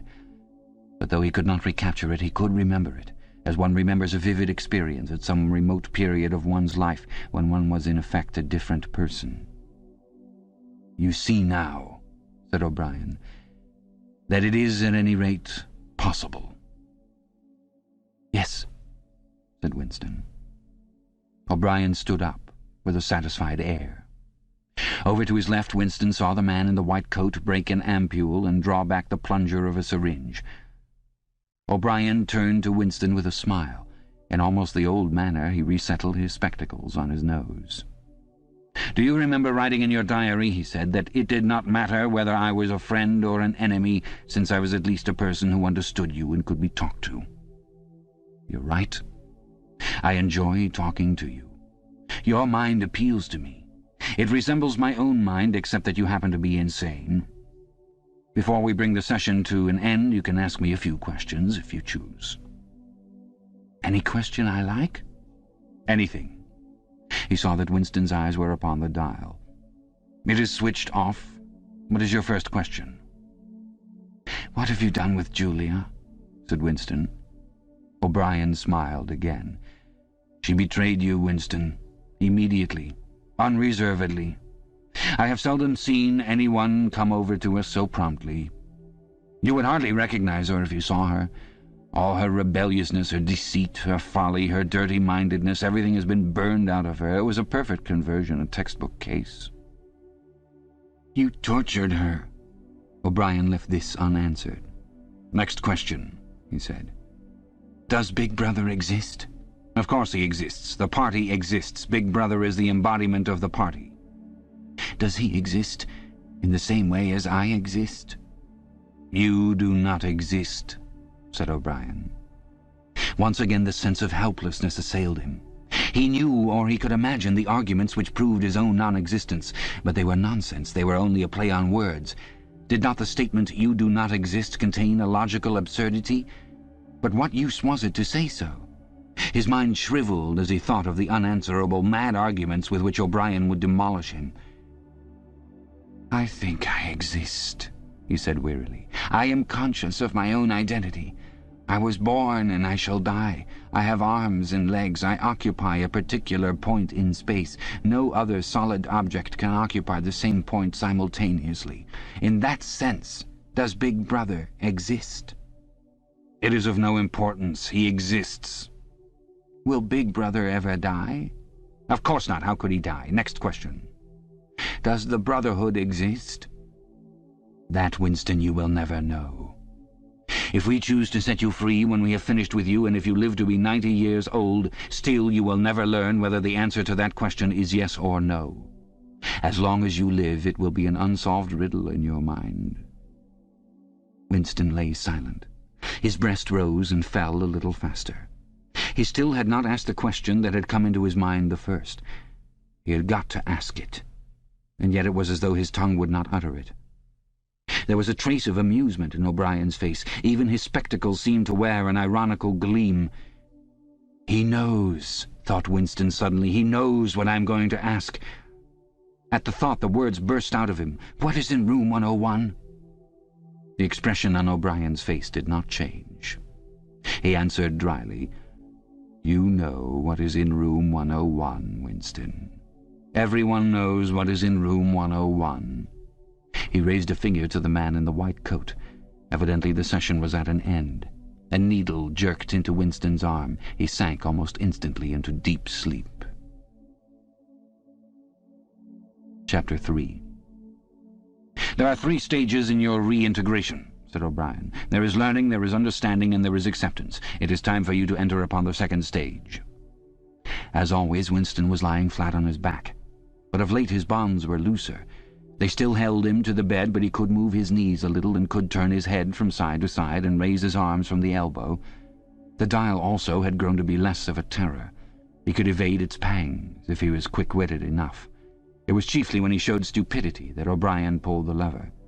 Sometimes they got through a whole session without use of the dial. He could not remember how many sessions there had been. The whole process seemed to stretch out over a long, indefinite time, weeks, possibly. And the intervals between the sessions might sometimes have been days, sometimes only an hour or 2. "As you lie there," said O'Brien, "you have often wondered, you have even asked me, Why the ministry of love should expend so much time and trouble on you. And when you were free, you were puzzled by what was essentially the same question. You could grasp the mechanics of the society you lived in, but not its underlying motives. Do you remember writing in your diary, "I understand how, I do not understand why"? It was when you thought about why that you doubted your own sanity. You have read the book, Goldstein's book, or parts of it at least. Did it tell you anything that you did not know already? "You have read it?" said Winston. "I wrote it. That is to say, I collaborated in writing it. No book is produced individually, as you know." "Is it true what it says?" "As description, yes. The program it sets forth is nonsense. The secret accumulation of knowledge, a gradual spread of enlightenment, ultimately a proletarian rebellion, the overthrow of the party. You foresaw yourself that was what it would say. It is all nonsense. The proletarians will never revolt, not in 1,000 years or 1,000,000. They cannot. I do not have to tell you the reason. You know it already. If you have ever cherished any dreams of violent insurrection, you must abandon them. There is no way in which the party can be overthrown. The rule of the party is forever. Make that the starting point of your thoughts." He came closer to the bed. "Forever," he repeated. "And now let us get back to the question of how and why. You understand well enough how the party maintains itself in power. Now tell me why we cling to power. What is our motive? Why should we want power? Go on, speak," he added as Winston remained silent. Nevertheless, Winston did not speak for another moment or two. A feeling of weariness had overwhelmed him. The faint, mad gleam of enthusiasm had come back into O'Brien's face. He knew in advance what O'Brien would say, that the party did not seek power for its own ends, but only for the good of the majority, that it sought power because men in the mass were frail, cowardly creatures who could not endure liberty or face the truth, and must be ruled over and systematically deceived by others who were stronger than themselves, that the choice for mankind lay between freedom and happiness, and that for the great bulk of mankind happiness was better, that the party was the eternal guardian of the weak, a dedicated sect doing evil that good might come, sacrificing its own happiness to that of others. The terrible thing, thought Winston, the terrible thing was that when O'Brien said this he would believe it. You could see it in his face. O'Brien knew everything. 1,000 times better than Winston, he knew what the world was really like, in what degradation the mass of human beings lived, and by what lies and barbarities the party kept them there. He had understood it all, weighed it all, and it made no difference. All was justified by the ultimate purpose. What can you do, thought Winston, against the lunatic who is more intelligent than yourself, who gives your arguments a fair hearing, and then simply persists in his lunacy? "You are ruling over us for our own good," he said feebly. "You believe that human beings are not fit to govern themselves, and therefore—" He started and almost cried out. A pang of pain had shot through his body. O'Brien had pushed the lever of the dial up to 35. "That was stupid, Winston, stupid," he said. "You should know better than to say a thing like that." He pulled the lever back and continued. "Now I will tell you the answer to my question. It is this. The party seeks power entirely for its own sake. We are not interested in the good of others. We are interested solely in power. Not wealth, or luxury, or long life, or happiness, only power. Pure power. What pure power means you will understand presently. We are different from all the oligarchies of the past in that we know what we are doing. All the others, even those who resembled ourselves, were cowards and hypocrites. The German Nazis and the Russian communists came very close to us in their methods, but they never had the courage to recognize their own motives. They pretended, perhaps they even believed, that they had seized power unwillingly and for a limited time, and that just round the corner there lay a paradise where human beings would be free and equal. We are not like that. We know that no one ever seizes power with the intention of relinquishing it.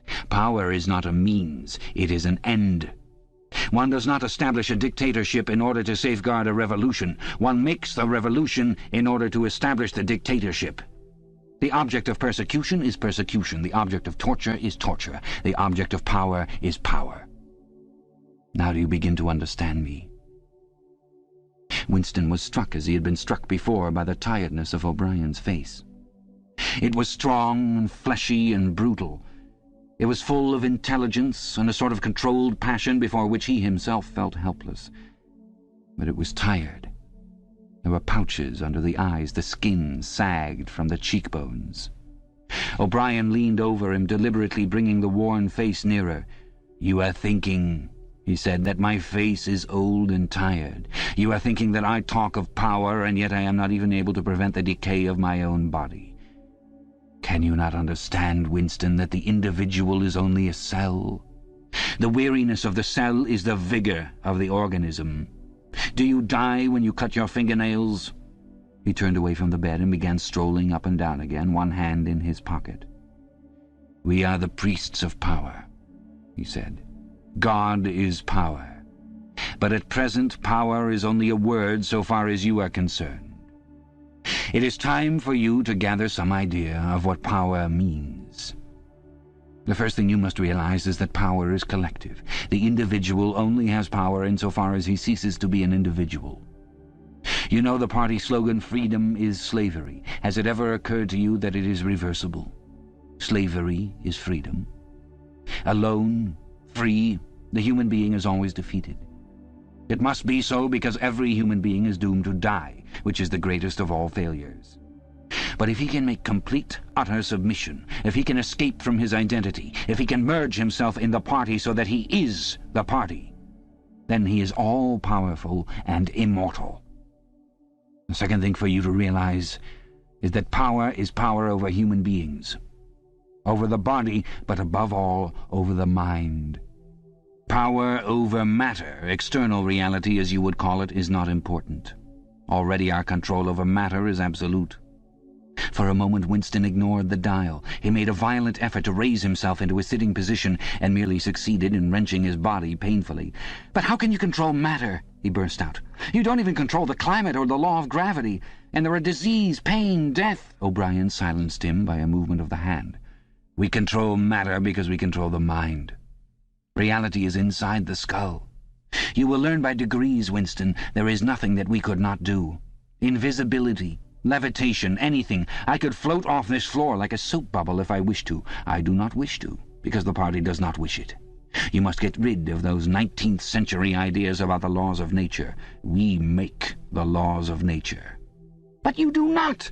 You are not even masters of this planet. What about Eurasia and East Asia? You have not conquered them yet." "Unimportant. We shall conquer them when it suits us, and if we did not, what difference would it make? We can shut them out of existence. Oceania is the world."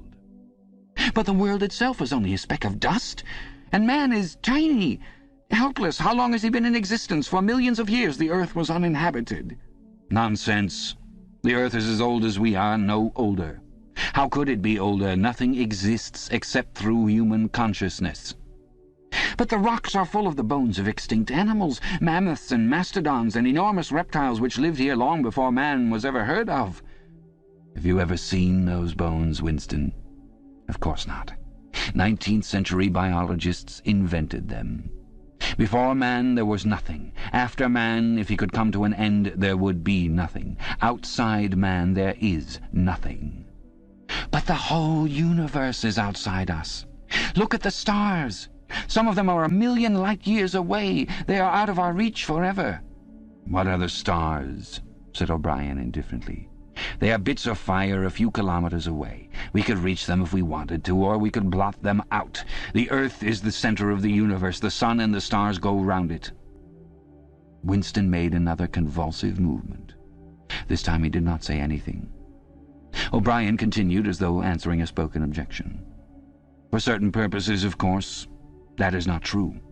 When we navigate the ocean or when we predict an eclipse, we often find it convenient to assume that the earth goes round the sun and that the stars are millions upon millions of kilometers away. But what of it?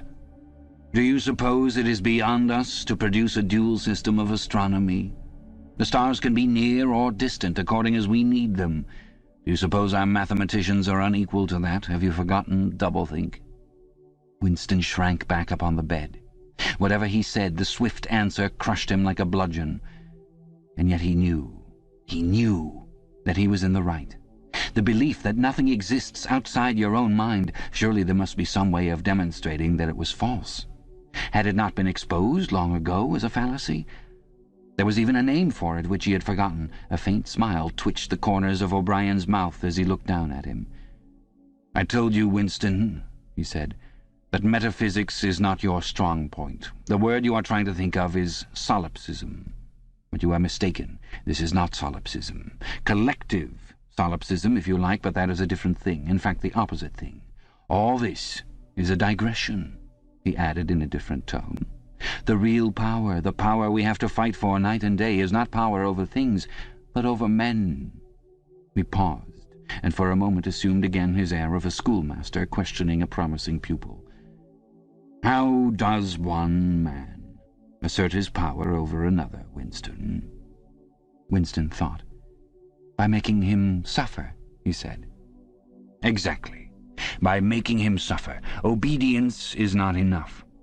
Unless he is suffering, how can you be sure that he is obeying your will and not his own? Power is in inflicting pain and humiliation. Power is in tearing human minds to pieces and putting them together again in new shapes of your own choosing. Do you begin to see, then, what kind of world we are creating? It is the exact opposite of the stupid, hedonistic utopias that the old reformers imagined. A world of fear and treachery and torment, a world of trampling and being trampled upon, a world which will grow not less but more merciless as it refines itself. Progress in our world will be progress toward more pain. The old civilizations claimed that they were founded on love and justice. Ours is founded upon hatred. In our world there will be no emotions except fear, rage, triumph, and self-abasement. Everything else we shall destroy. Everything. Already we are breaking down the habits of thought which have survived from before the Revolution. We have cut the links between child and parent, and between man, and between man and woman. No one dares trust a wife or a child or a friend any longer. But in the future there will be no wives and no friends. Children will be taken from their mothers at birth as one takes eggs from a hen. The sex instinct will be eradicated. Procreation will be an annual formality like the renewal of a ration card. We shall abolish the orgasm. Our neurologists are at work upon it now. There will be no loyalty except loyalty toward the party. There will be no love except the love of Big Brother. There will be no laughter except the laugh of triumph over a defeated enemy. There will be no art, no literature, no science. When we are omnipotent, we shall have no more need of science.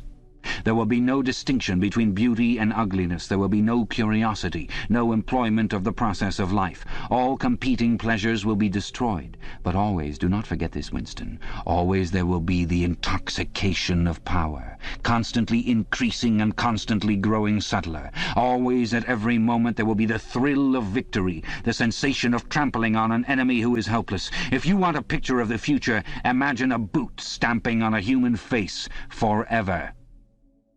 He paused as though he expected Winston to speak. Winston had tried to shrink back into the surface of the bed again. He could not say anything. His heart seemed to be frozen. O'Brien went on. "And remember that it is forever. The face will always be there to be stamped upon. The heretic, the enemy of society, will always be there, so that he can be defeated and humiliated over again. Everything that you have undergone since you have been in our hands, all that will continue and worse. The espionage, the betrayals, the arrests, the tortures, the executions, the disappearances will never cease.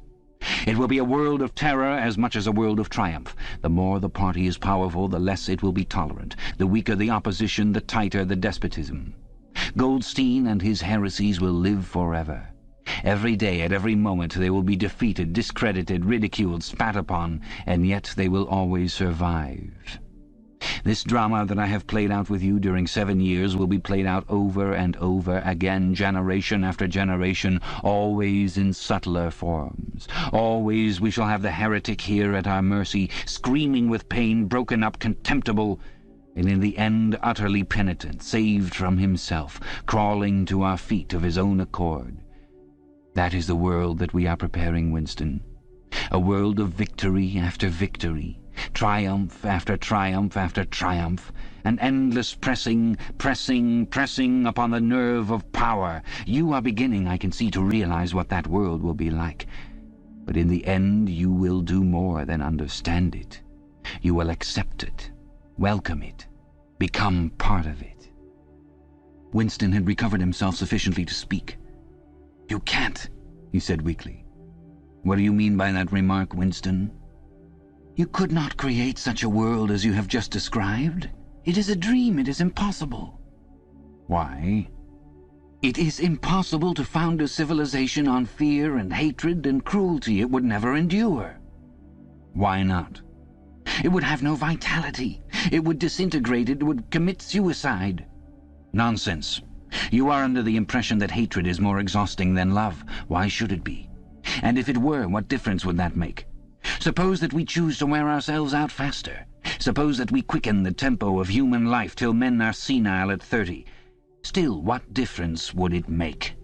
Can you not understand that the death of the individual is not death? The party is immortal. As usual, the voice had battered Winston into helplessness. Moreover, he was in dread that if he persisted in his disagreement, O'Brien would twist the dial again. And yet he could not keep silent. Feebly, without arguments, with nothing to support him except his inarticulate horror of what O'Brien had said, he returned to the attack. I don't know. I don't care. Somehow you will fail. Something will defeat you. Life will defeat you. We control life, Winston, at all its levels. You are imagining that there is something called human nature which will be outraged by what we do and will turn against us. But we create human nature. Men are infinitely malleable, or perhaps you have returned to your old idea that the proletarians or the slaves will arise and overthrow us. Put it out of your mind. They are helpless, like the animals. Humanity is the party. The others are outside, irrelevant. I don't care. In the end they will beat you. Sooner or later they will see you for what you are, and then they will tear you to pieces. Do you see any evidence that this is happening? Or any reason why it should? No, I believe it. I know that you will fail. There is something in the universe, I don't know, some spirit, some principle that you will never overcome. Do you believe in God, Winston? No. Then what is it, this principle, that will defeat us? I don't know. The spirit of man. And do you consider yourself a man? Yes. If you are a man, Winston, you are the last man. Your kind is extinct. We are the inheritors. Do you understand that you are alone? You are outside history. You are non-existent.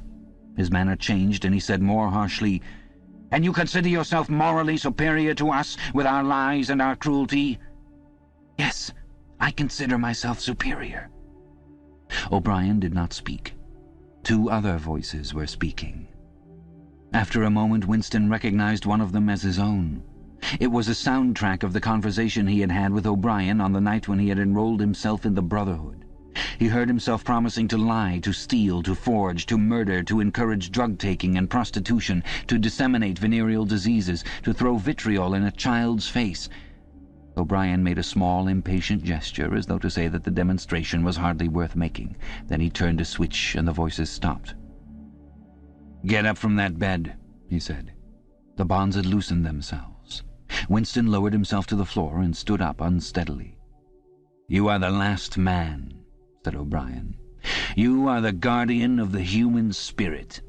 You shall see yourself as you are. Take off your clothes." Winston undid the bit of string that held his overalls together. The zip fastener had long since been wrenched out of them. He could not remember whether at any time since his arrest he had taken off all his clothes at one time. Beneath the overalls his body was looped with filthy, yellowish rags, just recognizable as the remnants of underclothes. As he slid them to the ground, he saw that there was a three-sided mirror at the far end of the room. He approached it, then stopped short. An involuntary cry had broken out of him. "Go on," said O'Brien. "Stand between the wings of the mirror. You shall see the side view as well." He had stopped because he was frightened. A bowed, grey-coloured, skeleton-like thing was coming toward him. Its actual appearance was frightening, and not merely the fact that he knew it to be himself. He moved closer to the glass. The creature's face seemed to be protruded because of its bent carriage. A forlorn jailbird's face, with a knobby forehead running back into a bald scalp, a crooked nose and battered-looking cheekbones above which the eyes were fierce and watchful. The cheeks were seamed, the mouth had a drawn-in look. Certainly it was his own face. but it seemed to him that it had changed more than he had changed inside. The emotions it registered would be different from the ones he felt. He had gone partially bald.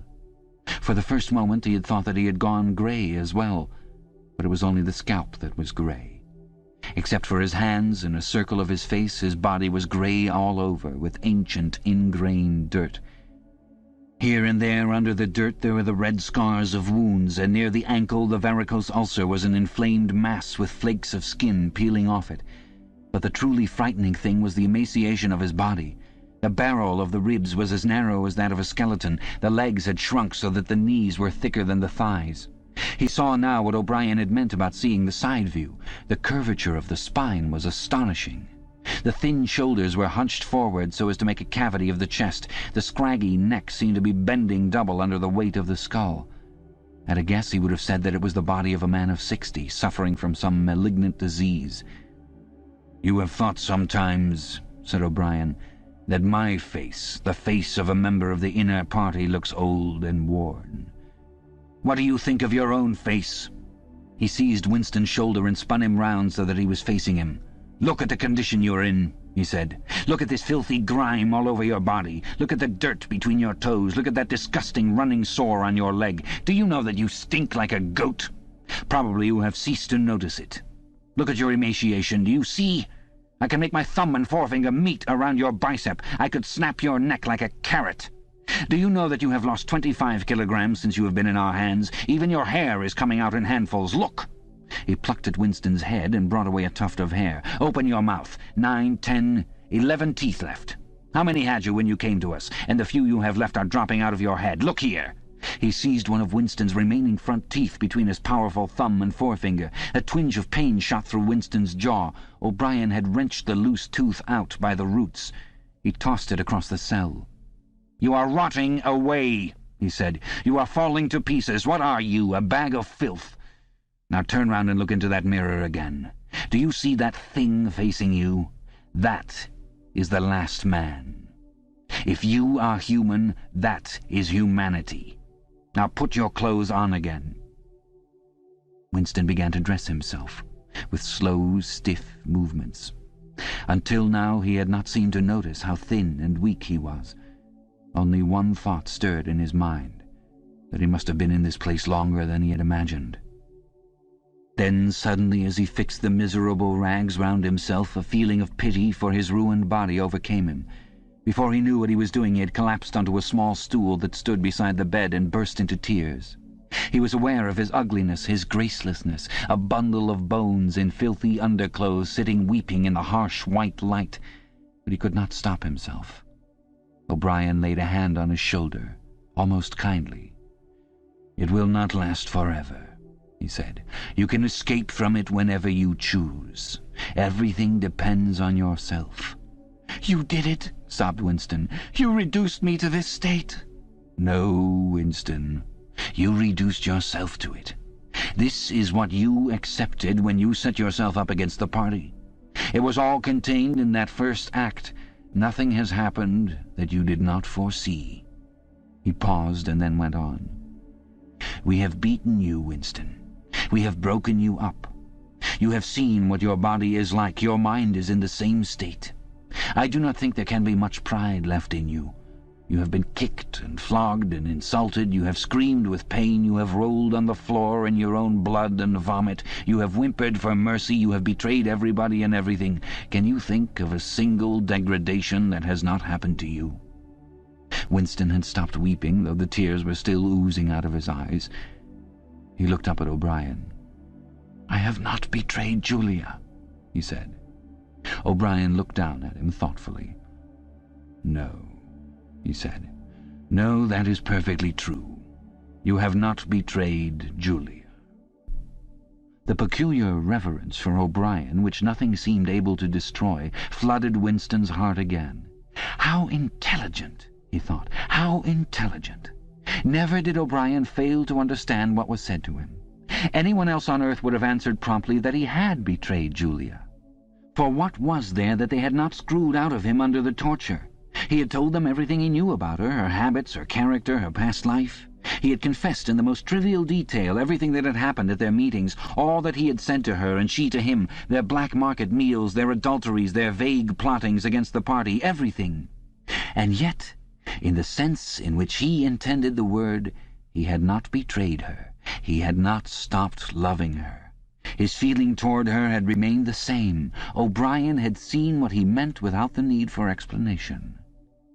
"Tell me," he said, "how soon will they shoot me?" "It might be a long time," said O'Brien. "You are a difficult case. But don't give up hope. Everything is cured sooner or later. In the end we shall shoot you." Chapter 4. He was much better. He was growing fatter and stronger every day, if it was proper to speak of days. The white light and the humming sound were the same as ever, but the cell was a little more comfortable than the others he had been in. There were a pillow and a mattress on the plank bed and a stool to sit on. They had given him a bath, and they allowed him to wash himself fairly frequently in a tin basin. They even gave him warm water to wash with. They had given him new underclothes and a clean suit of overalls. They had dressed his varicose ulcer with soothing ointment. They had pulled out the remnants of his teeth and given him a new set of dentures. Weeks or months must have passed. It would have been possible now to keep count of the passage of time, if he had felt any interest in doing so, since he was being fed at what appeared to be regular intervals. He was getting, he judged, 3 meals in the 24 hours. Sometimes he wondered dimly whether he was getting them by night or by day. The food was surprisingly good, with meat at every third meal. Once there was even a packet of cigarettes. He had no matches, but the never-speaking guard who brought his food would give him a light. The first time he tried to smoke, it made him sick, but he persevered and spun the packet out for a long time, smoking half a cigarette after each meal. They had given him a white slate with a stump of pencil tied to the corner. At first he made no use of it. Even when he was awake he was completely torpid. Often he would lie from one meal to the next almost without stirring, sometimes asleep, sometimes waking into vague reveries in which it was too much trouble to open his eyes. He had long grown used to sleeping with a strong light on his face. It seemed to make no difference, except that one's dreams were more coherent. He dreamed a great deal all through this time, and they were always happy dreams. He was in the golden country, or he was sitting among enormous, glorious, sunlit ruins with his mother, with Julia, with O'Brien, not doing anything, merely sitting in the sun, talking of peaceful things. Such thoughts as he had when he was awake were mostly about his dreams. He seemed to have lost the power of intellectual effort now that the stimulus of pain had been removed. He was not bored. He had no desire for conversation or distraction. Merely to be alone, not to be beaten or questioned, to have enough to eat and to be clean all over, was completely satisfying. By degrees he came to spend less time in sleep, but he still felt no impulse to get off the bed. All he cared for was to lie quiet and feel the strength gathering in his body. He would finger himself here and there, trying to make sure that it was not an illusion, that his muscles were growing rounder and his skin tauter. Finally, it was established beyond a doubt that he was growing fatter. His thighs were now definitely thicker than his knees. After that, reluctantly at first, he began exercising himself regularly. In a little while he could walk 3 kilometers, measured by pacing the cell, and his bowed shoulders were growing straighter. He attempted more elaborate exercises and was astonished and humiliated to find what things he could not do. He could not move out of a walk. He could not hold his stool out at arm's length. He could not stand on one leg without falling over. He squatted down on his heels and found that with agonizing pains in thigh and calf he could just lift himself to a standing position. He lay flat on his belly and tried to lift his weight by his hands. It was hopeless. He could not raise himself a centimeter. But after a few more days, a few more meal times, even that feat was accomplished. A time came when he could do it 6 times running. He began to grow actually proud of his body and to cherish an intermittent belief that his face also was growing back to normal. Only when he chanced to put his hand on his bald scalp did he remember the seamed, ruined face that had looked back at him out of the mirror. His mind grew more active. He sat down on the plank bed, his back against the wall and the slate on his knees, and set to work deliberately at the task of re-educating himself. He had capitulated. That was agreed. In reality, as he saw now, he had been ready to capitulate long before he had taken the decision. From the moment when he was inside the Ministry of Love, And yes, even during those minutes when he and Julia had stood helpless while the iron voice from the telescreen told them what to do, he had grasped the frivolity, the shallowness of his attempt to set himself up against the power of the party. He knew now that for 7 years the thought police had watched him like a beetle under a magnifying glass. There was no physical act, no word spoken aloud that they had not noticed, no train of thought that they had not been able to infer. Even the speck of whitish dust on the cover of his diary they had carefully replaced. They had played soundtracks to him, shown him photographs. Some of them were photographs of Julia and himself. Yes, even he could not fight against the party any longer. Besides, the party was in the right. It must be so. How could the immortal collective brain be mistaken? By what external standard could you check its judgments? Sanity was statistical. It was merely a question of learning to think as they thought. Only the pencil felt thick and awkward in his fingers. He began to write down the thoughts that came into his head. He wrote first in large, clumsy capitals, "Freedom is slavery." Then, almost without a pause, he wrote beneath it, 2 and 2 make 5. But then there came a sort of check. His mind, as though shying away from something, seemed unable to concentrate. He knew that he knew what came next, but for the moment he could not recall it. When he did recall it, it was only by consciously reasoning out what it must be. It did not come of its own accord. He wrote, "God is power." He accepted everything. The past was alterable. The past never had been altered. Oceania was at war with East Asia. Oceania had always been at war with East Asia. Jones, Aronson, and Rutherford were guilty of the crimes they were charged with. He had never seen the photograph that disproved their guilt. It had never existed. He had invented it. He remembered remembering contrary things, but those were false memories, products of self-deception. How easy it all was. Only surrender, and everything else followed. It was like swimming against a current that swept you backwards, however hard you struggled, and then suddenly deciding to turn round and go with the current instead of opposing it. Nothing had changed except your own attitude. The predestined thing happened in any case. He hardly knew why he had ever rebelled. Everything was easy except anything could be true. The so-called laws of nature were nonsense. The law of gravity was nonsense. If I wished, O'Brien had said, I could float off this floor like a soap bubble. Winston worked it out. If he thinks, he floats off the floor, and if I simultaneously think I see him do it, then the thing happens. Suddenly, like a lump of submerged wreckage breaking the surface of water, the thought burst into his mind, it doesn't really happen. We imagine it. It is hallucination. He pushed the thought under instantly. The fallacy was obvious. It presupposed that somewhere or other outside oneself there was a real world where real things happened. But how could there be such a world? What knowledge have we of anything save through our own minds? All happenings are in the mind. Whatever happens in all minds truly happens. He had no difficulty in disposing of the fallacy, and he was in no danger of succumbing to it. He realized nevertheless that it ought never to have occurred to him.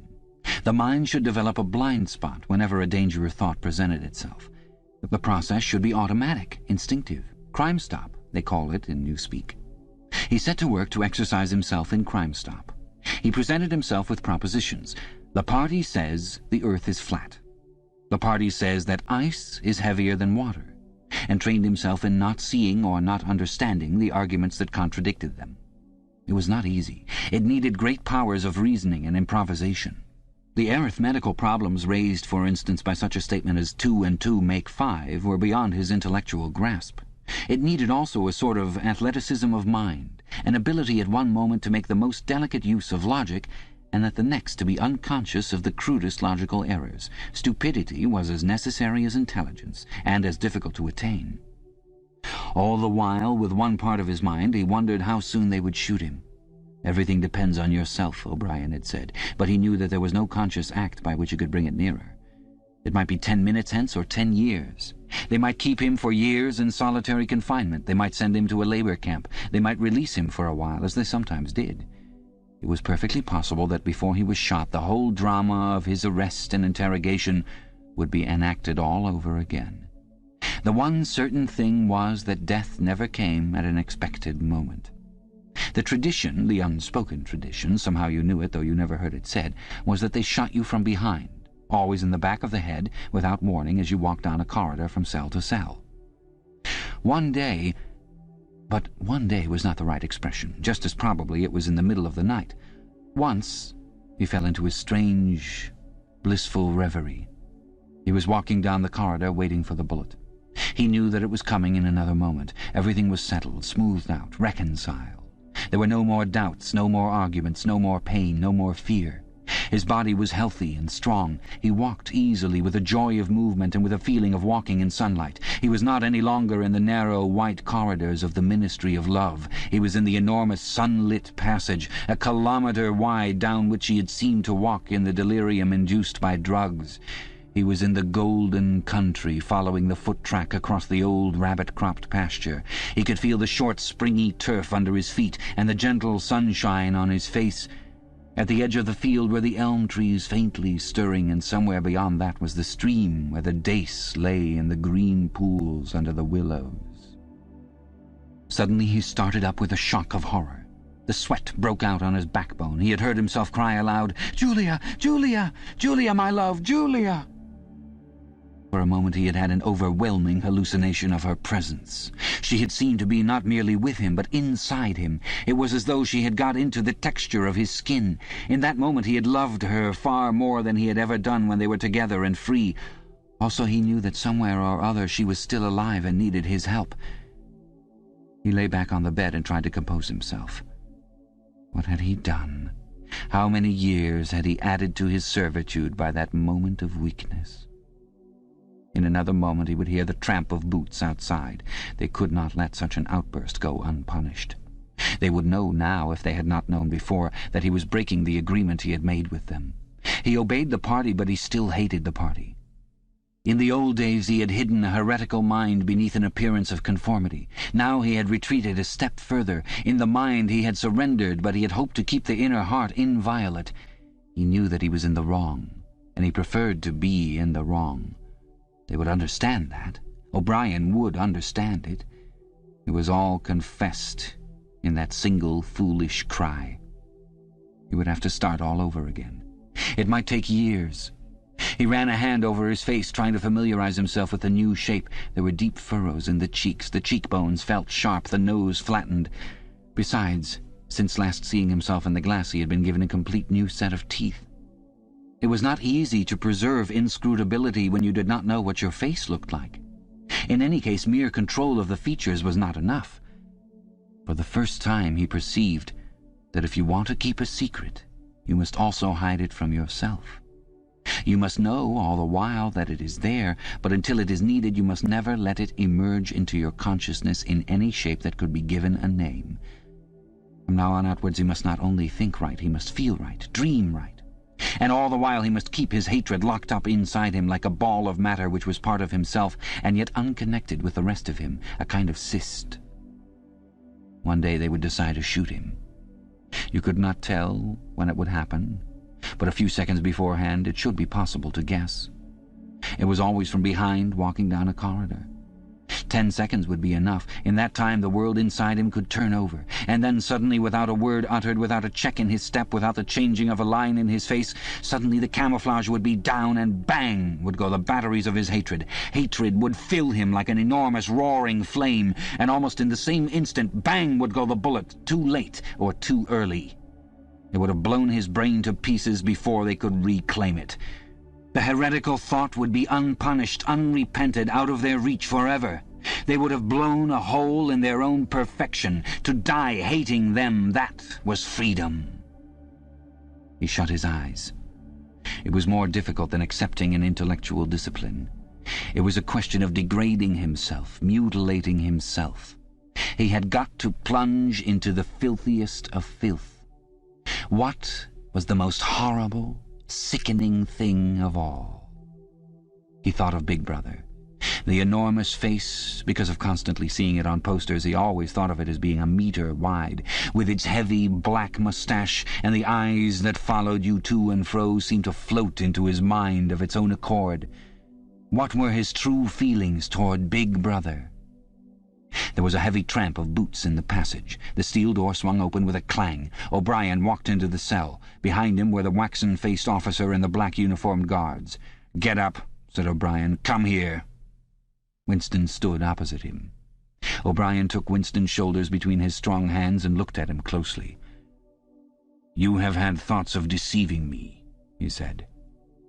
"That was stupid. Stand up straighter. Look me in the face."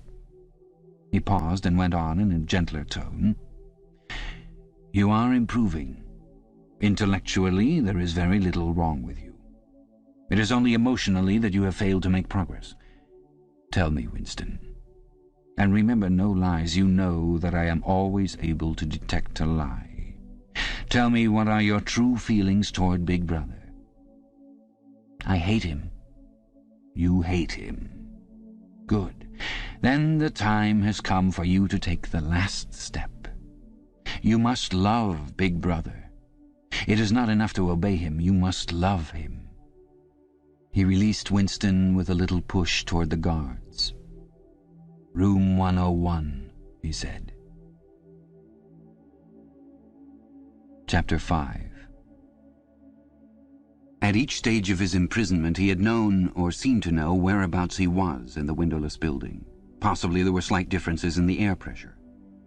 The cells where the guards had beaten him were below ground level. The room where he had been interrogated by O'Brien was high up near the roof. This place was many meters underground, as deep down as it was possible to go. It was bigger than most of the cells he had been in, but he hardly noticed his surroundings. All he noticed was that there were two small tables straight in front of him, each covered with green baize. One was only a meter or two from him, the other was further away, near the door. He was strapped upright in a chair, so tightly that he could move nothing, not even his head. A sort of pad gripped his head from behind, forcing him to look straight in front of him. For a moment he was alone, then the door opened, and O'Brien came in. "You asked me once," said O'Brien, "what was in room 101. I told you that you knew the answer already. Everyone knows it. The thing that is in room 101 is the worst thing in the world."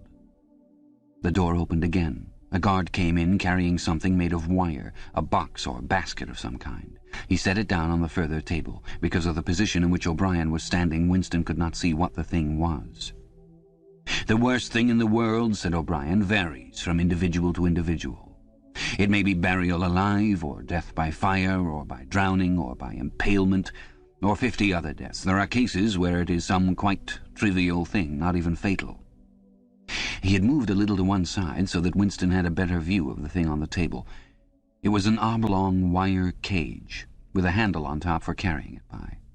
Fixed to the front of it was something that looked like a fencing mask, with the concave side outwards. Although it was 3 or 4 meters away from him, he could see that the cage was divided lengthways into 2 compartments, and that there was some kind of creature in each. They were rats. "In your case," said O'Brien, "the worst thing in the world happens to be rats." A sort of premonitory tremor, a fear of he was not certain what, had passed through Winston as soon as he caught his first glimpse of the cage. But at this moment the meaning of the mask-like attachment in front of it suddenly sank into him. His bowels seemed to turn to water. "You can't do that!" he cried out in a high, cracked voice. You couldn't! It's impossible!" "Do you remember," said O'Brien, "the moment of panic that used to occur in your dreams? There was a wall of blackness in front of you, and a roaring sound in your ears. There was something terrible on the other side of the wall. You knew that you knew what it was, but you dared not drag it into the open. It was the rats that were on the other side of the wall."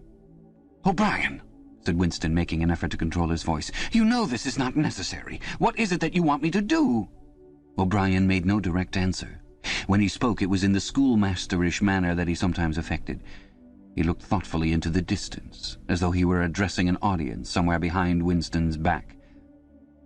"By itself," he said, "pain is not always enough. There are occasions when a human being will stand out against pain even to the point of death. But for everyone there is something unendurable, something that cannot be contemplated. Courage and cowardice are not involved. If you are falling from a height, it is not cowardly to clutch at a rope. If you have come up from deep water, it is not cowardly to fill your lungs with air. It is merely an instinct which cannot be disobeyed. It is the same with the rats. For you, they are unendurable. They are a form of pressure that you cannot withstand even if you wish to. You will do what is required of you. But what is it? What is it? How can I do it if I don't know what it is? O'Brien picked up the cage and brought it across to the nearer table. He set it down carefully on the baize cloth. Winston could hear the blood singing in his ears. He had the feeling of sitting in utter loneliness. He was in the middle of a great empty plain, a flat desert drenched with sunlight, across which all sounds came to him out of immense distances. Yet the cage with the rats was not 2 meters away from him. They were enormous rats. They were at the age when a rat's muzzle grows blunt and fierce, and his fur brown instead of grey. "The rat," said O'Brien, still addressing his invisible audience, "although a rodent, is carnivorous. You are aware of that. You will have heard of the things that happen in the poor quarters of this town. In some streets a woman dare not leave her baby alone in the house even for 5 minutes. The rats are certain to attack it. Within quite a small time they will strip it to the bones. They also attack sick or dying people. They show astonishing intelligence in knowing when a human being is helpless." There was an outburst of squeals from the cage. It seemed to reach Winston from far away. The rats were fighting. They were trying to get at each other through the partition. He heard also a deep groan of despair. That, too, seemed to come from outside himself. O'Brien picked up the cage and as he did so pressed something in it. There was a sharp click. Winston made a frantic effort to tear himself loose from the chair. It was hopeless. Every part of him, even his head, was held immovably. O'Brien moved the cage nearer. It was less than a meter from Winston's face. "I have pressed the first lever," said O'Brien. "You understand the construction of this cage. The mask will fit over your head, leaving no exit. When I press this other lever, the door of the cage will slide up. These starving brutes will shoot out of it like bullets. Have you ever seen a rat leap through the air? They will leap onto your face and bore straight into it. Sometimes they attack the eyes first. Sometimes they burrow through the cheeks and devour the tongue." The cage was nearer. It was closing in. Winston heard a succession of shrill cries which appeared to be occurring in the air above his head. But he fought furiously against his panic. To think even with a split second left, to think was the only hope. Suddenly the foul, musty odor of the brute struck his nostrils. There was a violent convulsion of nausea inside him, and he almost lost consciousness. Everything had gone black. For an instant he was insane, a screaming animal. Yet he came out of the blackness clutching an idea. There was one and only one way to save himself. He must interpose another human being, the body of another human being, between himself and the rats. The circle of the mask was large enough now to shut out the vision of anything else. The wire door was a couple of handspans from his face. The rats knew what was coming now. One of them was leaping up and down. The other, an old, scaly grandfather of the sewers, stood up with his pink hands against the bars and fiercely snuffed the air. Winston could see the whiskers and the yellow teeth. Again the black panic took hold of him. He was blind, helpless, mindless. "It was a common punishment in Imperial China," said O'Brien, as didactically as ever. The mask was closing on his face. The wire brushed his cheek.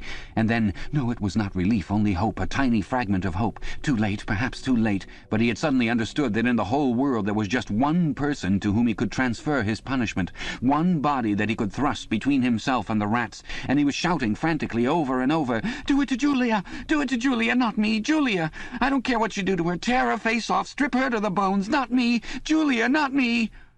He was falling backwards into enormous depths away from the rats. He was still strapped in the chair, but he had fallen through the floor, through the walls of the building, through the earth, through the oceans, through the atmosphere, into outer space, into the gulfs between the stars, always away, away, away from the rats. He was light years distant, but O'Brien was still standing at his side. There was still the cold touch of a wire against his cheek. But through the darkness that enveloped him he heard another metallic click, and knew that the cage door had clicked shut and not open. Chapter 6. The chestnut tree was almost empty. A ray of sunlight slanting through a window fell yellow on dusty tabletops. It was the lonely hour of 15. A tinny music trickled from the telescreens. Winston sat in his usual corner, gazing into an empty glass. Now and again he glanced up at a vast face which eyed him from the opposite wall. "Big Brother is watching you," the caption said. Unbidden, a waiter came and filled his glass up with Victory gin, shaking into it a few drops from another bottle with a quill through the cork. It was saccharin flavoured with cloves, the specialty of the cafe. Winston was listening to the telescreen. At present only music was coming out of it, but there was a possibility that at any moment there might be a special bulletin from the Ministry of Peace. The news from the African front was disquieting in the extreme. On and off he had been worrying about it all day. A Eurasian army, Oceania was at war with Eurasia, Oceania had always been at war with Eurasia, was moving southward at terrifying speed. The midday bulletin had not mentioned any definite area, but it was probable that already the mouth of the Congo was a battlefield. Brazzaville and Leopoldville were in danger. One did not have to look at the map to see what it meant. It was not merely a question of losing Central Africa. For the first time in the whole war, the territory of Oceania itself was menaced. A violent emotion, not fear exactly, but a sort of undifferentiated excitement flared up in him, then faded again. He stopped thinking about the war. In these days he could never fix his mind on any one subject for more than a few moments at a time. He picked up his glass and drained it at a gulp. As always, it made him shudder and even retch slightly. The stuff was horrible. The cloves and saccharin, themselves disgusting enough in their sickly way, could not disguise the flat, oily smell, and what was worst of all was that the smell of gin, which dwelt with him night and day, was inextricably mixed up in his mind with the smell of those... He never named them, even in his thoughts, and so far as it was possible he never visualized them.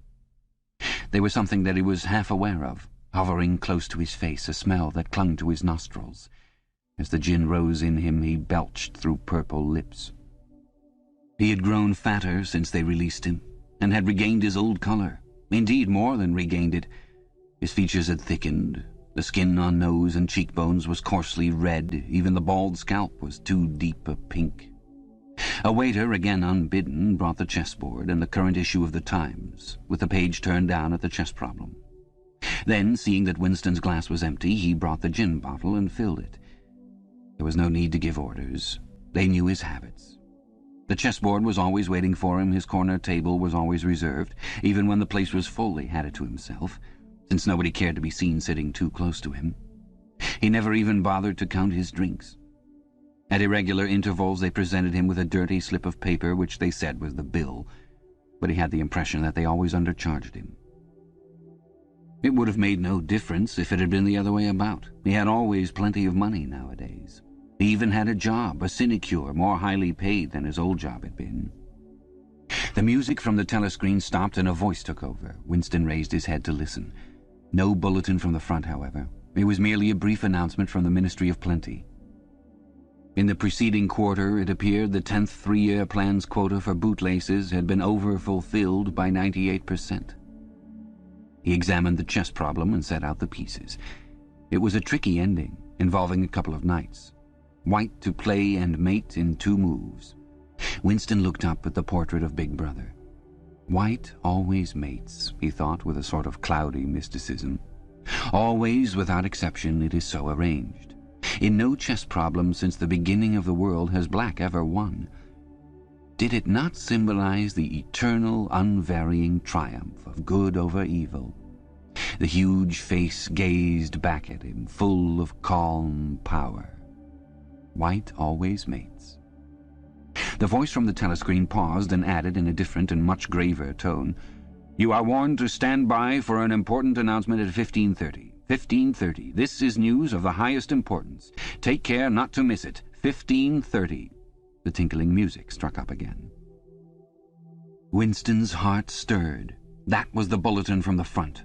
Instinct told him that it was bad news that was coming. All day, with little spurts of excitement, the thought of a smashing defeat in Africa had been in and out of his mind. He seemed actually to see the Eurasian army swarming across the never-broken frontier and pouring down into the tip of Africa like a column of ants. Why had it not been possible to outflank them in some way? The outline of the West African coast stood out vividly in his mind. He picked up the white knight and moved it across the board. There was the proper spot. Even while he saw the black horde racing southward, he saw another force, mysteriously assembled, suddenly planted in their rear, cutting their communications by land and sea. He felt that by willing it he was bringing that other force into existence. But it was necessary to act quickly. If they could get control of the whole of Africa, if they had airfields and submarine bases at the Cape, it would cut Oceania in two. It might mean anything: defeat, breakdown, the redivision of the world, the destruction of the party. He drew a deep breath. An extraordinary medley of feelings, but it was not a medley exactly, rather it was successive layers of feeling in which one could not say which layer was undermost, struggled inside him. The spasm passed. He put the white knight back in its place, but for the moment he could not settle down to a serious study of the chess problem. His thoughts wandered again. Almost unconsciously he traced with his finger in the dust on the table 2 + 2 = 5. "They can't get inside you," she had said. "But they could get inside you. What happens to you here is forever," O'Brien had said. That was a true word. There were things, your own acts, from which you could not recover. Something was killed in your breast, burnt out, cauterized out. He had seen her. He had even spoken to her. There was no danger in it. He knew it as though instinctively that they now took almost no interest in his doings. He could have arranged to meet her a second time if either of them had wanted to. Actually, it was by chance that they had met. It was in the park, on a vile, biting day in March, when the earth was like iron and all the grass seemed dead, and there was not a bud anywhere except a few crocuses which had pushed themselves up to be dismembered by the wind. He was hurrying along with frozen hands and watering eyes when he saw her not 10 meters away from him. It struck him at once that she had changed in some ill-defined way. They almost passed one another without a sign. Then he turned and followed her, not very eagerly.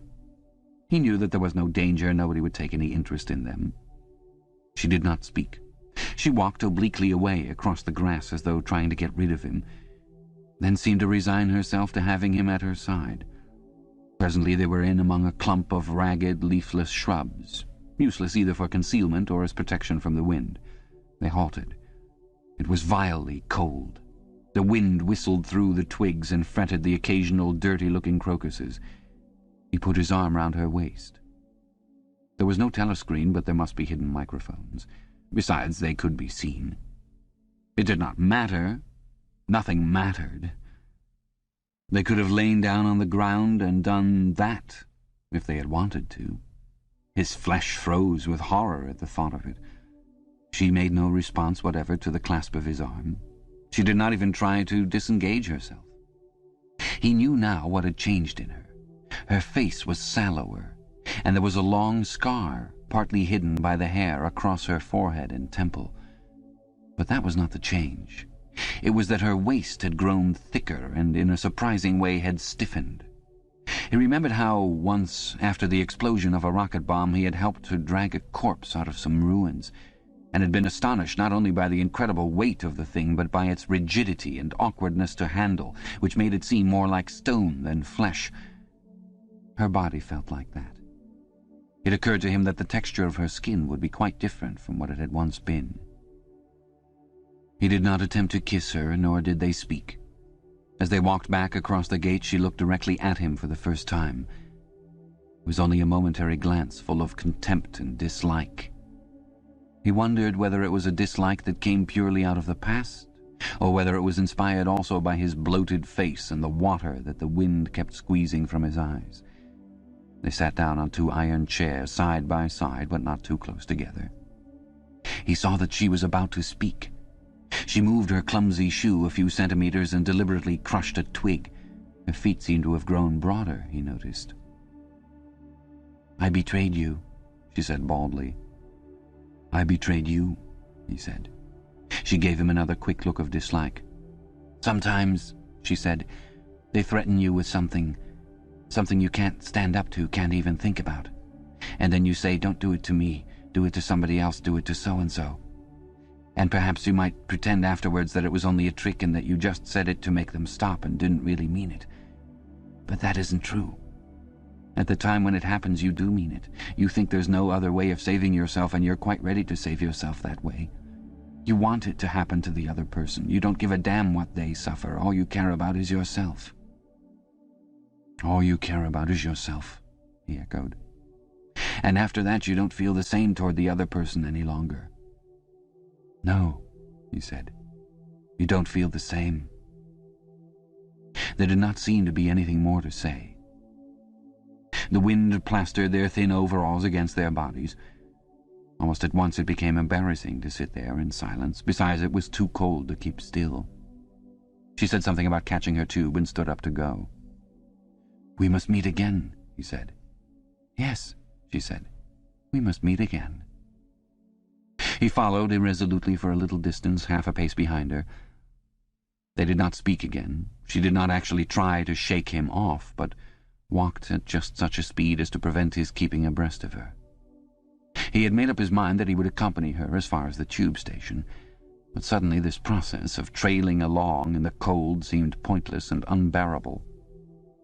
He was overwhelmed by a desire not so much to get away from Julia as to get back to the Chestnut Tree Cafe, which had never seemed so attractive as at this moment.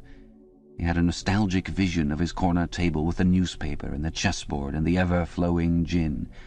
Above all, it would be warm in there. The next moment, not altogether by accident, he allowed himself to become separated from her by a small knot of people. He made a half-hearted attempt to catch up, then slowed down, turned, and made off in the opposite direction. When he had gone 50 meters, he looked back. The street was not crowded, but already he could not distinguish her. Any one of a dozen hurrying figures might have been hers. Perhaps her thickened, stiffened body was no longer recognizable from behind. "At the time when it happens," she had said, "you do mean it." He had meant it. He had not merely said it, he had wished it. He had wished that she, and not he, should be delivered over to the... Something changed in the music that trickled from the telescreen. A cracked and jeering note, a yellow note, came into it. And then, perhaps it was not happening, perhaps it was only a memory taking on the semblance of sound. A voice was singing, "Under the spreading chestnut tree, I sold you and you sold me." The tears welled up in his eyes. A passing waiter noticed that his glass was empty and came back with a gin bottle. He took up his glass and sniffed at it. The stuff grew not less but more horrible with every mouthful he drank. But it had become the element he swam in. It was his life, his death, and his resurrection. It was gin that sank him into a stupor every night, and gin that revived him every morning. When he woke, seldom before 1100, with gummed-up eyelids and fiery mouth and a back that seemed to be broken, it would have been impossible even to rise from the horizontal if it had not been for the bottle and teacup placed beside the bed overnight. Through the midday hours he sat with glazed face, the bottle handy, listening to the telescreen. From 15 to closing time he was a fixture in the chestnut tree. No one cared what he did any longer. No whistle woke him, no telescreen admonished him. Occasionally, perhaps twice a week, he went to a dusty, forgotten-looking office in the Ministry of Truth and did little work, or what was called work. He had been appointed to a subcommittee of a subcommittee which had sprouted from one of the innumerable committees dealing with minor difficulties that arose in the compilation of the 11th edition of the Newspeak Dictionary. They were engaged in producing something called an interim report, but what it was that they were reporting on he had never definitely found out. It was something to do with the question of whether commas should be placed inside brackets or outside. There were 4 others on the committee, all of them persons similar to himself. There were days when they assembled and then promptly dispersed again, frankly admitting to one another that there was not really anything to be done. But there were other days when they settled down to their work almost eagerly, making a tremendous show of entering up their minutes and drafting long memoranda which were never finished, when the argument as to what they were supposedly arguing about grew extraordinarily involved and abstruse, with subtle hagglings over definitions, enormous digressions, quarrels, threats even to appeal to higher authority. And then suddenly the life would go out of them, and they would sit around the table looking at one another with extinct eyes, like ghosts fading at cockcrow. The telescreen was silent for a moment. Winston raised his head again. The bulletin. But no, they were merely changing the music. He had the map of Africa behind his eyelids. The movement of the armies was a diagram. A black arrow tearing vertically southward and a white arrow tearing horizontally eastward across the tail of the first. As though for reassurance, he looked up at the imperturbable face in the portrait. Was it conceivable that the second arrow did not even exist? His interest flagged again. He drank another mouthful of gin, picked up the White Knight, and made a tentative move. Check. But it was evidently not the right move, because, uncalled, a memory floated into his mind. He saw a candle-lit room with a vast white counterpaned bed, and himself, a boy of 9 or 10, sitting on the floor, shaking a dice-box and laughing excitedly. His mother was sitting opposite him, and also laughing. It must have been about a month before she disappeared. It was a moment of reconciliation, when the nagging hunger in his belly was forgotten and his earlier affection for her had temporarily revived. He remembered the day well, a pelting, drenching day when the water streamed down the window pane and the light indoors was too dull to read by. The boredom of the two children in the dark, cramped bedroom became unbearable. Winston whined and grizzled, made futile demands for food, fretted about the room, pulling everything out of place and kicking the wainscoting until the neighbours banged on the wall, while the younger child wailed intermittently. In the end his mother had said, "Now be good and I'll buy you a toy, a lovely toy, you'll love it." And then she'd gone out in the rain to a little general shop which was still sporadically open nearby, and come back with a cardboard box containing an outfit of snakes and ladders. He could still remember the smell of the damp cardboard. It was a miserable outfit. The board was cracked, and the tiny wooden dice were so ill-cut that they would hardly lie on their sides. Winston looked at the thing sulkily and without interest. But then his mother lit a piece of candle, and they sat down on the floor to play. Soon he was wildly excited and shouting with laughter as the tiddlywinks climbed hopefully up the ladders and then came slithering down the snakes again, almost back to the starting point. They played 8 games, winning 4 each. His tiny sister, too young to understand what the game was about, had sat propped up against a bolster, laughing because the others were laughing. For a whole afternoon they had all been happy together, as in his earlier childhood. He pushed the picture out of his mind. It was a false memory. He was troubled by false memories occasionally. They did not matter so long as one knew them for what they were. Some things had happened, others had not happened. He turned back to the chessboard and picked up the White Knight again. Almost in the same instant it dropped onto the board with a clatter. He had started as though a pin had run into him. A shrill trumpet call had pierced the air. It was the bulletin. Victory! It always meant victory when a trumpet call preceded the news. A sort of electric thrill ran through the cafe. Even the waiters had started and pricked up their ears. The trumpet call had let loose an enormous volume of noise. Already an excited voice was gabbling from the telescreen, but even as it started it was almost drowned by a roar of cheering from outside. The news had run round the streets like magic. He could hear just enough of what was issuing from the telescreen to realize that it had all happened as he had foreseen. A vast sea-borne armada secretly assembled, a sudden blow in the enemy's rear, the white arrow tearing across the tail of the black. Fragments of triumphant phrases pushed themselves through the din. Vast strategic maneuver, perfect coordination, utter rout, 500,000 prisoners, complete demoralization, control of the whole of Africa, bring the war within measurable distance of its end. Victory, greatest victory in human history. Victory, victory, victory. Under the table, Winston's feet made convulsive movements.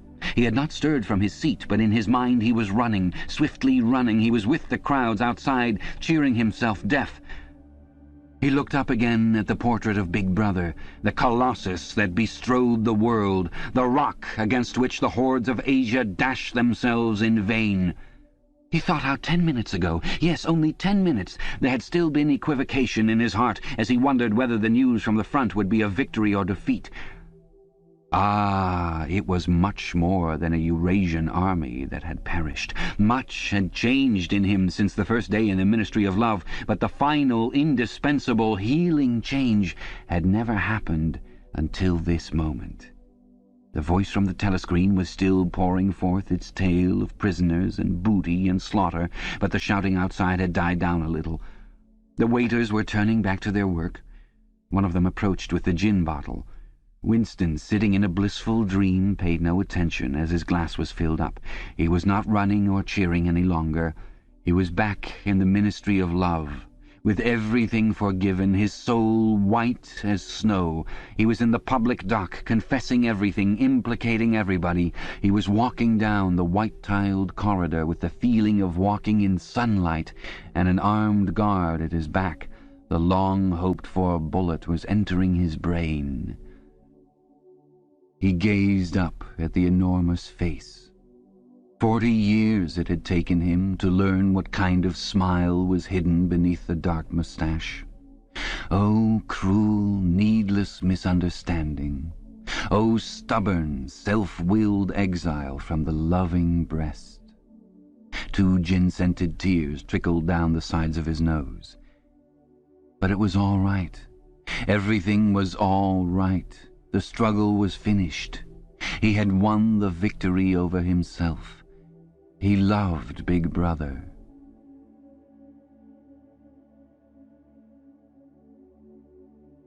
The End. You have been listening to 1984 by George Orwell, narrated by Frank Muller. Orwell includes an appendix explaining the principles of Newspeak, and which we present here. Newspeak was the official language of Oceania and had been devised to meet the ideological needs of INGSOC, or English Socialism. In the year 1984, there was not as yet anyone who used Newspeak as his sole means of communication, either in speech or writing. The leading articles in the Times were written in it, but this was a tour de force which could only be carried out by a specialist. It was expected that Newspeak would have finally superseded Oldspeak, or Standard English as we should call it, by about the year 2050. Meanwhile, it gained ground steadily, all party members tending to use Newspeak words and grammatical constructions more and more in their everyday speech. The version in use in 1984 and embodied in the 9th and 10th editions of the Newspeak Dictionary was a provisional one, and contained many superfluous words and archaic formations which were due to be suppressed later. It is with the final, perfected version, as embodied in the 11th edition of the dictionary, that we are concerned here. The purpose of Newspeak was not only to provide a medium of expression for the world view and mental habits proper to the devotees of INGSOC, but to make all other modes of thought impossible. It was intended that when Newspeak had been adopted once and for all, and Oldspeak forgotten, a heretical thought, that is, a thought diverging from the principles of INGSOC, should be literally unthinkable, at least so far as thought is dependent on words. Its vocabulary was so constructed as to give exact and often very subtle expression to every meaning that a party member could properly wish to express, while excluding all other meanings and also the possibility of arriving at them by indirect methods. This was done partly by the invention of new words, but chiefly by eliminating undesirable words and by stripping such words as remained of unorthodox meanings, and so far as possible of all secondary meanings whatever. To give a single example, the word free still existed in Newspeak, but it could only be used in such statements as, "This dog is free from lice," or "This field is free from weeds."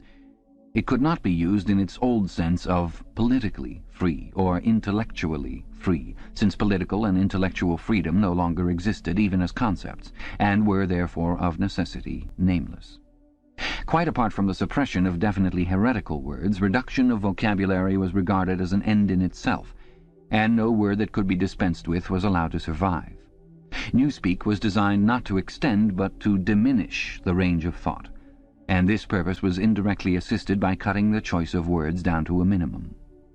Newspeak was founded on the English language as we now know it, though many Newspeak sentences, even when not containing newly created words, would be barely intelligible to an English speaker of our own day.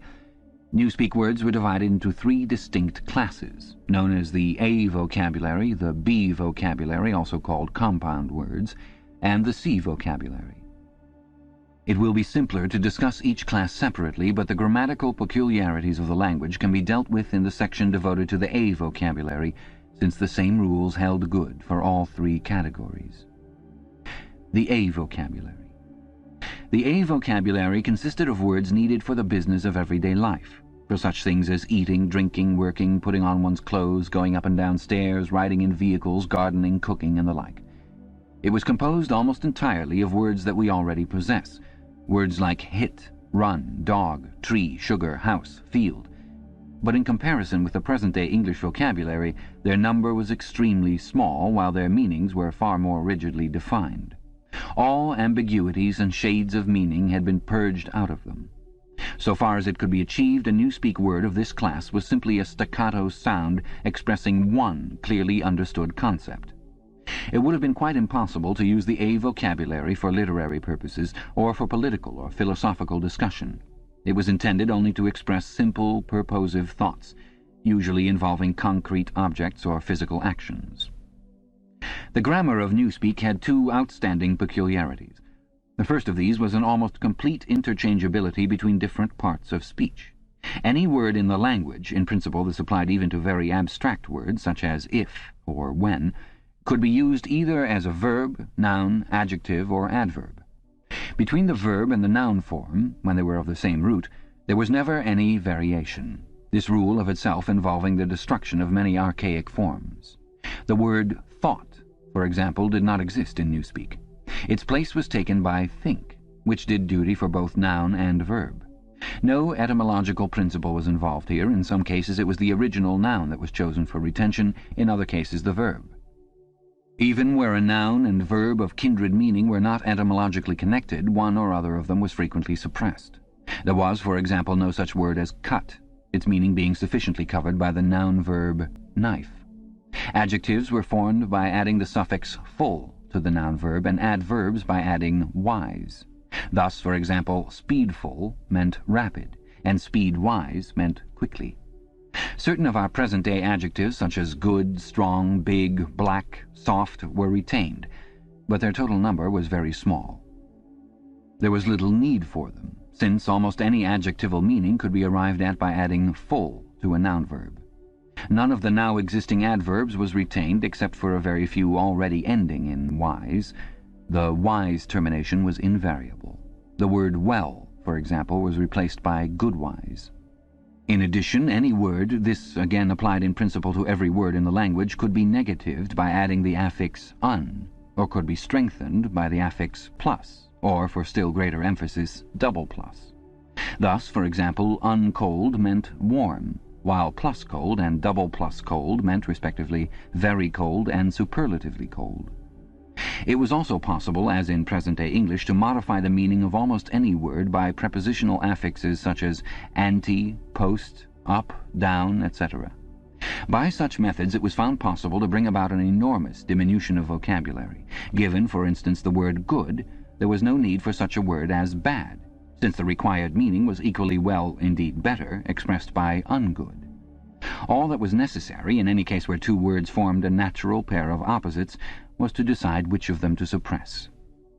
Dark, for example, could be replaced by unlight, or light by undark, according to preference. The second distinguishing mark of Newspeak grammar was its regularity. Subject to a few exceptions, which are mentioned below, all inflections followed the same rules. Thus, in all verbs, the preterite and the past participle were the same, and ended in ed.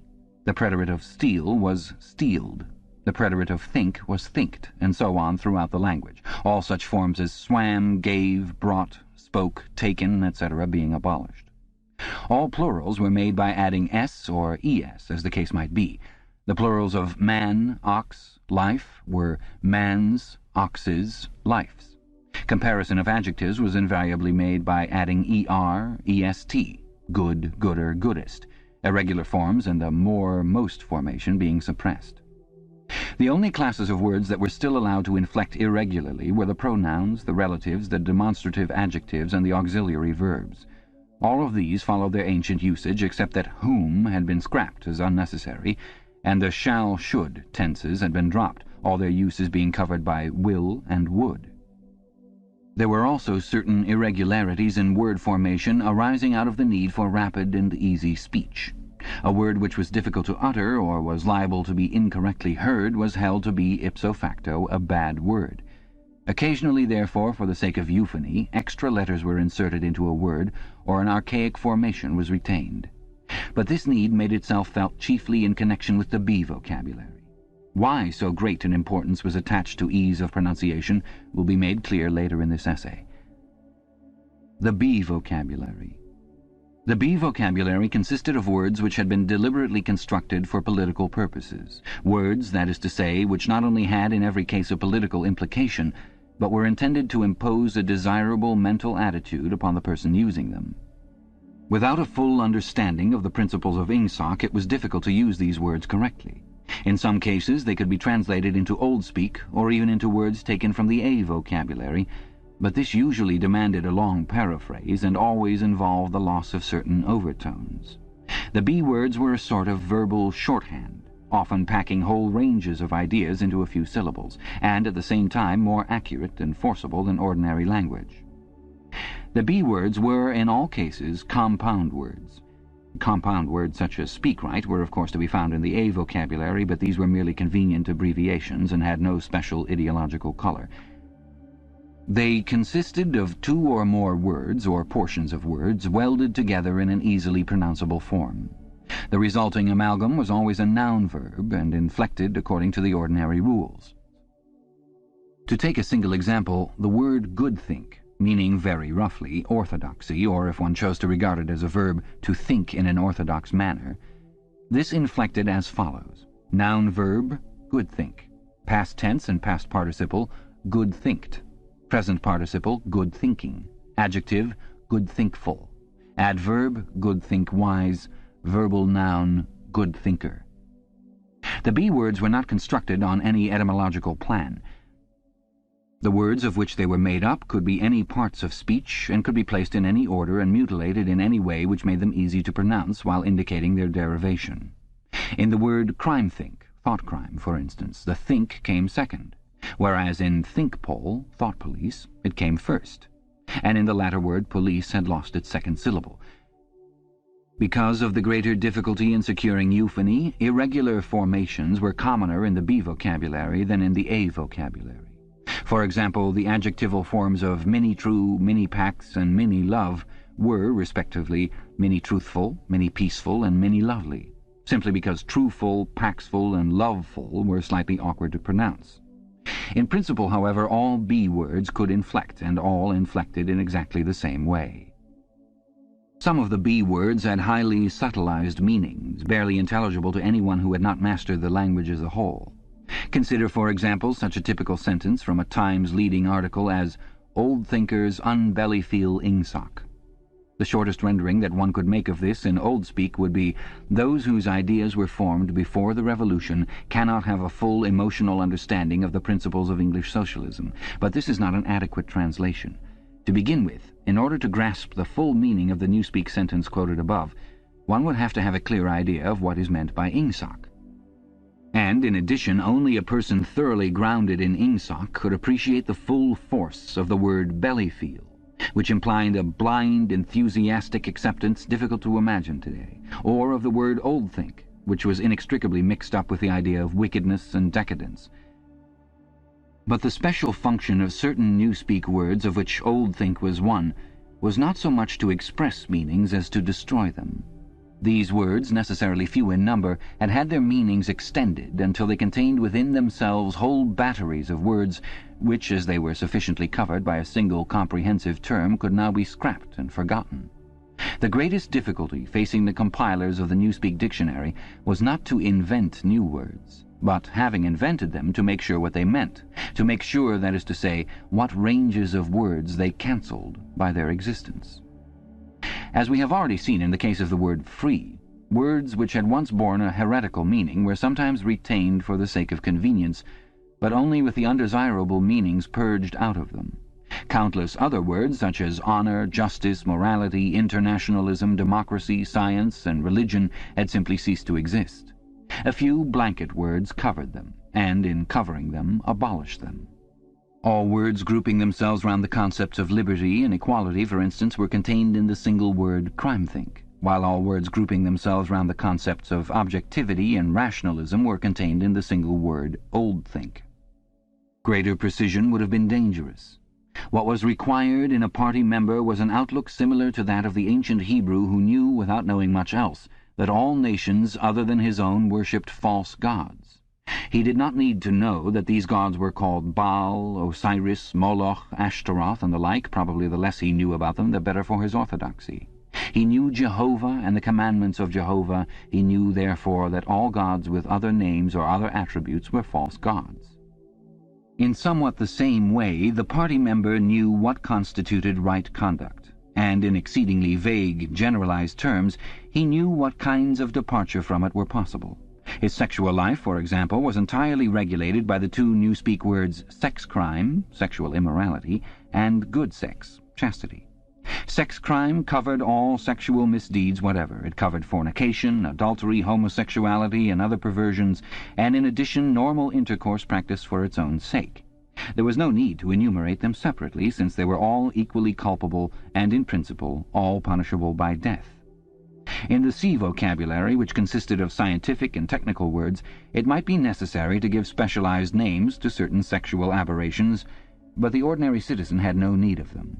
He knew what was meant by good sex, that is to say, normal intercourse between man and wife for the sole purpose of begetting children and without physical pleasure on the part of the woman. All else was sex crime. In newspeak, it was seldom possible to follow a heretical thought further than the perception that it was heretical. Beyond that point, the necessary words were non-existent. No word in the B vocabulary was ideologically neutral. A great many were euphemisms.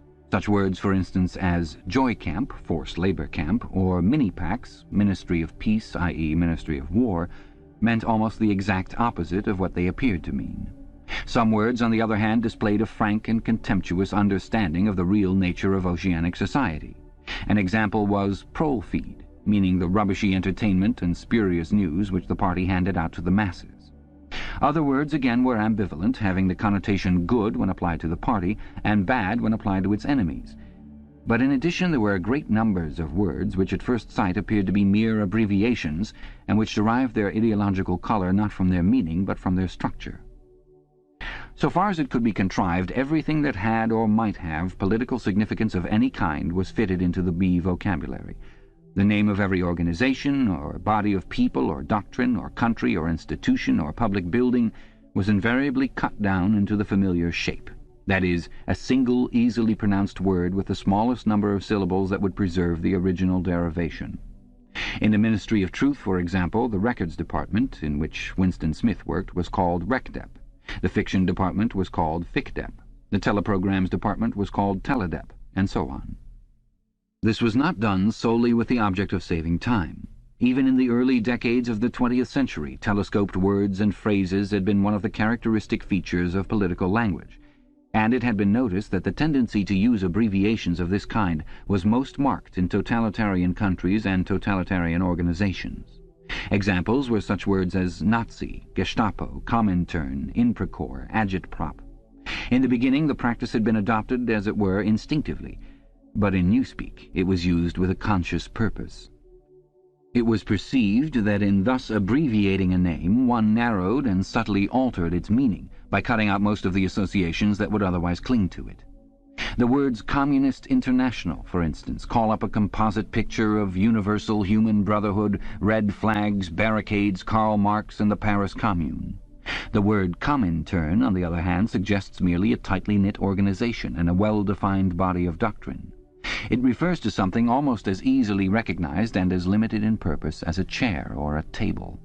Comintern is a word that can be uttered almost without taking thought, whereas Communist International is a phrase over which one is obliged to linger, at least momentarily. In the same way, the associations called up by a word like mini-true are fewer and more controllable than those called up by Ministry of Truth. This accounted not only for the habit of abbreviating whenever possible, but also for the almost exaggerated care that was taken to make every word easily pronounceable. In newspeak, euphony outweighed every consideration other than exactitude of meaning. Regularity of grammar was always sacrificed to it when it seemed necessary, and rightly so, since what was required, above all for political purposes, were short, clipped words of unmistakable meaning, which could be uttered rapidly and which roused the minimum of echoes in the speaker's mind. The words of the B vocabulary even gained in force from the fact that nearly all of them were very much alike. Almost invariably these words, good think, mini-packs, prole feed, sex crime, joy camp, ingsoc, bellyfeel, think pole, and countless others, were words of 2 or 3 syllables, with the stress distributed equally between the first syllable and the last. The use of them encouraged a gabbling style of speech, at once staccato and monotonous, and this was exactly what was aimed at. The intention was to make speech, and especially speech on any subject not ideologically neutral, as nearly as possible independent of consciousness. For the purposes of everyday life it was no doubt necessary, or sometimes necessary, to reflect before speaking, but a party member called upon to make a political or ethical judgment should be able to spray forth the correct opinions as automatically as a machine gun spraying forth bullets. His training fitted him to do this, the language gave him an almost foolproof instrument, and the texture of the words, with their harsh sound and a certain willful ugliness which was in accord with the spirit of ingsoc, assisted the process still further. So did the fact of having very few words to choose from. Relative to our own, the Newspeak vocabulary was tiny, and new ways of reducing it were constantly being devised. Newspeak indeed differed from almost all other languages in that its vocabulary grew smaller instead of larger every year. Each reduction was a gain, since the smaller the area of choice, the smaller the temptation to take thought. Ultimately, it was hoped to make articulate speech issue from the larynx without involving the higher brain centers at all. This aim was frankly admitted in the Newspeak word duckspeak, meaning to quack like a duck. Like various other words in the B vocabulary, duckspeak was ambivalent in meaning. Provided that the opinions which were quacked out were orthodox ones, it implied nothing but praise. And when the Times referred to one of the orators of the party as a double plus good duck speaker, it was paying a warm and valued compliment. The C vocabulary. The C vocabulary was supplementary to the others and consisted entirely of scientific and technical terms. These resembled the scientific terms in use today and were constructed from the same roots, but the usual care was taken to define them rigidly and strip them of undesirable meanings. They followed the same grammatical rules as the words in the other 2 vocabularies. Very few of the C words had any currency either in everyday speech or in political speech. Any scientific worker or technician could find all the words he needed in the list devoted to his own specialty, but he seldom had more than a smattering of the words occurring in the other lists. Only a very few words were common to all lists, and there was no vocabulary expressing the function of science as a habit of mind or a method of thought, irrespective of its particular branches. There was, indeed, no word for science, any meaning that it could possibly bear being already sufficiently covered by the word ingsoc. From the foregoing account, it will be seen that in Newspeak the expression of unorthodox opinions above a very low level was well nigh impossible.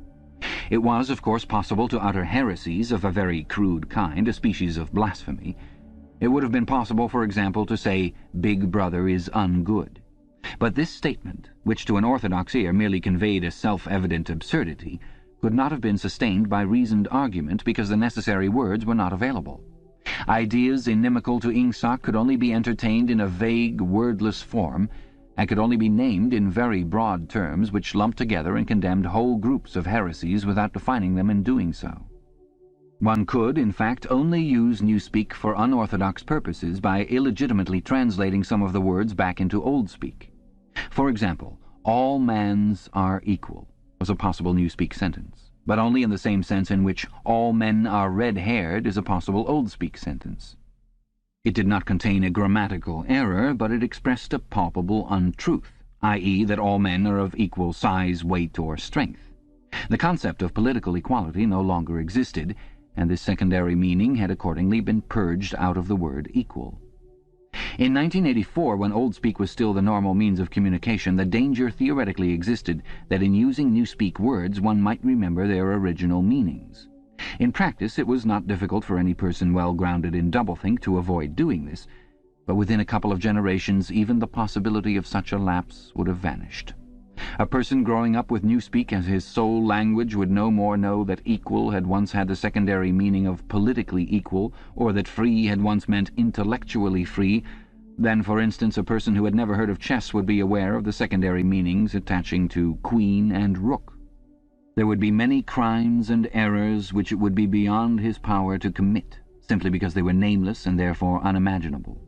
And it was to be foreseen that with the passage of time the distinguishing characteristics of Newspeak would become more and more pronounced, its words growing fewer and fewer, their meanings more and more rigid, and the chance of putting them to improper uses always diminishing. When Old Speak had been once and for all superseded, the last link with the past would have been severed. History had already been rewritten, but fragments of the literature of the past survived here and there, imperfectly censored, and so long as one retained one's knowledge of Old Speak, it was possible to read them. In the future, such fragments, even if they chanced to survive, would be unintelligible and untranslatable.